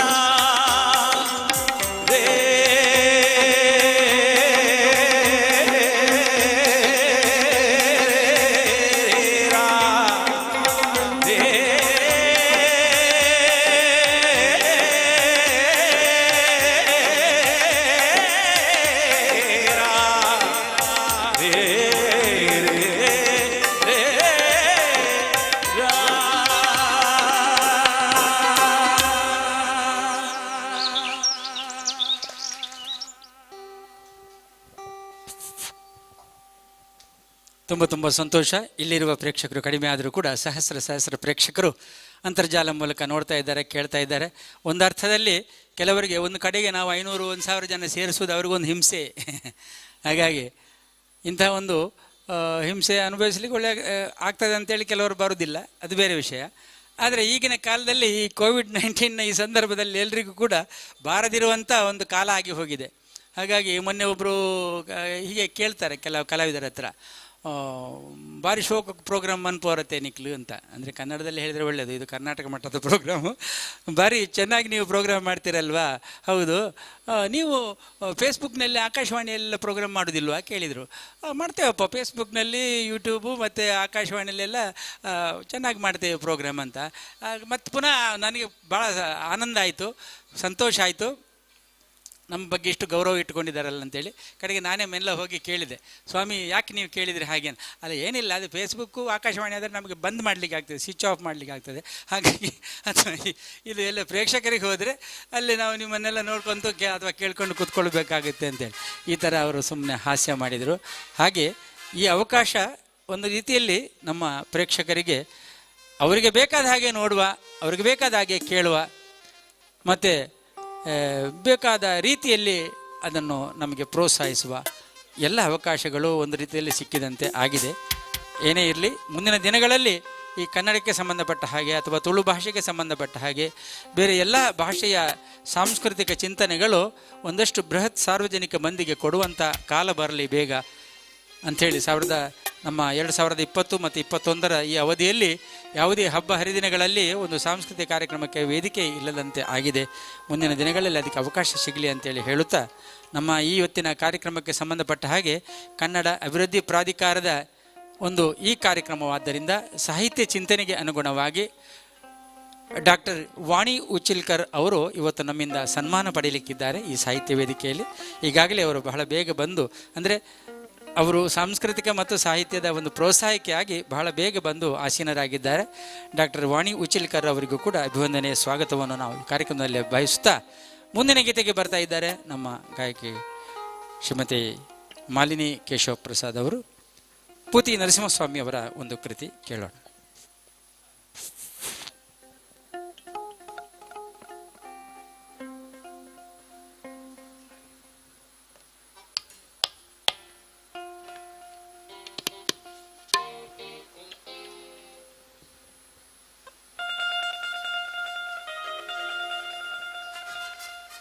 ಇನ್ನೇನು ಆಗಸ್ಟ್ 15 ಹತ್ತಿರ ಬಂತು. ನಾವೆಲ್ಲ ಸ್ವಾತಂತ್ರ್ಯೋತ್ಸವವನ್ನು ಆಚರಿಸುವ ಸಂಭ್ರಮದಲ್ಲಿದ್ದೇವೆ. ಹಾಗೆ ನಮ್ಮ ದೇಶದ ಗಡಿಯಲ್ಲಿ ನಮ್ಮನ್ನೆಲ್ಲ ರಕ್ಷಿಸಿ, ಗಡಿಯನ್ನು ಕಾಯುತ್ತಾ ದೇಶವನ್ನು ನಮ್ಮನ್ನೆಲ್ಲ ರಕ್ಷಿಸ್ತಾ ಇರುವಂಥ ಸೈನಿಕರನ್ನು ನೆನಪಿಸ್ಕೊಳ್ತಾ ಅವರಿಗೋಸ್ಕರ ಈ ಹಾಡನ್ನು ಸಮರ್ಪಣೆ ಮಾಡ್ತಾ ಇದ್ದೀವಿ ನಮ್ಮ ತಂಡದಿಂದ. ಉರಿಯುವ ಬಿಸಿಲಿರಲಿ, ಕೊರೆಯುವ ಚಳಿ ಇರಲಿ, ಮನದೊಳಿರಲಿ ನಿನ್ನ ಧ್ಯಾನ. ನಿನ್ನ ಧ್ಯಾನ ಅಂದರೆ ಇಲ್ಲಿ ತಾಯಿ ಭಾರತಾಂಬೆಯ ಧ್ಯಾನ ಅಂತ. ಪೂತಿ ನರಸಿಂಹಾಚಾರ್ ಅವರ ರಚನೆ.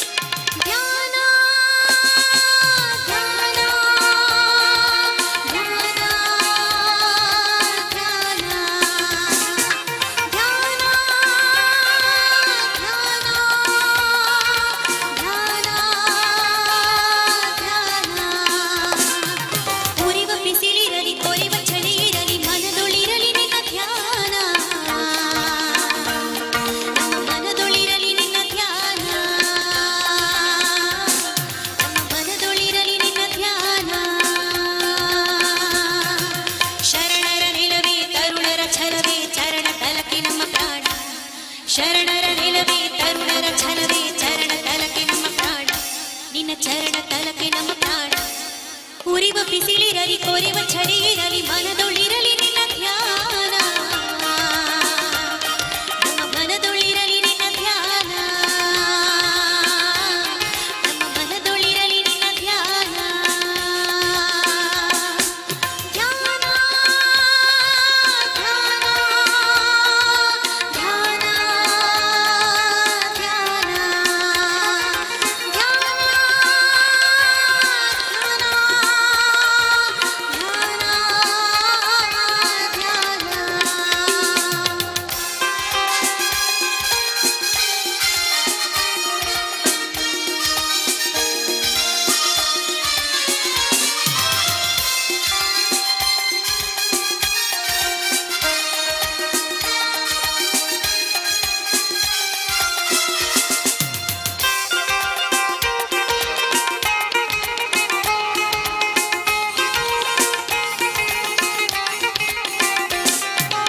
ಊನವಾಗಿ ನಿನ್ನ ಮಾನ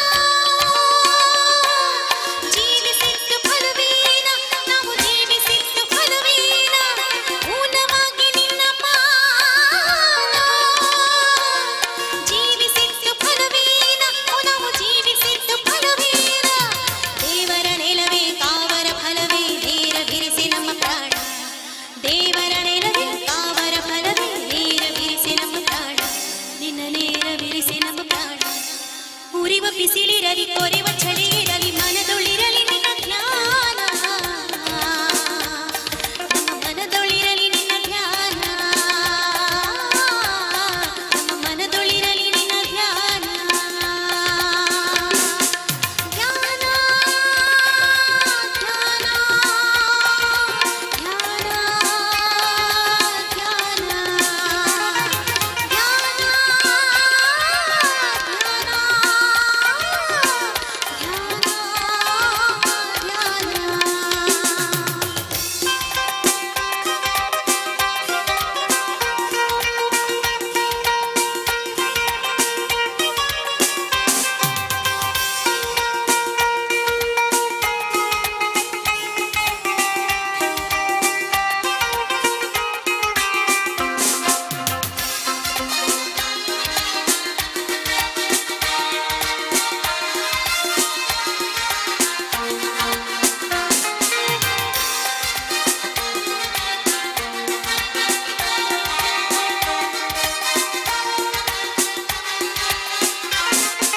ಹೊಟ್ಟೆ ಹೊರೆಯಲು ರಟ್ಟೆ ಬೀಸುವ ಹಿಟ್ಟಿನಾಳ್ಗಳಲ್ಲ. ಹಿಟ್ಟಿನಾಳ್ಗಳಲ್ಲ ನಾವು ಹಿಟ್ಟಿನಾಳ್ಗಳಲ್ಲ. ಹುಟ್ಟಿನಿಂದ ನಿನ್ನ ಹೊರೆವ ಹೊಳೆ ಹೊತ್ತ ದಿಟ್ಟರಾವು ಶಿವಬಲ್ಲ. ದಿಟ್ಟರಾವು ಶಿವಬಲ್ಲ. ಮುಟ್ಟವ ಹಾಗೆ ಬದುಕಿಲ್ಲ ನಿನ್ನ ಮುಟ್ಟವ ಹಾಗೆ ಬದುಕಿಲ್ಲ. ಧೀರರ ನಾಡೇ ವೀರರ ಬೀಡೇ. ವೀರರ ನಾಡೇ ವೀರರ ಬೀಡೇ. ನಿನ್ನ ಸೇವೆಗೈಯದವ ಹೊಲ್ಲ. ನಿನ್ನ ಸೇವೆಗೈಯದವ ಹೊಲ್ಲ. ಉರಿವ ಬಿಸಿಲಿರಲಿ ಕೊರೆವ ಚಳಿ ಇರಲಿ ಮನದೊಳಿರಲಿ ನಿನ್ನ ಧ್ಯಾನ. ನಮ್ಮ ಮನದೊಳಿರಲಿ ನಿನ್ನ ಧ್ಯಾನ. ನಮ್ಮ ಮನದೊಳಿರಲಿ ನಿನ್ನ ಧ್ಯಾನ. ಶರಣರ ನೆಲವೇ ತರುಣರ ಛಲವೇ ಚರಣ ತಲಕೆ ನಮ್ಮ ಪ್ರಾಣ. ಶರಣರ ನೆಲವೇ ತರುಣರ ಛಲವೇ ಚರಣ ತಲಕೆ ನಮ್ಮ ಪ್ರಾಣ. ನಿನ್ನ ಚರಣ ತಲಕೆ ನಮ್ಮ ಪ್ರಾಣ. ಉರಿವ ಬಿಸಿಲಿರಲಿ ಕೊರೆವ ಚಳಿ ಇರಲಿ ಮನದೊಳಿರಲಿ ನಿನ್ನ ಧ್ಯಾನ. ನಮ್ಮ ಮನದೊಳಿರಲಿ ನಿನ್ನ ಧ್ಯಾನ. ನಮ್ಮ ಮನದೊಳಿರಲಿ ನಿನ್ನ ಧ್ಯಾನ. ಧ್ಯಾನ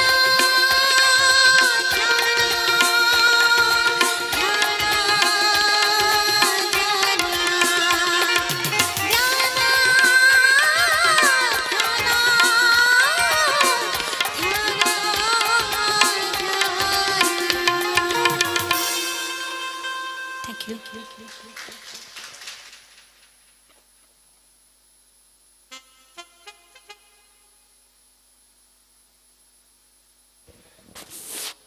ಸುಂದರವಾಗಿರತಕ್ಕಂಥ ದೇಶಭಕ್ತಿ ಗೀತೆಯನ್ನು ಹಾಡಿದಂಥ ಮಾಲಿನಿ ಕೇಶವ ಪ್ರಸಾದ್ ಅವರಿಗೆ ಅಭಿವಂದನೆಗಳು. ಕೇಳಿದಂಥ ನಿಮಗೂ ಕೂಡ ವಂದನೆಗಳನ್ನು ಸಲ್ಲಿಸ್ತಾ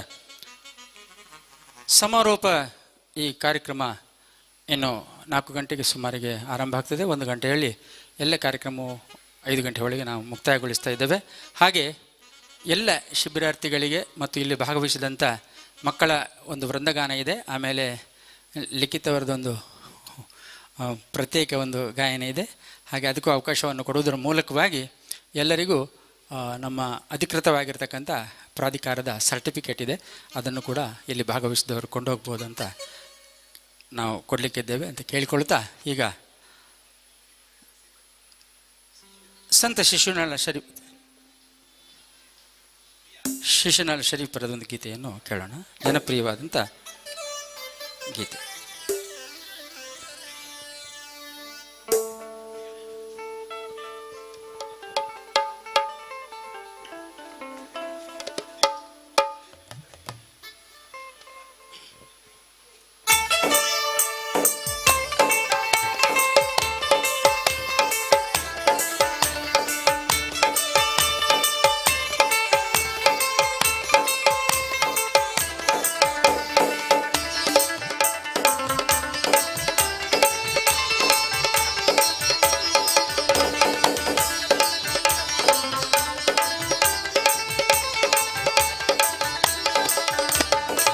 ಕೋಡಗನ ಕೋಳಿ ನುಂಗಿತ್ತ ನೋಡವ್ವ ತಂಗಿ, ಕೋಡಗನ ಕೋಳಿ ನುಂಗಿತ್ತ, ಕೋಡಗನ ಕೋಳಿ ನುಂಗಿತ್ತ ನೋಡವ್ವ ತಂಗಿ, ಕೋಡಗನ ಕೋಳಿ ನುಂಗಿತ್ತ.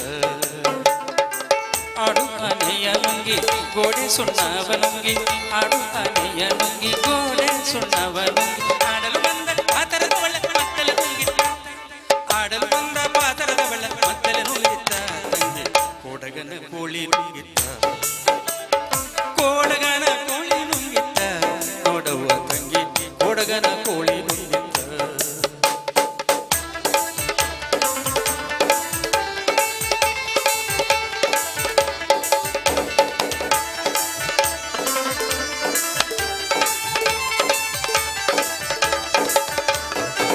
ಒಳ್ಳುವನಕೆಯ ನುಂಗಿ ಕಲ್ಲು ಗೂಟವ ನುಂಗಿ,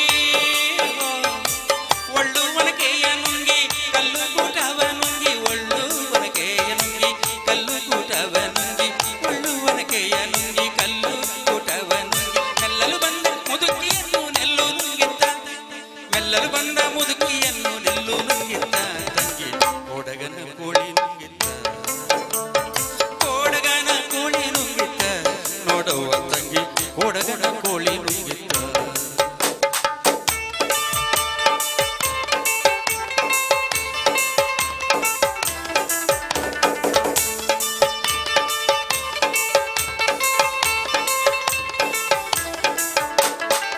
ಹಗ್ಗ ಮಗ್ಗವ ನುಂಗಿ ಮಗ್ಗವಲಾಳಿ ನುಂಗಿ,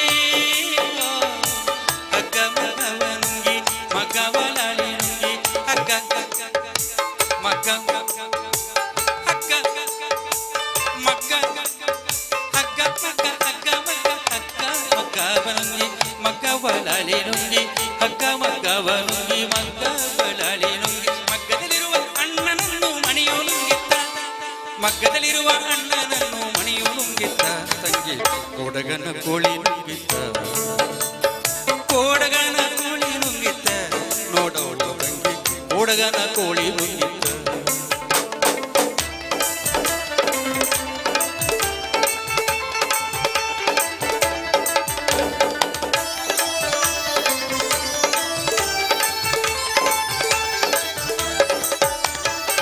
ಗುಡ್ಡ ಕವಿಯನ್ನು ನುಂಗಿ ಕವಿಯು ಇರುವೆಯ ನುಂಗಿ, ಗುಡ್ಡ ಕವಿಯನ್ನು ನುಂಗಿ ಕವಿಯು ಇರುವೆಯ ನುಂಗಿ, ಗುಡ್ಡ ಕವಿಯನ್ನು ನುಂಗಿ ಕವಿಯು ಇರುವೆಯ ನುಂಗಿ,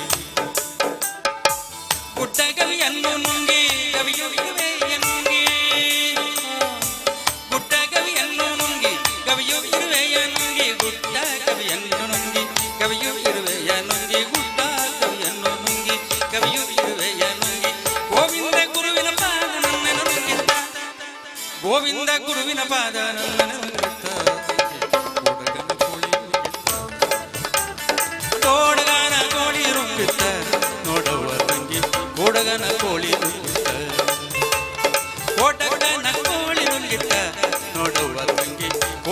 ಕೋಳಿ ನುಂಗಿತ್ತ. ಕೋಡಗನ ಕೋಳಿ ನುಂಗಿತ್ತ ನೋಡವ್ವ ತಂಗಿ ಕೋಡಗನ ಕೋಳಿ ನುಂಗಿತ್ತ ಕೋಡಗನ ಕೋಳಿ ನುಂಗಿತ್ತ ನೋಡವ್ವ ತಂಗಿ ಕೋಡಗನ ಕೋಳಿ ನುಂಗಿತ್ತ ನೋಡವ್ವ ತಂಗಿ ಕೋಡಗನ ಕೋಳಿ ನುಂಗಿತ್ತ.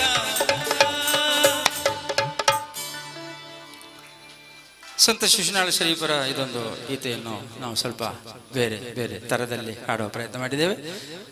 ಹೀಗೆ ಅನೇಕ ಸಾಹಿತಿಗಳ ಈ ರಚನೆಯನ್ನು ನಾವು ಮರೆಯುವಂತಿಲ್ಲ. ಅವರಿಗೆಲ್ಲ ನಮ್ಮ ಪ್ರಣಾಮಗಳನ್ನು ಸಲ್ಲಿಸಿ ಇದಕ್ಕೆ ಸಂಗೀತ ಸಂಯೋಜನೆ ಮಾಡಿದಂಥ ಎಲ್ಲ ಘಟಾನುಘಟಿ ಸಂಗೀತ ನಿರ್ದೇಶಕರನ್ನು ಕೂಡ ಅಭಿವಂದಿಸಿ, ಕನ್ನಡ ಅಭಿವೃದ್ಧಿ ಪ್ರಾಧಿಕಾರ ಕರ್ನಾಟಕ ಸರ್ಕಾರ ತೋನ್ಸೆ ಸಾಂಸ್ಕೃತಿಕ ತರಬೇತಿ ಕೇಂದ್ರದ ಸಹಯೋಗದೊಂದಿಗೆ ನಡೆಸುವಂಥ ಈ ಒಂದು ಕಾರ್ಯಕ್ರಮಕ್ಕೆ ಸಂಬಂಧಪಟ್ಟ ಹಾಗೆ ಬೆಳಗಿನ ಉದ್ಘಾಟನಾ ಸಮಾರಂಭ ಹಾಗೆ ವಿಶೇಷವಾದಂಥ ಕಾವ್ಯ ಕಮ್ಮಟದ ಮಾಹಿತಿ ಶಿಬಿರ ನಡೆಸಿಕೊಟ್ಟಂಥ ಸಂಪನ್ಮೂಲ ವ್ಯಕ್ತಿಗಳ ಜೊತೆಗೆ ಇದೀಗ ಸಮಾರೋಪದ ಹಂತಕ್ಕೆ ಬರ್ತಾ ಇದ್ದೇವೆ. ನಾವು ಗೀತ ಗಾಯನ ಕಾರ್ಯಕ್ರಮದಲ್ಲಿ ಭಾಗವಹಿಸುತ್ತಿರುವಂಥ ಪ್ರಸಿದ್ಧ ಗಾಯಕರು ರವೀಂದ್ರ ಪ್ರಭು ಹಾಗೂ ಮಾಲಿನ ಕೇಶವ ಪ್ರಸಾದ್, ಹಾಗೆ ಹಿನ್ನೆಲೆ ವಾದನದಲ್ಲಿ ಭಾಗವಹಿಸ್ತಾ ಇದ್ದಾರೆ ವಿಶೇಷವಾಗಿ ಸತೀಶ್ ಸುರತ್ಕಲ್, ದೇವರಾಜ್ ಆಚಾರ್, ಆಮೇಲೆ ನವಗಿರಿ ಗಣೇಶ್, ದೀಪಕ್ ರಾಜ್ ಉಳ್ಳಾಲ್, ಉತ್ತಮ ಧ್ವನಿವರ್ಧಕ ಶಬರಿ ಸೌಂಡ್ ಸಿಸ್ಟಮ್ ಮಂಗಳೂರು. ಇದೀಗ ಮುಂದಿನ ಗೀತೆ ಒಂದು ಉತ್ತಮವಾದಂಥ ದೇಶಭಕ್ತಿ ಗೀತೆ. ಈಗ ಅದೇ ಡಾಕ್ಟರ್ ಅರುಣ್ ಉಳ್ಳಾಲ್ ಅವರು ಹೇಳಿದ ಹಾಗೆ ಬಂಧನದಿಂದ ನಾವು ಹೊರಗೆ ಬಂದದ್ದು ಸ್ವಾತಂತ್ರ್ಯ, ಪುನಃ ಈಗ ಸ್ವಾತಂತ್ರ್ಯ ಆಚರಣೆ ಮಾಡುವಾಗ ಬಂಧನದೊಳಗೆ ಇದ್ದುಕೊಂಡು ನಾವು ಆಚರಣೆ ಮಾಡುವಂಥ ಪರಿಸ್ಥಿತಿ ಬಂದಿದೆ ಅಂತ ಹೇಳಿದರು. ಆಗ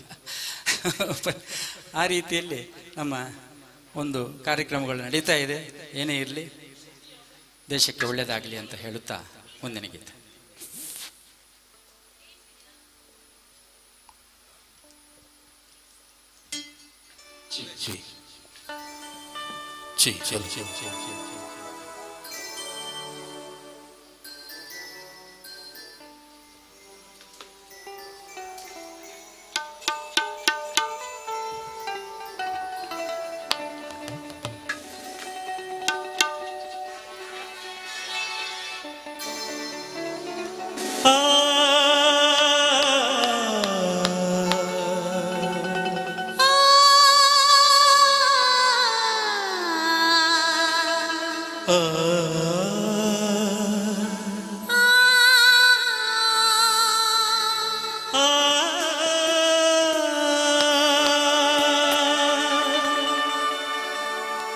ಆಕಾಶಕ್ಕೆದ್ದು ನಿಂತ ಪರ್ವತ ಹಿಮ ಮೌನದಲ್ಲಿ ಕರಾವಳಿಗೆ ಮುತ್ತ ನೀಡುವ ಬೆದ್ದೆರೆಗಳ ಗಾನದಲ್ಲಿ.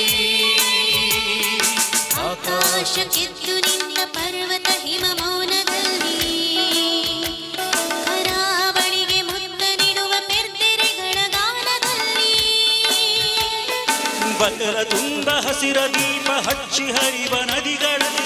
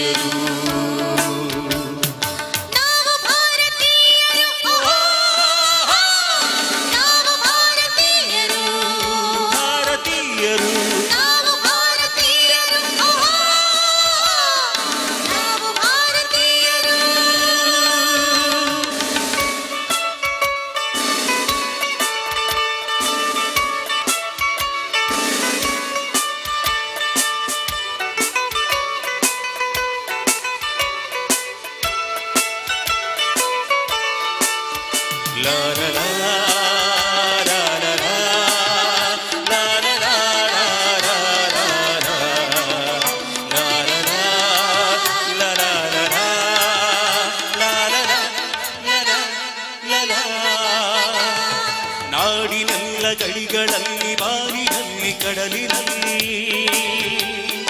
ನಮ್ಮ ಯೋಧರೆತ್ತಿ ಹಿಡಿದ ನಮ್ಮ ಧ್ವಜದ ನೆರಳಿನಲ್ಲಿ. ನಾಡಿನೆಲ್ಲ ಗಡಿಗಳಲ್ಲಿ ಬಾರಿನಲ್ಲಿ ಕಡಲಿನಲ್ಲಿ ನಮ್ಮ ಯೋಧರೆತ್ತಿ ಹಿಡಿದ ನಮ್ಮ ಧ್ವಜದ ನೆರಳಿನಲ್ಲಿ. ಒಂದೇ ನೆಲದ ತೊಟ್ಟಿಲಲ್ಲಿ ಬೆಳೆದ ನಮ್ಮ ಕೊರಲಿನಲ್ಲಿ ನಮ್ಮ ಯುಗದ ನದಿಗಳಾಗಿ ಮೂಡಿದೆಲ್ಲ ಹಾಡಿನಲ್ಲಿ. ಭಾಷೆ ಬೇರೆ ಭಾವ ಒಂದು ನಾವು ಭಾರತೀಯರು ಭಾಷೆ ಬೇರೆ ಭಾವ ಒಂದು ನಾವು ಭಾರತೀಯರು ನಾವು ಭಾರತೀಯರು ಓಹೋ, ನಾವು ಭಾರತೀಯರು ನಾವು ಭಾರತೀಯರು ಓಹೋ, ನಾವು ಭಾರತೀಯರು ಲಾ ಲಾ ಲಾ ಲಾ ಲಾ ಲಾ ಲಾ ಲಾ ಲಾ ಲಾ ಲಾ ಲಾ ಲಾ ಲಾ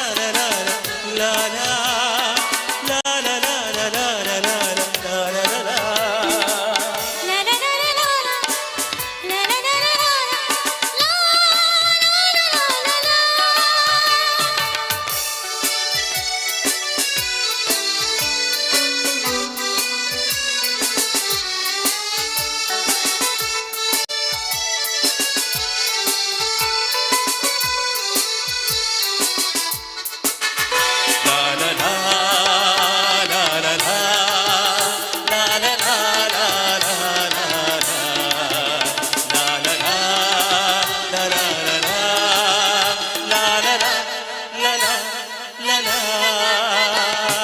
ನಾಡಿಗಾಗಿ ತರುವ ತೆತ್ತ ಹುತಾತ್ಮರ ಸ್ಮರಣೆಯಲ್ಲಿ ನಮ್ಮ ಕಷ್ಟದಲ್ಲೂ ನೆರಗೆ ನೆರಳ ನೀವ ಕರುಣೆಯಲ್ಲಿ ನಾಡಿಗಾಗಿ ತನುವ ತೆತ್ತ ಹುತಾತ್ಮರ ಸ್ಮರಣೆಯಲ್ಲಿ ನಮ್ಮ ಕಷ್ಟದಲ್ಲೂ ನೆರೆಗೆ ನೆರಳ ನೀವ ಕರುಣೆಯಲ್ಲಿ ದಾರಿ ಬಳಸಿ ಏರುವಲ್ಲಿ ಬಿರುಗಾಳಿಯ ಮೊಳಗುವಲ್ಲಿ ನಮ್ಮ ಗುರಿಯ ಬೆಳಕಿನೆಡೆಗೆ ನಡೆಯುವ ಧೀರ ಪಯಣದಲ್ಲಿ ಎಲ್ಲಿ ಇರಲಿ ನಾವು ಒಂದು ನಾವು ಭಾರತೀಯರು ಎಲ್ಲೇ ಇರಲಿ ನಾವು ಒಂದು ನಾವು ಭಾರತೀಯರು ಆಕಾಶ ಕಿತ್ತು ನಿಂತ ಪರ್ವತ ಹಿಮ ಮೌನದಲ್ಲಿ ಕರಾವಳಿಗೆ ಮುತ್ತರಿಡುವ ಬೆರ್ತೆರೆಗಳ ಗಾನದಲ್ಲಿ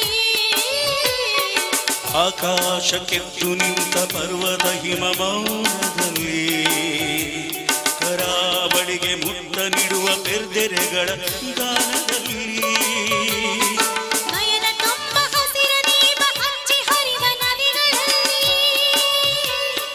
ನೀಲಿಯಲ್ಲಿ ಹೊಗೆಯ ಚೆಲ್ಲಿ ಯಂತ್ರ ಘೋಷ ಬೇಡುವಲ್ಲಿ ಕಣ್ಣು ಬೇರೆ ನೋಟ ಒಂದು ನಾವು ಭಾರತೀಯರು ಭಾಷೆ ಬೇರೆ ಭಾವ ಒಂದು ನಾವು ಭಾರತೀಯರು ಎಲ್ಲೇ ಇರಲಿ ನಾವು ಒಂದು ನಾವು ಭಾರತೀಯರು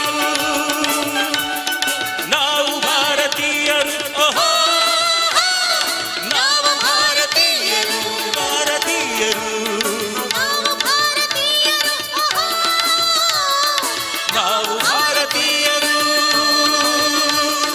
ನಾವು ಭಾರತೀಯರು ನಾವು ಭಾರತೀಯರು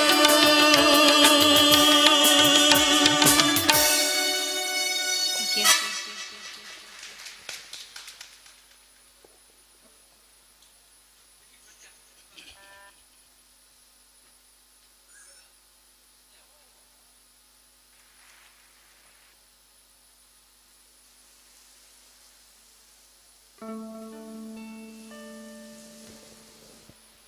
ಸಂಜೆಯ ಇನ್ನೋರ್ವರು ಮುಖ್ಯ ಅತಿಥಿ ಬರುವವರಿದ್ದಾರೆ. ಅವರು ಬಂದ ತಕ್ಷಣ ನಾವು ಸಮಾರೋಪಕ್ಕೆ ಹೋಗ್ತಾ ಇದ್ದೇವೆ. ಹಾಗೆ ಇನ್ನೊಂದು ಸ್ವಲ್ಪ ಹೊತ್ತು ನಮ್ಮ ಈ ಗೀತಗಾಯನ ಕಾರ್ಯಕ್ರಮ ಮುಂದುವರಿತಿದೆ ಅಂತ ಹೇಳುತ್ತಾ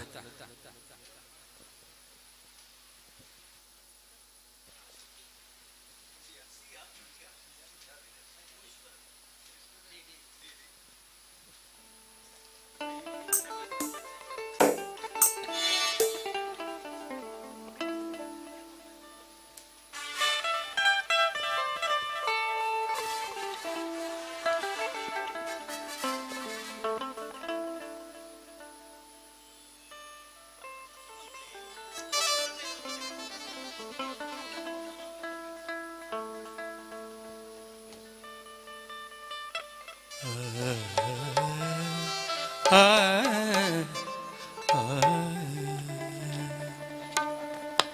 ತರರಿರನ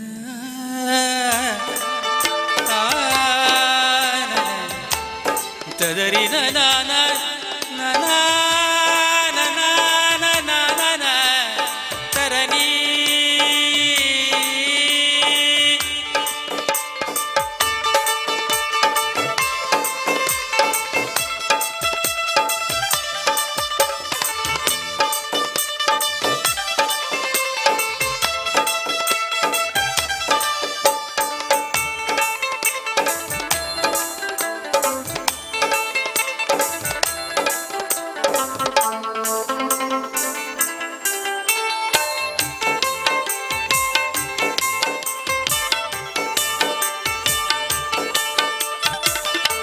ಮುನಿಸುತ್ತರವೇ ಮುಗುದೇ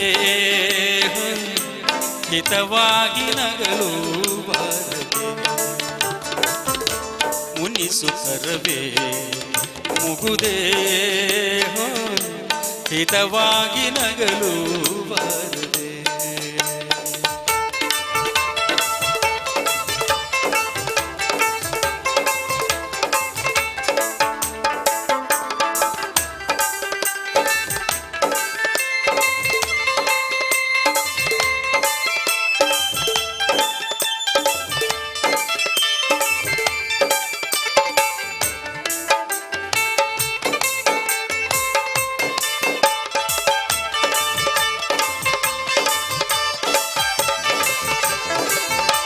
ಕರಿಮುಗಿಲ ಬಾನಿನಲ್ಲಿ ಮಿಂಚರಳಲು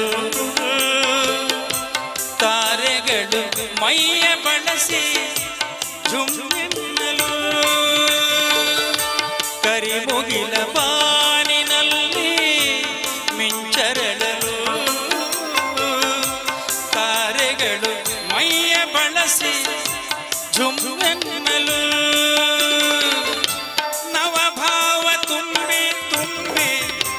ಮನಹಾಡಲು ನವಭಾವ ತುಂಬಿ ತುಂಬಿ ಮನಹಾಡಲು ತೆರೆದಂತಿದೆ ಭಾಗ್ಯದ ಬಾಗಿಲು ಮುನಿಸುತ್ತರವೇ ಮುಗುದೇ ಹಿತವಾಗಿ ನಗಲು ಮುನಿಸುತ್ತರವೇ ಮುಗುದೇ ಹಿತವಾಗಿ ನಗಲು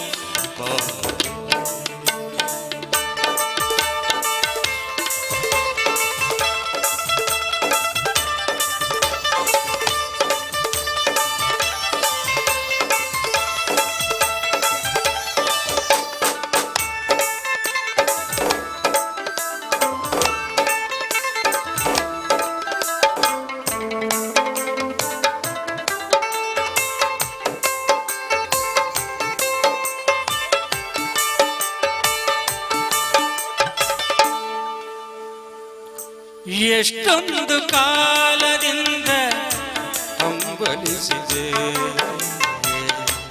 ನೀ ಬಂದು ಸೇರಿ ನನ್ನ ಮುದಗೊಳಿಸಿದೆ ಎಷ್ಟೊಂದು ಕಾಲದಿಂದ ಹಂಬಲಿಸಿದೆ ನೀ ಬಂದು ಸೇರಿ ನನ್ನ ಮುದಗೊಳಿಸಿದೆ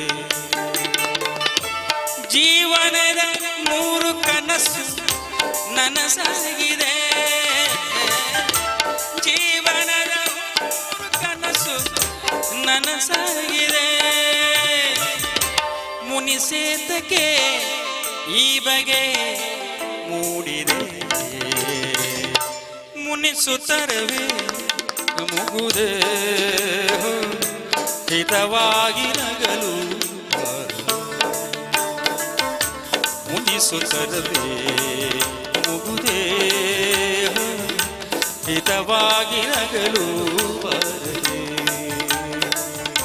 ಹಿತವಾಗಿ ನಗಲು ಬರದೆ ಹಿತವಾಗಿ ನಗಲು ಬಾರದೆ.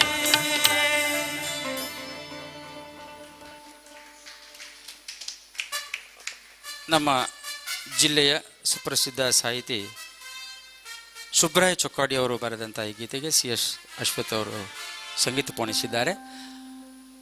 ಅವರಿರುವರಿಗೂ ಕೂಡ ಪ್ರಣಾಮಗಳನ್ನು ಸಲ್ಲಿಸುವುದರೊಂದಿಗೆ ಇದೀಗ ಕಾರ್ಯಕ್ರಮದ ಮುಂದಿನ ಗೀತೆ.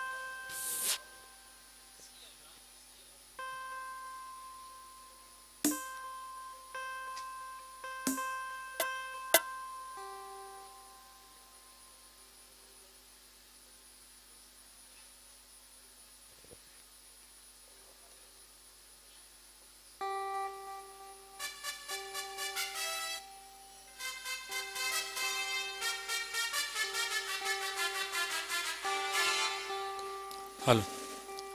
NS ಲಕ್ಷ್ಮೀನಾರಾಯಣ ಭಟ್ ಅವರ ಒಂದು ವಿಶೇಷ ಗೀತೆಯೊಂದಿಗೆ ಈಗ ಮುಂದೆ ಮಾಲಿನಿ ಅವರು.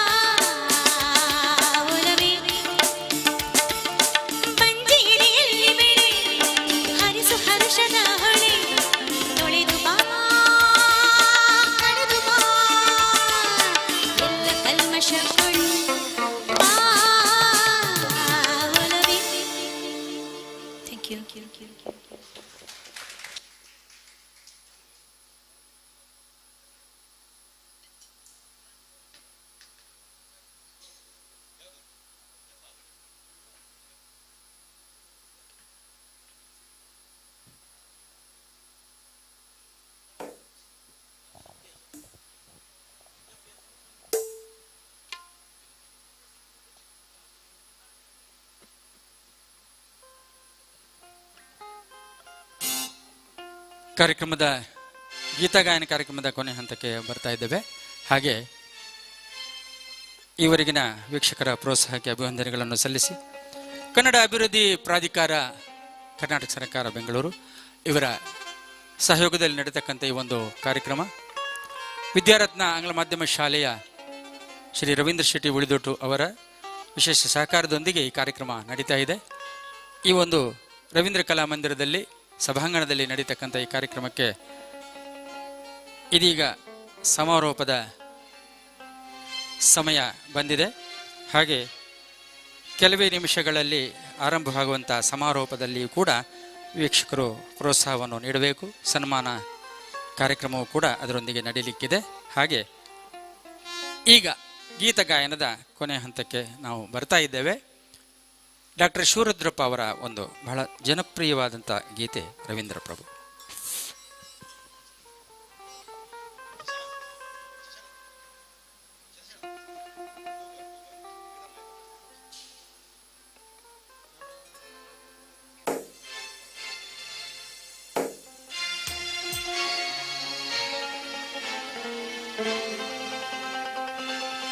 ಕಾಣದ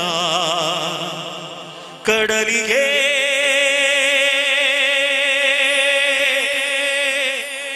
ಹಂಬಲಿಸಿದೆ ಮನ್ನಾ, ಕಾಣದ ಕಡಲಿಗೆ ಹಂಬಲಿಸಿದೆ ಮನಾ ಮನಾ ಮನಾ.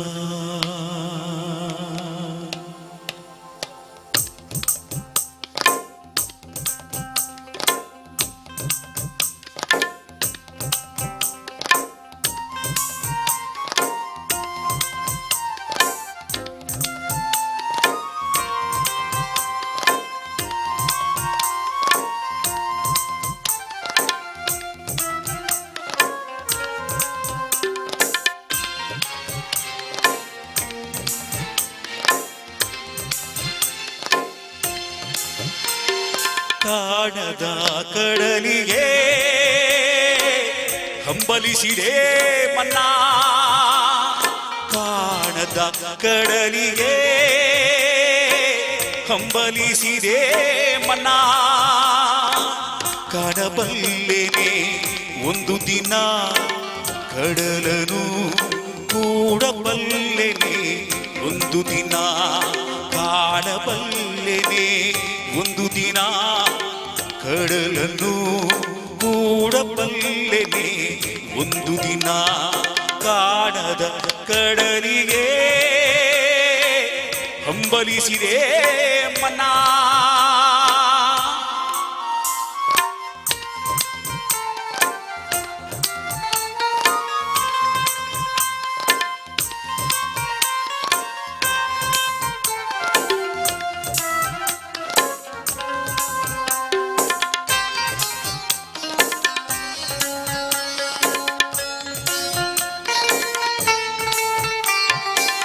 ಕಾಣದ ಕಡಲಿನ ಮೊರೆತದ ಚೋಗು ಒಳಗಿವಿಗಿಂದು ಕೇಳುತ್ತಿದೆ.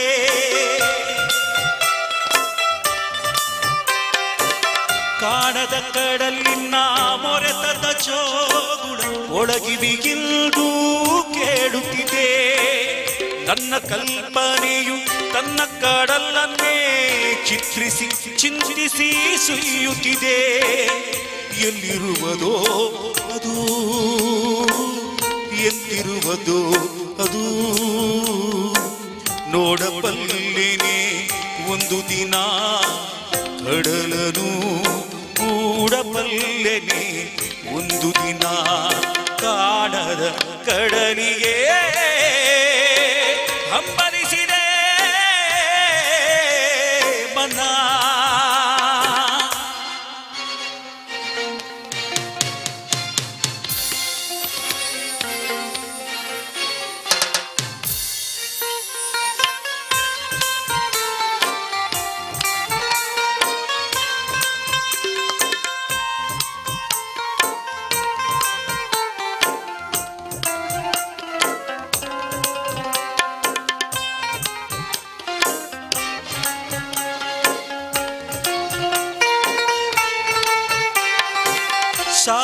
ಹೊಳ್ಳೆಗಳು ತುಂಬಿ ಹರಿದರು ಒಂದೇ ಸಮನಾಗಿಹುದಂತೆ.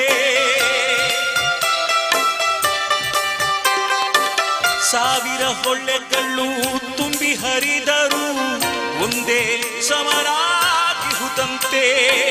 ಸುನೀಲ ವಿಸ್ತರ ತರಂಗ ಶೋಭಿತ ಗಂಭೀರಾಂಬುದೀತಾನಂತೆ. ನೀರಂತೆ ಅಪಾರವಂತೆ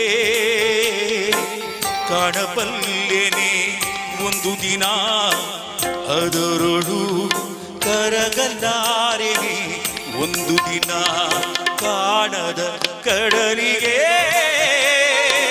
ಹಂಬಲಿಸಿದೆ ಮನ.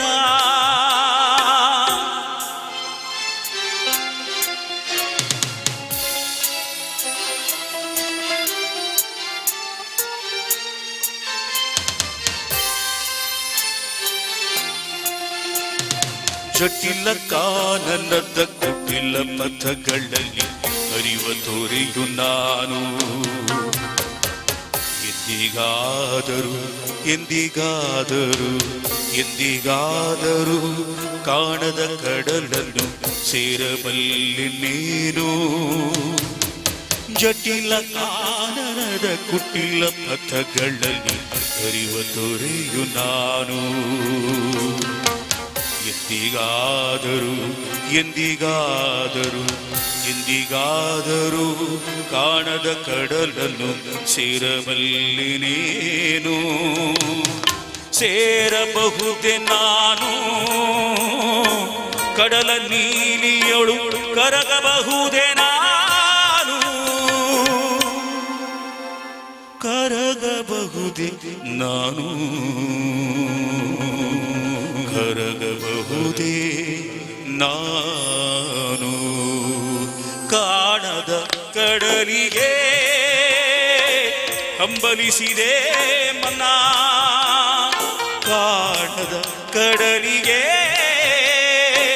ಹಂಬಲಿಸಿದೆ ಮನ. ಕಾಣದ ಕಡಲಿಗೆ ಹಂಬಲಿಸಿದೆ ಮನ. ಮನ ಮನ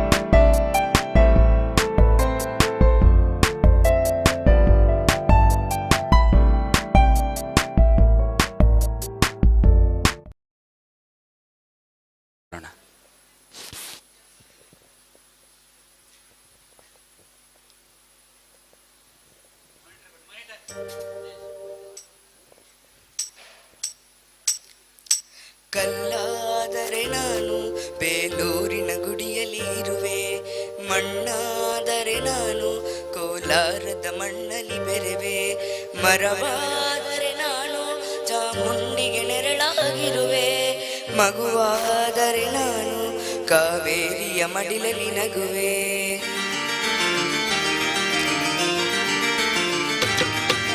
ಕಲ್ಲಾದರೆ ನಾನು ಬೇಲೂರಿನ ಗುಡಿಯಲ್ಲಿ ಇರುವೆ, ಮಣ್ಣಾದರೆ ನಾನು ಕೋಲಾರದ ಮಣ್ಣಲ್ಲಿ ಬೆರೆವೆ, ಮರವಾದರೆ ನಾನು ಚಾಮುಂಡಿಗೆ ನೆರಳಾಗಿರುವೆ.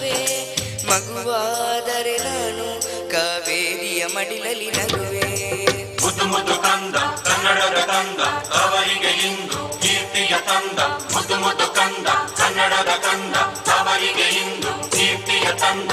ಕಲ್ಲಾದರೆ ನಾನು ಬೇಲೂರಿನ ಗುಡಿಯಲ್ಲಿ ಇರುವೆ. ಮಣ್ಣಾದರೆ ನಾನು ಕೋಲಾರದ ಮಣ್ಣಲ್ಲಿ ಬೆರೆವೆ.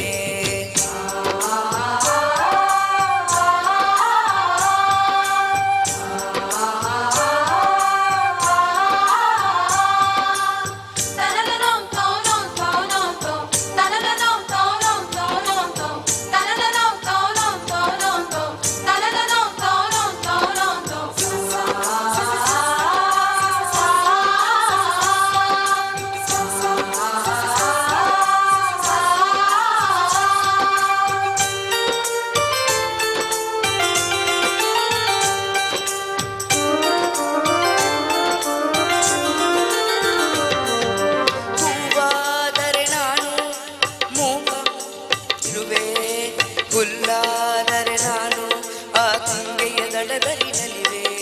ಮಳೆಯಾದರೆ ನಾನು ಮಲೆನಾಡಿನ ಮೈಯನ್ನು ತೊಳೆವೆ. ಹೊಳೆಯಾದರೆ ನಾನು ಆ ಜೋಗದ ಸಿರಿಯಲ್ಲಿ ಬೆರೆವೆ.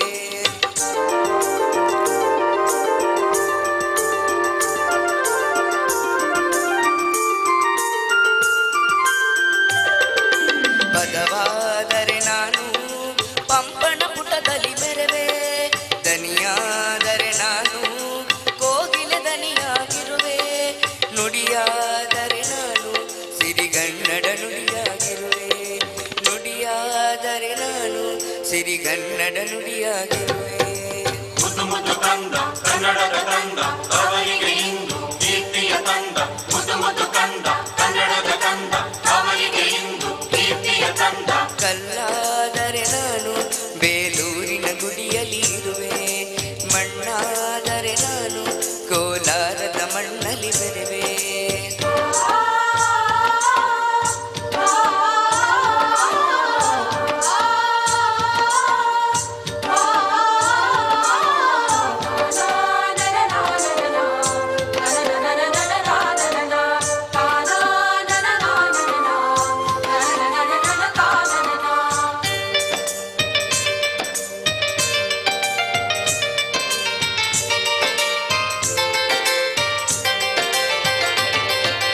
ನೆನಪಾದರೆ ನಾನು ಹಂಪೆಯ ಚರಿತೆಯ ಬೆರೆವೆ.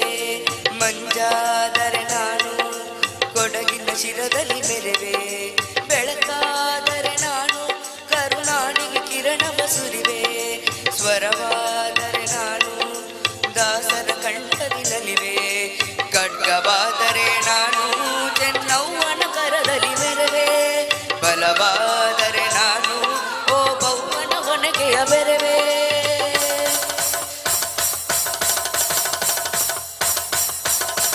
ಏಳೇಳು ಜನ್ಮದಲ್ಲೂ ಕನ್ನಡ ಕುಲವಾಗಿರುವೆ.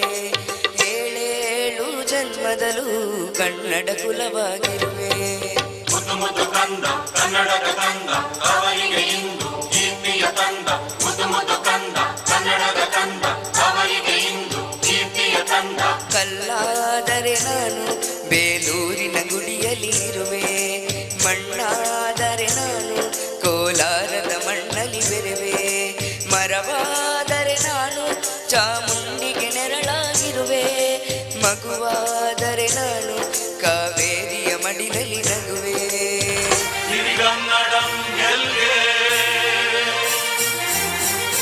ಸಿರಿಗನ್ನಡಂ ಗೆಲ್ಗೆ ಸಿರಿಗನ್ನಡಂ ಗೆಲ್ಗೆ.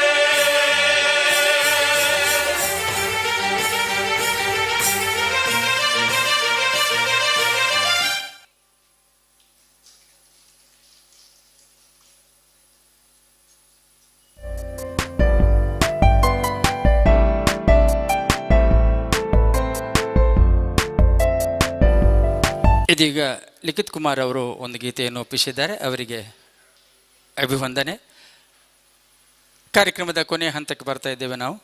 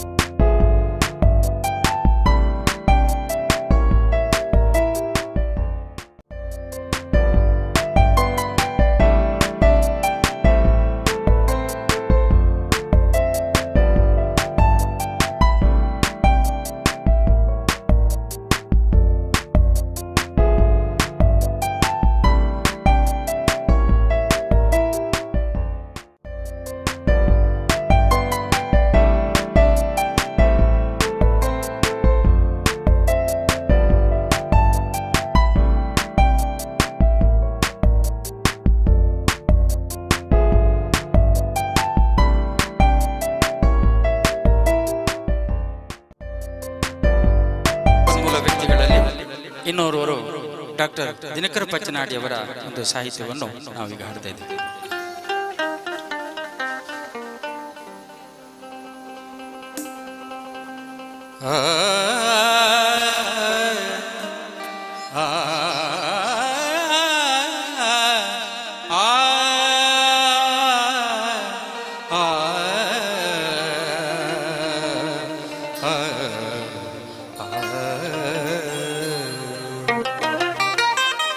ಮರೆಯದಿರು ಕನ್ನಡಿಗ ಅಂತಕ್ಕಂಥ ಕವಿ ಶಿಷ್ಯ ಅಂತಕ್ಕಂಥ ಗೀತೆ ಕೇಳಿ.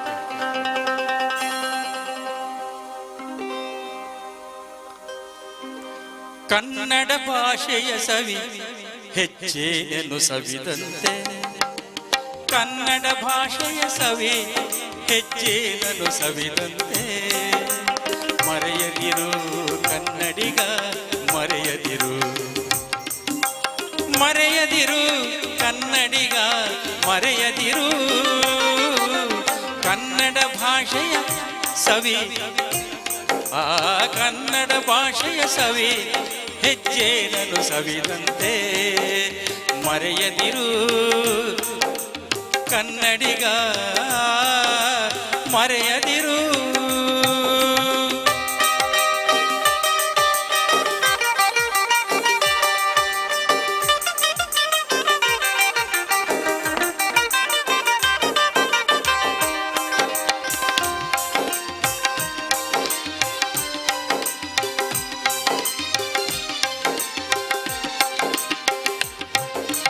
ನಾಡಿನ ಭಾಷೆಯು ನಮ್ಮಿ ಜೀವದ ನಾಡಿಯು, ಆಡು ನುಡಿಯ ಸೊಗಸೇನದು, ನಾಡಿನ ಭಾಷೆಯು ನಮ್ಮಿ ಜೀವದ ನಾಡಿಯು, ಆಡು ನುಡಿಯ ಸೊಗಸೇನದು, ಉಳಿಸುವ ಗುಣವಿರಲಿ ಬೆಳೆಸುವ ಮನವಿರಲಿ, ಉಳಿಸುವ ಗುಣವಿರಲಿ ಬೆಳೆಸುವ ಮನವಿರಲಿ, ಕನ್ನಡ ಭಾಷೆಯ ಸವಿ ಹೆಜ್ಜೆಯನ್ನು ಸವಿದಂತೆ, ಕನ್ನಡ ಭಾಷೆಯ ಸವಿಯು ಹೆಜ್ಜೆಯನ್ನು ಸವಿದಂತೆ, ಮರೆಯದಿರು ಕನ್ನಡಿಗ ಮರೆಯದಿರು, ಮರೆಯದಿರು ಕನ್ನಡಿಗ ಮರೆಯದಿರು.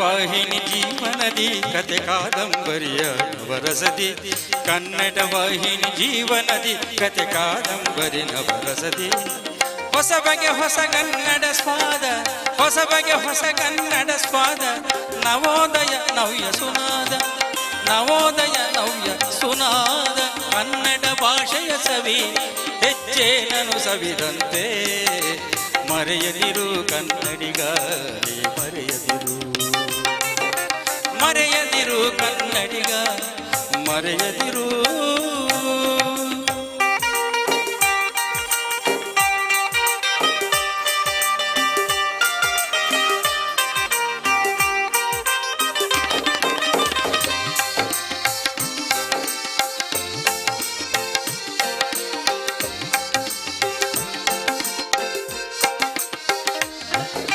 ನವ್ಯೋತ್ತರ ಮುಂಬಗೆ ಸಾಗಿ ಭಾಷೆಗೆ ಭಾಷೆಗೆ ಬರಯೋಗಿ,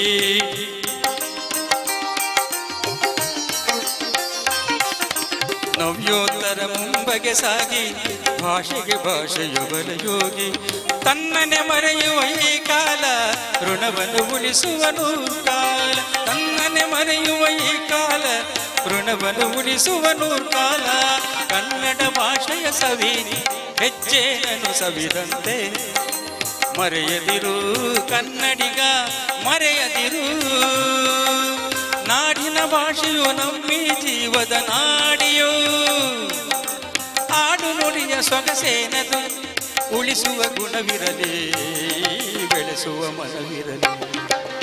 ಕನ್ನಡ ಭಾಷೆಯ ಸವಿ ಹೆಜ್ಜೆಯನ್ನು ಸವಿದಂತೆ ಮರೆಯದಿರು ಕನ್ನಡಿಗ ಮರೆಯದಿರು ಮರೆಯದಿರು ಕನ್ನಡಿಗ ಮರೆಯದಿರು ಮರೆಯದಿರು ಕನ್ನಡಿಗ ಮರೆಯದಿರು.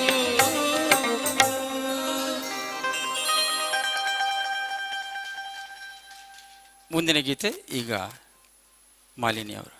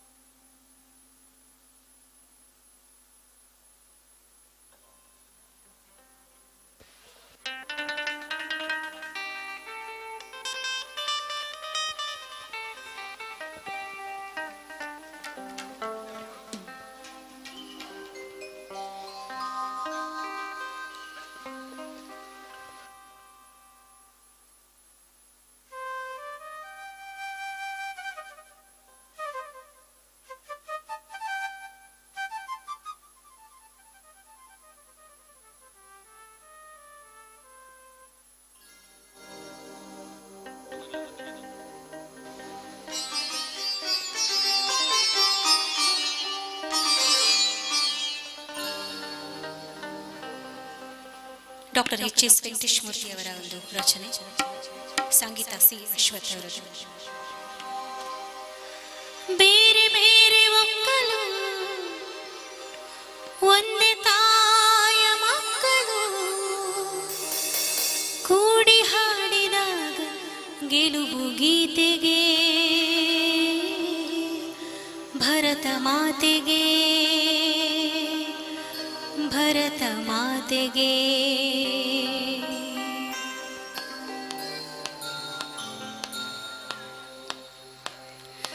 ಐದು ಬೆರಳು ಕೂಡಿ ಒಂದು ಮುಷ್ಟಿಯೋ ಹಲವು ಮಂದಿ ಸೇರಿ ಸಮಷ್ಟಿಯೋ.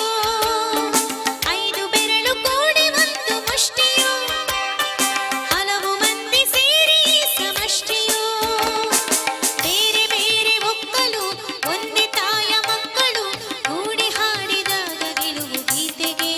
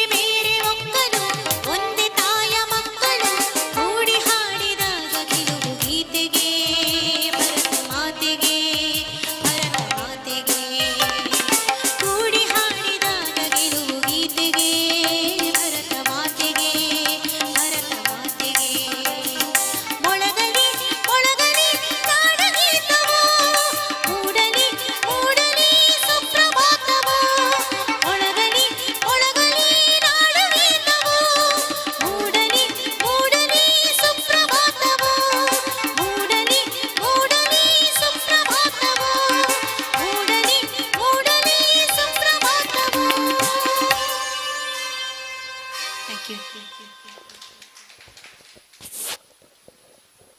ಕಾರ್ಯಕ್ರಮ ಈಗ ಸಮಾರೋಪದ ಅತಿಥಿ ಆಗಮಿಸಿದರು. ಅವರ ಗೀತೆಯೊಂದಿಗೆ ಕಾರ್ಯಕ್ರಮ ಮುಕ್ತಾಯ ಹಂತಕ್ಕೆ ಬರ್ತಾ ಇದ್ದಾರೆ. ಈಗ ಕನ್ನಡ ನುಡಿಯ ಬಗ್ಗೆ ಭಾಸ್ಕರ ಕೊಕ್ಕುವಳ್ಳಿ ಅವರು ಒಂದು ಗೀತೆಯ ಸಾಹಿತ್ಯವನ್ನು ಕೊಟ್ಟಿದ್ದಾರೆ.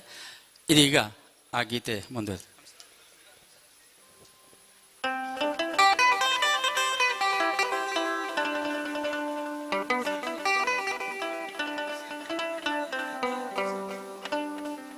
ಹೊಲ್ ಹೊಲ್ ಹೊಲ್ ಹೊಲ್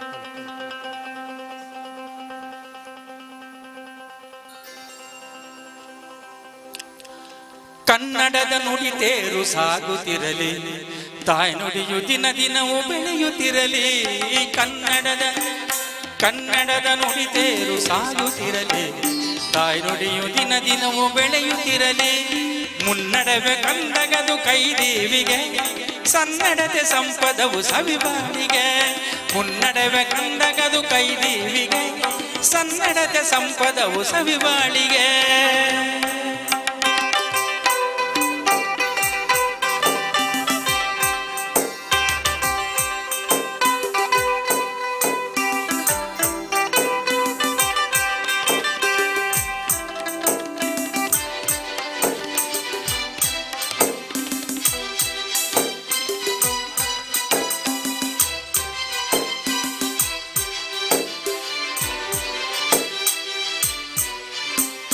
ಕನ್ನಡದ ಕಬೀರಣ್ಣ ಅಣ್ಣ ಬಸವಣ್ಣ, ಭಾಸಬಾರವಿ ಪೊನ್ನಮೆ ಮುದ್ದಣ್ಣ. ಕನ್ನಡದ ಕಬೀರಣ್ಣ ಅಣ್ಣ ಬಸವಣ್ಣ, ಭಾಸಬಾರವಿ ಪೊನ್ನಮೆ ಮುದ್ದಣ್ಣ. ಬೇಂದ್ರೆ ಮಾಸ್ತಿ ಕುವೆಂಪು ಕಾರಂತರು ಸಾಹಿತ್ಯ ದೀಪ್ತಿಯನ್ನು ಬೆಳಗಿರುವರಲ್ಲ. ಬೇಂದ್ರೆ ಮಾಸ್ತಿ ಕುವೆಂಪು ಕಾರಂತರು ಸಾಹಿತ್ಯ ದೀಪ್ತಿಯನ್ನು ಬೆಳಗಿಸಿರುವರು. ಕನ್ನಡದ ನುಡಿ ತೇರು ಸಾಗುತ್ತಿರಲಿ, ತಾಯಿ ನುಡಿಯು ದಿನ ದಿನವೂ ಬೆಳೆಯುತ್ತಿರಲಿ.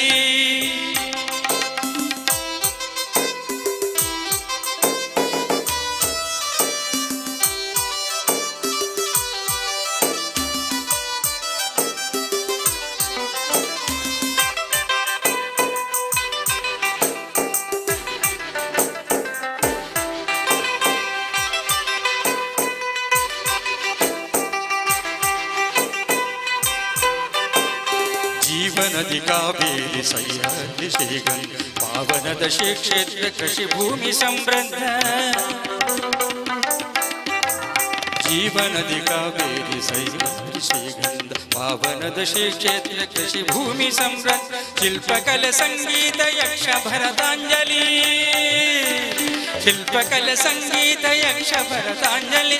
ಅಲ್ಪದಲ್ಲಿ ಕಲ್ಪವನ ಬಿಜ್ಜಿ, ಅಲ್ಪದಲ್ಲಿ ಕಲ್ಪವನ ಬಿಚ್ಚಿಡುವ ಗುಡಿಯು, ಅಲ್ಪದಲ್ಲಿ ಕಲ್ಪವನ ಬಿಚ್ಚಿಡುವ ಗುಡಿಯು. ಕನ್ನಡದ ನುಡಿ ತೇರು ಸಾಗುತ್ತಿರಲಿ, ತಾಯಿ ನುಡಿಯು ದಿನ ದಿನವೂ ಬೆಳೆಯುತ್ತಿರಲಿ. ಮುನ್ನಡೆವ ಕಂದಗದು ಕೈದೇವಿಗೆ, ಸನ್ನಡತೆ ಸಂಪದವು ಸವಿಬಾಳಿಗೆ. ಸನ್ನಡತೆ ಸಂಪದವು ಸವಿಬಾಳಿಗೆ, ಸನ್ನಡತೆ ಸಂಪದವು ಸವಿಬಾಳಿಗೆ.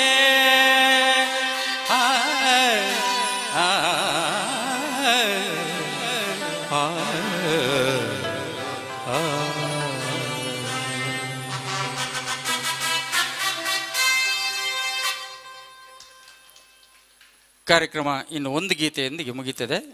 ತಕ್ಷಣ ಚಹಾ ಕುಡಿದು ಬರಬೇಕು.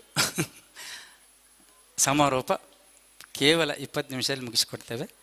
ನಿಮ್ಮೆಲ್ಲರ ಪ್ರೋತ್ಸಾಹ ಕೊನೆಯ ತನಕ ಇರಲಿ.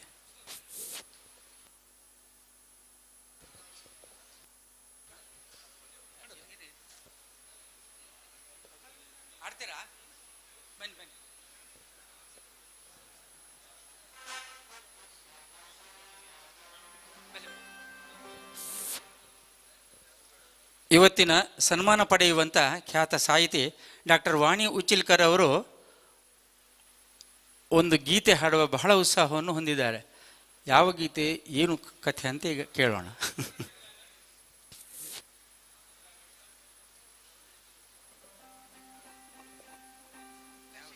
ಅವಕಾಶಕ್ಕೆ ಧನ್ಯವಾದಗಳು. ಸ್ವಾತಂತ್ರ್ಯ ಗೀತೆ ಈಗ ಬಂತಲ್ಲ, ಸ್ವಾತಂತ್ರ್ಯೋತ್ಸವ.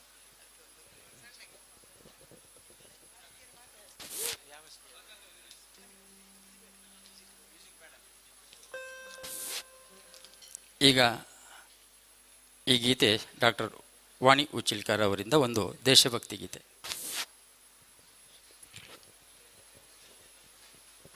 ಭಾವಾಂಜಲಿ ಅಂತ ಒಂದು 4 ನುಡಿ ಹೇಳ್ತೇನೆ, ಪೂರ್ಣ ಪದ್ಯ ಹೇಳೋದಿಲ್ಲ. ಓ ದಿವ್ಯ ಚೇತನಗಳೇ, ಸ್ವಾತಂತ್ರ್ಯದ ಕಿಡಿಗಳೇ, ಬಾಷ್ಪಾಂಜಲಿ ಮಿಡಿಯುವೆವು, ಚರಮಾಂಜಲಿ ಅರ್ಪಿಸುತ್ತ. ಸಾವಿಲ್ಲದ ಆತ್ಮಗಳೇ, ಹುತಾತ್ಮರೇ ಇದು ನಮನ. ನೋವಿಲ್ಲದ ಜೀವಗಳೇ, ಮಹಾತ್ಮರೇ ಇದು ನಮನ. ಸ್ವಾತಂತ್ರ್ಯ ಹೋರಾಟದಲ್ಲಿ ಪ್ರಾಣಾಹುತಿ ನೀಡಿದಿರಿ. ಭಾರತದ ಜನತೆ ಎಂದೆಂದಿಗೂ ಚಿರಋಣಿಯು. ಓ ದಿವ್ಯ ಚೇತನಗಳೇ, ಕಣ ಕಣದಲ್ಲಿ ಮೀಟಿದಿರಿ ಸ್ವಾತಂತ್ರ್ಯದ ರಣಕಹಳೆ. ಕ್ಷಣ ಕ್ಷಣವು ಹೋರಾಡಿದಿರಿ, ಸ್ವಾತಂತ್ರ್ಯವ ಗಳಿಸಿದಿರಿ. ಪ್ರಾಣಾಂಜಲಿ ನೀಡಿದಿರಿ, ಸ್ವಾತಂತ್ರ್ಯವ ಗಳಿಸಿದಿರಿ. ಆ ಮಾತೆಯ ಹೃದಯದಲ್ಲಿ ಸ್ಥಿರ ಸ್ಥಾನವ ಗಳಿಸಿದಿರಿ. ಓ ದಿವ್ಯ ಚೇತನಗಳೇ, ಆ ಬುದ್ಧನ ಸಂದೇಶ, ಗಾಂಧೀಜಿಯ ಆಚರಣೆ ಚೈತನ್ಯವ ತಂದಿತ್ತು ಸ್ವಾತಂತ್ರ್ಯದ ಚಳವಳಿಗೆ. ಸರ್ವಸ್ವವನರ್ಪಿಸುತ್ತ ಹೋರಾಡಿದಿರನವರತ. ಓ ದಿವ್ಯ ಚೇತನಗಳೇ, ಹುತಾತ್ಮರೇ ಇದು ನಮನ. ಕಡುಗಲಿ ಭಗತ ಸಿಂಗ, ರಾಜಗುರು ಸುಖದೇವ, ಬಾಲಲಾಲ ಪಾಲ ಸ್ಮರಣೀಯರು ಎಂದೆಂದು. ಇಂಥವರು ಇನ್ನೂ ಎಷ್ಟೋ ಅಸಂಖ್ಯ ಹುತಾತ್ಮರಿಹರು. ಎಂತೆಂತಹ ಸೃಷ್ಟಿಯ ಗೈದ ಈ ದಿವ್ಯ ಭರತ ದೇಶ. ಓ ದಿವ್ಯ ಚೇತನಗಳೇ, 10 ಹಲವು ಕೊರತೆ ಮನೆ ಮಾಡಿದೆ ಇಂದಿಲ್ಲಿ. 75 ಒಂದರು ಬಗೆಹರಿಯಲಿಲ್ಲ ನೋಡಿ. ಏನೆಲ್ಲ ಗುರಿಯ ನಿಟ್ಟು ಹೋರಾಟ ಕಿಳಿದಿರಿ ನೀವು. ಯಾಕಾಯ್ತು ಹೀಗೆಲ್ಲ ತಿಳಿ ಹೇಳುವರಾರಿಲ್ಲ. ಓ ದಿವ್ಯ ಚೇತನಗಳೇ, ಇದು ಭ್ರಷ್ಟರ ನಾಡಾಯ್ತು, ಇಲ್ಲಿ ಶಿಷ್ಟತೆ ಮರೆಯಾಯ್ತು. ಅಧಪತನವ ತುಳಿಯುತ್ತಿದೆ, ಮೇಲೆತ್ತುವರಾರಿಲ್ಲ. ಭ್ರಷ್ಟ ಬೇಲಿಯೇ ಮೇಯುತ್ತಿದೆ ಈ ಭವ್ಯ ಹೊಲವನಿಂದು. ಭ್ರಷ್ಟತೆಯ ಪಿಡುಗ ಕಳೆದು ದೇಶವನ್ನು ಉಳಿಸ ಬನ್ನಿ. ಮತ್ತೊಮ್ಮೆ ನೋಡ ಬನ್ನಿ, ಭಾರತವ ನೋಡ ಬನ್ನಿ. ಮತ್ತೊಮ್ಮೆ ಹುಟ್ಟಿ ಬನ್ನಿ. ಹೇಗಿತ್ತು ನಮ್ಮ ನಾಡು, ಹೇಗಾಯ್ತು ಜನ್ಮಭೂಮಿ. ಯಾರಲ್ಲಿ ದೂರಲಿ ನಾವು, ಯಾರಲ್ಲಿ ಹೇಳಲಿ ನೋವು. ಅದಕ್ಕೆಂದೆ ಬೇಡುವೆವು ಅವತರಿಸು ದೇವ ದೇವ. ಓ ದಿವ್ಯ ಚೇತನಗಳೇ, ಹುತಾತ್ಮರೇ ಇದು ನಮನ. ನೀವಿಟ್ಟ ದೇಶ ಪ್ರೇಮ, ನೀವು ತೊಟ್ಟ ಕಡು ಛಲವು. ಹಿಂದೆಮ್ಮಲುದಿಸಬೇಕು, ಈ ಜಡತೆ ನೀಗಬೇಕು. ನಾವೆಲ್ಲ ಒಂದೇ ಎಂಬ ಭಾವೈಕ್ಯ ಮೂಡಬೇಕು. ಏನೇನು ಬಂದರೂ ನಾವು ಒಂದಾಗಿ ಬಾಳಬೇಕು. ಓ ದಿವ್ಯ ಚೇತನಗಳೇ, ಹುತಾತ್ಮ ಹುತಾತ್ಮರೇ ಇದು ನಮನ. ಓ ದಿವ್ಯ ಚೇತನಗಳೇ, ಹುತಾತ್ಮರೇ ಇದು ನಮನ. ಧನ್ಯವಾದಗಳು.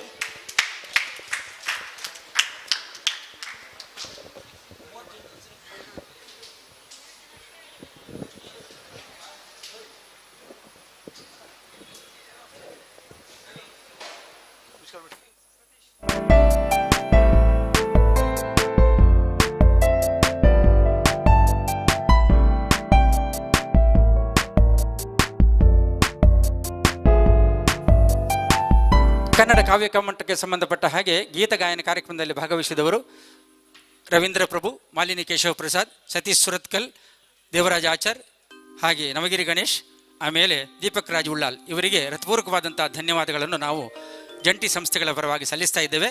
ಹಾಗೆ ಆಲಿಸಿದಂಥ ಎಲ್ಲ ವೀಕ್ಷಕ ಬಂಧುಗಳಿಗೂ ಕೂಡ ವಂದನೆಗಳು. ಅಂತರ್ಜಾಲದ ನಮ್ಮ ಪೊಸಕುರಲ್ ಹಾಗೂ ವಿದ್ಯಾಧರ್ ಶೆಟ್ಟಿ ಬಳಗಕ್ಕೆ, ಹಾಗೆ ಉತ್ತಮ ಧ್ವನಿವರ್ಧಕದ ಜಯೇಶ್ ಶಬರಿ ಸೌಂಡ್ಸ್ ಇವರಿಗೂ ಕೂಡ ನಮ್ಮ ನಮನಗಳನ್ನು ಸಲ್ಲಿಸ್ತಾ ಗೀತಗಾಯನದ ಕೊನೆಯ ಒಂದು ಭಾಗಕ್ಕೆ ಬರ್ತಾ ಇದ್ದಾರೆ. ಚಲನಚಿತ್ರದಲ್ಲಿ ಆಯ್ದಂಥ ಕನ್ನಡ ಬರ ಒಂದು ಗೀತೆ ರವೀಂದ್ರ ಪ್ರಭು ಇಲ್ಲಿಗೆ ಸಮಾರೋಪಕ್ಕೆ ಅಣಿಯಾಗ್ತವೆ.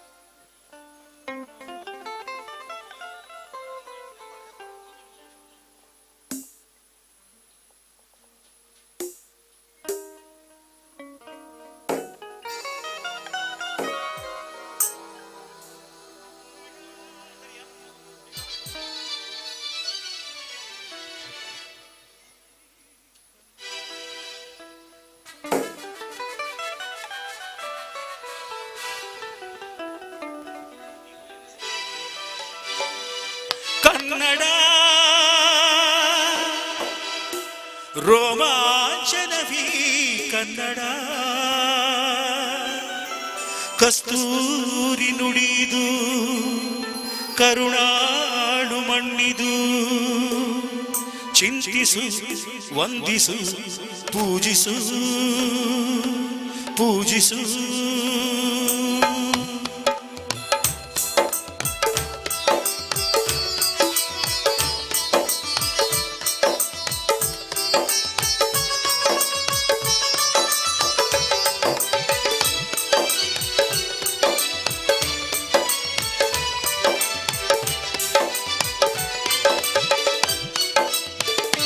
ಕನ್ನಡ ಮಣ್ಣನ್ನು ಮರಿಬೇಡ ಓ ಅಭಿಮಾನಿ, ಈ ಕನ್ನಡ ಮಣ್ಣನ್ನು ಮರಿಬೇಡ ಓ ಅಭಿಮಾನಿ. ಈ ಮಣ್ಣಿನ ಹೆಣ್ಣನ್ನು ಜರಿಬೇಡ ಓ ಅಭಿಮಾನಿ, ಓ ಅಭಿಮಾನಿ. ಸುಸಂಸ್ಕೃತ ಚರಿತೆಯ ತಾಯ್ನಾಡು, ಮಹೋನ್ನತ ಕಲೆಗಳ ನೆಲೆವೀಡು. ಕೆಡಿಸದಿರು ಈ ಹೆಸರ, ಈ ಹೆಸರ. ಈ ಕನ್ನಡ ಮಣ್ಣನ್ನು ಮರಿಬೇಡ ಓ ಅಭಿಮಾನಿ, ಓ ಅಭಿಮಾನಿ. ಈ ಮಣ್ಣಿನ ಹೆಣ್ಣನ್ನು ಜರಿಬೇಡ ಓ ಅಭಿಮಾನಿ, ಓ ಅಭಿಮಾನಿ.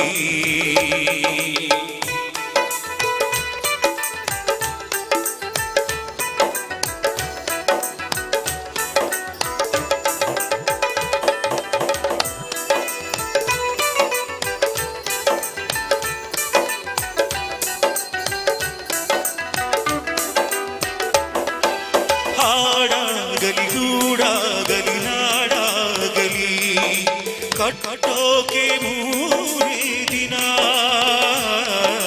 ಕೆಡಬೋಕೆ ಮೂರೇ ದಿನ. ಹರಸಿದರು ಮುನಿಗಳು, ಗಳಿಸಿದರು ಕಲಿಗಳು, ನೆತ್ತರಲ್ಲಿ ನೆಚ್ಚಿನ ಈ ನೆಚ್ಚಿನ ಸಾಮ್ರಾಜ್ಯವ. ಹಾಡಿದರು ಕವಿಗಳು, ಕರಗಿದವು ಶಿಲೆಗಳು, ತುಂಬಿದರು ಎದೆಯಲ್ಲಿ ಸಿರಿಗನ್ನಡ ಅಭಿಮಾನವ. ಕನ್ನಡ, ಕನ್ನಡ,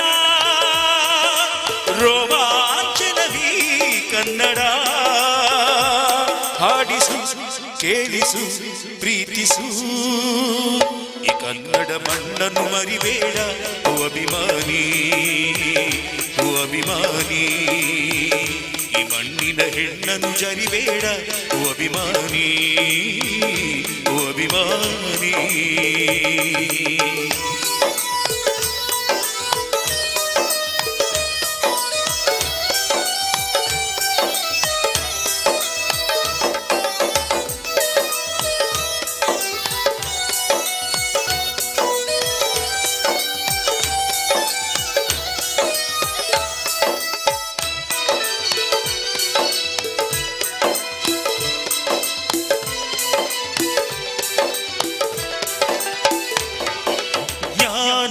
ಇದೆ ಚಿನ್ನ ಇದೆ ಕಾವೇರಿ ಇದೆ ಬಡತನವೇ ಮೇಲಾಗಿದೆ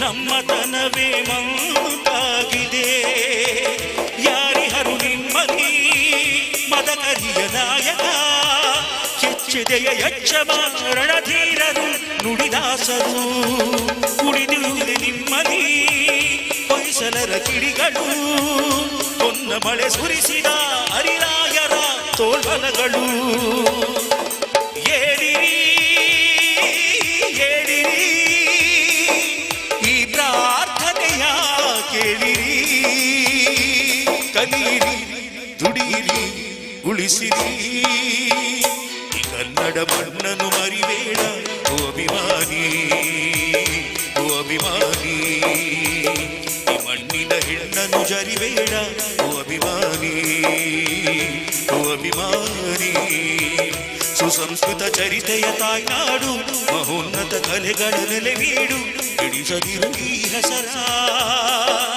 ಈ ಹೆಸರ ಈ ಕನ್ನಡ ಮಣ್ಣನ್ನು ಮರಿಬೇಡ ಓ ಅಭಿಮಾನಿ ಓ ಅಭಿಮಾನಿ ಈ ಮಣ್ಣಿನ ಹೆಣ್ಣನ್ನು ಜರಿಬೇಡ ಓ ಅಭಿಮಾನಿ ಓ ಅಭಿಮಾನಿ ಕನ್ನಡ ರೋಮಾಂಚನದಿ ಕನ್ನಡ ಚಿಂತಿಸು ವಂದಿಸು ಪೂಜಿಸು ಪೂಜಿಸು ಲ ಲ ಲ ಲ ಲ ಲ ಲ ಲ ಲ ಲ ಲ ಲ ಲ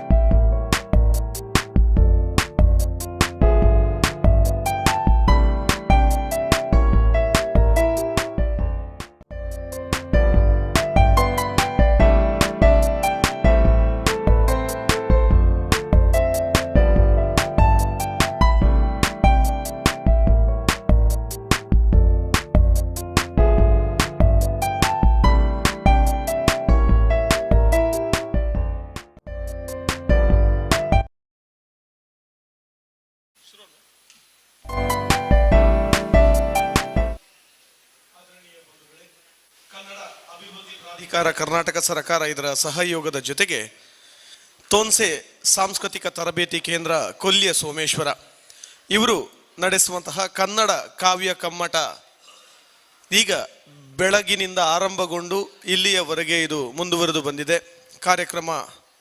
ಕಾರ್ಯಕ್ರಮವನ್ನು ಮುಂದುವರಿಸುತ್ತಾ ಸಮಾರೋಪ ಸಮಾರಂಭದಲ್ಲಿ ನಾವಿದ್ದೇವೆ. ಇವತ್ತಿನ ಕಾರ್ಯಕ್ರಮದ ಸಮಾರೋಪ ಭಾಷಣವನ್ನು ಮತ್ತು ಕನ್ನಡ ಕಾವ್ಯ ಪರಂಪರೆ ಎನ್ನುವಂತಹ ವಿಷಯದ ಮೇಲೆ ಉಪನ್ಯಾಸವನ್ನು ನೀಡುವುದಕ್ಕೆ ಕರ್ನಾಟಕ ಜಾನಪದ ಮತ್ತು ಯಕ್ಷಗಾನ ಅಕಾಡೆಮಿಯ ಮಾಜಿ ಸದಸ್ಯರಾಗಿರುವಂತಹ ಪ್ರೊಫೆಸರ್ ಭಾಸ್ಕರ್ ರೈ ಕುಕ್ಕುವಳ್ಳಿಯವರು ನಮ್ಮ ಜೊತೆಗಿದ್ದಾರೆ. ಇವತ್ತಿನ ಈ ಸಮಾರೋಪ ಸಮಾರಂಭದಲ್ಲಿ ಸನ್ಮಾನವನ್ನು ಸ್ವೀಕರಿಸಲಿರುವಂತಹ ಹಿರಿಯ ಲೇಖಕಿ ಮತ್ತು ಹೊರನಾಡ ಸಾಹಿತಿಯಾಗಿರುವ ಶ್ರೀಮತಿ ವಾಣಿ ಉಚ್ಚಿಲ್ಕರ್ ಅವರಿದ್ದಾರೆ.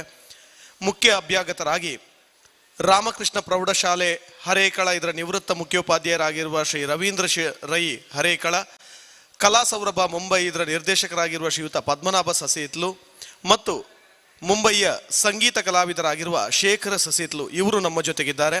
ಮತ್ತು ಇವತ್ತಿನ ಈ ಸಮಾರಂಭದ ಅಧ್ಯಕ್ಷತೆಯನ್ನು ವಹಿಸುವುದಕ್ಕೆ ನಮ್ಮ ಜೊತೆಗಿದ್ದಾರೆ ಅಲೆಮಾರಿ ಮತ್ತು ಅರೆ ಅಲೆಮಾರಿ ಅಭಿವೃದ್ಧಿ ನಿಗಮ ಕರ್ನಾಟಕ ಸರ್ಕಾರ ಇದರ ಅಧ್ಯಕ್ಷರಾಗಿರುವ ಶ್ರೀಯುತ ರವೀಂದ್ರ ಶೆಟ್ಟಿ ಉಳಿದಟ್ಟು ಇವರೆಲ್ಲರನ್ನ ಪ್ರೀತಿಪೂರ್ವಕವಾಗಿ ವೇದಿಕೆಗೆ ಬರಮಾಡಿಕೊಳ್ಬೇಕು ಅಂತ ತೋನ್ಸೆ ಸಾಂಸ್ಕೃತಿಕ ತರಬೇತಿ ಕೇಂದ್ರದ ನಿರ್ದೇಶಕರಾಗಿರುವ ತೋನ್ಸೆ ಪುಷ್ಕಳ್ ಕುಮಾರ್ ಇವರಲ್ಲಿ ನಾನು ವಿನಂತಿಸಿಕೊಳ್ತಾ ಇದ್ದೇನೆ.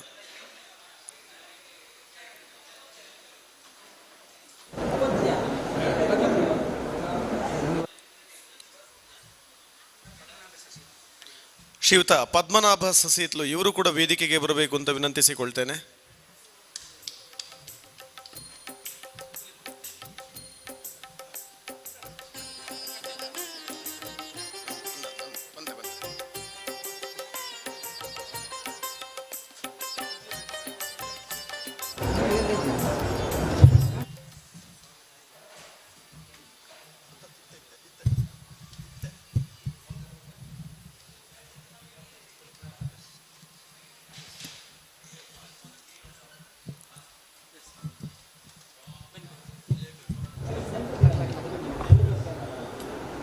ಇದೀಗ ಆಶಯ ಗೀತೆಯೊಂದಿಗೆ ಕಾರ್ಯಕ್ರಮವನ್ನು ಆರಂಭಿಸ್ತಾ ಇದ್ದೇವೆ. ಕುವೆಂಪುರವರ ರಚನೆಗೆ ಧ್ವನಿಯಾಗ್ತಾ ಇದ್ದಾರೆ ತೋನ್ಸೆ ಸಾಂಸ್ಕೃತಿಕ ತರಬೇತಿ ಕೇಂದ್ರದ ವಿದ್ಯಾರ್ಥಿಗಳು.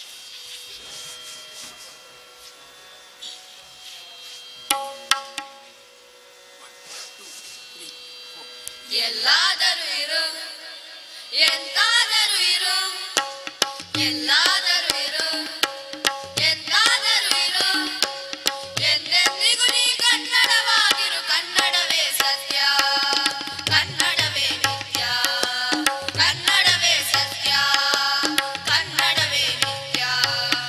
ಕನ್ನಡ ಗೋವಿನ ಓ ಮುತ್ತಿನ ಕರು, ಕನ್ನಡತನ ಹೊಂದಿದ್ದಲ್ಲಿ ನಮಗೆ ಕಲ್ಪತರು. ಕನ್ನಡವೇ ಸತ್ಯ, ಕನ್ನಡವೇ ನಿತ್ಯ, ಕನ್ನಡವೇ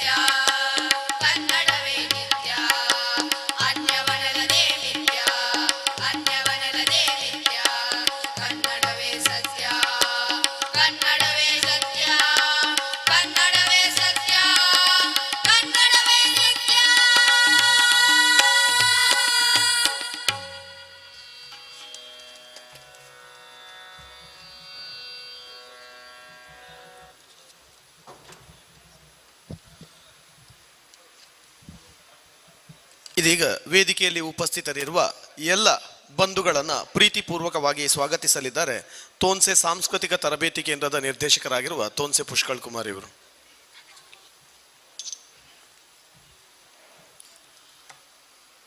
ಎಲ್ಲರೂ ನಮ್ಮವರೇ, ಆದ್ದರಿಂದ ಸ್ವಾಗತ ಮುಖ ನೋಡಿದ ಕೂಡಲೇ ಆದ ಹಾಗೆ ಎಂಬುದು ಕೂಡ ಒಂದು ಸತ್ಯವಾದಂಥ ವಿಚಾರ. ಒಂದು 6 ತಿಂಗಳ ಹಿಂದೆ ಕನ್ನಡ ಅಭಿವೃದ್ಧಿ ಪ್ರಾಧಿಕಾರದ ಮೂಲಕವಾಗಿ ಬಂದಿರತಕ್ಕಂಥ ಒಂದು ಕಾರ್ಯಕ್ರಮ ಕೋವಿಡ್ ಅಂಥೇಳಿ ಯಾವ ಕಾರ್ಯಕ್ರಮವೂ ಮಾಡಿಸುವವರಿಗೂ ಸಾಧ್ಯ ಇಲ್ಲ, ಮಾಡುವವರಿಗೂ ಸಾಧ್ಯ ಇಲ್ಲದೆ ಹೋಗಿದೆ. ಆಗ ಒಂದು ಮಾತು ಬಂತು, ಏನಂತ ಹೇಳಿದ್ರೆ ಸ್ವಾತಂತ್ರ್ಯ ದಿನಾಚರಣೆ ನಮ್ಮದು ಅಂದರೆ ಬಂಧನದಲ್ಲಿರುವವರು ಬಂಧನ ಬಿಡುಗಡೆಯಾದಂಥ ಸ್ವಾತಂತ್ರ್ಯವನ್ನು ಈಗ ಬಂಧನದೊಳಗೆ ಮಾಡುವ ಹಾಗೆ ಆಗಿದೆ ಎಂಬ ಒಂದು ಮಾತು ಬಂತು. ಆ ಥರದ ವಿಚಾರವನ್ನು ನಾವು ಆಲೋಚನೆ ಮಾಡಿದಾಗ ಕಷ್ಟ. ಅದಕ್ಕಾಗಿ ಅಂತರ್ಜಾಲ ವ್ಯವಸ್ಥೆಯ ಮೂಲಕ ಈ ಕಾರ್ಯಕ್ರಮವನ್ನು ಮಾಡಿದ್ದೇವೆ. ಏನಿದ್ದರೂ ಒಂದು ಸಮಾರಂಭ ಮಾಡಿದರೆ 500ಕ್ಕಿಂತ ಹೆಚ್ಚು ಜನ ಎಲ್ಲಿ ಸೇರ್ತಾರೆ, ಹಾಗಾಗಿ ಇದೊಂದು 1000 ಆದರೂ ನೋಡಿ ಯಾರು ಕೇಳಿ ಯಾರು ಎಂಬ ಒಂದು ಅಭಿಪ್ರಾಯದಲ್ಲಿ ಈ ಕಾರ್ಯಕ್ರಮವನ್ನು ಮಾಡಲಿಕ್ಕೆ, ಈ ರೀತಿ ಮಾಡಲಿಕ್ಕೆ ಸಲಹೆ ಸಿಕ್ಕಿತು ಕನ್ನಡ ಪ್ರಾಧಿಕಾರದಲ್ಲಿ. ನಾವು ಅದಕ್ಕೆ ಸಹಯೋಗ ನೀಡುವುದರ ಮೂಲಕವಾಗಿ ಇಲ್ಲಿ ನಮಗೆ ಒಂದು ವಿಶೇಷವಾದಂಥ ಒಂದು ಅವಕಾಶ ಅಂತ ಹೇಳಿದರೆ, ರವೀಂದ್ರ ಶೆಟ್ಟಿ ಉಳಿದೊಟ್ಟು ಅವರು ಕರ್ನಾಟಕ ಸರ್ಕಾರದ ಅಲೆಮಾರಿ ಮತ್ತು ಅಲೆಮಾರಿ ಅಭಿವೃದ್ಧಿ ನಿಗಮದ ಅಧ್ಯಕ್ಷರಾಗಿ ಇದಕ್ಕೆ ಸರ್ಕಾರದ ಒಂದು ಕರ್ತವ್ಯ ಅಂತ ಕೊಟ್ಟದ್ದಲ್ಲ. ಅವರು ಮೊದಲಿಂದಲೂ ಇದೇ ಕೆಲಸ, ಅವರಿಗೆ ಇದ್ದವರಿಗೆ ಹಾಲ್ ಕೊಡೋದು, ಇದ್ದವರಿಗೆ ಸಹಾಯ ಮಾಡೋದು, ಇದ್ದವರಿಗೆ ಏನು ಮಾಡಬೇಕಂತ ಕೇಳೋದು. ಹಾಗಾಗಿ ರವೀಂದ್ರ ಶೆಟ್ಟಿ ಉಳಿದೊಟ್ಟವರ ಒಂದು ಧರ್ಮರಾಯ ಗುಣದಲ್ಲಿ ನಮಗೆ ಸಂಪೂರ್ಣವಾದಂಥ ಸಹಕಾರ ಈ ಸಭಾಂಗಣದಲ್ಲಿ ಸಿಕ್ಕಿದೆ. ಹಾಗಾಗಿ ಬೆಳಗ್ಗೆ ಉದ್ಘಾಟಿಸಿದ್ದಾರೆ ಕಾರ್ಯಕ್ರಮವನ್ನು. ಇದೀಗ ಸಂಜೆ ಕೂಡ ಅವರ ಅಧ್ಯಕ್ಷತೆಯಲ್ಲಿ ಕಾರ್ಯಕ್ರಮ ನಡೀತಾ ಇದೆ. ಹಾಗೆ ಈ ಕಾರ್ಯಕ್ರಮದ ಅಧ್ಯಕ್ಷತೆ ನಡೆಸಿಕೊಡಬೇಕು ಅಂತೇಳಿ ಅವರನ್ನು ಕೇಳಿಕೊಂಡ ಮೇರೆಗೆ ಪುನಃ ಅವರು ಸಂಜೆ ಬಂದಿದ್ದಾರೆ. ಅವರಿಗೆ ಜಂಟಿ ಸಂಸ್ಥೆಗಳ ಪರವಾಗಿ ಹೃತ್ಪೂರ್ವಕವಾದಂಥ ಸ್ವಾಗತವನ್ನು ಬಯಸ್ತಾ ಇದ್ದೇವೆ. ಅವರಿಗೆ ನಮ್ಮ ಈ ಕಾರ್ಯಕ್ರಮಕ್ಕೆ ಸಂಬಂಧಪಟ್ಟ ಹಾಗೆ ನಮ್ಮ ಮಯೂರ್ ನಾಯ್ಕ ಅವರು ದಯವಿಟ್ಟು ಬನ್ನಿ, ಒಂದು ಶಾಲು, ಕನ್ನಡ ಶಾಲು ಮತ್ತು ಈ ಒಂದು ನಮ್ಮ ಪುಷ್ಪ ಸ್ಮರಣಿಕೆಯನ್ನು ನೀಡಬೇಕಾಗಿ ವಿನಂತಿ ಮಾಡಿಕೊಳ್ತಾ ಇದ್ದೇನೆ.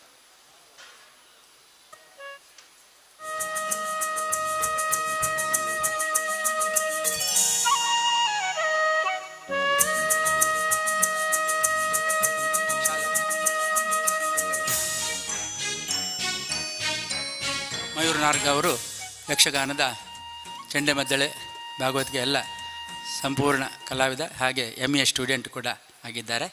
ಹಾಗೆ ನಮ್ಮ ಇವತ್ತಿನ ಕಾರ್ಯಕ್ರಮಕ್ಕೆ ಸಂಬಂಧಪಟ್ಟ ಹಾಗೆ ಈಗ ಸಮಾರೋಪದಲ್ಲಿ ಭಾಷಣಕ್ಕೆ ಬರಬೇಕಾದಿದ್ದವರು ಪ್ರೊಫೆಸರ್ B ಶಿವರಾಮ್ ಶೆಟ್ಟಿ ಅವರು. ಅದು ಭಾನುವಾರ 8ನೇ ತಾರೀಕಿನಿಂದ ಬುಧವಾರಕ್ಕೆ ಪೋಸ್ಟ್ಪೋನ್ ಆದಾಗ ಅವರ ಕಾರ್ಯಬಾಹುಳ್ಯದಿಂದ ಅವರೀಗ ವೃತ್ತಿಯಲ್ಲಿ ಇರುವುದರಿಂದ ಅಸಾಧ್ಯ ಆಗಿದೆ ಅಂತೇಳಿ ತಮ್ಮ ಒಂದು ವಿಷಾದವನ್ನು ಕಳಿಸಿದ್ದಾರೆ. ಹಾಗಾಗಿ ಇವತ್ತು ವಿಶೇಷ ಉಪನ್ಯಾಸ ನೀಡಲಿರುವಂಥ ಪ್ರೊಫೆಸರ್ ಭಾಸ್ಕರ್ ರೈ ಕುಕ್ಕವಳ್ಳಿ ಅವರು, ಅವರ ಕನ್ನಡ ಕಾವ್ಯ ಪರಂಪರೆ ಎಂಬ ಭಾಷಣದಲ್ಲೇ ಸಮಾರೋಪವನ್ನು ಮಾಡಿ ಬಿಡಲಿ ಅಂತೇಳಿ ಅವರೇ ಸಲಹೆ ಕೊಟ್ಟಿದ್ದರು ಶಿವರಾಮ್ ಶೆಟ್ಟರು, ಬೇರೆ ಜನ ಮಾಡೋದು ಬೇಡ ಅದಕ್ಕೆ ಅಂತ. ಹಾಗಾಗಿ ಈ ರೀತಿಯಲ್ಲಿ ನಮ್ಮ ಸಂಜೆ ಈ ಕಾರ್ಯಕ್ರಮಕ್ಕೆ ಭಾಸ್ಕರ್ ರೈ ಕುಕ್ಕವಳ್ಳಿ ಅವರು ಸ್ನೇಹಿತರಾಗಿ ಆಗಮಿಸಿದ್ದಾರೆ. ಯಾವುದೇ ರೀತಿಯಲ್ಲಿ ಏನು ಕಾರ್ಯಕ್ರಮ ಇದ್ದರೂ ಅವರದ್ದಾಗಲಿ, ಪಚ್ಚನಾಡಿ ಅವರದ್ದಾಗಲಿ, ನನ್ನದಾಗಲಿ, ಮತ್ತು ಇನ್ನು ರವೀಂದ್ರ ಶೆಟ್ಟಿ ಉಳಿದೊಟ್ಟಿದ್ದಾಗಲಿ, ಮತ್ತು ಇಲ್ಲಿ ಇರುವ ಯಾರ ಮೂಲಕದ ಕಾರ್ಯಕ್ರಮ ಆದರೂ ಕೂಡ ಅನಿವಾರ್ಯ ಒಂದು ಬಳಕೆ ಅವರು. ಹಾಗಾಗಿ ಭಾಸ್ಕರ್ ರೈ ಕುಕ್ಕವಳ್ಳಿ ಅವರು ಇವತ್ತು ಉಪನ್ಯಾಸ ನೀಡಲಿಕ್ಕೆ ಬಂದಿದ್ದಾರೆ ಕನ್ನಡ ಕಾವ್ಯ ಪರಂಪರೆಯ ಬಗ್ಗೆ. ಹಾಗಾಗಿ ಖ್ಯಾತ ಅರ್ಥಧಾರಿ, ಹಾಗೆ ನಿವೃತ್ತ ಉಪನ್ಯಾಸಕರು, ಅದರ ಮೇಲೆ ಲೇಖಕರು ಮತ್ತು ಕವಿ, ಸಾಹಿತಿ ಎಲ್ಲ ರೀತಿಯಲ್ಲೂ, ಮತ್ತು ಮಾಜಿ ಸದಸ್ಯರು ಕರ್ನಾಟಕ ಬಯಲಾಟ ಯಕ್ಷಗಾನ ಅಕಾಡೆಮಿ, ಅದರ ಜೊತೆಗೆ ತುಳು ಸಾಹಿತ್ಯ ಅಕಾಡೆಮಿ, ಎಲ್ಲ ರೀತಿಯಲ್ಲಿ ಕೂಡ ಒಂದು ರೀತಿಯ ಅನುಭವಿ ಭಾಸ್ಕರ್ ರೈ ಕುಕ್ಕವಳ್ಳಿ ಅವರು ಈ ಕಾರ್ಯಕ್ರಮ ನಡೆಸಿಕೊಳ್ಳಲಿಕ್ಕೆ ಬಂದದ್ದಕ್ಕೆ ಅವರಿಗೆ ಹೃತ್ಪೂರ್ವಕವಾದಂಥ ಸ್ವಾಗತವನ್ನು ಬಯಸ್ತಾ ಇದ್ದೇನೆ. ಅವರಿಗೆ ನಮ್ಮ ತ್ಯಾಗ ಮಾಸ್ಟರ್ ಅವರು ದಯವಿಟ್ಟು ಬಂದು ಒಂದು ನಮ್ಮ ಈ ವಲಯದ ಒಂದು ಸ್ವಾಗತವನ್ನು ಮಾಡಬೇಕಾಗಿ ವಿನಂತಿ ಮಾಡಿಕೊಳ್ತಾ ಇದ್ದೇನೆ.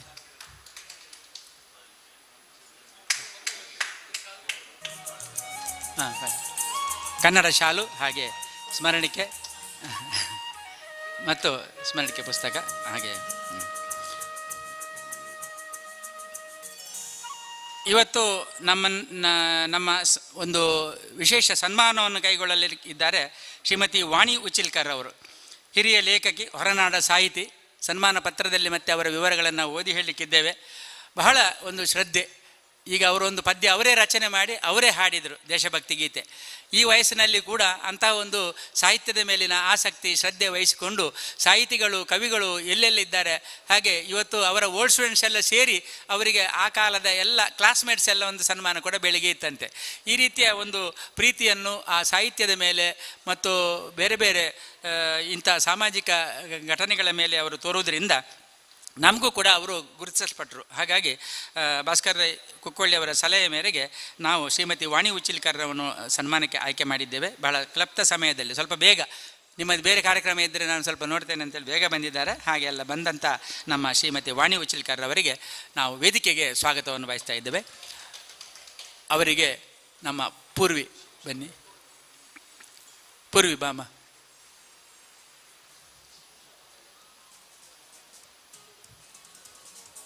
ಪೂರಿ ಬಾ ಬಾ ಮೇಲೆ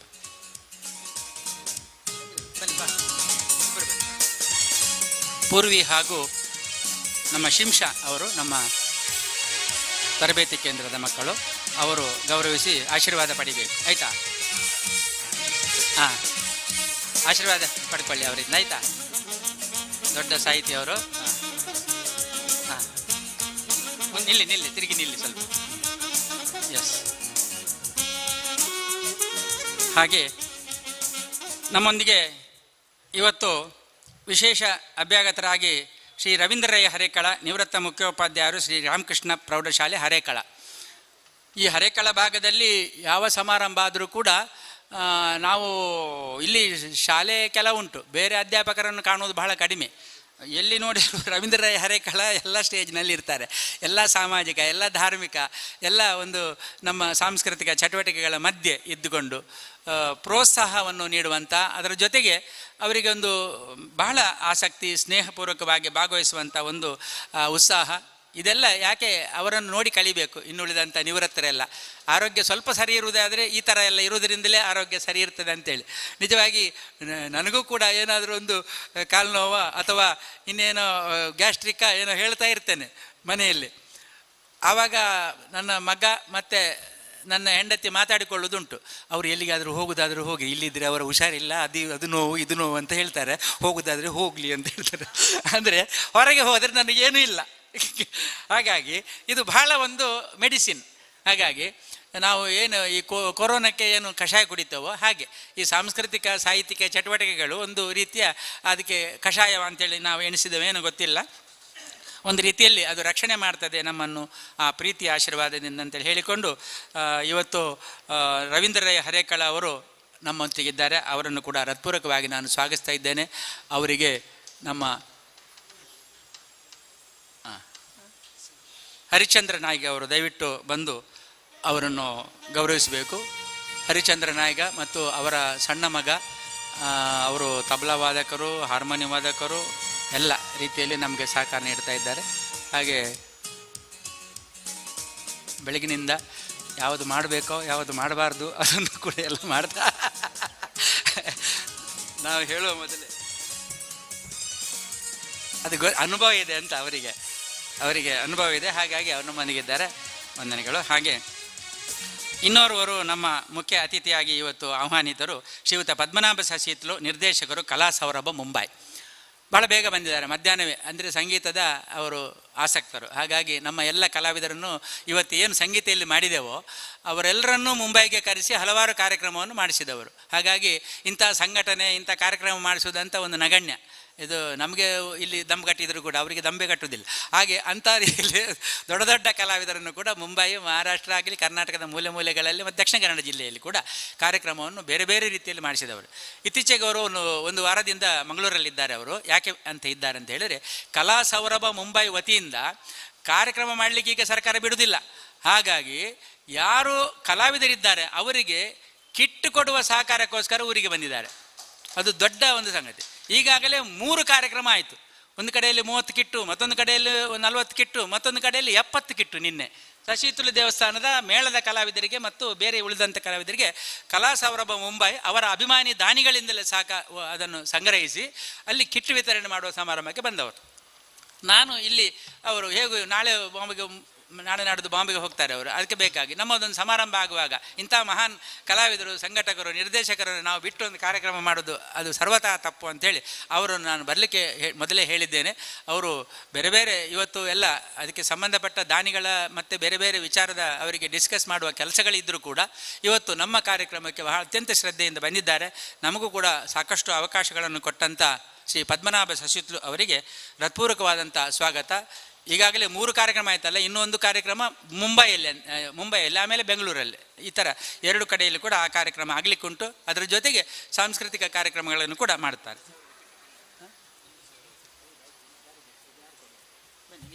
ನೀವು ಬನ್ನಿ.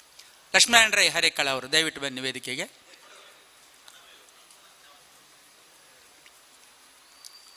ಲಕ್ಷ್ಮೀನಾರಾಯಣ ರೈ ಹರೇಕಳ ಅವರು ವೇದಿಕೆಗೆ ಬನ್ನಿ. ನಮ್ಮ ಪದ್ಮನಾಭ ಸಸಿತ್ಲು ಅವರಿಗೆ ನಮ್ಮ ಈ ಸಮಾರೋಪ ಸಮಾರಂಭಕ್ಕೆ ಸ್ವಾಗತ ಸುಸ್ವಾಗತ. ಕನ್ನಡ ಶಾಲು ಹಾಗೆ ಸ್ಮರಣಿಕೆ.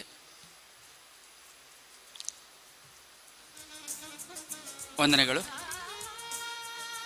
ಅವರ ಜೊತೆಗೆ ಇನ್ನೋರ್ವರು ಹಿರಿಯ ಸಂಗೀತ ಕಲಾವಿದರು ಆಗಮಿಸಿದ್ದಾರೆ. ಅವರನ್ನು ನಾನು ಕಾರ್ಯಕ್ರಮಕ್ಕೆ ಬರಲಿಕ್ಕೆ ಹೇಳಿದೆ. ಅವರು ಬೇರೆ ಯಾರೂ ಅಲ್ಲ, ಕಲಾ ಸೌರಭ ಮತ್ತು ಕಲಾ ಜಗತ್ತಿನ ಸಂಗೀತ ನಿರ್ದೇಶಕರಲ್ಲಿ. ಆಮೇಲೆ ನಾವು ಮುಂಬೈಗೆ ಹೋದರೆ ಹರಿಕತೆಗೆ ಹಾರ್ಮೋನಿಯಂ ಬಾರಿಸುವವರು ಅವರೇ, ಶೇಖರ್ ಸಸಿತ್ಲು ಅಂತ ಖ್ಯಾತ ಭಜನ್ಸ್ ಮತ್ತು ಸಂಗೀತದ ವಿದ್ವಾಂಸರವರು. ಹಾಗಾಗಿ ಶೇಖರ್ ಸಸಿತ್ಲು ಊರಿಗೆ ಬಂದದ್ದು ಗೊತ್ತಾಯಿತು. ನಿನ್ನೆ ಸಸಿತ್ಲಿನಲ್ಲಿ ಆ ಕಾರ್ಯಕ್ರಮದಲ್ಲಿ ಭಾಗವಹಿಸಿದ್ದು ನೋಡಿ, ಅಲ್ಲಿ ಭಜನೆ ಕಾರ್ಯಕ್ರಮದಲ್ಲಿ ಭಾಗವಹಿಸಿದ್ದು ನೋಡಿ ನೀವು ಉಲ್ಲಾರ ಅಂತ ಕೇಳಿದೆ ನಾನು. ಇವತ್ತು ಇದ್ದಾರಾದರೆ ನೀವು ಇಲ್ಲಿಗೆ ಬರಬೇಕಂತ ಹೇಳಿದರೆ ಮಧ್ಯಾಹ್ನವೇ ಬಂದಿದ್ದಾರೆ. ನಮ್ಮ ಶೇಖರ್ ಸಸಿತ್ಲು ಅವರನ್ನು ಕೂಡ ನಾನು ಇವತ್ತು ಈ ಕಾರ್ಯಕ್ರಮಕ್ಕೆ ಪೂರಕವಾದಂಥ ಅತಿಥಿ ಅಂತೇಳಿ ಭಾವಿಸಿ ನಾನು ಅವರನ್ನು ಆಹ್ವಾನಿಸಿದ್ದೇನೆ. ಅವರಿಗೆ ವಿದ್ಯಾಧರ್ ಶೆಟ್ಟರು, ಸನ್ಮಾನ್ಯ ವಿದ್ಯಾಧರ್ ಶೆಟ್ಟರು ದಯವಿಟ್ಟು ವೇದಿಕೆ ಮೇಲೆ ಬನ್ನಿ. ಶೇಖರ್ ಸಸಿತ್ಲು ಅವರಿಗೆ ನಮ್ಮ ಗೌರವಪೂರ್ಣವಾದಂಥ ಸ್ವಾಗತ ಬಯಸ್ತೇನೆ.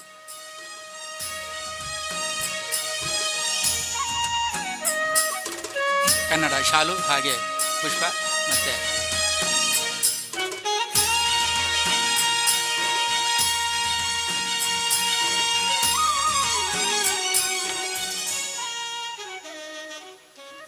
ಇನ್ನು ನಾನು ಸೇರಿದಂಥ ಎಲ್ಲ ಅಭಿಮಾನಿಗಳನ್ನು ಮತ್ತು ನಮ್ಮ ವೀಕ್ಷಕರನ್ನು ಸ್ವಾಗತಿಸ್ತಾ ಇದ್ದೇನೆ.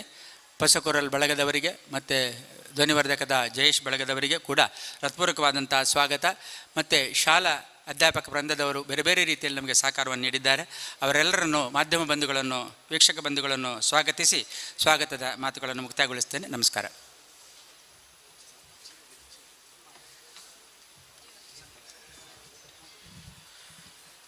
ಇದೀಗ ಸನ್ಮಾನ ಕಾರ್ಯಕ್ರಮ. ಹಿರಿಯ ಲೇಖಕಿ, ಹೊರನಾಡ ಸಾಹಿತಿ ಆಗಿರುವ ಶ್ರೀಮತಿ ವಾಣಿ ನಾರಾಯಣ್ ಉಚ್ಚಿಲ್ಕರ್ ಅವರು ಸನ್ಮಾನ ಪೀಠವನ್ನು ಅಲಂಕರಿಸಬೇಕು ಅಂತ ವಿನಂತಿಸಿಕೊಳ್ತಾ ಇದ್ದೇನೆ. ಇವರ ಸನ್ಮಾನ ಪತ್ರವನ್ನು ವಾಚಿಸುವಂತೆ ಶ್ರೀಯುತ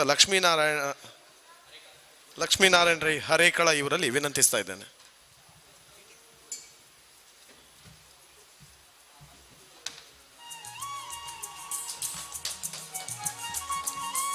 ಎಲ್ರಿಗೂ ನಮಸ್ಕಾರ.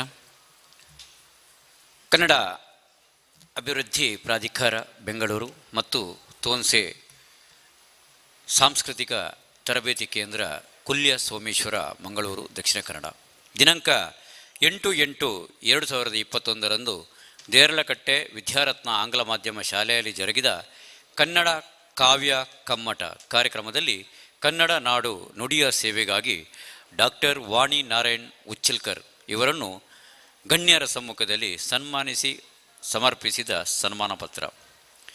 ಮಂಗಳೂರು ತಾಲೂಕು ಸೋಮೇಶ್ವರ ಉಚ್ಚಿಲದಲ್ಲಿ ವಿದ್ವಾನ್ ದಿವಂಗತ ರಾಮಚಂದ್ರ ಉಚ್ಚಿಲ್ ಮತ್ತು ಪೊನ್ನಮ್ಮ ದಂಪತಿಯ ಸುಪುತ್ರಿಯಾಗಿ ಜನಿಸಿದ ಡಾಕ್ಟರ್ ವಾಣಿ ಉಚ್ಚಿಲ್ಕರ್ ಮುಂಬೈ ವಿದ್ಯಾಪ್ರಸಾರಕ ಮಂಡಳದ ಕನ್ನಡ ಪ್ರೌಢಶಾಲೆಯಲ್ಲಿ ಅಧ್ಯಾಪಕಿಯಾಗಿ ವೃತ್ತಿ ಜೀವನ ಆರಂಭಿಸಿದರು. ಮುಂಬೈ ವಿಶ್ವವಿದ್ಯಾನಿಲಯದಿಂದ MA ಮತ್ತು ಮೈಸೂರು ವಿಶ್ವವಿದ್ಯಾನಿಲಯದಿಂದ B.Ed ಪದವಿ ಪಡೆದು ಅವರು ಬೋವಿ ಜಾನಪದ ಒಂದು ಅಧ್ಯಯನ ಎಂಬ ಮಹಾಪ್ರಬಂಧಕ್ಕೆ ಮುಂಬೈ ವಿಶ್ವವಿದ್ಯಾನಿಲಯದಿಂದ ಡಾಕ್ಟರೇಟ್ ಉಪಾಧಿ ಪಡೆದರು. Somaiya arts and science college ಸೇರಿದಂತೆ ವಿವಿಧ ವಿದ್ಯಾಸಂಸ್ಥೆಗಳಲ್ಲಿ ಶಿಕ್ಷಕಿಯಾಗಿ, ಉಪನ್ಯಾಸಕಿಯಾಗಿ ಸುದೀರ್ಘ 39 ವರ್ಷ ಸೇವೆ ಸಲ್ಲಿಸಿರುವ ಡಾಕ್ಟರ್ ವಾಣಿ ಅವರು ಅಪಾರ ಶಿಷ್ಯ ಬಳಗವನ್ನು ಹೊಂದಿದ್ದಾರೆ. ತಮ್ಮ ತಂದೆಯವರ ಹೆಸರಿನಲ್ಲಿ ಚಾರ ಪ್ರಕಾಶ್ ಕ್ಷಣವನ್ನು ಹುಟ್ಟುಹಾಕಿ ಸಾಹಿತ್ಯ ಸುಮ ಎಂಬ ತಮ್ಮ ಚೊಚ್ಚಲ ಕೃತಿಯನ್ನು ಪ್ರಕಟಿಸಿದ್ದಾರೆ. ಹಲವಾರು ನಾಟಕ ವಿಮರ್ಶೆ ಲೇಖನಗಳನ್ನು ಬರೆದಿರುವುದಲ್ಲದೆ ವಿಚಾರಗೋಷ್ಠಿ ಕವಿಗೋಷ್ಠಿಗಳಲ್ಲೂ ಭಾಗವಹಿಸಿದ್ದಾರೆ. ಆದರ್ಶ ಶಿಕ್ಷಕಿ ಪ್ರಶಸ್ತಿ, ಅತ್ತಿಮಬ್ಬೆ ಮತ್ತು ದ್ರೋಣಾಚಾರ್ಯ ಪ್ರಶಸ್ತಿ, ಕನ್ನಡ ಸಂಸ್ಕೃತಿ ಇಲಾಖೆಯ ಪುರಸ್ಕಾರ ಇತ್ಯಾದಿ ಗೌರವಗಳಿಗೆ ಪಾತ್ರರಾಗಿದ್ದಾರೆ. ನಾರಾಯಣ್ ಉಚ್ಚಿಲ್ಕರ್ ಅವರೊಂದಿಗೆ 1969ರಲ್ಲಿ ವಿವಾಹವಾಗಿದ್ದ ವಾಣಿ ಅವರು ನವೀನ ಮತ್ತು ನವನೀತ ಎಂಬಿಬ್ಬರು ಪುತ್ರರು, ಸೊಸೆಯಂದಿರು ಮತ್ತು ಮೊಮ್ಮಕ್ಕಳೊಂದಿಗೆ ಮುಂಬೈಯಲ್ಲಿ ನಿವೃತ್ತ ಜೀವನ ಸಾಗಿಸುತ್ತಿದ್ದಾರೆ. ಶ್ರೀಮತಿ ಡಾಕ್ಟರ್ ವಾಣಿ ಉಚ್ಚಿಲ್ಕರ್ ಅವರಿಗೆ ಸದಾ ಸರ್ವದ ಶುಭವಾಗಲಿ. ಡಾಕ್ಟರ್ ಸಂತೋಷ್ ಹಾನಗಲ, ಕಾರ್ಯದರ್ಶಿ, ಕನ್ನಡ ಅಭಿವೃದ್ಧಿ ಪ್ರಾಧಿಕಾರ, ತೋನ್ಸೆ ಪುಷ್ಕಲ್ ಕುಮಾರ್, ನಿರ್ದೇಶಕರು, ತೋನ್ಸೆ ಸಾಂಸ್ಕೃತಿಕ ತರಬೇತಿ ಕೇಂದ್ರ. ಧನ್ಯವಾದ. ವಂದನೆಗಳು ಸರ್. ವೇದಿಕೆಯಲ್ಲಿರುವ ಗಣ್ಯರು ಈ ಸನ್ಮಾನ ಕಾರ್ಯಕ್ರಮವನ್ನು ನಡೆಸಿಕೊಡಬೇಕು ಅಂತ ವಿನಂತಿಸಿಕೊಳ್ತಾ ಇದ್ದೇವೆ.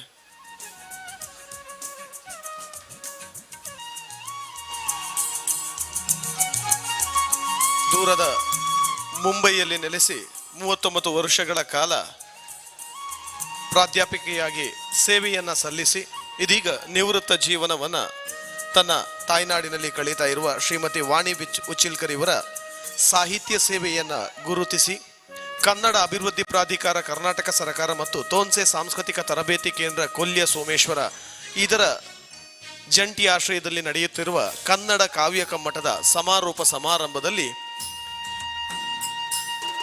ಶ್ರೀಮತಿ ವಾಣಿ ಉಚ್ಚಿಲ್ಕರ್ ಅವರಿಗೆ ಅರ್ಪಿಸುತ್ತಿರುವ ಸನ್ಮಾನ ತಮ್ಮ ಇನ್ನು ಮುಂದಿನ ಬದುಕು ಸುಖಮಯವಾಗಲಿ, ಸಾಹಿತ್ಯ ಕ್ಷೇತ್ರಕ್ಕೆ ನೀಡಿರುವ ಕೊಡುಗೆ ಮುಂದಿನ ಪೀಳಿಗೆಗೆ ಆದರ್ಶವಾಗಲಿ ಎನ್ನುವಂತಹ ಸದಾಶಯದೊಂದಿಗೆ ತಮ್ಮನ್ನು ಅಭಿನಂದಿಸುತ್ತಾ ಈ ಸನ್ಮಾನವನ್ನು ತಮಗೆ ಅರ್ಪಿಸುತ್ತಾ ಇದ್ದೇವೆ.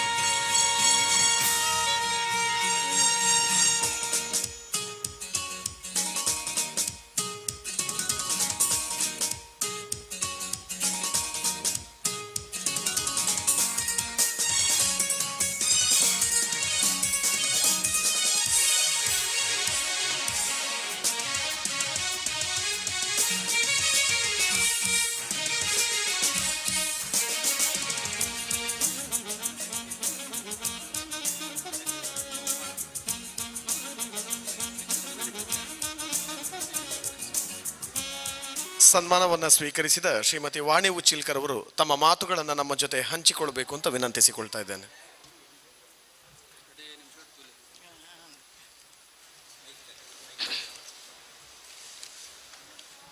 ಗುರುಭ್ಯೋ ನಮಃ.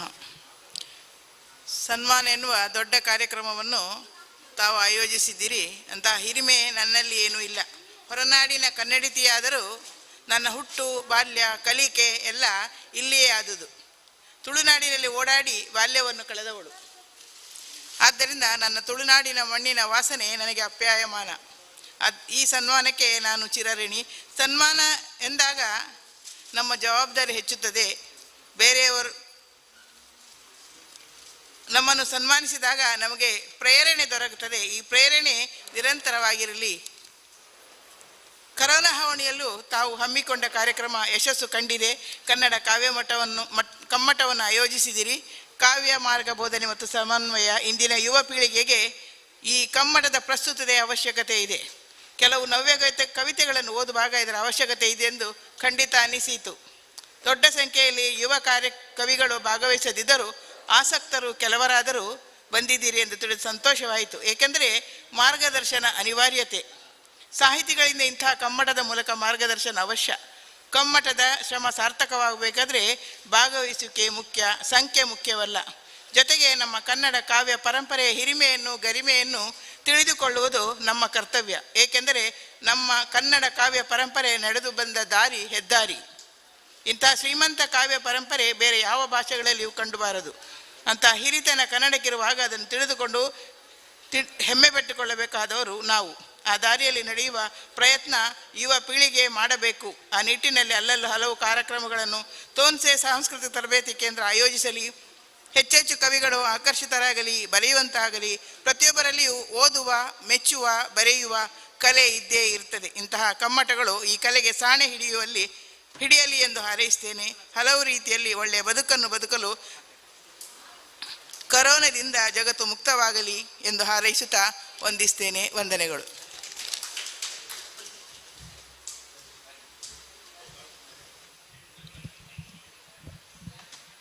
ಅಭಿನಂದನೆಗಳು ಮೇಡಮ್.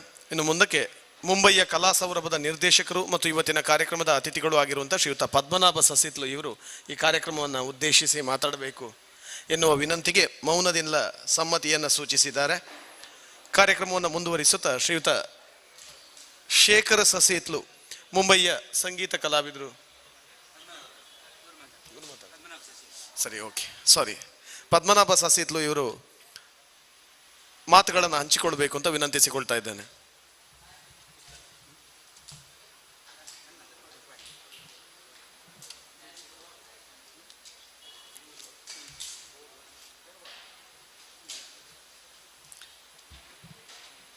ಕನ್ನಡ ಅಭಿವೃದ್ಧಿ ಪ್ರಾಧಿಕಾರ ಸಂಸ್ಥೆ ಹಾಗೂ ತೋನ್ಸೆ ಸಾಂಸ್ಕೃತಿಕ ತರಬೇತಿ ಕೇಂದ್ರದ ವತಿಯಿಂದ ಜರುಗುತ್ತಿರುವ ಒಂದು ಅಪೂರ್ವ ಕಾರ್ಯಕ್ರಮ ಇದು. ಕಲಾವಿದನಾಗಿ ಒಂದು ಸುಂದರ ಸಂದರ್ಭವನ್ನು ನಾನು ಪಡ್ಕೊಂಡಿದ್ದೇನೆ ಇವತ್ತು. ಡಾಕ್ಟರ್ ವಾಣಿ ಉಚ್ಚಿಲ್ಕರ್ ಅವರ ಈ ಒಂದು ಸಮ್ಮಾನ ಸಮಾರಂಭ, ಅದಕ್ಕೆ ಮುಖ್ಯಸ್ಥಿಕೆಯನ್ನು ಪಡೆಕೊಂಡ ಮಹಾನ್ ವ್ಯಕ್ತಿಗಳಾದ ರವೀಂದ್ರ ದ್ವಯರು. ಹೌದು, ಬಹಳ ಸುಂದರವಾದ ವೇದಿಕೆಯನ್ನು ನಾವು ಅಲಂಕರಿಸಿಕೊಂಡಿದ್ದೇವೆ. ಸಮ್ಮಾನವು ಬಹಳ ಕಿಂಚಿತ್ತಾದರೂ ದೊಡ್ಡ ಪ್ರಮಾಣದಲ್ಲಿ ನಡೆದಿದೆ. ಭಾಸ್ಕರ್ ರೈ ಕುಕ್ಕೋಳ್ಳಿ ಅವರು ಈ ಸಂದರ್ಭದಲ್ಲಿ ನಮ್ಮೊಂದಿಗೆ ಇರುವುದು ಬಹಳ ಒಂದು ಸಂತೋಷದ ಸಂಗತಿ. ಡಾಕ್ಟರ್ ವಾಣಿ ಉಚ್ಚಿಲ್ಕರ್ ಅವರು ಮುಂಬೈ ಮಹಾನಗರದಲ್ಲಿ ಬಹಳಷ್ಟು ಸಾಹಿತ್ಯಿಕವಾಗಿ, ಸಾಂಸ್ಕೃತಿಕವಾಗಿ ಅಥವಾ ಸಂಘಟನಾ ನೆಲೆಯಲ್ಲಿ ಬಹಳಷ್ಟು ಕೆಲಸವನ್ನು ಮಾಡಿದವರು. ಎಲ್ರಿಗೂ ಪರಿಚಯ ಇದೆ.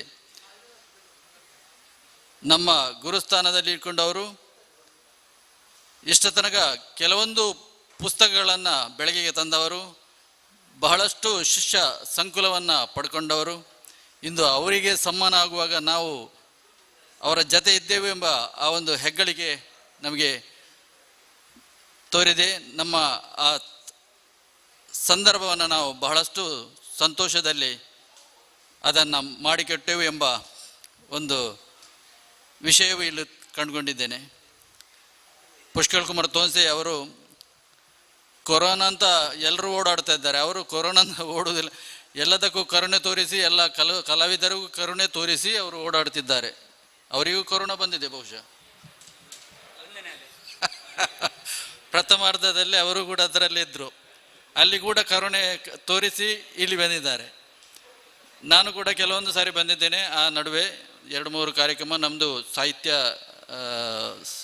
ಸಂಗೀತ ಗೋಷ್ಠಿ ನಮ್ಮ ಕೂಡ್ಲದಲ್ಲಿ ಡಾಕ್ಟರ್ ಭಾಸ್ಕರ್ ರೈ ಕುಕ್ಕೋಳ್ಳಿಯವರ ನೇತೃತ್ವದಲ್ಲಿ ಜರುಗಿದೆ. ಬಹಳ ಸುಂದರವಾದ ಕಾರ್ಯಕ್ರಮ, ದೊಡ್ಡ ಕಾರ್ಯಕ್ರಮ 2 ಎಪಿಸೋಡ್ನಲ್ಲಿ ನಡೆದಿದೆ. ಪುಷ್ಕಲ್ರವರು ಮತ್ತು ಭಾಸ್ಕರ್ ರೈ ಅವರು ಅದಕ್ಕೆ ಬಹಳಷ್ಟು ಶ್ರಮವಹಿಸಿ ಅದನ್ನು ಯಶಸ್ವಿಯಾಗಿ ನಡೆಸಿಕೊಟ್ಟಿದ್ದಾರೆ. ಇದು ನಡೆಯುತ್ತಲೇ ಇದೆ. ಪುಷ್ಕಲ್ರವರು ಇದ್ದಲ್ಲಿ ನಿರಂತರ ನಡೆಯಲೇಬೇಕು. ಅವರನ್ನು ಭಗವಂತ ಅಷ್ಟಾಗಿ ದೊಡ್ಡ ಪ್ರಮಾಣದಲ್ಲಿ ಅವರಿಗೆ ಶಕ್ತಿ ಕೊಡಬೇಕು. ಇಂಥ ಕಾರ್ಯಕ್ರಮಗಳು ನಿರಂತರ ನಡೆಯಬೇಕು. ಅವರ ಆ ಒಂದು ಶಕ್ತಿಯೊಂದಿಗೆ ನಾವು ಕೂಡ ಇದ್ದೇವೆಂಬ ಭರವಸೆಯೊಂದಿಗೆ ನನ್ನ 2 ಕಿಂಚಿತ್ ಮಾತನ್ನು ಮುಗಿಸ್ತೇನೆ. Thank you. ಸರ್ಕಾರ ಸ್ವಲ್ಪ ಸಡಿಲ್ ಮಾಡ್ತಿದ್ರೆ ಈಗ ಈ ಕಿಟ್ ಕೊಡುವ ಕಾರ್ಯಕ್ರಮದ ಎಡಿಕೆಯಲ್ಲಿ ಒಂದು ಸಂಗೀತ ಕಾರ್ಯಕ್ರಮ, ದೊಡ್ಡ ಆಟಿ ತಿಂಗಳದ್ದು ಒಂದು ಕಾರ್ಯಕ್ರಮವನ್ನು ಸಂವಾದ ರೂಪದಲ್ಲಿ, ಸಂಗೀತ ರೂಪದಲ್ಲಿ ಮಾಡೋಣ ಅಂತ ಎಲ್ಲ ಆಗಿದೆ. ಯಾವುದಕ್ಕೂ ಸ್ಟುಡಿಯೋದವರು ಪುರ್ಸೊತ್ತಿಲ್ಲ, ಸ್ಟುಡಿಯೋದವರು ಬಿಡುವುದಿಲ್ಲ. ಮತ್ತು ಬೇರೆ ಬೇರೆ ರೀತಿಯ ಒಂದು ಅಡಚಣೆಗಳು ಇಲ್ಲಿ ಬರ್ತಾ ಇದೆ. ಶನಿವಾರ ಆದಿತ್ಯವಾರ ಲಾಕ್ಡೌನ್ ಆದರೆ ಹೊರಗೆ ಬರಲಿಕ್ಕಿಲ್ಲ. ಈ ಥರದಲ್ಲಿ ನಾವು ಬಹಳ ಒಂದು ಕಲಾವಿದರು, ಅದಕ್ಕೆ ಕಲಾ ಕಾರ್ಯಕ್ರಮಕ್ಕೆ ಪ್ರೋತ್ಸಾಹ ಮಾಡುವವರೆಲ್ಲ ತುಂಬ ತೊಡಕಿನಲ್ಲಿದ್ದೇವೆ. ಒಳ್ಳೆಯ ಮಾತುಗಳನ್ನು ಬಹಳ ಸಂಕ್ಷಿಪ್ತವಾಗಿ ನಮಗೆ ತಿಳಿಸಿದಂಥ ಪದ್ಮನಾಭ ಸಸಿತ್ಲು ಅವರಿಗೆ ಹೃತ್ಪೂರ್ವಕವಾದಂಥ ಧನ್ಯವಾದಗಳನ್ನು ಸಲ್ಲಿಸ್ತಾ ಇದ್ದೇವೆ. ಈಗ ನಾನು ಹೇಳಲಿಕ್ಕೆ ಬಂದದ್ದೇನೆಂದರೆ, ಬೆಳಿಗ್ಗೆ 1-2 ಉಪನ್ಯಾಸ ಆಯಿತು. ನಿಜವಾಗಿ ಈಗಿನ ಬಂದಂಥ ಅತಿಥಿಗಳಿಗೆ ಬೇಕಾಗಿ ಇಬ್ಬರು ಕೂಡ ಬಹಳ ಚೆನ್ನಾಗಿ ಮಾತಾಡಿದ್ದಾರೆ.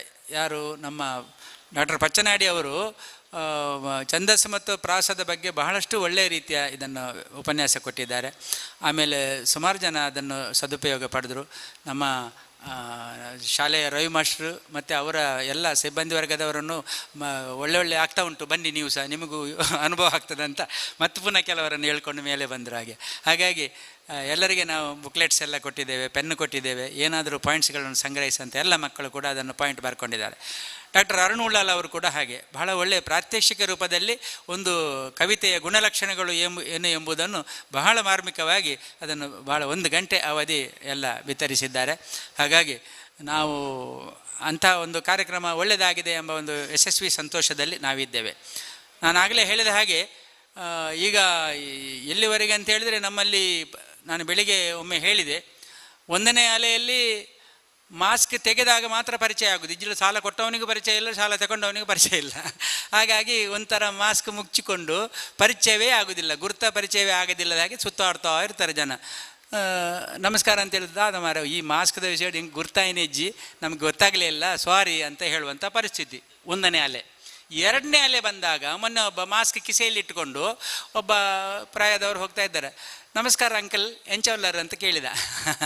ಆವಾಗ ಅವ್ರು ಏರ್ ಮರ ಎಂಕು ಗುರ್ತಾಯ್ಜಾತ ಅಂತ ಕಡೆಗೆ ಕಿಸೆಯಿಂದ ತೆಗೆದು ಮಾಸ್ಕ್ ಹಾಕಿದ. ಓ ಈ ಕಲ್ವ ಅಂತ ಹೇಳಿದ. ಅಂದರೆ ಮಾಸ್ಕ್ ಹಾಕಿದರೆ ಗುರ್ತಾಗೋದು 2ನೇ ಅಲೆಯಲ್ಲಿ. 1ನೇ ಅಲೆಯಲ್ಲಿ ಮಾಸ್ಕ್ ಇಲ್ಲದೆ ಮಾಸ್ಕ್ ಇಲ್ಲದಾಗ ಮಾತ್ರ ಪರಿಚಯ ಆಗೋದು. 2ನೇ ಅಲೆಯಲ್ಲಿ ಮಾಸ್ಕ್ ಹಾಕಿದಾಗ ಮಾತ್ರ ಪರಿಚಯ ಆಗುವಂಥ ಪರಿಸ್ಥಿತಿಗೆ ನಾವು ಬಂದಿದ್ದೇವೆ. ಇಂತಹ ಒಂದು ವಿಷಯವನ್ನು ನಾವು ಗಮನಿಸುವಾಗ ಈಗ 3ನೇ ಅಲೆ ಬರ್ತದೆ. 3ನೇ ಅಲೆ ಬಾರದಿರಲಿ ಅಂತೇಳಿ ಕೂಡ ನಾವು ಆಶಿಸಿ ಈಗ ಕಾರ್ಯಕ್ರಮವನ್ನು ಮುಂದುವರಿಸಲಿಕ್ಕೆ ಸುನೀಲ್ರಿಗೆ ಮುಂದುವರಿಸ್ತಾ ಇದ್ದೇನೆ. ಮುಂದಕ್ಕೆ ಹರೇಕಳ ರಾಮಕೃಷ್ಣ ಪ್ರೌಢಶಾಲೆಯ ನಿವೃತ್ತ ಮುಖ್ಯೋಪಾಧ್ಯಾಯರಾಗಿರುವ ಶ್ರೀಯುತ ರವೀಂದ್ರ ರೈ ಇವರು ತಮ್ಮ ಮಾತುಗಳನ್ನು ಹಂಚಿಕೊಳ್ಳಬೇಕು ಅಂತ ವಿನಂತಿಸ್ತೇನೆ.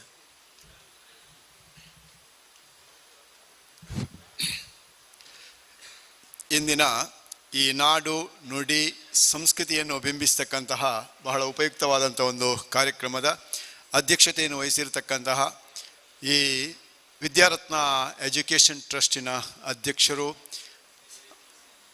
ಅಲೆಮಾರಿ ಮತ್ತು ಅರೆ ಅಲೆಮಾರಿ ಈ ಒಂದು ನಿಗಮದ ಅಧ್ಯಕ್ಷರು ಹಾಗೂ ನನ್ನ ಬಹಳ ಪ್ರೀತಿಯ ಶಿಷ್ಯರಾಗಿರ್ತಕ್ಕಂಥ ರವೀಂದ್ರ ಶೆಟ್ಟಿಯವರೇ, ಹಾಗೂ ಈಗ ಉಪನ್ಯಾಸ ನೀಡಲಿಕ್ಕಿರತಕ್ಕಂತಹ ನನ್ನ ಬಂಧುಗಳು ಮತ್ತು ಆತ್ಮೀಯರು ಆಗಿರತಕ್ಕಂತಹ ಭಾಸ್ಕರ್ ರೈ ಕುಕ್ಕುವಳ್ಳಿಯವರೇ, ಹಾಗೂ ಇಂದು ಈ ಒಂದು ಸನ್ಮಾನವನ್ನು ಸ್ವೀಕರಿಸಿದಂತಹ ನಮ್ಮ ಹಿರಿಯ ಸಾಹಿತಿ ಆಗಿರತಕ್ಕಂಥ ಶ್ರೀಮತಿ ವಾಣಿಯವರೇ, ಹಾಗೂ ವೇದಿಕೆ ಮೇಲೆ ಆಸೀನರಾಗಿರ್ತಕ್ಕಂತಹ ಮುಂಬಯಿಯ ಉದ್ಯಮಿಯು ಹಾಗೂ ಕಲಾ ಪೋಷಕರಾಗಿರ್ತಕ್ಕಂಥ ಪದ್ಮನಾಭ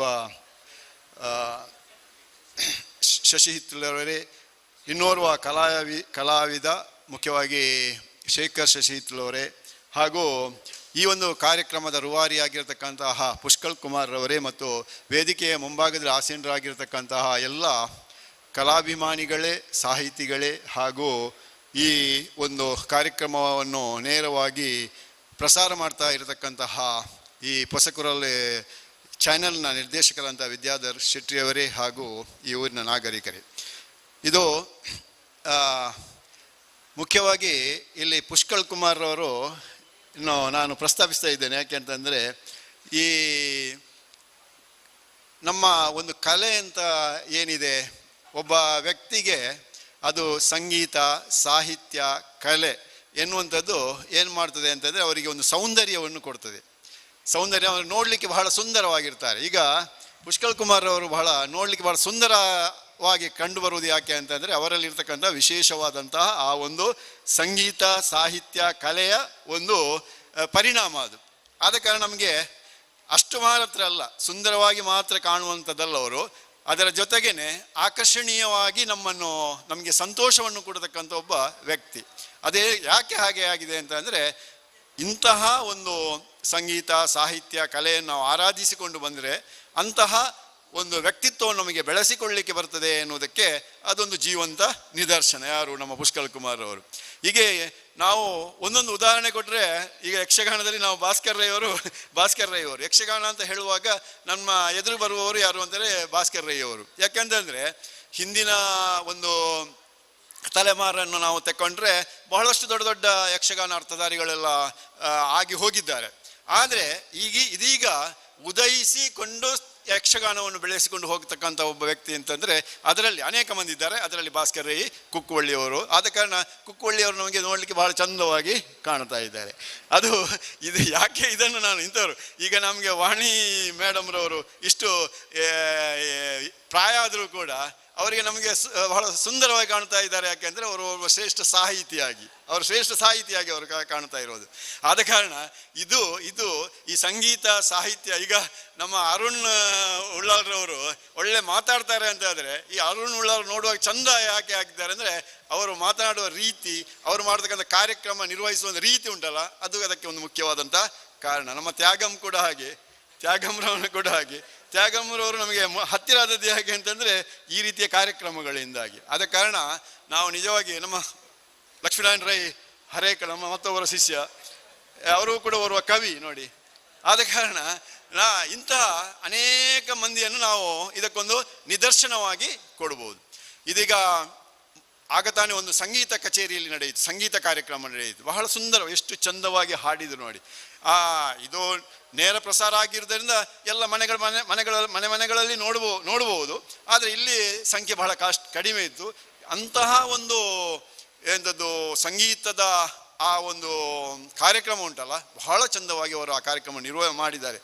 ಸಂತೋಷ, ಅದೇ ನಮಗೆ ಕಲೆಯಲ್ಲಿ ಎಂಥದ್ದು ಅಂದರೆ ಸಂತೋಷ, ತಾನೂ ಸಂತೋಷ ಪಡುವುದು, ಇತರರಿಗೆ ಸಂತೋಷ ಕೊಡುವುದು. ಇದು ಈ ಸಂಗೀತದ ಒಂದು ಬಹಳಷ್ಟು ಒಂದು ವಿಶೇಷತೆ ಅಂತ ಹೇಳ್ಬೋದು.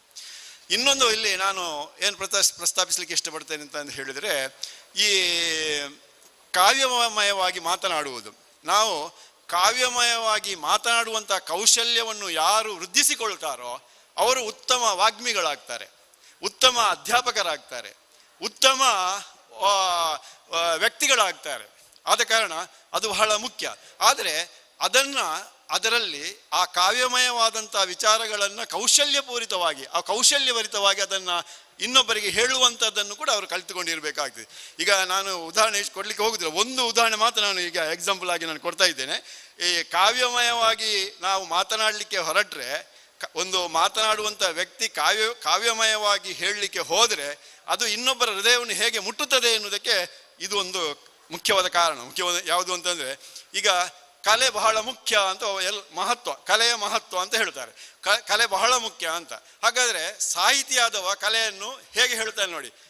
ಸಾಗರಕ್ಕೊಂದು ಅಲೆ, ಜೇಡನಿಗೊಂದು ಬಲೆ, ಇರಲೊಂದು ನೆಲೆ, ಊಟಕ್ಕೊಂದು ಎಲೆ, ಶರೀರಕ್ಕೊಂದು ತಲೆ, ಮಾತಿಗೊಂದು ಬೆಲೆ ಎಷ್ಟು ಮುಖ್ಯನೋ ಅಷ್ಟೇ ಬದುಕಿಗೊಂದು ಕಲೆ ಮುಖ್ಯ ಅಂತ ಹೀಗೆ ಹೇಳಿದರೆ ಉಂಟಲ್ಲ, ಆ ಕಲೆಯ ಮಹತ್ವ ಏನಾಗ್ತದೆ, ಇನ್ನೊಬ್ಬ ವ್ಯಕ್ತಿಯ ಹೃದಯಕ್ಕೆ ಬೇಗನೆ ಮುಟ್ಟುತ್ತದೆ.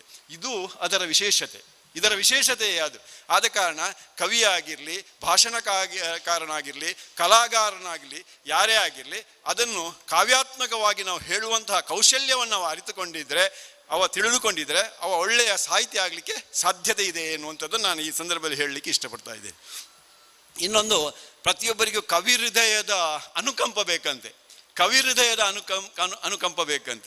ಹೃದಯದ ಅನುಕಂಪ ಇದ್ದರೆ ಒಳ್ಳೆಯ ರಾಜಕಾರಣಿ ಆಗಲಿಕ್ಕೆ ಆಗ್ತದೆ. ವಾಜಪೇಯಿ ಅವರನ್ನು ತಗೊಳ್ಳಿ ಉದಾಹರಣೆ, ಒಳ್ಳೆಯ ರಾಜಕಾರಣಿ ಆಗಲಿಕ್ಕೆ ಆಗ್ತದೆ. ಕವಿ ಹೃದಯದ ಅನುಕಂಪ ಇದ್ದರೆ ಒಳ್ಳೆಯ ಅಧ್ಯಾಪಕನಾಗಲಿಕ್ಕೆ ಆಗ್ತದೆ. ಕವಿ ಹೃದಯದ ಅನುಕಂಪ ಇದ್ದರೆ ಒಳ್ಳೆಯ ಮಾತುಗಾರನಾಗಲಿಕ್ಕೆ ಆಗ್ತದೆ. ಈಗ ನೀವೆಲ್ಲ ನನ್ನನ್ನು ಬಹಳ ಕುತೂಹಲದಿಂದ ಆಲಿಸ್ತಾ ಇದ್ದೀರಿ ಅಂತ ಆದರೆ ಇದು ಕವಿ ಹೃದಯ. ಇದು ಆ ಕಾವ್ಯಮಯವಾಗಿ ನಾವು ಮಾತನಾಡಲಿಕ್ಕೆ ನಮಗೆ ಶಕ್ತಿ ಉಂಟು, ಸಾಮರ್ಥ್ಯ ಉಂಟು ಅಂತಾದರೆ ಅದು ಆಕರ್ಷಣೀಯವಾಗಿರ್ತದೆ. ಆದ ಕಾರಣ ಇದು ಒಬ್ಬ ಮಾನವನ ವ್ಯಕ್ತಿತ್ವವನ್ನು ಬೆಳೆಸಲಿಕ್ಕೆ ಬೇಕಾದಂತಹ ಒಂದು ಒಳ್ಳೆಯ ಜಾಗ ಇದು. ಆದ ಕಾರಣ ನಾನು ಯಾಕೆ ಈ ಮಾತನ್ನು ಇಲ್ಲಿ ಪ್ರಸ್ತಾಪಿಸಿದೆ ಅಂತ ಅಂದರೆ, ಇಂತಹ ಕಾರ್ಯಕ್ರಮಗಳನ್ನು ನಾವು ಮಾಡಬೇಕು. ಇಂತಹ ಕಾರ್ಯಕ್ರಮಗಳನ್ನು ನಾವು ಮಾಡಿದೆವು ಅಂತಾದರೆ ಈ ಯುವ ಜನಾಂಗಕ್ಕೆ ಅದರ ರುಚಿಯನ್ನು ಮುಟ್ಟಿಸಲಿಕ್ಕೆ ಆಗ್ತದೆ. ಅದಕ್ಕೆ ಒಂದು ಒಳ್ಳೆಯ ಸಂದೇಶವನ್ನು ಕೊಡಲಿಕ್ಕೆ ಆಗ್ತದೆ. ಅಂತಹ ಒಂದು ಒಳ್ಳೆಯ ಕಾರ್ಯಕ್ರಮ ಈ ಜಾಗದಲ್ಲಿ ವಿದ್ಯಾರತ್ನ ಈ ಆಂಗ್ಲ ಮಾಧ್ಯಮ ಶಾಲೆಯ ಈ ಒಂದು ಜಾಗದಲ್ಲಿ, ಯಾಕೆಂತಂದರೆ ಸಾವಿರಾರು ಜನಗಳಿಗೆ ವಿದ್ಯೆ ಕೊಡ್ತಕ್ಕಂಥ ಒಂದು ಪವಿತ್ರವಾದಂಥ ಜಾಗದಲ್ಲಿ ಈ ಒಳ್ಳೆಯ ಕಾರ್ಯಕ್ರಮ ನಡೆದಿದೆ. ಈ ಒಂದು ಕಾರ್ಯಕ್ರಮದ ಮೂಲಕ ಇನ್ನಷ್ಟು ಒಳ್ಳೆಯ ಸಾಹಿತಿಗಳು, ಕವಿಗಳು, ಒಳ್ಳೆಯ ಮಾತುಗಾರರು, ಎಲ್ಲ ಕಲಾಗಾರರೆಲ್ಲ ಉದಯಿಸಲಿ ಎನ್ನುವಂತಹ ಮಾತಿನೊಂದಿಗೆ ನಾನು ನನ್ನ 2 ಮಾತನ್ನು ಮುಕ್ತಾಯಗೊಳಿಸಿದ್ದೇನೆ. ನಮಸ್ಕಾರ.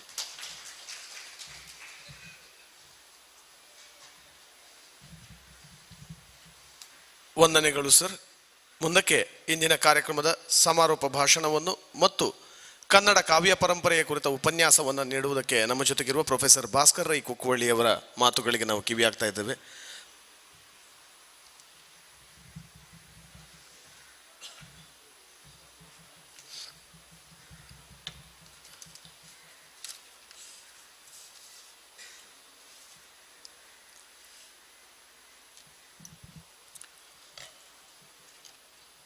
ಕನ್ನಡ ಕಾವ್ಯ ಕಮ್ಮಟದ ಈ ಒಂದು ವೇದಿಕೆ ಕನ್ನಡ ಅಭಿವೃದ್ಧಿ ಪ್ರಾಧಿಕಾರಕ, ಕರ್ನಾಟಕ ಸರ್ಕಾರ ಮತ್ತು ತೋನ್ಸೆ ಸಾಂಸ್ಕೃತಿಕ ತರಬೇತಿ ಕೇಂದ್ರದ ಆಶ್ರಯದಲ್ಲಿ ಬೆಳಗಿನಿಂದ ಇಲ್ಲಿಯವರೆಗೆ ಬಹಳ ಸುಂದರವಾಗಿ ನಡೆಯಿತು. ನಮ್ಮ ರವೀಂದ್ರಯ್ಯವರು ಹೇಳಿದ ಹಾಗೆ ಸೌಂದರ್ಯ ಪ್ರಜ್ಞೆಯಿಂದ ಯಾವುದೇ ಒಂದು ಕಾರ್ಯಕ್ರಮವನ್ನು ಆಯೋಜನೆ ಮಾಡಿದರೆ ಅದು ಯಶಸ್ಸಿನ ಮಜಲನ್ನು ಏರುತ್ತದೆ ಎನ್ನುವುದಕ್ಕೆ ಅದು ಸಾಕ್ಷಿ.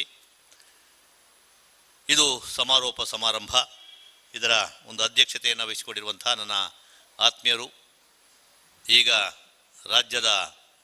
ರಾಜ್ಯ ಸಚಿವ ದರ್ಜೆಯ ಒಬ್ಬರು ಜನಪ್ರತಿನಿಧಿಗಳು ನಮ್ಮ ರವೀಂದ್ರ ಶೆಟ್ಟಿ ಉಳಿದಿಟ್ಟು ಅವರು, ಹಾಗೆ ಈ ವೇದಿಕೆಯಲ್ಲಿ ಹೊರನಾಡ ಕನ್ನಡಿಗರಾಗಿ 3 ಮಂದಿ ನಮ್ಮ ಜೊತೆ ಇದ್ದಾರೆ. ನಮ್ಮ ಲಕ್ಷ್ಮೀನಾರಾಯಣರನ್ನು ಸೇರಿಸಿದರೆ 4 ಮಂದಿ. ಆ ಲೆಕ್ಕದಲ್ಲಿ ಬಹುಶಃ ಕಾವ್ಯ ಕಮ್ಮಟ ಅತ್ಯಂತ ಯಶಸ್ಸನ್ನು ಪಡೆಯಿತು ಅಂತ ನಾವು ಹೇಳ್ಬೋದು. ಇವತ್ತು ಸನ್ಮಾನವನ್ನು ಸ್ವೀಕರಿಸಿರುವಂತಹ ಡಾಕ್ಟರ್ ವಾಣಿ ಉಚ್ಚಿಲ್ಕರ್ ಅವರೇ, ಹಾಗೆ ನನ್ನ ಆತ್ಮೀಯರಾದಂತಹ ಪದ್ಮನಾಭ ಸಸೀತ್ಲು ಅವರೇ, ಶೇಖರ ಸಸೀತ್ಲು ಅವರೇ, ನನ್ನ ಭಾಳಷ್ಟು ಪ್ರೀತಿ ಪಾತ್ರರಾಗಿರತಕ್ಕಂಥ ರವೀಂದ್ರ ರೈ ಹಳೇಕರ ಅವರೇ, ಮತ್ತು ಈ ಕಾರ್ಯಕ್ರಮದ ರೂವಾರಿಗಳು ನನ್ನ ಆತ್ಮೀಯರು ಆದಂತಹ ತೋನ್ಸೆ ಪುಷ್ಕಳ್ ಕುಮಾರ್ ಅವರೇ, ಮತ್ತು ಬೆರಳೆಣಿಕೆಯ ಮಂದಿ ನಮ್ಮ ಜೊತೆ ಇರುವಂತಹ ಸಹೃದಯರೇ. ಈ ಬಹುಶಃ ಕೊರೋನಾದ ಒಂದು 2 ಅಲೆಗಳ ಈ ಒಂದು ಸಂದರ್ಭದಲ್ಲಿ ನಮ್ಮ ಸಾಹಿತಿಗಳು, ಕಲಾವಿದರು ಆರಿಸಿಕೊಂಡಿರುವಂತಹ ಒಂದು ವೇದಿಕೆ ಅಂತ ಹೇಳಿದರೆ ಡಿಜಿಟಲ್ ಪ್ಲ್ಯಾಟ್ಫಾರ್ಮ್, ಈ ವರ್ಟಿಕಲ್ ವೇದಿಕೆ. ಅದರ ಮೂಲಕವಾಗಿ ಬಹುಶಃ ನಿರಂತರವಾಗಿ ಇಂತಹ ಸಾಹಿತ್ಯದ ಸಾಂಸ್ಕೃತಿಕ ಕಾರ್ಯಕ್ರಮಗಳು ನಡೀತಾ ಇದ್ದಾವೆ. ನಾವೀಗ ಅದಕ್ಕೆ ಒಗ್ಗಿ ಹೋಗಿದ್ದೇವೆ. ಇಲ್ಲಿಯವರೆಗೆ ಅಂತ ಹೇಳಿದರೆ ಹಳ್ಳಿಯವರು ಕೂಡ ಈಗ ಯೂಟ್ಯೂಬ್, ಫೇಸ್ಬುಕ್ಗಳನ್ನು ಅವಲಂಬಿಸಿರುವುದನ್ನು ನಾವು ಕಾಣುತ್ತೇವೆ. ಹಾಗಾಗಿ ಚಟುವಟಿಕೆಗಳು ಕಡಿಮೆ ಆಗಲಿಲ್ಲ, ಸಾರ್ವಜನಿಕ ವೇದಿಕೆಗಳು, ಸಮಾವೇಶಗಳು ಕಾಣಲಿಕ್ಕೆ ಸಿಗ್ತಾ ಇಲ್ಲ ಅಷ್ಟೇ. ಅಂಥ ಒಂದು ಸಂದರ್ಭದಲ್ಲಿ ಇವತ್ತು ರಾಜ್ಯ ಮಟ್ಟದ ಒಂದು ಪ್ರಾಧಿಕಾರದ ನೆರಳಲ್ಲಿ ಇವತ್ತು ಮಾಡ್ತಾ ಇರುವಂಥ ಕಾರ್ಯಕ್ರಮ ಇದು. ನನ್ನ ಮಿತ್ರರಾದಂಥ ಶಿವರಾಮ್ ಶೆಟ್ಟರು ಇವತ್ತು ಬಂದು ಸಮಾರೋಪ ಭಾಷಣ ಮಾಡಬೇಕಾಗಿತ್ತು. ಹಾಗಾಗಿ ಅದೆರಡನ್ನೂ ಜೋಡಿಸಿಕೊಂಡಾಗ ಇಲ್ಲಿ ಉಪನ್ಯಾಸ ನನಗೆ ಗೌಣವಾಗಿ ಕಾಣುತ್ತದೆ. ಯಾಕಂದರೆ ಕಾವ್ಯ ಕಮ್ಮಟದಲ್ಲಿ ಇಬ್ಬರು ಸಂಪನ್ಮೂಲ ವ್ಯಕ್ತಿಗಳು ಬಹುಶಃ ಕನ್ನಡ ಕಾವ್ಯದ ಸೂಕ್ಷ್ಮಗಳು ಏನು, ಅದರ ಛಂದಸ್ಸಿನ ಆ ವಿಧಾನ ಹೇಗೆ, ಅದರ ರಚನಾ ಕೌಶಲ್ಯ ಹೇಗೆ ಅನ್ನೋದನ್ನು ಬಹುಶಃ ಎಲ್ಲ ಹೇಳಿರಬೇಕು. ಹಾಗಾಗಿ ಅದರ ಬಗ್ಗೆ ಹೆಚ್ಚು ಪ್ರಸ್ತಾಪ ಮಾಡುವ ಅಗತ್ಯ ನನಗೆ ಕಾಣ್ತಾ ಇಲ್ಲ. ಆದರೆ ಭಾಳ ಸಂತೋಷ ಏನು ಅಂತ ಹೇಳಿದರೆ, ಕನ್ನಡದ ಒಂದು ಮೇಲಿನ ಪ್ರೀತಿ, ಅದರ ಮೇಲೆ ಕೃಷಿ ಮಾಡುವಂತಹ ಒಂದು ಆಸಕ್ತಿ, ಎಳೆಯ ತಲೆಮಾರಿನಲ್ಲಿ ಹುಟ್ಟಿಸುವಂಥ ಕೆಲಸಗಳನ್ನು ನಾವು ಎಂತಹ ಒಂದು ಸಂಕಟದ ಪರಿಸ್ಥಿತಿಯಲ್ಲಿ ಕೂಡ ಮಾಡಿಕೊಂಡು ಬರಬೇಕಾಗ್ತದೆ. ಉದಾಹರಣೆಗೆ ಇದು ಆಂಗ್ಲ ಮಾಧ್ಯಮ ಶಾಲೆ, ಆದರೆ ನಮ್ಮ ರವೀಂದ್ರ ಶೆಟ್ಟರು ರಾಜ್ಯ ಮಟ್ಟದ ರತ್ನೋತ್ಸವ ಕಳೆದ ಸುಮಾರು 1.5 ದಶಕಗಳಿಂದ ಇಲ್ಲಿ ಮಾಡಿಕೊಂಡು ಬಂದರು. 2 ವರ್ಷಗಳಿಂದ ಆಗಲಿಲ್ಲ. ಹಾಗಾಗಿ ಅದಕ್ಕೆ ಪೂರಕವಾಗಿ ಇಂಥದ್ದೊಂದು ಕಾರ್ಯಕ್ರಮ ಆದದ್ದು ಕೂಡ ನನಗೆ ಭಾಳ ಸಂತೋಷ ಸಂಗತಿ. ಹಾಗಾಗಿ ಇಂಗ್ಲೀಷ್ ಮಾಧ್ಯಮದ ಒಂದು ಶಾಲೆಯಲ್ಲಿ ಕನ್ನಡದ ಕೆಲಸಗಳನ್ನು ಮಾಡುತ್ತಾ ದಶಮಾನಗಳನ್ನು ಕಳೆದಂತಹ ಒಂದು ಸಂಸ್ಥೆಯಲ್ಲಿ ಇವತ್ತು ಈ ಕಾವ್ಯ ಕಮ್ಮಟದ ಒಂದು ಕಾರ್ಯಕ್ರಮ ಆಗ್ತಾ ಇರುವಂಥದ್ದು ಕೂಡ ಒಂದು ಯೋಗ. ಇದು ಕೂಡ ಒಂದು ಸೌಂದರ್ಯ ಪ್ರಜ್ಞೆಯಿಂದ ಮಾಡಿರುವಂಥದ್ದು ಅಂತ ನಾನು ಖಂಡಿತ ಹೇಳಬೇಕಾಗ್ತದೆ. ಬೆಳಗಿನಿಂದ ಇಲ್ಲಿಯವರೆಗೆ ನಡೆದದ್ದು ಬಹಳ ಮಹತ್ವಪೂರ್ಣವಾದಂಥ ಕಾರ್ಯಕ್ರಮ. ಎಷ್ಟು ಜನವನ್ನು ಅದು ತಲುಪಿದೆ ಅಂತ ನಾವು ಅದು ಮುಖ್ಯ ಅಲ್ಲ. ಅದೀಗ ಯೂಟ್ಯೂಬ್ನಲ್ಲಿ, ಫೇಸ್ಬುಕ್ನಲ್ಲಿ, ನಮ್ಮ ಹೊಸಕುರಲ್ನಲ್ಲಿ ವಿದ್ಯಾಧರ್ ಶೆಟ್ಟರ ಒಂದು ನೇತೃತ್ವದಲ್ಲಿ ಅದು ಹೋಗ್ತಾ ಇರುವುದರಿಂದ ಇವತ್ತು ಅದನ್ನು ನೋಡ್ತಾ ಇರುವಂಥ ಜನ ಕಡಿಮೆ ಇದ್ದರೂ ಕೂಡ ಇನ್ನದು ಮತ್ತೆ ಮತ್ತೆ ನೋಡಿಸಿಕೊಂಡು ಹೋಗ್ತದೆ. ಆ ಮೂಲಕವಾಗಿ ಅದರ ಒಂದು ಪರಿಣಾಮ, ದೂರಗಾಮಿಯಾದಂತಹ ಒಂದು ಪರಿಣಾಮ ನಮಗೆ ಖಂಡಿತ ಕಾಣಲಿಕ್ಕೆ ಸಾಧ್ಯ ಆಗ್ತದೆ. ಕನ್ನಡದ ಸಂದರ್ಭದಲ್ಲಿ ನಾವು ಮಾತಾಡುವುದಿದ್ದರೆ ಕನ್ನಡದ ಕಾವ್ಯದ ಒಂದು ಶ್ರೀಮಂತಿಕೆ ಬಹುಶಃ ಬೇರೆ ಯಾವುದೇ ಭಾಷೆಗಳ ಬಗ್ಗೆ ನಾವು ಆಡಿದಾಗ ಆ ಒಂದು ಅದರ ಒಂದು ಸಮೃದ್ಧತೆ ನಮಗೆ ಸಿಗಲಿಕ್ಕೆ ಸಾಧ್ಯ ಇಲ್ಲ. ಬಹುಶಃ ಸಂಸ್ಕೃತ ಸಾಹಿತ್ಯವನ್ನು ಬಿಟ್ಟರೆ ನಮ್ಮ ದೇಶದಲ್ಲಿ ಹೆಚ್ಚು ಒಂದು ಸಾಹಿತ್ಯಿಕವಾದಂಥ ಮೌಲ್ಯವನ್ನು ಬೆಳೆಸಿಕೊಂಡು ಆ ಮೂಲಕ ಜನಮಾನಸವನ್ನು ಅರಳಿಸಿದಂಥ ಒಂದು ಭಾಷೆ ಇದ್ದರೆ ಅದು ಕನ್ನಡ. ಪಂಚದ್ರಾವಿಡ ಭಾಷೆಗಳಲ್ಲಿ ಕನ್ನಡ ಒಂದು. ಕನ್ನಡಕ್ಕೆ ಶಾಸ್ತ್ರೀಯವಾದಂಥ ಸ್ಥಾನಮಾನ ಬರುವಾಗ ತಡ ಆಯಿತು. ಅದೇ ಸಾಲಿನಲ್ಲಿರುವಂಥ ತುಳು ಇನ್ನೂ ಕೂಡ ಪ್ರತ್ಯೇಕವಾಗಿ ಉಳಿದಿದೆ. ಈ ಎಲ್ಲ ಮಿತಿಗಳ ಹಿನ್ನೆಲೆಯಲ್ಲಿ ಕೂಡ ಕನ್ನಡದ ಕೆಲಸಗಳು ಬಹಳ ಚೆನ್ನಾಗಿ ನಡೆಯುತ್ತಾ ಇರುವಂಥದ್ದು ನಾವು ಗಮನಿಸಬೇಕಾದಂಥ ಅಂಶ. ಅಭಿವೃದ್ಧಿ ಪ್ರಾಧಿಕಾರ ಆಗಿರಲಿ, ಕನ್ನಡ ಸಾಹಿತ್ಯ ಪರಿಷತ್ ಆಗಿರಲಿ, ಅಥವಾ ಬೇರೆ ಬೇರೆ ರಾಜ್ಯಗಳ ಘಟಕಗಳಾಗಿ ಜಿಲ್ಲಾ ಸಾಹಿತ್ಯ ಪರಿಷತ್ತುಗಳು ಮಾಡುವಂಥ ಕೆಲಸ ಎಲ್ಲಿವರೆಗೆ ಅಂದರೆ ಜಿಲ್ಲಾ ಮಟ್ಟದ ಸಮ್ಮೇಳನ, ತಾಲೂಕು ಮಟ್ಟದ ಸಮ್ಮೇಳನ, ಹೋಬಳಿ ಸಾಹಿತ್ಯ ಸಮ್ಮೇಳನಗಳು, ಹೀಗೆ ಕನ್ನಡದ ಕೆಲಸಗಳನ್ನು ನಿರಂತರವಾಗಿ ಮಾಡುವಂತಹ ಚಟುವಟಿಕೆಗಳನ್ನು ನಾವು ಸುತ್ತಮುತ್ತ ನೋಡ್ತಾ ಇದ್ದೇವೆ. ಅದರ ಜೊತೆಗೆ ಇಂಥ ವಿದ್ಯಾಸಂಸ್ಥೆಗಳು, ಶಾಲಾ ಕಾಲೇಜುಗಳು, ಅಲ್ಲಿ ಕನ್ನಡ ಸಂಘಗಳನ್ನು ಕಟ್ಟಿಕೊಂಡು ಕನ್ನಡದ ಬೇರೆ ಬೇರೆ ಕಾರ್ಯಕ್ರಮಗಳನ್ನು ಮಾಡುವುದರ ಮೂಲಕವಾಗಿ ಕನ್ನಡದ ಕೆಲಸಗಳು ಅವ್ಯಾಹತವಾಗಿ ನಿರಂತರವಾಗಿ ನಡೀತಾ ಇದೆ. ಇವತ್ತು ಇಲ್ಲಿ ಮಾಡ್ತಾ ಇರುವಂಥದ್ದು ಈ ಕಾವ್ಯ ಕಮ್ಮಟ. ಕಾವ್ಯ ಎನ್ನುವಂಥದ್ದು ಪ್ರತಿಯೊಬ್ಬನಲ್ಲಿಯೂ ಅಂತರ್ಭೂತವಾಗಿದೆ. ನಮ್ಮದೆಲ್ಲ ಕವಿ ಹೃದಯ. ಹಾಗಾಗಿ ಒಂದು ಲೆಕ್ಕದಲ್ಲಿ ನೋಡಿದರೆ ಎಲ್ಲರೂ ಕೂಡ ಕವಿಗಳೇ. ಆದರೆ ಅದನ್ನು ಅಭಿವ್ಯಕ್ತಿಸುವಂಥ ವಿಧಾನ ಬೇರೆ.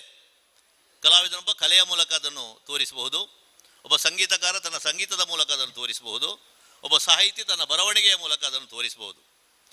ಇದೆಲ್ಲವೂ ಕೂಡ ಒಂದು ರೀತಿಯಲ್ಲಿ ಸಾಹಿತ್ಯದ ಬೇರೆ ಬೇರೆ ಘಟಕಗಳು ಅಂತ ನಾವು ಹೇಳ್ಬೋದು. ಇನ್ನು ನಾವು ಕನ್ನಡದ ಕಾವ್ಯ ಪರಂಪರೆಯ ಬಗ್ಗೆ ಮಾತನಾಡುವುದಿದ್ದರೆ ಪ್ರಾಚೀನ ಕಾವ್ಯದಿಂದ ತೊಡಗಿ ಆಧುನಿಕ ಕಾವ್ಯದವರೆಗೆ ನಾವು ವಿಷಯ ಪ್ರಸ್ತಾಪನೆ ಮಾಡಬೇಕಾಗ್ತದೆ. ಅದು ಬಹಳ ವಿಸ್ತಾರವಾಗಿರುವಂಥದ್ದು.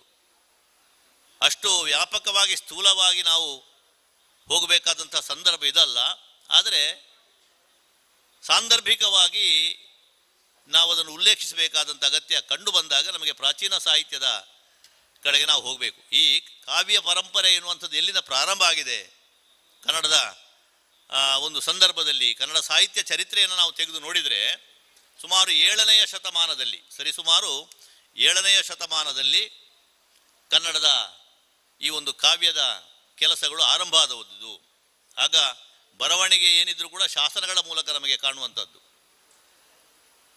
ಚಾಳುಕ್ಯರ ಆಳ್ವಿಕೆಯ ಕಾಲದಲ್ಲಿ ನಮಗೆ ಬಹುಶಃ ದಾಖಲೆಗಳಿಂದ ಸಿದ್ದು ಬರುವುದು ಏನು ಅಂತ ಹೇಳಿದರೆ, ಕ್ರಿಸ್ತಶಕ 7ನೇ ಶತಮಾನದಲ್ಲಿ ಚಾಳುಕ್ಯರ, ಅದು ಕೂಡ ಪುಲಿಕೇಶಿ ಆಳ್ತಾ ಇದ್ದಾಗ ಅಲ್ಲಿದ್ದಂತಹ ಕಪ್ಪೆ ಅರೆಭಟ್ಟ ಎನ್ನುವಂಥ ಒಬ್ಬ ಯೋಧ, ಅವ ಮಾಡಿದಂಥ ಒಂದು ಶಾಸನ ಇದೆ.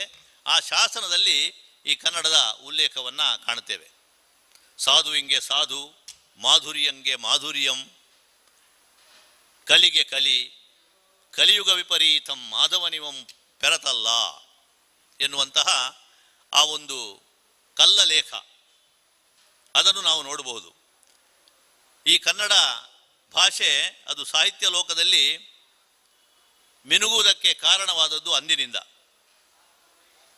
ಇಲ್ಲಿ ಈಗ ನಾವು ನೋಡಿದರೆ ಬಹುಶಃ ಕನ್ನಡದ ಒಂದು ಶ್ರೇಷ್ಠತೆ ಎಷ್ಟರ ಮಟ್ಟಿಗೆ ಉಂಟು ಅಂತ ಹೇಳಿದರೆ, ಭಾರತೀಯ ಜ್ಞಾನಪೀಠ ಪ್ರಶಸ್ತಿಯನ್ನು ನಾವು ನೋಡಿದರೆ ಬೇರೆ ಎಲ್ಲ ಭಾಷೆಗಳಿಗಿಂತ ಹೆಚ್ಚಿನ ಜ್ಞಾನಪೀಠ ಪ್ರಶಸ್ತಿಗಳು ಕನ್ನಡಕ್ಕೆ ಸಂದಾಯ ಆಗಿದೆ ಅಂತ ಹೇಳಿದರೆ ಕನ್ನಡದಲ್ಲಿ ಎಷ್ಟು ದೊಡ್ಡ ಕೆಲಸಗಳು ಆಗಿವೆ ಅಂತ ನಾವು ಹೇಳ್ಬೋದು. ಕವಿರಾಜ ಮಾರ್ಗದ ಬಗ್ಗೆ ನೀವು ಕೇಳಿದ್ದೀರಿ. ನೃಪತುಂಗನ ಕಾಲದಲ್ಲಿ ಆದಂತಹ ಆ ಒಂದು ಕೃತಿಯಲ್ಲಿ ಕನ್ನಡಿಗರು ಹೇಗೆ ಅಂತ ಹೇಳಿದರೆ ಪದನರಿದು ನುಡಿಯಲು ನುಡಿದುದನ್ನು ಅರಿದು ಆರಯಲು ಮಾರ್ಪರ ನಾಡವರ್ಗಳ್ ಚದುರರ್ ನಿಜದಿಂ ಕುರಿತೋದದೆಯುಂ ಕಾವ್ಯ ಪ್ರಯೋಗ ಪರಿಣತ ಮತಿಗಳ್ ಅಂತ ಹೇಳ್ತಾನೆ ಅವ. ಚದುರರ್ ನಿಜದಿಂ ಕುರಿತೋದದೆಯುಂ ಕಾವ್ಯ ಪ್ರಯೋಗ ಪರಿಣತ ಮತಿಗಳ್ ಅಂದರೆ ಓದಬೇಕು ಅಂತ ಇಲ್ಲ, ಬರೀಬೇಕು ಅಂತ ಇಲ್ಲ, ಆದರೂ ಕೂಡ ಅವರಲ್ಲಿರುವಂತಹ ಆ ಒಂದು ಸೂಕ್ಷ್ಮ ಮತಿಯಿಂದ ಕಾವ್ಯವನ್ನು ರಚನೆ ಮಾಡಲಿಕ್ಕೆ ಶಕ್ತರಾಗಿದ್ದಾರೆ. ಹಾಗಾಗಿ ನಾವು ಎಷ್ಟೋ ಸಂದರ್ಭಗಳಲ್ಲಿ ನಾವು ನೋಡ್ತೇವೆ, ಉತ್ತರ ಕರ್ನಾಟಕದ ಭಾಗದಲ್ಲಿರುವಂತಹ ಲಾವಣಿಗಳಿರ್ಬೋದು, ನಮ್ಮ ಈ ಭಾಗದಲ್ಲಿರುವಂತಹ ಪಾಡ್ದನಗಳು, ಸಂಧಿ, ಉರಾಲ್ ಇತ್ಯಾದಿಗಳೆಲ್ಲ ದಾಖಲೀಕರಣಗೊಂಡದ್ದಿಲ್ಲದೇ ಇದ್ದರೂ ಕೂಡ ಮೌಖಿಕ ಸಾಹಿತ್ಯವಾಗಿ ಎಷ್ಟು ದೊಡ್ಡ ಒಂದು ಪ್ರಭಾವವನ್ನು ಬೀರಿದೆ ಅಂತ ಗೊತ್ತಾಗ್ತದೆ. ಒಂದು ಸಿರಿ ಮಹಾಕಾವ್ಯವನ್ನೇ ನಾವು ತಗೊಂಡ್ರೆ ರಾಮಾಯಣ ಮಹಾಭಾರತಕ್ಕಿಂತಲೂ ಹೆಚ್ಚಿನ ವಿಸ್ತಾರವಾದಂತಹ ಸಾಹಿತ್ಯದ ಒಂದು ಭೂಮಿಕೆಯನ್ನು ಹೊಂದಿರುವಂಥದ್ದನ್ನು ಕಾಣ್ತೇವೆ. ಹಾಗಾಗಿ ಈ ಮೌಖಿಕ ಸಾಹಿತ್ಯ ಪರಂಪರೆಯನ್ನು ನಾವು ಗಮನಿಸಿದರೆ ಕನ್ನಡದ ಕಾವ್ಯದ ಪ್ರಾಚೀನತೆ ಎಷ್ಟು ಹಿಂದಕ್ಕೆ ಹೋಗ್ತದೆ ಅಂತ ನಮಗೆ ಗೊತ್ತಾಗ್ತದೆ. ಆಮೇಲೆ ರಾಮಾಯಣ ಮಹಾಭಾರತಗಳು ಇದು ಭಾರತೀಯ ಕಾವ್ಯಗಳಲ್ಲಿ ಬಹಳ ಪ್ರಧಾನವಾದದ್ದು. ಬೇರೆ ಬೇರೆ ಭಾಷೆಗಳಲ್ಲಿ ಬಂದಿದೆ, ಅದರ ಆಕರ ಗ್ರಂಥ ಸಂಸ್ಕೃತವೇ ಇರಬಹುದು, ಆದರೆ ಕನ್ನಡದ ಅನೇಕ ಕವಿಗಳು ರಾಮಾಯಣವನ್ನೋ ಭಾರತವನ್ನೋ ಬರೆದಿದ್ದಾರೆ. ಮೂಲ ವಾಲ್ಮೀಕಿಯ ರಾಮಾಯಣ ಅದನ್ನು ಕನ್ನಡೀಕರಿಸಿ ಕನ್ನಡದ್ದೇ ಆದಂಥ ರಾಮಾಯಣವನ್ನು ತೊರವೆಯ ನರಸಿಂಹ ನರಹರಿ ಅವ ಬರೆದ. ಬಹಳ ಸುಲಲಿತವಾಗಿ ಅರ್ಥವಾಗುವಂಥ ರೀತಿಯಲ್ಲಿ ಅವ ಅದನ್ನು ಬರೆದ. ಆಮೇಲೆ ಸೌಂದರ್ಯವನ್ನು ಪ್ರತಿಪಾದಿಸಿದಂಥ ಕವಿ, ನಮ್ಮ ಭಕ್ತ ಕವಿ ಅಂತ ನಾವು ಹೇಳ್ತೇವೆ, ಕುಮಾರವ್ಯಾಸ. ಕರ್ನಾಟ ಭಾರತ ಕಥಾಮಂಜರಿ, ಕುವೆಂಪು ಅವರು ಹೇಳ್ತಾರೆ ಸುಲಿದ ಬಾಲೆಯ ಹಣ್ಣಿನಂದದಿ ಅಂತ. ಅಷ್ಟು ಸುಲಲಿತವಾಗಿ ಜನಮಾನಸದಲ್ಲಿ ನೆಲೆ ನಿಲ್ಲುವಂತಹ ಒಂದು ಕಾವ್ಯ. ಅವ ಕಾವ್ಯದ ಆರಂಭದಲ್ಲಿ ಹೇಳ್ತಾನೆ, ನಾನು ಯಾಕೆ ರಾಮಾಯಣವನ್ನು ಬಿಟ್ಟು ಮಹಾಭಾರತವನ್ನು ಬರೆದೆ, ತಿಣಿಕಿದನು ಫಣಿರಾಯ ರಾಮಾಯಣದ ಕವಿಗಳ ಭಾರದಲ್ಲಿ. ರಾಮಾಯಣವನ್ನು ಸಾಕಷ್ಟು ಜನ ಬರೆದಿದ್ದಾರೆ, ಹಾಗಾಗಿ ನಾನು ಅದನ್ನು ಬಿಟ್ಟು ತಿಳಿಯ ಹೇಳುವೆ ಕೃಷ್ಣ ಕಥೆಯನ್ನು ಇಳೆಯ ಜಾಣರು ಮೆಚ್ಚುವಂದದಿ ಅಂತ ಬರೆದ. ಇದು ಭಾರತ ಅಂತ ಹೇಳಿದರೆ ಅದು ಕೃಷ್ಣನ ಕಥೆ. ಭಾಗವತದ ದಶಮಸ್ಕಂದದಲ್ಲಿ ಶ್ರೀಕೃಷ್ಣನ ಇಡೀ ಚರಿತ್ರೆ ಬರ್ತದೆ. ಅದನ್ನೇ ಪ್ರಧಾನವಾಗಿಟ್ಟುಕೊಂಡು ಮಹಾಭಾರತ ಬಂತು ಅಂತಲೂ ಕೂಡ ಹೇಳ್ತೇವೆ. ಹಾಗಾಗಿ ಆ ಕುಮಾರವ್ಯಾಸ ಬರೆದಂತಹ ಭಾರತದ ಒಂದು ಚರಿತ್ರೆ ಅಥವಾ ಒಂದು ಕಾವ್ಯ ಆ ಷಡ್ಪದಿಯಲ್ಲಿ ಬಹಳ ಸುಲಭವಾಗಿ ನಮಗೆಲ್ಲರಿಗೂ ಕೂಡ ಅರ್ಥ ಆಗುವಂಥ ರೀತಿಯಲ್ಲಿದೆ. ಈ ರೀತಿಯಲ್ಲಿ ನಾವು ಕನ್ನಡದ ಕಾವ್ಯ ಪರಂಪರೆಯನ್ನು ತಗೊಂಡಾಗ ಬೇರೆ ಬೇರೆ ಹಂತಗಳಲ್ಲಿ ಅದು ಹೇಗೆ ಬೆಳೆದು ಬಂತು ಎನ್ನುವುದನ್ನು ನಾವು ನೋಡಬೇಕು. ಅದರ ಇತಿಹಾಸ ಅದು 7ನೇ ಶತಮಾನದಿಂದ ಬೆಳೆದು ಬಂತು. ಆಮೇಲೆ ಭಕ್ತಿ ಪಂಥದ ಒಂದು ಸಂದರ್ಭದಲ್ಲಿ, ಭಕ್ತಿ ಪಂಥ ಅಂತ ಹೇಳಿದರೆ ಸಾಮಾನ್ಯವಾಗಿ ಸಂತರು, ದಾಸರು, ಶರಣರು ಇವರೆಲ್ಲ ಈ ಒಂದು ಸಾಹಿತ್ಯವನ್ನು ಹೇಗೆ ಬೆಳೆಸಿದರು ಅಂತ ಹೇಳಿ,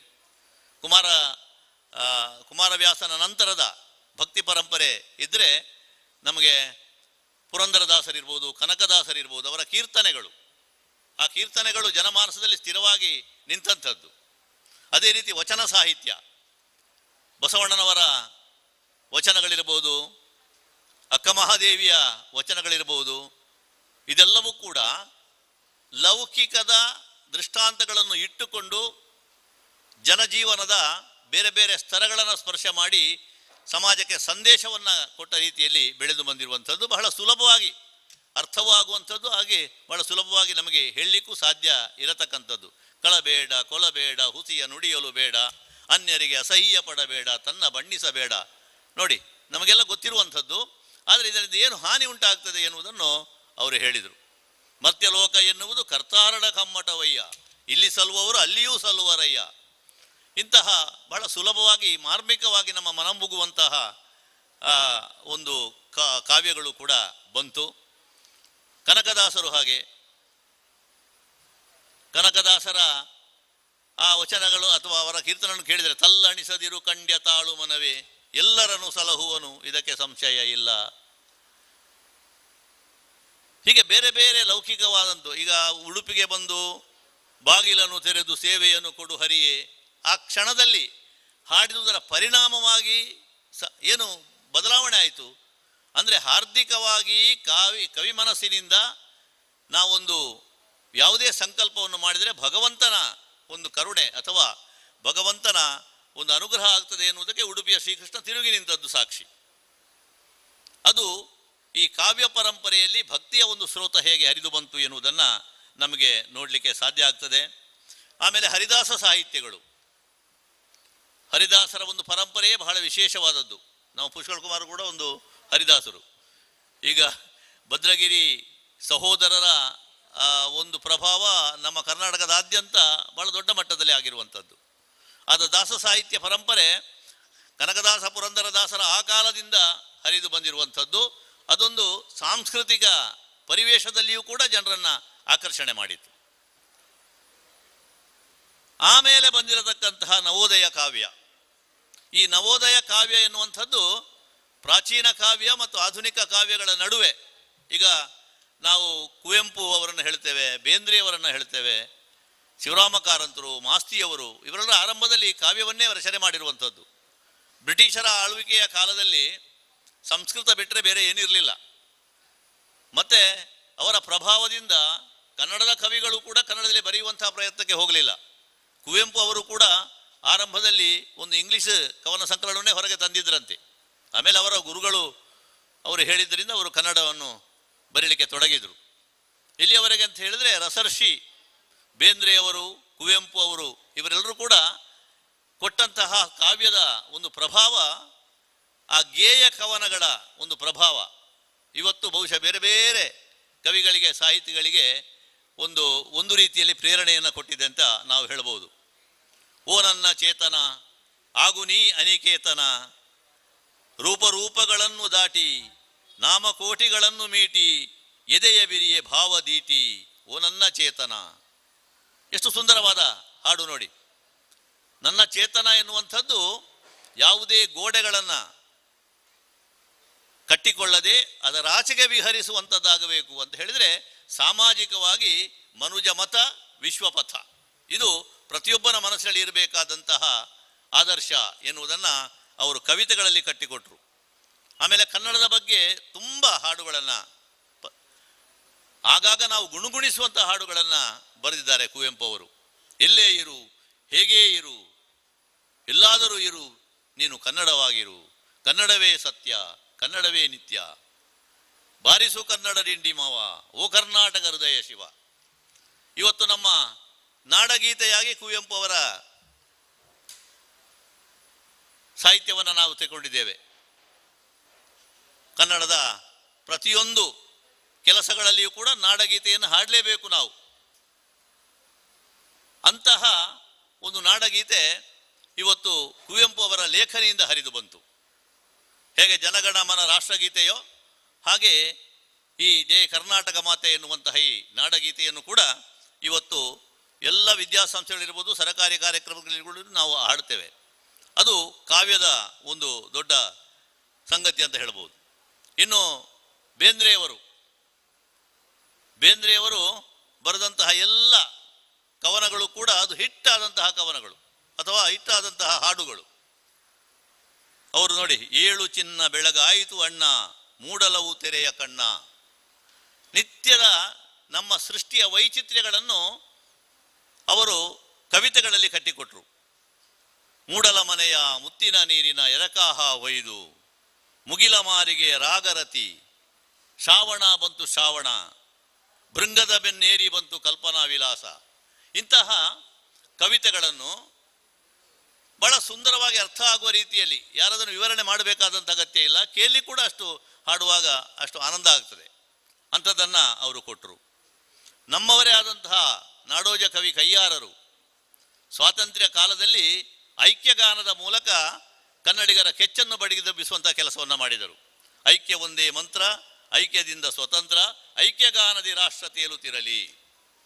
ಬೆಂಕಿ ಬಿದ್ದಿದೆ ಮನೆಗೆ ಓ ಬನ್ನಿ, ಬೆಂಕಿ ಬಿದ್ದಿದೆ ಎಲ್ಲರೂ ಎದ್ದೆದ್ದು ಓಡಿ ಬನ್ನಿ, ಕನ್ನಡದ ಗಡಿಕಾಯೆ ಕನ್ನಡದ ನುಡಿಕಾಯೆ, ಕಾಯಲಾರೆನೆ ಸಾಯೆ ಓ ಬನ್ನಿ. ಇಂತಹ ರೋಮಾಂಚನದ ಕವಿತೆಗಳನ್ನು ಕೊಟ್ಟರು. ಕವಿ ಹುಯಿಲಗೋಳ ನಾರಾಯಣರಾಯರು ಈ ಕನ್ನಡ ಸ್ವಾತಂತ್ರ್ಯ ನಮಗೆ ಸಿಕ್ಕಿದರೂ ಕೂಡ ಭಾಷಾವಾರು ಪ್ರಾಂತ್ಯ ರಚನೆ ಆಗುವಾಗ ಕನ್ನಡದ ಸ್ಥಾನಮಾನದ ಬಗ್ಗೆ ಒಂದು ರೀತಿಯ ಬೇಗುದಿ ಇತ್ತು ಕನ್ನಡಿಗರಿಗೆ. ಆಗ ಉದಯವಾಗಲಿ ನಮ್ಮ ಚೆಲುವ ಕನ್ನಡ ನಾಡು ಅಂತ ಹುಯಿಲಗೋಳ ನಾರಾಯಣರಾಯರು ಹಾಡಿದರು. ಧಾರವಾಡದಲ್ಲಿ ಧಾರವಾಡ ವಿದ್ಯಾವರ್ತಕ ಸಂಘದವರು ಕನ್ನಡದ ಎಲ್ಲ ಮನಸ್ಸುಗಳು ಒಟ್ಟಾಗಿ ಒಂದು ರೀತಿಯ ಕ್ರಾಂತಿಯನ್ನೇ ಮಾಡಿದರು. ಅದು ಕನ್ನಡದ ಏಕೀಕರಣಕ್ಕೆ ಕೂಡ ಕಾರಣ ಆಯಿತು. ಹಾಗಾಗಿ ಸಾಹಿತ್ಯದಿಂದ ಸಾಮಾಜಿಕ ಪರಿಣಾಮ ಆಗ್ತದೆ ಎನ್ನುವುದಕ್ಕೆ ಇತಿಹಾಸದ ಹಲವು ಸಂದರ್ಭಗಳನ್ನು ನಾವು ನೋಡಬಹುದು. ಹೀಗೆ ನವೋದಯ ಕಾವ್ಯದಲ್ಲಿ ಕೂಡ ಈಗ BMC ಅವರು ಅವರ ಇಂಗ್ಲಿಷ್ ಪದ್ಯಗಳು, ಆ ಇಂಗ್ಲಿಷ್ ಪದ್ಯಗಳನ್ನು ಅನುವಾದ ಮಾಡಿದರು. ಅವಳ ತೊಡುಗೆ ಇವಳಿಗಿಟ್ಟು, ಇವಳ ತೊಡುಗೆ ಅವಳಿಗಿಟ್ಟು ನೋಡ ಬಯಸಿದೆ. ಅಂದರೆ ನಮ್ಮಲ್ಲಿ ಮಡಿವಂತಿಕೆ ಬೇಕು ಅಂತ ಇಲ್ಲ, ಭಾಷೆಯ ನಡುವೆ ಕೊಡುಕೊಳ್ಳುವಿಕೆ ಅನಾದಿಯಿಂದಲೂ ಕೂಡ ಇದ್ದದ್ದು. ನಾವು ಯಾವುದೇ ಕನ್ನಡದ ಸಾಹಿತ್ಯವನ್ನು ನೋಡಿದರೆ ಅದರ ಬೇರುಗಳು ಎಲ್ಲಿ ಅಂತ ಹೇಳಿದರೆ ಸಂಸ್ಕೃತ ಸಾಹಿತ್ಯದಲ್ಲೇ ಇರುವಂಥದ್ದು. ಬ್ರಿಟಿಷರ ಪ್ರಭಾವದಿಂದ ಆಂಗ್ಲ ಸಾಹಿತ್ಯದ ಪರಿಚಯ ಕೂಡ ನಮಗಾಯಿತು. ಆ ಮೂಲಕವಾಗಿ ಕುವೆಂಪು ಆಗಲಿ ಮೊದಲ ಹಿರಿಯ ಕವಿಗಳೆಲ್ಲ ಒಂದು ರೀತಿಯಲ್ಲಿ ಅದರಿಂದಲೂ ಪ್ರಭಾವಿತರಾಗಿದ್ದಾರೆ. ಕನ್ನಡದ ವರ್ಡ್ಸ್ವರ್ತ್ ಅಂತ ಹೇಳ್ತಾರೆ ಕುವೆಂಪು ಅವರನ್ನು. ಹಾಗೆ ಹೋಲಿಕೆ ಮಾಡುವ ಅಗತ್ಯ ಇಲ್ಲ. ಹಾಗಂತ ಆಂಗ್ಲ ಸಾಹಿತ್ಯದ ಪ್ರಭಾವ ಇಲ್ಲದೇ ಇಲ್ಲ ಎನ್ನುವುದನ್ನು ನಾವು ಒಪ್ಪಲೇಬೇಕಾದದ್ದು. ಈ ಎಲ್ಲ ಹಿರಿಯ ಕವಿಗಳ ಒಂದು ಆದರ್ಶ ಏನಿದೆ, ಮಾದರಿ ಏನಿದೆ, ಅದು ಇವತ್ತಿಗೂ ಕೂಡ ಎಳೆಯ ಕವಿಗಳಲ್ಲಿ ಉತ್ಸಾಹವನ್ನು ತುಂಬುವಂಥದ್ದು. ಈಗ ಆಗ ಪ್ರಸ್ತಾಪ ಆಗಿರಬೇಕು, ಈ ಒಂದು ಛಂದಸ್ಸಿನ ಹಂಗಿಲ್ಲದೆ ಪ್ರಾಸವನ್ನು ತ್ಯಜಿಸಿ ಇಸುಪ್ರತ್ಯವನ್ನು ಸೇರಿಸಿ ಕವಿತೆಯ ಹೊಸ ಮಾರ್ಗವನ್ನು ತೋರಿಸಿಕೊಟ್ಟಂತಹ ಕವಿಗಳಿದ್ದಾರೆ. ಮಂಜೇಶ್ವರ ಗೋವಿಂದ ಪೈ ಅಂತವರು ತಾಯೆ ಬಾರ ಮಗವ ತೋರ ಕನ್ನಡಿಗರ ಮಾತೆಯೇ ಹರಸು ತಾಯೆ ಸುತರಕಾಯೆ ನಮ್ಮ ಜನ್ಮದಾತೆಯೇ ಅಂತ ಪ್ರಾಸಬದ್ಧವಾಗಿ ಹಾಡಿದಂಥ ಕವಿಗಳೇ ಆಮೇಲೆ ಪ್ರಾಸವನ್ನು ಬಿಟ್ಟು ಛಂದಸ್ಸಿನ ಹಂಗಿಲ್ಲದೆ ಬರೆಯಬಹುದು ಅಂತ ಹೇಳಿದರು. ನವ್ಯ ಕಾವ್ಯದ ಹರಿಕಾರರು ಮೊಗೇರಿ ಗೋಪಾಲಕೃಷ್ಣ ಅಡಿಗರು, ಅಡಿಗರ ಕಾವ್ಯ ಅಂತ ಹೇಳಿದರೆ ಇವತ್ತಿನ ಕವಿಗಳಿಗೆ ಒಂದು ಅದು ಸ್ಫೂರ್ತಿದಾಯಕವಾದದ್ದು. ನಾನಳಿವೆ ನೀನಳಿವೆ ನಮ್ಮೆಲುವುಗಳ ಮೇಲೆ ಮೂಡುವುದು ನವಭಾರತದ ಲೀಲೆ. ಈಗ ಅದರಿಂದ ಪ್ರೇರಿತರಾಗಿ ಈಗ ಸುಬ್ರಾಯ ಚೊಕ್ಕಾಡಿ ಅಂತವರು, ಈಗಿನ ಅನೇಕ ಕವಿಗಳು ಒಳ್ಳೊಳ್ಳೆಯ ಕೃತಿಗಳನ್ನು ಕೊಟ್ಟಿದ್ದಾರೆ. 4 ಜನ ಅದನ್ನು ಮೆಚ್ಚುವ ರೀತಿಯಲ್ಲಿ ಬರೀತಾ ಇದ್ದಾರೆ. ಇನ್ನು ಎಳೆಯ ತಲೆಮಾರಿನಲ್ಲಿ ಈ ಕಾವ್ಯ ಪರಂಪರೆ ಹೇಗೆ ಮುಂದುವರೆದುಕೊಂಡು ಹೋಗ್ತದೆ ಹೇಳಿದರೆ, ಒಂದು ರೀತಿಯಲ್ಲಿ ಅವರದ್ದೇ ಆದಂತಹ ಸ್ವಂತ ಕೊಡುಗೆಗಳು ಆಗಿರ್ತವೆ, ಹಿರಿಯ ಕವಿಗಳ ಪ್ರೇರಣೆಯಿಂದ ಬರೆದವುಗಳು ಕೂಡ ಆಗಿರ್ತವೆ. ಅದೆಲ್ಲವೂ ಕೂಡ ಕನ್ನಡದ ಕಾವ್ಯ ಮಾರ್ಗದಲ್ಲಿ ಒಂದು ಹೊಸ ಮಜಲುಗಳನ್ನು ಸೃಷ್ಟಿ ಮಾಡಿರುವುದನ್ನು ನಾವು ಕಾಣ್ತೇವೆ. ಅನೇಕ ಮಂದಿ ಇದ್ದಾರೆ. ಹಾಗಾಗಿ ಇವತ್ತು ಏನಿಲ್ಲಿ ಈ ಕಾವ್ಯ ಕಮ್ಮಟದ ಮೂಲಕವಾಗಿ ಹೊಸ ಜನರೇಷನ್ನಲ್ಲಿ ನಾವು ಕಾವ್ಯದ ಕುರಿತಾದಂಥ ಆಸಕ್ತಿಯನ್ನು ಮೂಡುವ ಕೆಲಸವನ್ನು ಮಾಡುವ ಒಂದು ಪ್ರಯತ್ನ ಮಾಡಿದ್ದೇವೆಯೋ, ಇದೊಂದು ಪ್ರಯತ್ನವಾಗಿ ಇದನ್ನು ನಾವು ಸ್ವೀಕಾರ ಮಾಡೋಣ. ಇದನ್ನು ದೊಡ್ಡ ಒಂದು ಪರಿಣಾಮ ಆಗ್ತದೆ ಅಂತ ಏನೂ ಇಲ್ಲ. ಆದರೆ ಇಂಥ ಕೆಲಸಗಳಿಂದ ಇದು ಬಹಳ ಅಗತ್ಯ ಇವತ್ತು. ಏನಂತ ಹೇಳಿದರೆ, ಆಧುನಿಕ ಶಿಕ್ಷಣದ ಕ್ರಮವನ್ನು ನಾವು ನೋಡಿದರೆ ಇಲ್ಲಿ ಆಂಗ್ಲ ಶಿಕ್ಷಣ ಆಗಲಿ ಅಥವಾ ಆಧುನಿಕವಾದಂತಹ ಪಾಠ ಪುಸ್ತಕಗಳ ಹಂಗಿಲ್ಲದಂಥ ಒಂದು ಶಿಕ್ಷಣ ಕ್ರಮ ಇವತ್ತು ಎಲ್ಲಿ ನೋಡಿದರೂ ಆನ್ಲೈನ್ ಕ್ಲಾಸ್ಗಳು. ಶಾಲೆ ಎನ್ನುವುದು ಮಕ್ಕಳಿಗೆ ಮರೆತು ಹೋದಂಥ ಒಂದು ಸ್ಥಿತಿಯಾಗಿದೆ ಒಂದು 2 ವರ್ಷಗಳಿಂದ. ಬೇರೆ ಜೋಕಲ್ನ ವಾಟ್ಸಪ್ನಲ್ಲಿ ನೀವು ನೋಡ್ತಾ ಇರ್ಬೋದು. ಅಂಥ ಒಂದು ಸಂದರ್ಭದಲ್ಲಿ ಈ ಒಂದು ವರ್ಚುವಲ್ ವೇದಿಕೆಯ ಮೂಲಕವಾಗಿ ನಮ್ಮತನವನ್ನು ಕೆಣಕುವಂತಹ ಅಥವಾ ನಮ್ಮತನವನ್ನು ಉಳಿಸುವಂತಹ ಒಂದು ಕೆಲಸ ಆಗ್ತಾ ಇದೆಯಲ್ಲ, ಅದನ್ನು ನಾವು ಮೆಚ್ಚಬೇಕಾದದ್ದು.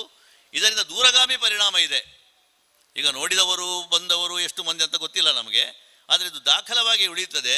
ಇಂಥ ಒಂದು ಕಮ್ಮಟದ ಮೂಲಕವಾಗಿ ಭವಿಷ್ಯದಲ್ಲಿ ಕೆಲವು ಲೇಖಕರಾದರೂ ಹುಟ್ಟಿಕೊಂಡ್ರೆ, ಕೆಲವು ಕವಿಗಳಾದರೂ ಹುಟ್ಟಿಕೊಂಡ್ರೆ ಅದೊಂದು ದೊಡ್ಡ ಒಂದು ಕೊಡುಗೆ ಆಗ್ತಾ ಇಲ್ವೇ? ಖಂಡಿತ ಇದೆ. ಈಗ ಕನ್ನಡ ಆಗಲಿ ತುಳು ಆಗಲಿ ಒಂದು ಭಾಷೆಯಾಗಿ ಉಳಿಯಬೇಕು ಅಂತ ಇದ್ದರೆ ನಮ್ಮ ಕೆಲಸಗಳು ನಿರಂತರವಾಗಿ ನಡೆಯಬೇಕು. ಈಗ ಕನ್ನಡ ಒಂದು ತಲೆಮಾರಿನ ಒಳಗಾಗಿ ಅದು ಅಳಿಯುತ್ತದೆ ಅಂತ ಹೇಳುವಂಥವರು ಕೂಡ ಇದ್ದಾರೆ. ತುಳು ಅದಕ್ಕೆ ಭವಿಷ್ಯವೇ ಇಲ್ಲ ಅಂತ ಹೇಳುವವರು ಕೂಡ ಇದ್ದಾರೆ. ಹೇಳುವವರು ಯಾರು ಅಂತ ಕೇಳಿದರೆ ಅದರ ಕುರಿತಾಗಿ ಕಾಳಜಿ ಇಲ್ಲದೆ ಇದ್ದವರು ಹೇಳುವಂಥದ್ದು. ಆದರೆ ಇಂಥ ಕೆಲಸಗಳು ನಿರಂತರ ಆಗ್ತಾ ಇದೆ.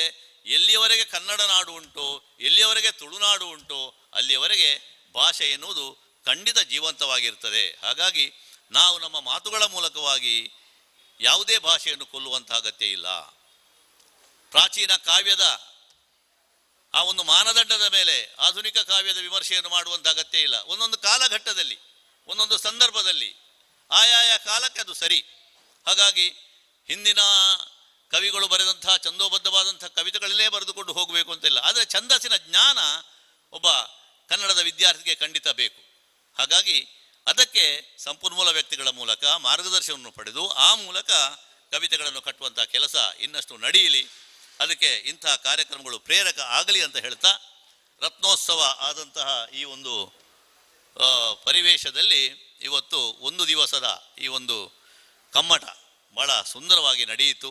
ನಮ್ಮ ಎದುರಿನಲ್ಲಿ ಕೇಳಲಿಕ್ಕೆ ನೋಡಲಿಕ್ಕೆ ಜನ ಇಲ್ಲದೇ ಇದ್ದರೂ ಕೂಡ ಈ ಒಂದು ಡಿಜಿಟಲ್ ಪ್ಲ್ಯಾಟ್ಫಾರ್ಮ್ ಏನಿದೆ, ಅಂತರ್ಜಾಲದ ವ್ಯವಸ್ಥೆಯ ಮೂಲಕವಾಗಿ ನೂರಾರು ಸಾವಿರಾರು ಜನಕ್ಕೆ ಇದು ತಲುಪಲಿ ಅಂತ ಆಶಿಸ್ತಾ, ಇದಕ್ಕೆ ಒಂದು ಸಹಕಾರವನ್ನು ನೀಡಿದಂಥ ಕನ್ನಡ ಅಭಿವೃದ್ಧಿ ಪ್ರಾಧಿಕಾರವನ್ನು ಈ ಸಂದರ್ಭದಲ್ಲಿ ಸ್ಮರಿಸಿಕೊಂಡು, ಇವತ್ತು ದೂರದ ಮುಂಬೈಯಲ್ಲಿ ಇದ್ದುಕೊಂಡು ಸದ್ದಿಲ್ಲದೆ ಕನ್ನಡದ ಪರಿಚಾರಿಕೆಯನ್ನು ಮಾಡ್ತಾ ಇರತಕ್ಕಂಥ ವಾಣಿ ಉಚ್ಚಿಲ್ಕರ್ ಅವರ ತಂದೆಯವರು ವಿದ್ವಾನ್ ರಾಮಚಂದ್ರ ಉಚ್ಚಿಲ್ ಅವರು ನಮಗೆ ಭಾಳ ಆತ್ಮೀಯರಾಗಿದ್ದವರು. ನಾನು ಅವರಿಗೆ ಅವರ ಒಂದು ಒಡನಾಟವನ್ನು ಕೂಡ ಅನುಭವಿಸಿದವ. ನಮ್ಮ ವಿದ್ಯಾರತ್ನದಲ್ಲಿ ಕೂಡ ಅವರ ನೆನಪನ್ನು ನಾವು ಮಾಡಿಕೊಂಡಿದ್ದೇವೆ. ರತ್ನೋತ್ಸವದ ಕಾರ್ಯಕ್ರಮದಲ್ಲಿ ದೊಡ್ಡ ವಿದ್ವಾಂಸರು. ಅವರ ನೆನಪಿನ ಒಂದು ಸಾಹಿತ್ಯದ ಸೃಷ್ಟಿಗೆ, ಸಂಪುಟದ ರಚನೆಗೆ ಕೂಡ ಅವರ ಮಗಳು ಕೈ ಹಾಕಿದ್ದಾರೆ. ನಾವು ಬೊಂಬಾಯಿಗೆ ಪ್ರತಿ ವರ್ಷ ತಾಳಮದ್ದಲೆಗೆ ಹೋಗುವಾಗ ಈ ಗಂಡ ಹೆಂಡತಿ ಒಂದು 4-5 ತಾಳಮದ್ದಲೆಗೆ ಆದರೂ ಬರ್ತಾಯಿದ್ರು, ನಮ್ಮಲ್ಲಿ ಮಾತಾಡಿಕೊಂಡು ಹೋಗ್ತಾಯಿದ್ರು. ಅಂಥ ಒಂದು ಪ್ರೀತಿ. ಪದ್ಮನಾಭ ಸಸೀತಲ್ ಅವರು ನೋಡಿ, ಬೊಂಬಾಯಿಲಿದ್ದವರು ಇಲ್ಲಿ ಬಂದು ಕಿಟ್ಟು ಕೊಡಬೇಕಂತ ಏನು ಅಗತ್ಯ ಅಲ್ವಾ? ಹಾಗಿದ್ದರೆ ಅದೊಂದು ಸಾಹಿತ್ಯದ ಕಲೆಯ ಮೇಲಿನ ಪ್ರೀತಿ. ಅದು ಈ ಒಂದು ಸಂಕಟದ ಸಂದರ್ಭದಲ್ಲಿಯೂ ಕೂಡ ತಮ್ಮ ಒಂದು ರಿಸ್ಕ್ ತಗೊಂಡು ಅವರು ಬಂದಿದ್ದಾರೆ ಅಂತ ಹೇಳಿದರೆ ಅದು ಬಹಳ ವಿಶೇಷ. ಈಗ ಶೇಖರ ಶಿಶಿಲಾಗಲಿ ಅಲ್ಲಿ ಹೋದರೆ ಅವರ ಒಂದು ರೀತಿ ಆತಿಥ್ಯವೇ ಬೇರೆ. ನನಗೆ ಅನ್ನಿಸ್ತದೆ, ನಾವು ವಿದೇಶಕ್ಕೆಲ್ಲ ಹೋದರೆ ಎಷ್ಟು ಪ್ರೀತಿಯಿಂದ ನೋಡಿಕೊಳ್ತಾರೆ ನಮ್ಮನ್ನು. ಬೊಂಬೈಯಲ್ಲಾಗಲಿ ವಿದೇಶದಲ್ಲಾಗಲಿ ನಾವು ಹೋದರೆ ನಮಗೆ ಬಹಳ ಗೌರವ ಕೊಡ್ತಾರೆ, ತುಂಬ ಒಳ್ಳೆಯ ಆತಿಥ್ಯ ಮಾಡ್ತಾರೆ. ಹಾಗೆ ನೋಡಿದರೆ ಅವರು ಇಲ್ಲಿಗೆ ಬಂದರೆ ನಾವೇನು ಮಾಡೋದಿಲ್ಲ, ಖಾಲಿ ದಾನ ಎಡ್ಡದ ಮಾತಾಡಿ ಬಿಡುವುದು. ಅಂದರೆ ಕುವೆಂಪು ಹೇಳಿದ ಹಾಗೆ, ದೂರ ದೇಶಕ್ಕೆ ಹೋದ ಸಮಯದಿ ತನ್ನ ನಾಡನು ನೆನೆದುಬ್ಬದ ಮಾಧವನಿದ್ದರೆ ನಾಡಿನಲ್ಲಿ ತಾವಿಲ್ಲವನಿಗೆ ನಾಕದಲ್ಲಿ ವೀರನಾಕದಲ್ಲಿ ಅಂತ. ದೂರ ದೇಶಕ್ಕೆ ಹೋದರೆ ನಾವು ಹತ್ತಿರ ಆಗೋದು ಜಾಸ್ತಿ. ಈಗ ನಾವು ಬೆಂಗಳೂರಿಗೆ ಹೋದರೆ ನಾವು ದಕ್ಷಿಣ ಕನ್ನಡದವರು, ನಾವು ಉತ್ತರ ಕನ್ನಡದವರು ಅಂತ ನಾವು ಹತ್ತಿರ ಆಗ್ತೇವೆ. ಡೆಲ್ಲಿಗೆ ಹೋದರೆ ನಾವು ಕರ್ನಾಟಕದವರು ಅಂತ ಆಗ್ತೇವೆ. ವಿದೇಶಕ್ಕೆ ಹೋದರೆ ನಾವು ಭಾರತೀಯರು ಅಂತ ಆಗ್ತೇವೆ. ಹಾಗಾಗಿ ಇದ್ದಲ್ಲಿ ಇರುವಾಗ ಅದರ ಬೆಲೆ ನಮಗೆ ಗೊತ್ತಾಗೋದಿಲ್ಲ. ಹಾಗಾಗಿ ಅಂತಹ ಮನಸ್ಸುಗಳು, ಕನ್ನಡದ ಮನಸ್ಸುಗಳು ತುಂಬ ಕಡೆ ಇದ್ದಾವೆ. ಈಗ ನಾನು ಸಾರ್ಜಾ ಕನ್ನಡ ಸಂಘಕ್ಕೆ ಹೋಗಿದ್ದೇನೆ, ಕತಾರ್ನ ಕನ್ನಡ ಸಂಘದಲ್ಲಿ ನಾನು ಮಾತಾಡಿದ್ದೇನೆ. ಅಲ್ಲೆಲ್ಲ ಕೂಡ ಕನ್ನಡದ ಕೆಲಸಗಳು ಆಗ್ತವೆ. ಬೊಂಬಾಯಲ್ಲಿ ತುಳುವಿನ ಕನ್ನಡದ ಕೆಲಸಗಳು ತುಂಬ ಆಗ್ತಾ ಉಂಟು. ಅವರಿಗೆ ಅಲ್ಲಿ ಏನು ಮನೆಯ ಮಾತು ಅಲ್ಲ ಅದು. ಆದರೆ ಕನ್ನಡಿಗರು ಹೋದಲ್ಲೆಲ್ಲ ಒಂದು ಕನ್ನಡದ ಕಟ್ಟಾಳುಗಳಾಗಿ ಕೆಲಸ ಮಾಡ್ತಾರೆ. ಸಾಹಿತ್ಯದ ಸೃಷ್ಟಿ ಆಗ್ತದೆ, ಸಮಾರಂಭಗಳು ನಡೀತವೆ. ಬಹುಶಃ ಇದರ ಮೂಲಕವಾಗಿ ಭಾಷೆ ಉಳಿಬೇಕು, ಸಂಸ್ಕೃತಿ ಉಳಿಬೇಕು. ನಾಡು ನುಡಿಯ ಸೇವೆ ಬರೀ ಬಾಯಿಯಲ್ಲಿ ಹೇಳುವಂತಾಗಬಾರದು. ಈ ರೀತಿಯ ಕೃತಿಗಳ ಮೂಲಕ ಅದನ್ನು ನಾವು ತೋರಿಸಬೇಕು. ಅದಕ್ಕೆ ಬಹಳ ಪ್ರಯತ್ನ ಪಟ್ಟು ನಮ್ಮ ಪುಷ್ಕಲ್ ಕುಮಾರ್ ಅವರು, ಬಹುಶಃ ಅಂತ ಕೆಲವು ಮಂದಿ ಇರುವುದರಿಂದ ಇಂಥ ಕಾರ್ಯಕ್ರಮ ಎಲ್ಲ ಆಗ್ತದೆ. ಯಾರಾದರೂ ಒಬ್ಬರು ಶುರು ಮಾಡಿದರೆ ಮತ್ತೆ ಕೈಗಳು ಅದಕ್ಕೆ ಬಂದು ಸೇರ್ತವೆ. ಆ ಮೂಲಕ ಕನ್ನಡದ ಕೆಲಸಗಳು ನಿರಂತರವಾಗಿ ನಡೀತದೆ. ಅದು ನಡೆಯಲಿ, ನಾವೆಲ್ಲ ಸೇರಿ ಮಾಡೋಣ. ಈಗ ನಮ್ಮ ಹಬ್ಬಕ್ಕ ಪ್ರತಿಷ್ಠಾನದ ಸದಸ್ಯರೇ ಹೆಚ್ಚಿಗೆ ನಮ್ಮ ಜೊತೆ ಇದ್ದಾರೆ. ಏನಿದ್ರು ಕೂಡ ಉಳ್ಳಾಲದಲ್ಲಿ ಏನಾದರೂ ಇಂಥ ಒಂದು ಕಾರ್ಯಕ್ರಮ ಆಗುವುದಿದ್ರೆ ನಮ್ಮದೇ ಒಂದು ಬಳಗ. ನಮ್ಮ ತ್ಯಾಗಮಾಸ ಆಗಿರ್ಬೋದು, ರವೀಂದ್ರ ರೇಗಳು, ರವೀಂದ್ರ ಶೆಟ್ಟಿ ಇರ್ಬೋದು, ಪುಷ್ಕಲ್ ಕುಮಾರ್ ಇರ್ಬೋದು, ಮತ್ತು ಕನ್ನಡದ ಯಕ್ಷಗಾನದ ಕಲೆಯ ಕೆಲಸಗಳೆಲ್ಲ ಆಗಬೇಕು ಅಂತ ಇದ್ದರೆ ನಮಗೆ ದಿನಕರ ಪಚ್ಚನಾಡಿಯವರು ಇರ್ಬೋದು.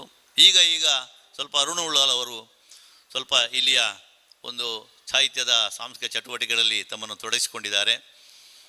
ನಮ್ಮ ಹರಿಶ್ಚಂದ್ರ ನಾಗ ನಾವು ಇಬ್ಬರು ಮಕ್ಕಳನ್ನು ಕೂಡ ಸಾಂಸ್ಕೃತಿಕ ಕ್ಷೇತ್ರಕ್ಕೆ ಕೊಟ್ಟಿದ್ದಾರೆ. ಇದೆಲ್ಲ ಒಳ್ಳೆಯ ಲಕ್ಷಣಗಳು. ಬಹುಶಃ ಈ ಪರಂಪರೆ ಹೆಚ್ಚು ಮುಂದುವರೆದುಕೊಂಡು ಹೋಗಬೇಕು. ಇವತ್ತಿನ ಈ ಒಂದು ಕಾರ್ಯಕ್ರಮ ಆ ನೆಲೆಯಲ್ಲಿ ಯಶಸ್ವಿಯಾಗಿ ಅಂತ ಹೇಳ್ತಾ, ಈ ಒಂದು ಸಂದರ್ಭ ಸ್ವಲ್ಪ ಹೆಚ್ಚು ನಾನು ಮಾತಾಡಿದೆ. ಅಂದರೆ 2 ಜವಾಬ್ದಾರಿಗಳನ್ನು ವಹಿಸಿಕೊಂಡು ಮಾತಾಡಬೇಕಾದಂಥ ಅನಿವಾರ್ಯತೆ ಬಂತು.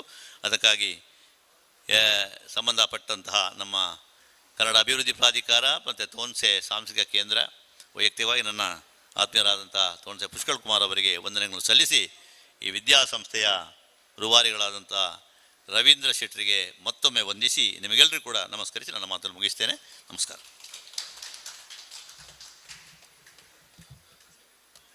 ಕಾರ್ಯಕ್ರಮದ ಅಧ್ಯಕ್ಷತೆಯನ್ನು ವಹಿಸಿಕೊಂಡಿರುವಂತಹ ಅಲೆಮಾರಿ ಮತ್ತು ಅಲೆಮಾರಿ ಅಭಿವೃದ್ಧಿ ನಿಗಮ ಕರ್ನಾಟಕ ಸರ್ಕಾರ ಇದರ ಅಧ್ಯಕ್ಷರಾಗಿರುವ ಶ್ರೀಯುತ ರವೀಂದ್ರ ಶೆಟ್ಟಿ ಉಳಿದೊಟ್ಟು ಇವರು ಅಧ್ಯಕ್ಷೀಯ ಮಾತುಗಳನ್ನು ಆಡಬೇಕು ಅಂತ ವಿನಂತಿಸಿಕೊಳ್ತಾ ಇದ್ದಾರೆ.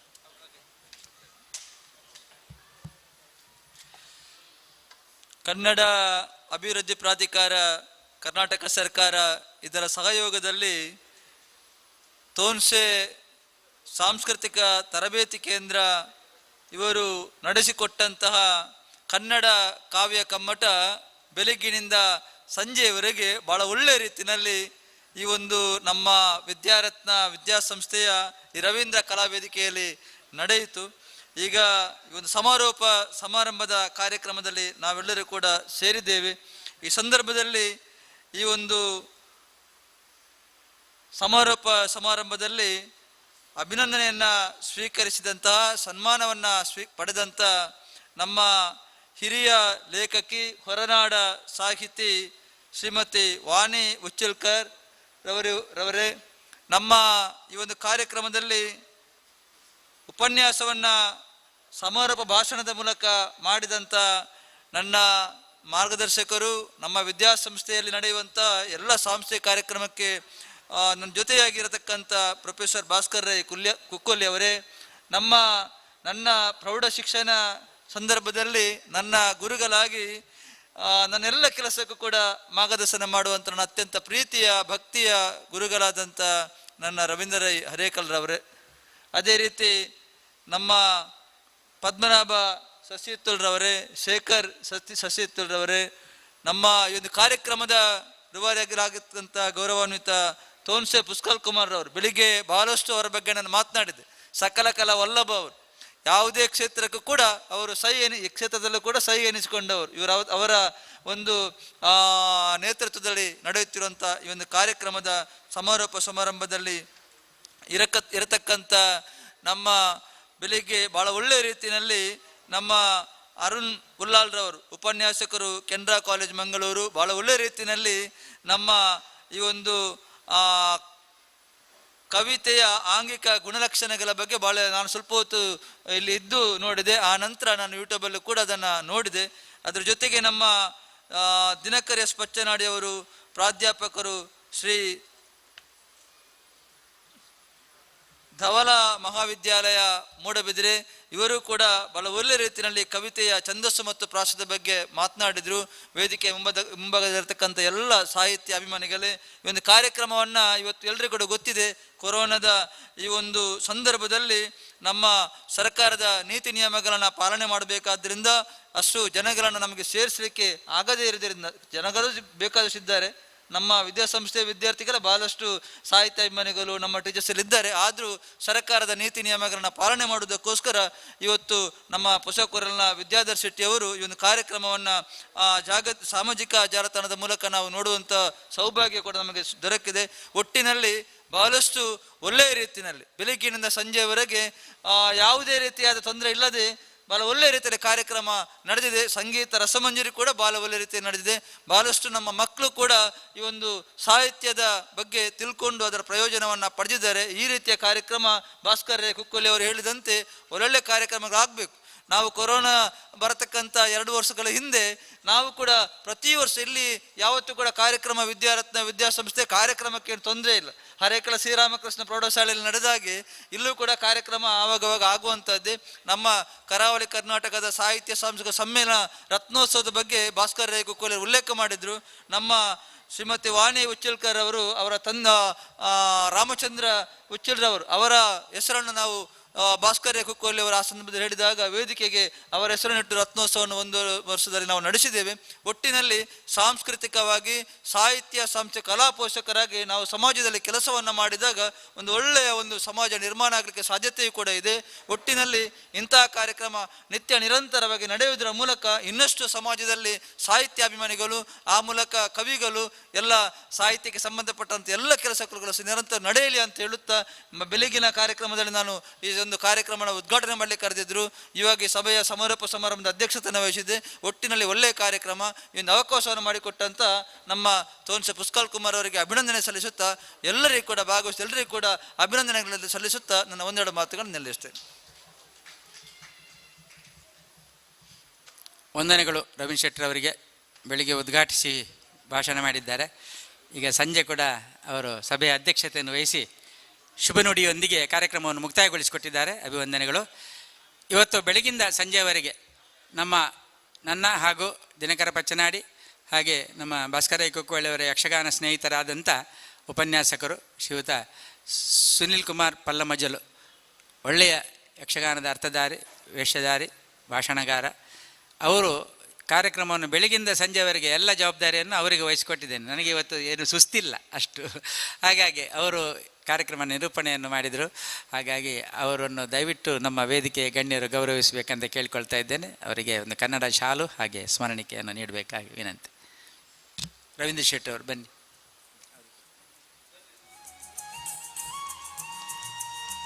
ಸುನಿಲ್ ಕುಮಾರ್ ಬಜಾಲ್ ಅವರಿಗೆ ಒಂದು ನಮ್ಮ ಜಂಟಿ ಸಂಸ್ಥೆಯ ಗೌರವ ಮತ್ತು ಅದು ರವೀಂದ್ರ ಶೆಟ್ಟರೆ ಮಾಡೋದ್ರಿಂದ ಈ ಒಂದು ಶಾಲೆಯ ಗೌರವ ಕೂಡ ಆಯಿತು. Okay, thank you. ಮುಂದುವರಿಸಿ.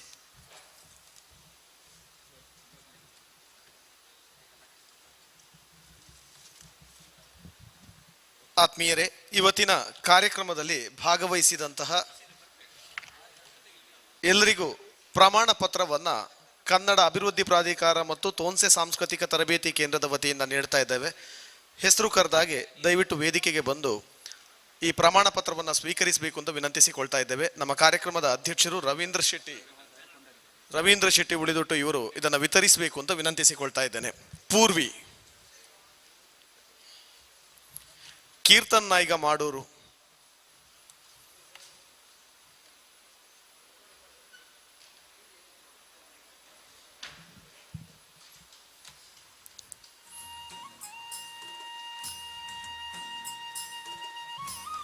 ಸುಹಾಸ್ ಆಚಾರ್ಯ,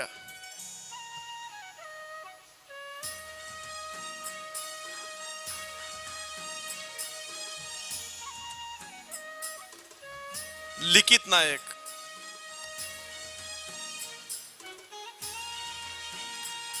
ಮಯೂರ ನಾಯ್ಗ ಮಾಡೂರು,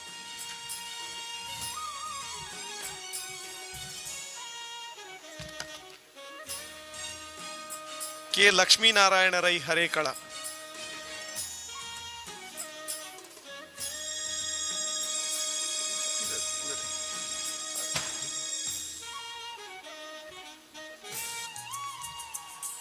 ಹರಿಶ್ಚಂದ್ರ ನಾಯ್ಗ ಮಾಡೂರು,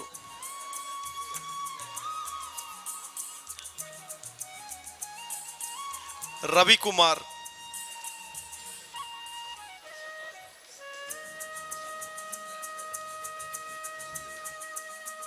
ಮಾನಸ ನಾಯಕ್,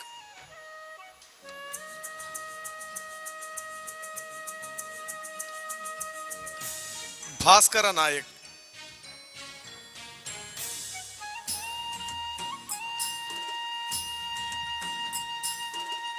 ಗೌತಮ್,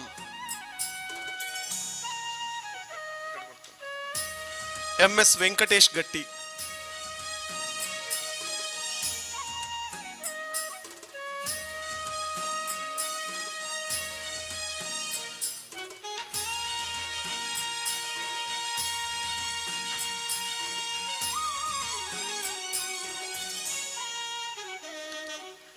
ಧ್ಯಾನ್,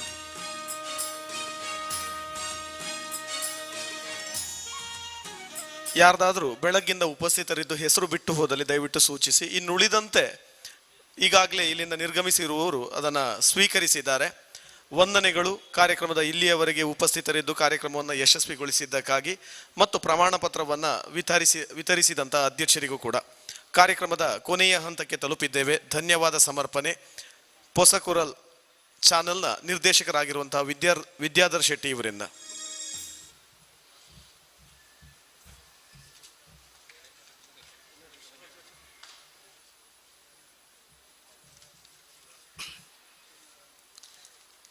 ಆತ್ಮೀಯ ಬಂಧುಗಳೇ, ಬೆಳಗ್ಗೆ ಆರಂಭವಾದಂತಹ ಕಾರ್ಯಕ್ರಮ ಇದೀಗ ಸಂಜೆಯ ಹೊತ್ತಿನಲ್ಲಿ ಗೋಧೂಳಿಯ ಸಮಯದಲ್ಲಿ ಮುಕ್ತಾಯಗೊಳ್ಳುತ್ತಾ ಇದೆ.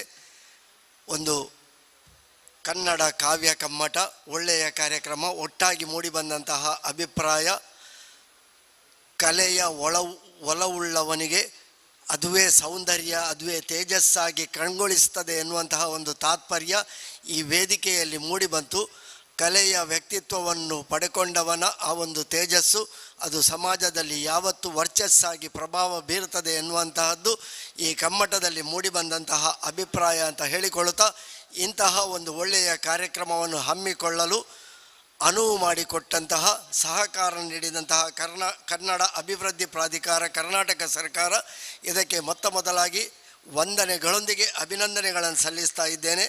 ಹಾಗೆ ಈ ಕಾರ್ಯಕ್ರಮವನ್ನು ಅಚ್ಚುಕಟ್ಟಾಗಿ ಸಂಯೋಜಿಸಿದಂತಹ ತೋನ್ಸೆ ಸಾಂಸ್ಕೃತಿಕ ತರಬೇತಿ ಕೇಂದ್ರ, ಇದರ ನಿರ್ದೇಶಕರು ಆದಂತಹ ತೋನ್ಸೆ ಪುಷ್ಕಳ್ ಕುಮಾರ್ ಮತ್ತು ಅವರ ಎಲ್ಲ ಬಳಗದವರಿಗೆ ಈ ಸಂದರ್ಭದಲ್ಲಿ ನಮ್ಮೆಲ್ಲರನ್ನು ಜೋಡಿಸಿದ್ದಾರೆ. ಒಂದುಗೂಡಿಸುವ ಮೂಲಕವಾಗಿ ಕೊರೋನಾದ ಸಂಕಷ್ಟ ಕಾಲದಲ್ಲೂ ಕೋವಿಡ್ನ ನಿಯಮವನ್ನು ಪಾಲಿಸಿಕೊಂಡು ಒಂದು ಒಳ್ಳೆಯ ಕಾರ್ಯಕ್ರಮವನ್ನು ಸೀಮಿತ ಜನರೊಂದಿಗೆ ಅಂತರ್ಜಾಲದ ಮೂಲಕವಾಗಿ ಬಹುಜನರಿಗೆ ತಲುಪಿಸುವಂತಹ ಪ್ರಯತ್ನದೊಂದಿಗೆ ಕಲಾವಿದರಿಗೆ, ಕಲಾ ಪೋಷಕರಿಗೆ ಎಲ್ಲರಿಗೂ ಒಂದು ಒಳ್ಳೆಯ ವೇದಿಕೆಯನ್ನು ಒದಗಿಸಿಕೊಟ್ಟಂತಹ ತೋನ್ಸೆ ಸಾಂಸ್ಕೃತಿಕ ತರಬೇತಿ ಕೇಂದ್ರ ಇವರಿಗೆ ಮತ್ತು ಇದನ್ನು ಸಂಯೋಜಿಸಿದಂತಹ ತೋನ್ಸೆ ಪುಷ್ಕಳ್ ಕುಮಾರ್ ಇವರಿಗೆ ಪ್ರತ್ಯೇಕವಾದಂತಹ ಅಭಿನಂದನೆಗಳು, ವಂದನೆಗಳನ್ನು ಸಲ್ಲಿಸ್ತಾ ಇದ್ದೇನೆ. ಈ ಸಮಾರೋಪ ಸಮಾರಂಭದ ಅಧ್ಯಕ್ಷತೆಯನ್ನು ವಹಿಸಿದಂತಹ ಈ ರತ್ನ ಎಜುಕೇಷನ್ ಟ್ರಸ್ಟ್ ಮತ್ತು ವಿದ್ಯಾರತ್ನ ಆಂಗ್ಲ ಮಾಧ್ಯಮ ಶಾಲೆಯ ಸಂಸ್ಥಾಪಕರು, ಅಧ್ಯಕ್ಷರು ಆಗಿ ರಾಜಕೀಯವಾಗಿ ಬೆಳೆದು ಇದೀಗ ಕರ್ನಾಟಕ ಸರ್ಕಾರದ ಅಲೆಮಾರಿ ಮತ್ತು ಅರೆ ಅಲೆಮಾರಿ ಅಭಿವೃದ್ಧಿ ನಿಗಮದ ಅಧ್ಯಕ್ಷರಾಗಿ ಬಹಳ ದೊಡ್ಡ ಹೊಣೆಗಾರಿಕೆಯನ್ನು ವಹಿಸಿಕೊಂಡಂತಹ ನಮ್ಮೆಲ್ಲರ ಆತ್ಮೀಯರಾಗಿ ವರ್ಷಪೂರ್ತಿ ಈ ಶಾಲೆಯಲ್ಲಿ ಕಾರ್ಯಕ್ರಮವನ್ನು ಸಂಯೋಜಿಸುವ ಒಬ್ಬ ರೂವಾರಿಯಾಗಿ, ರತ್ನೋತ್ಸವದ ಸಂಘಟಕರಾಗಿ ಈ ಕಾರ್ಯಕ್ರಮಕ್ಕೆ ಬಹಳ ಪ್ರೋತ್ಸಾಹ ಕೊಟ್ಟ, ಬೆಳಗ್ಗೆ ಉದ್ಘಾಟನೆ, ಸಂಜೆಗೆ ಅಧ್ಯಕ್ಷತೆ ವಹಿಸಿ ಎರಡೂ ಶುಭ ನುಡಿಗಳನ್ನು ಆಡಿದಂತಹ ಕಲ್ಲೆಕಾರು ಗುತ್ತು ರವೀಂದ್ರ ಶೆಟ್ಟಿ ಉಳಿದೊಟ್ಟು ಇವರಿಗೆ ಆತ್ಮೀಯವಾದಂತಹ ಅಭಿನಂದನೆಗಳು, ವಂದನೆಗಳನ್ನು ಸಲ್ಲಿಸ್ತಾ ಇದ್ದೇನೆ. ಈ ಕಾರ್ಯಕ್ರಮದಲ್ಲಿ ವಿಶೇಷ ಉಪನ್ಯಾಸ ನೀಡಿದಂತಹ ನಮ್ಮ ಆತ್ಮೀಯರಾಗಿ, ಯಕ್ಷಗಾನ ಕಲಾವಿದರಾಗಿ, ವಿದ್ವಾಂಸರಾಗಿ, ಸಾಹಿತಿಯಾಗಿ, ವಿಮರ್ಶಕರಾಗಿ, ತುಳು ಅಕಾಡೆಮಿ ಮತ್ತು ಕರ್ನಾಟಕ ಯಕ್ಷಗಾನ ಬಯಲಾಟ ಅಕಾಡೆಮಿಯ ಮಾಜಿ ಸದಸ್ಯರಾಗಿ ನಮ್ಮೊಂದಿಗಿರುವಂತಹ ಶ್ರೀಯುತ ಭಾಸ್ಕರ್ ರೈ ಕುಕ್ಕುವಳ್ಳಿ ಅವರಿಗೂ ಸಹ ಎಲ್ಲರ ಪರವಾಗಿ ಆತ್ಮೀಯವಾದಂತಹ ವಂದನೆಗಳು, ಅಭಿನಂದನೆಗಳು. ಈ ಕಾರ್ಯಕ್ರಮಕ್ಕಾಗಿಯೇ ಮುಂಬೈಯಿಂದ ಆಗಮಿಸಿ, ಅಂದರೆ ಬೇರೆ ಕಾರ್ಯಕ್ರಮದೊಟ್ಟಿಗೆ ಈ ಕಾರ್ಯಕ್ರಮವನ್ನು ಸಂಯೋಜಿಸಿ ಇವತ್ತು ನಮ್ಮ ಸನ್ಮಾನವನ್ನು ಸ್ವೀಕರಿಸಿದಂತಹ ನಮ್ಮ ಹತ್ತಿರದ ಉಚ್ಚಿಲದ ನಾವೆಲ್ಲರೂ ಕಂಡಂತಹ ಚಾರ, ಅವರು ಬಹಳ ದೊಡ್ಡ ವಿದ್ವಾಂಸರು, ಅವರ ಮಗಳು ಶ್ರೀಮತಿ ವಾಣಿ ಉಚ್ಚಿಲ್ಕರ್ ಅವರು ನಮ್ಮೊಂದಿಗೆ ಇದ್ದು ಇವತ್ತಿನ ಸನ್ಮಾನವನ್ನು ಸ್ವೀಕರಿಸಿದ್ದಾರೆ. ಅವರಿಗೂ ಕೂಡ ಅಭಿನಂದನೆಗಳು, ವಂದನೆಗಳನ್ನು ಸಲ್ಲಿಸ್ತಾ ಇದ್ದೇನೆ. ಬಹಳ ದೂರದ ಮುಂಬೈಯಿಂದ ಬಂದು ಇಲ್ಲಿಯ ಕಲಾವಿದರಿಗೆ ಕಿಟ್ ಕೊಡುವ ಮೂಲಕವಾಗಿ ಈ ಕಾರ್ಯಕ್ರಮಕ್ಕೂ ನಮ್ಮೊಂದಿಗೆ ತೊಡಗಿಸಿಕೊಂಡು ಸಹಕಾರ ನೀಡಿದಂತಹ ಮುಂಬಯಿಯ ಇಬ್ಬರು ಹಿರಿಯ ಕಲಾ ಪೋಷಕರು, ಕಲಾವಿದರು ನಮ್ಮೊಂದಿಗಿದ್ದಾರೆ. ಕಲಾ ಸೌರಭ ಮುಂಬೈ ಇದರ ನಿರ್ದೇಶಕರು ಪದ್ಮನಾಭ ಸಸಿಹಿತ್ಲು ಮತ್ತು ಶ್ರೀಯುತ ಶೇಖರ್ ಸಸಿಹಿತ್ಲು ಇವರಿಬ್ಬರಿಗೂ ಈ ಸಂದರ್ಭದಲ್ಲಿ ಎಲ್ಲರ ಪರವಾಗಿ ಅಭಿನಂದನೆಗಳು, ವಂದನೆಗಳನ್ನು ಸಲ್ಲಿಸ್ತಾ ಇದ್ದೇನೆ. ಹಾಗೆ ಕೂಡ ಈ ಸಂದರ್ಭದಲ್ಲಿ ಅಭಿನಂದನೆಗಳು, ವಂದನೆಗಳನ್ನು ಸಲ್ಲಿಸ್ತಾ ಇದ್ದೇನೆ. ಹಾಗೆಯೇ ಮಧ್ಯಾಹ್ನದ ಗೀತ ಗಾಯನವನ್ನು ನಡೆಸಿಕೊಟ್ಟಂತಹ ತೋನ್ಸೆ ಪುಷ್ಕಳ್ ಕುಮಾರ್ ರವರ ಬಳಗದವರು ಎಲ್ಲರೂ ಅವರಿಗೆ ಆತ್ಮೀಯರು. ವಿಶೇಷವಾಗಿ ರವೀಂದ್ರ ಪ್ರಭು, ಮಾಲಿನಿ ಕೇಶವ ಪ್ರಸಾದ್, ಸತೀಶ್ ಸುರತ್ಕಲ್, ದೀಪಕ್ ರಾಜ್ ಉಳ್ಳಾಲ್, ದೇವರಾಜಾಚಾರ್, ನವಗಿರಿ ಗಣೇಶ್ ಇವರೆಲ್ಲರಿಗೂ ಈ ಸಂದರ್ಭದಲ್ಲಿ ವಂದನೆಗಳನ್ನು ಸಲ್ಲಿಸ್ತಾ ಇದ್ದೇನೆ. ಹಾಗೆಯೇ ಈ ಕಾರ್ಯಕ್ರಮಕ್ಕೆ ವೇದಿಕೆಯನ್ನು ಒದಗಿಸಿಕೊಟ್ಟಂತಹ ನಮ್ಮ ಶ್ರೀಯುತ ಕೆ ರವೀಂದ್ರ ಶೆಟ್ಟಿ ಉಳಿದೊಟ್ಟರು ನಮ್ಮೊಂದಿಗಿದ್ದಾರೆ. ಅವರ ಶಾಲೆಯ ಎಲ್ಲ ಅಧ್ಯಾಪಕ ಬಂಧುಗಳಿಗೆ, ಎಲ್ಲ ಸಿಬ್ಬಂದಿ ಬಂಧುಗಳಿಗೆ ಸರ್ವ ರೀತಿಯ ಸಹಕಾರವನ್ನು ನೀಡಿದ್ದಾರೆ. ವೇದಿಕೆಯ ಜೊತೆಗೆ ನಮಗೆಲ್ಲ ರೀತಿಯ ಸಹಕಾರ ನೀಡಿದಂತಹ ಅವರೆಲ್ಲರಿಗೂ ಈ ಸಂದರ್ಭದಲ್ಲಿ ವಂದನೆಗಳನ್ನು ಸಲ್ಲಿಸ್ತಾ ಇದ್ದೇನೆ. ಹಾಗೆ ಒಳ್ಳೆಯ ಧ್ವನಿ ವ್ಯವಸ್ಥೆಯನ್ನು ನೀಡಿದಂತಹ ಶಬರಿ ಸೌಂಡ್ಸ್ ಅದರ ಜಯೇಶ್ ರವರು ಮತ್ತು ಅವರೆಲ್ಲ ಸಿಬ್ಬಂದಿ ಬಳಗಕ್ಕೂ ನಾನು ವಂದನೆಗಳನ್ನು, ಅಭಿನಂದನೆಗಳನ್ನು ಸಲ್ಲಿಸ್ತಾ ಇದ್ದೇನೆ.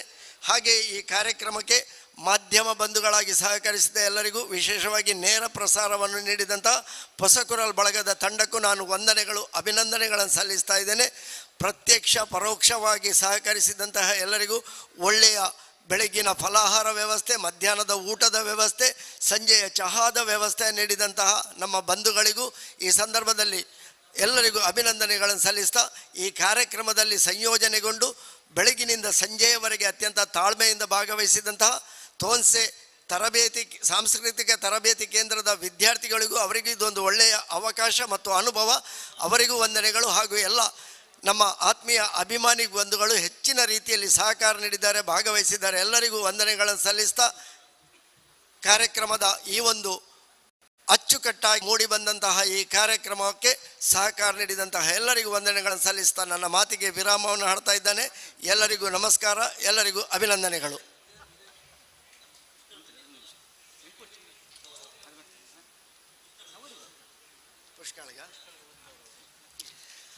ಆತ್ಮೀಯ ಬಂಧುಗಳು, ಇದೊಂದು ಒಳ್ಳೆಯ ಬೆಳವಣಿಗೆ.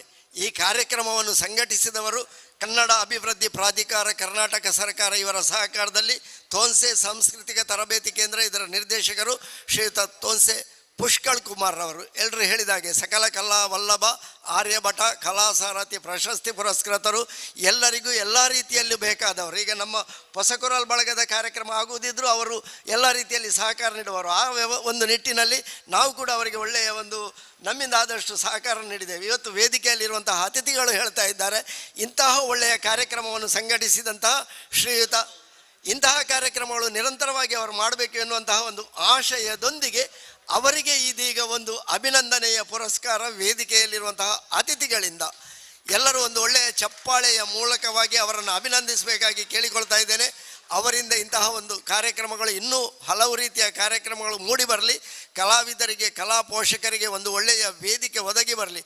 ಅವರೊಂದು ಮಾತು ಹೇಳಿದ್ರು ಮಾತಾಡುವಾಗ, ಆರು ಇಲ್ಲಡಿತ್ತಿನ ಕಿರಿಕಿರಿ ಆಪುಣ ರೋಡಲ್ಲ ಪಿದೈ ಪಾಡು ಕಾರ್ಯಕ್ರಮಗೂ ಅಂತ ಹೇಳಿಕೊಂಡು, ಇದು ನಾವು ಕೂಡ ಮನೆಯಲ್ಲಿ ಅನುಭವಿಸುವಂತಹ ಮಾತು. ನಾವು ಮನೆಯಲ್ಲಿದ್ದರೆ ಹೇಳ್ತಾರೆ, ಅರಿಗಿದ ಅನ್ನ ಹುಷಾರಿಗೆ ಅಂಚೆ ಇಲ್ಲಡುಲ್ಲಿರಿ, ಇಲ್ಲದಿದ್ದರೆ ನಾವು ಮನೆಯಲ್ಲಿ ಇರುವವರೇ ಅಲ್ಲ. ಕಲಾವಿದರು ಎಲ್ಲರ ಬದುಕು ಹಾಗೆ, ಅವರು ಮನೆಯಲ್ಲಿ ಕೂತ್ಕೊಳ್ಳಿಕ್ಕೆ ಹೋಗುವವರಿಲ್ಲ. ಅವರಿಗೆ ಕಲಾ ಕಾರ್ಯಕ್ರಮಗಳಿದ್ದರೆ ಅದರಷ್ಟು ಆರೋಗ್ಯ ಬೇರೆ ಯಾವುದೂ ಇಲ್ಲ ಅಂತ ಹೇಳಿಕೊಳ್ಳುತ್ತಾ, ಈ ಸಂದರ್ಭದಲ್ಲಿ ಎಲ್ಲರಿಗೂ ಅಭಿನಂದನೆಗಳು, ವಂದನೆಗಳು. ಎಲ್ಲರಿಗೂ ಶುಭವಾಗಲಿ. ಎಲ್ಲರಿಗೂ ನಮಸ್ಕಾರ.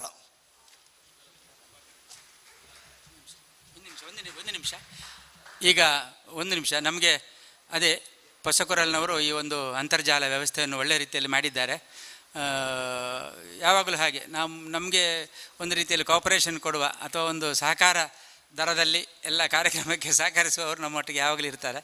ಅವರು ಈಗ ಧನ್ಯವಾದ ಸಮರ್ಪಣೆ ಮಾಡಿದ್ರು ಅಂತೇಳಿ ಅಲ್ಲ, ಇದಕ್ಕೆ ಸುಮಾರು ಕೆಲಸ ಇರ್ತದೆ. ನಿನ್ನೆ ಮೊನ್ನೆಯಿಂದ ಇಲ್ಲಿಗೆಲ್ಲ ಬರಬೇಕಾಗ್ತದೆ, ವೈಫೈ ನೋಡಬೇಕಾಗ್ತದೆ, ಸಂಪರ್ಕ ಎಳಿಬೇಕಾಗ್ತದೆ, ಈ ಥರ ಕೆಲಸ ಮಾಡಿ ಅಂತರ್ಜಾಲ ಕಾರ್ಯಕ್ರಮ ಅಷ್ಟು ಸುಲಭ ಇಲ್ಲ. ಹಾಗೆ ದಯವಿಟ್ಟು ನಮ್ಮ ವಿದ್ಯಾಧರ್ ಶೆಟ್ಟರ್ ಅವರಿಗೂ ಕೂಡ ಒಂದು ಶಾಲು ಗೌರವವನ್ನು ನೀಡಬೇಕಾಗಿ.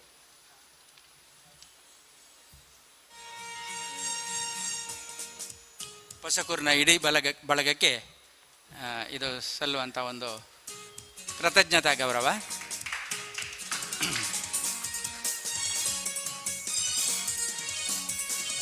ಹಾಗೆ ನನ್ನ ಸ್ನೇಹಿತರಾಗಿ ಯಾವಾಗಲೂ ಧ್ವನಿವರ್ಧಕದಲ್ಲಿ ಸಹಕರಿಸುವಂಥ ಜಯೇಶ್ ಮಂಜೇಶ್ವರ, ಶಬರಿ ಸೌಂಡ್ಸ್, ಇದರ ಪರವಾಗಿ ಸಂದೀಪ್ ಅವರು ದಯವಿಟ್ಟು ವೇದಿಕೆ ಮೇಲೆ ಬಂದು ಒಂದು ಶಾಲ್ ಗೌರವ ಸ್ವೀಕರಿಸಬೇಕು.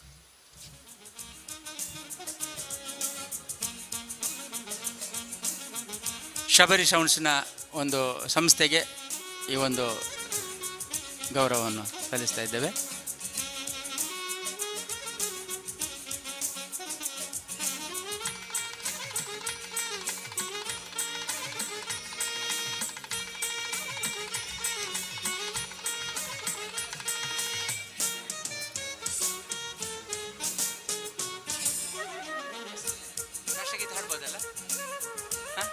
ರಾಷ್ಟ್ರಗೀತೆ ಹಾಡ್ಬೋದಲ್ಲ?